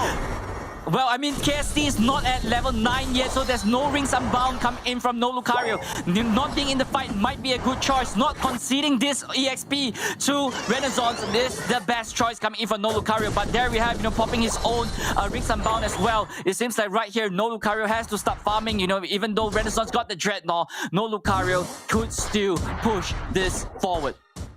I mean, levels across the board, they're still pretty even overall. The biggest disparity is this Blissey, but it's not that big of a deal. Ice has that software, but gonna be in a bit of trouble here as we're watching Solo score another bit of an extension in terms of the point lead. Meanwhile, a tussle in the top side. Rave in a bit of trouble, and the Fly is gonna nab him. Grabs that Venusaur from up above as No Lucario, they need to back off. They're forced to run away as Solo still getting the dunks off in the bot side, but was it worth it? Well, it's totally okay, you know, just let them take that tier 1. It's okay. No Lucario, just go for the regroup and then go for a big push. Renaissance already taking on to the Rotom, just in position for the Rotom as well. No Lucario just have to get their levels up and then go into the fight, because right here it's looking pretty even, but Wraith is already at level 12. Things might be looking good for No Lucario. They just have to capitalize in this fight. Absolutely, Renaissance, they're going to be able to get this Rotom. It's not the be-all and all because it's at the 3-minute mark, and that's going to be something No Lucario are able to deal with. So it's not that bad, but it is a nice little bump up in terms of EXP, and it does give them the opening to go for this Dreadnought should they choose to take it. Yep, 30 more seconds till that Dreadnought goes live, but however, No Lucario is just occupied with that Rotom on that top side as well. Right here, Renaissance is just moving straight right to the bottom side, but I think this is not the fight for No Lucario. Just stay in that central area. Take out maybe one Pokemon just before the fight, and then get ready for the final stretch. Renaissance, they're gonna have this one pretty free because No Lucario don't want to contest. They're actually gonna get a pick off onto the Serena, so Rebound's getting caught out. This could be pretty significant, but I mean, she's still gonna make it back in time for the final stretch. So a nice boost of EXP, but still, it's traded off for the Dreadnought. Yep, No Lucario immediately pushing into the top side as well, but however, Sylveon on the bottom side doing a little bit of split pushing, immediately going in for the retreat, and from the hyperspace hole, No Lucario just gathering straight right into the central area as well. They got those stuff, they got those levels, and here we go. Dev needs to be careful, gets caught out. No more Sylveon for the fight. There's a disaster for No Lucario. That's Dev down, but Talonflame is the answer. Right now, there's a reset from KSD, nice hyperspace hole, and the punches out from the hyperspace Fury as well.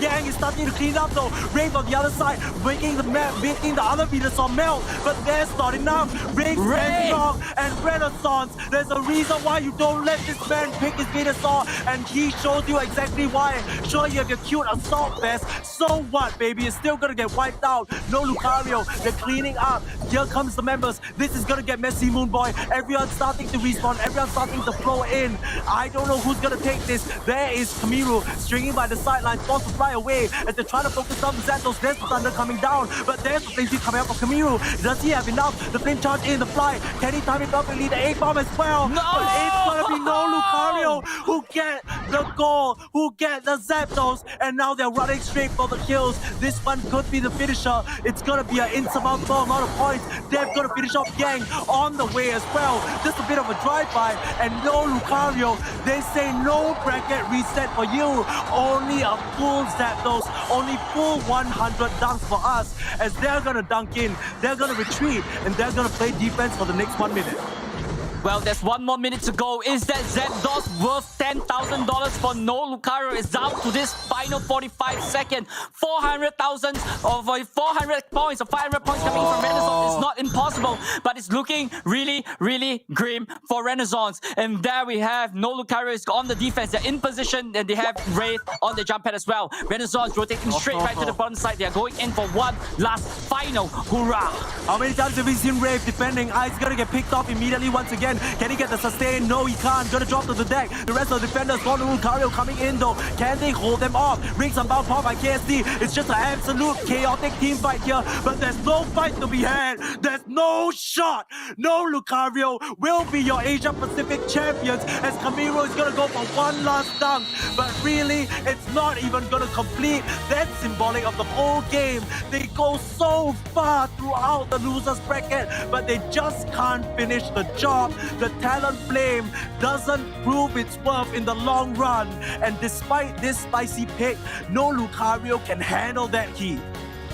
Yeah, but down to the final stretch, Renaissance managed to catch Death just before that fight actually breaks off, but immediately No Lucario zeroes down onto Kamiru, take down the Talonflame, no big damage dealer for you, and down the rest of Renaissance go. No Lucario just stampede their way through, take every single one of members of Renaissance, even though Kamiru managed to get that revive and come back in time for that Zapdos, but he's unable to capitalize on that. No Lucario got that final hit on the Zapdos, and that is a $10,000 more. Zapdos coming in for No Lucario as he marched straight right to victory, gets the championship, and they will be walking home with $20,000, ladies and gentlemen.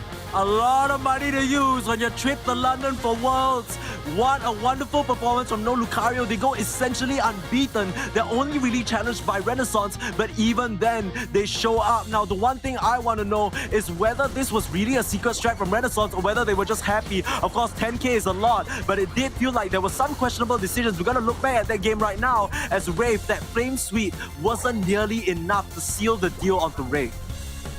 Yup, and there we have, no Lucario. This is the final moment, even though Death went down, but Kamiru went down in the moment as well. But no Lucario. Take a look at everything. All we see is just orange at this point in time. And Renaissance just dropping one by one with Wraith and KST. They started on the Zapdos, but Kamiru was here. He was just trying to get a little bit of sneaky, but he's unable to finish it off. Oh, no Lucario got that Zapdos with Wraith.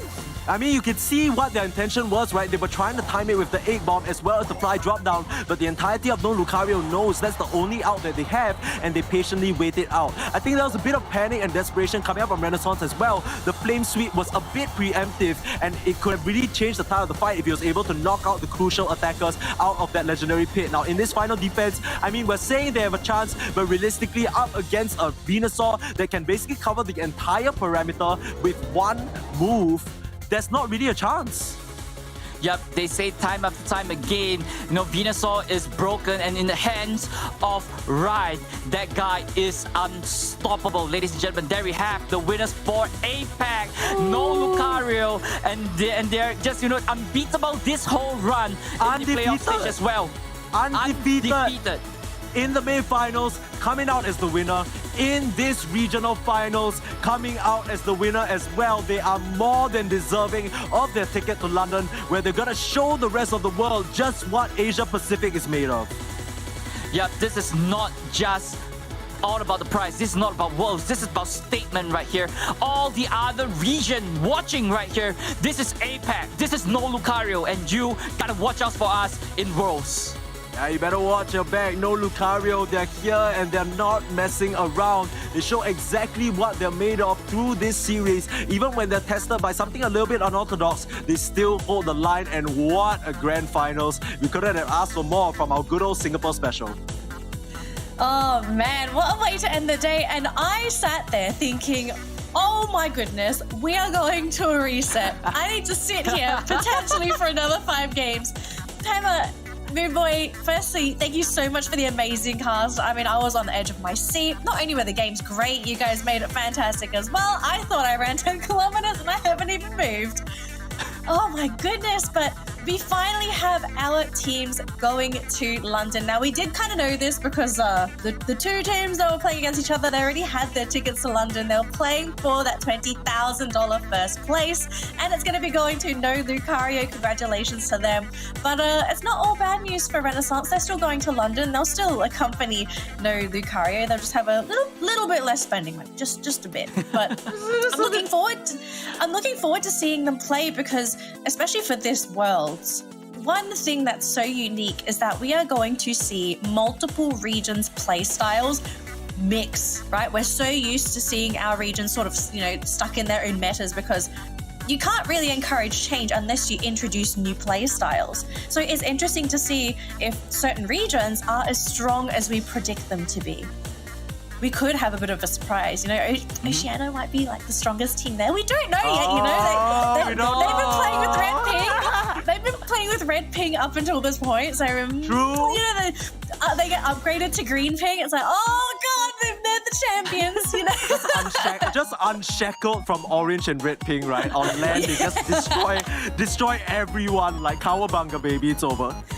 Yeah, but congratulations once again to No Lucario and Renaissance. They're going to London. They're going to be representing APAC at Worlds, but also congratulations to the remaining teams that made it to top 8. They do have their prize money to take home as well. And if anything, I do hope we see all of these names coming for next season to try and go for next year's Worlds, which, with another year of practice and seeing how the teams play at Worlds, I think we're going to be in for some even more crazy shenanigans next year.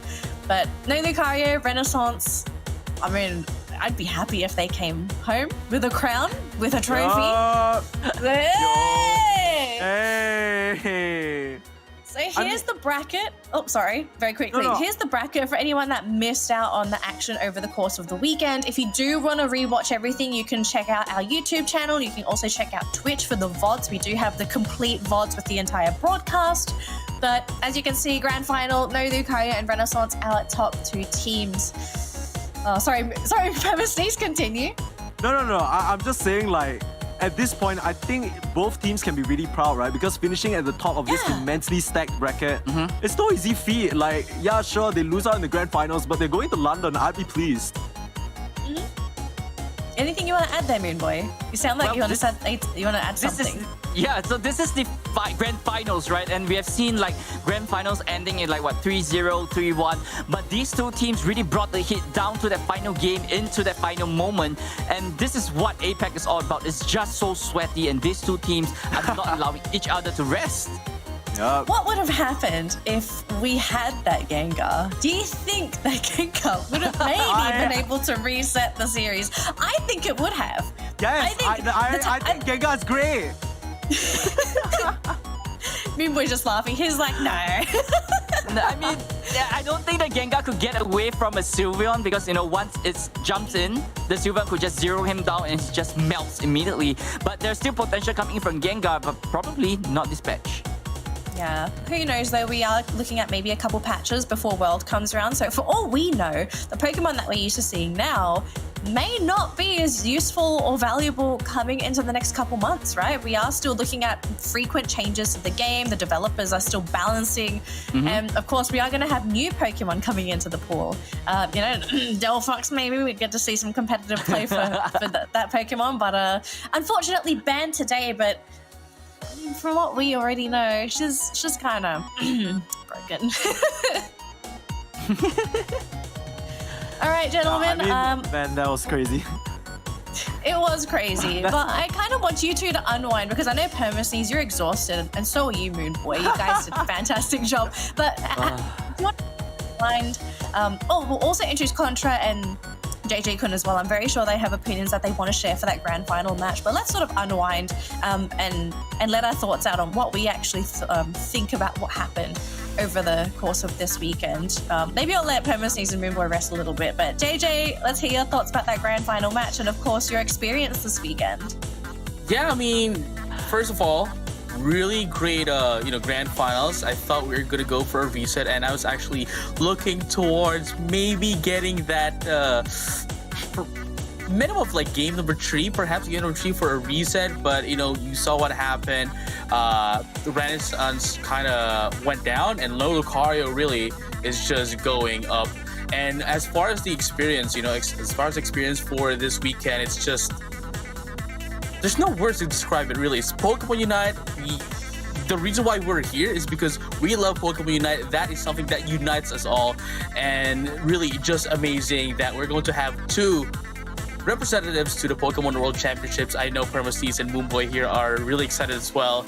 And everyone here wants to go to Worlds as well, seeing these representatives play against the other regions. Contra? Well, I definitely think this is a very fitting ending. We did get a total of 5 games in that bracket, though everyone's hoping to see that reset. Hey, I guess we should just wait for them to arrive to London, have a good show, and perhaps that's where they get to meet once again. And, well, I'm pretty sure that they have something to deliver here representing APAC. And Perma, Moonboy, you got a lot of good reasons to be proud of these 2 teams hailing from Singapore, of course. So, well, I think I've just been blown out of my mind. I mean, I've just been watching it through, I think some part of the game. My jaw just dropped. All right, let's hear it from Permacees. I'm very sure you've had a moment to calm down. A lot of energy pumping through your blood. What do you think over this weekend? I mean, I think with regards to the games and the regions, all of us have talked enough. It's been 2 days, we've discussed everything, and I'm really proud of the teams that made it to London. But I think personally for me, I started out as a bit of a casual, I'm just playing by myself. I don't really think much about the game. I'm just, this is a fun way to pass 10 minutes. But watching these teams play at the highest level really ignites a fire. I don't know if you guys could hear it, but I think me and Moonboy, we were just losing our minds every single cast. The quality of games were insane, and I can't wait for the first Worlds. All right, very quickly, we have an interview coming up. Moonboy, I want to hear your thoughts in a sentence. I know I'm very sorry for cutting you off here, but what do you think? APAC is awesome. Keep it up, and we will see you at Worlds. Love it. All right, we're going to jump into an interview very quickly. We're going to say goodbye to JJ and Contra for now, but let's get some thoughts here. We've got Ice. Congratulations! All right, so let's start with the formalities. We'll check in a minute. So let's start with the formalities and also do a check to whether or not we can hear him. Ice, how are you feeling? You're going to London, you're representing APAC, and you're potentially chasing the crown for Pokemon Unite. We gotta hear it. What do you think? I'm very, very excited. I represented Singapore on other events before, but representing Singapore for Pokemon Unite compete is quite amazing. Yeah, I mean, especially to go to London. To go to London. All right. Have you been to London before? No. You've been to London, so this is just I haven't been to London. Okay, cool. So, Moonboy, do you want to ask a question? Knowing that you guys are heading into London, what is your prep? Going into Worlds, because there's about a month gap for you to prepare. How is No Lucaris going to prepare going into Worlds? Most probably we'll take a week break, and then we'll go through the boards of the NA and Japan regional finals as well. And then we'll analyze their gameplay and copy what we think is good. And then after that, polish out on our own gameplay. All right, thank you so much for that, Ice. Again, congratulations. We're looking forward to seeing you play at London. Hopefully you place high and make all of us proud. But once again, thank you for participating this weekend. Good luck, have fun. Thank you so much. Okay, thank you so much. All right, gentlemen. Now, I think we're going to take a look at a couple highlights here, but I mean, it's only been 2 days. We should have expected it to feel this fast, to have all those games happen. But we're at the end of the regional finals, and the next stage, it's London. Unfortunately, the show is going to end here, so let's pick up some final thoughts here. Let's start with JJ-kun. JJ, anything you want to say as your final words to wrap up the show? Right, thank you very much for supporting us and watching our broadcast and supporting APAC and OCE teams as well. Hopefully we do get to see you guys. Watch out for the World Championship Series broadcast, and I'd like to see everyone here, every crew here in APAC OCE to be in London as well. Ooh, all right, let's go with Contra. Yeah, it really is an honor to be able to cast this alongside with you guys here. And of course, the players definitely have shown us how the top tier Pokemon Unite games would possibly look like. So all of you guys who are tuning in, I hope that you can catch even more of the action in the upcoming Pokemon Unite Global Championship. So we're hoping to see you guys tuning in from then on. Let's go with Permasneeze next. Across a lot of esports titles, Asia Pacific as well as OCE aren't really usually the regions you watch out for. These 3 teams that are going to Worlds change that for all of us. Well, very strong words. And lastly, Moonboy. So yeah, first off, we would like to thank everyone, all the audience, supporting us, supporting the team as well. First off, to the teams, displaying such a good game for us again and again, and everything was so well done. Not forgetting the crew right here, Danny, JJ, Contra, and Permasneeze for being such a great entertainer for the audience as well. Not forgetting the team of producer behind us. They are the real MVP. Without them, there's no show. So hopefully you guys see us in London. See us there. The dreams are big here for Moonboy. Thank you so much, gentlemen. It has been an absolute pleasure working with you over the course of this weekend, and also a big thank you to all of our viewers for tuning into the broadcast. We hope you enjoyed the show. I hope you're starting to follow some new pro players that are going to inspire you to play better and grow as a Pokemon Unite player. But that's going to be the end for us. Hopefully we'll be able to see all of you in London. Otherwise, we're going to be in the chat with you watching in Twitch. So until then, have a great week, and we'll see you hopefully in London.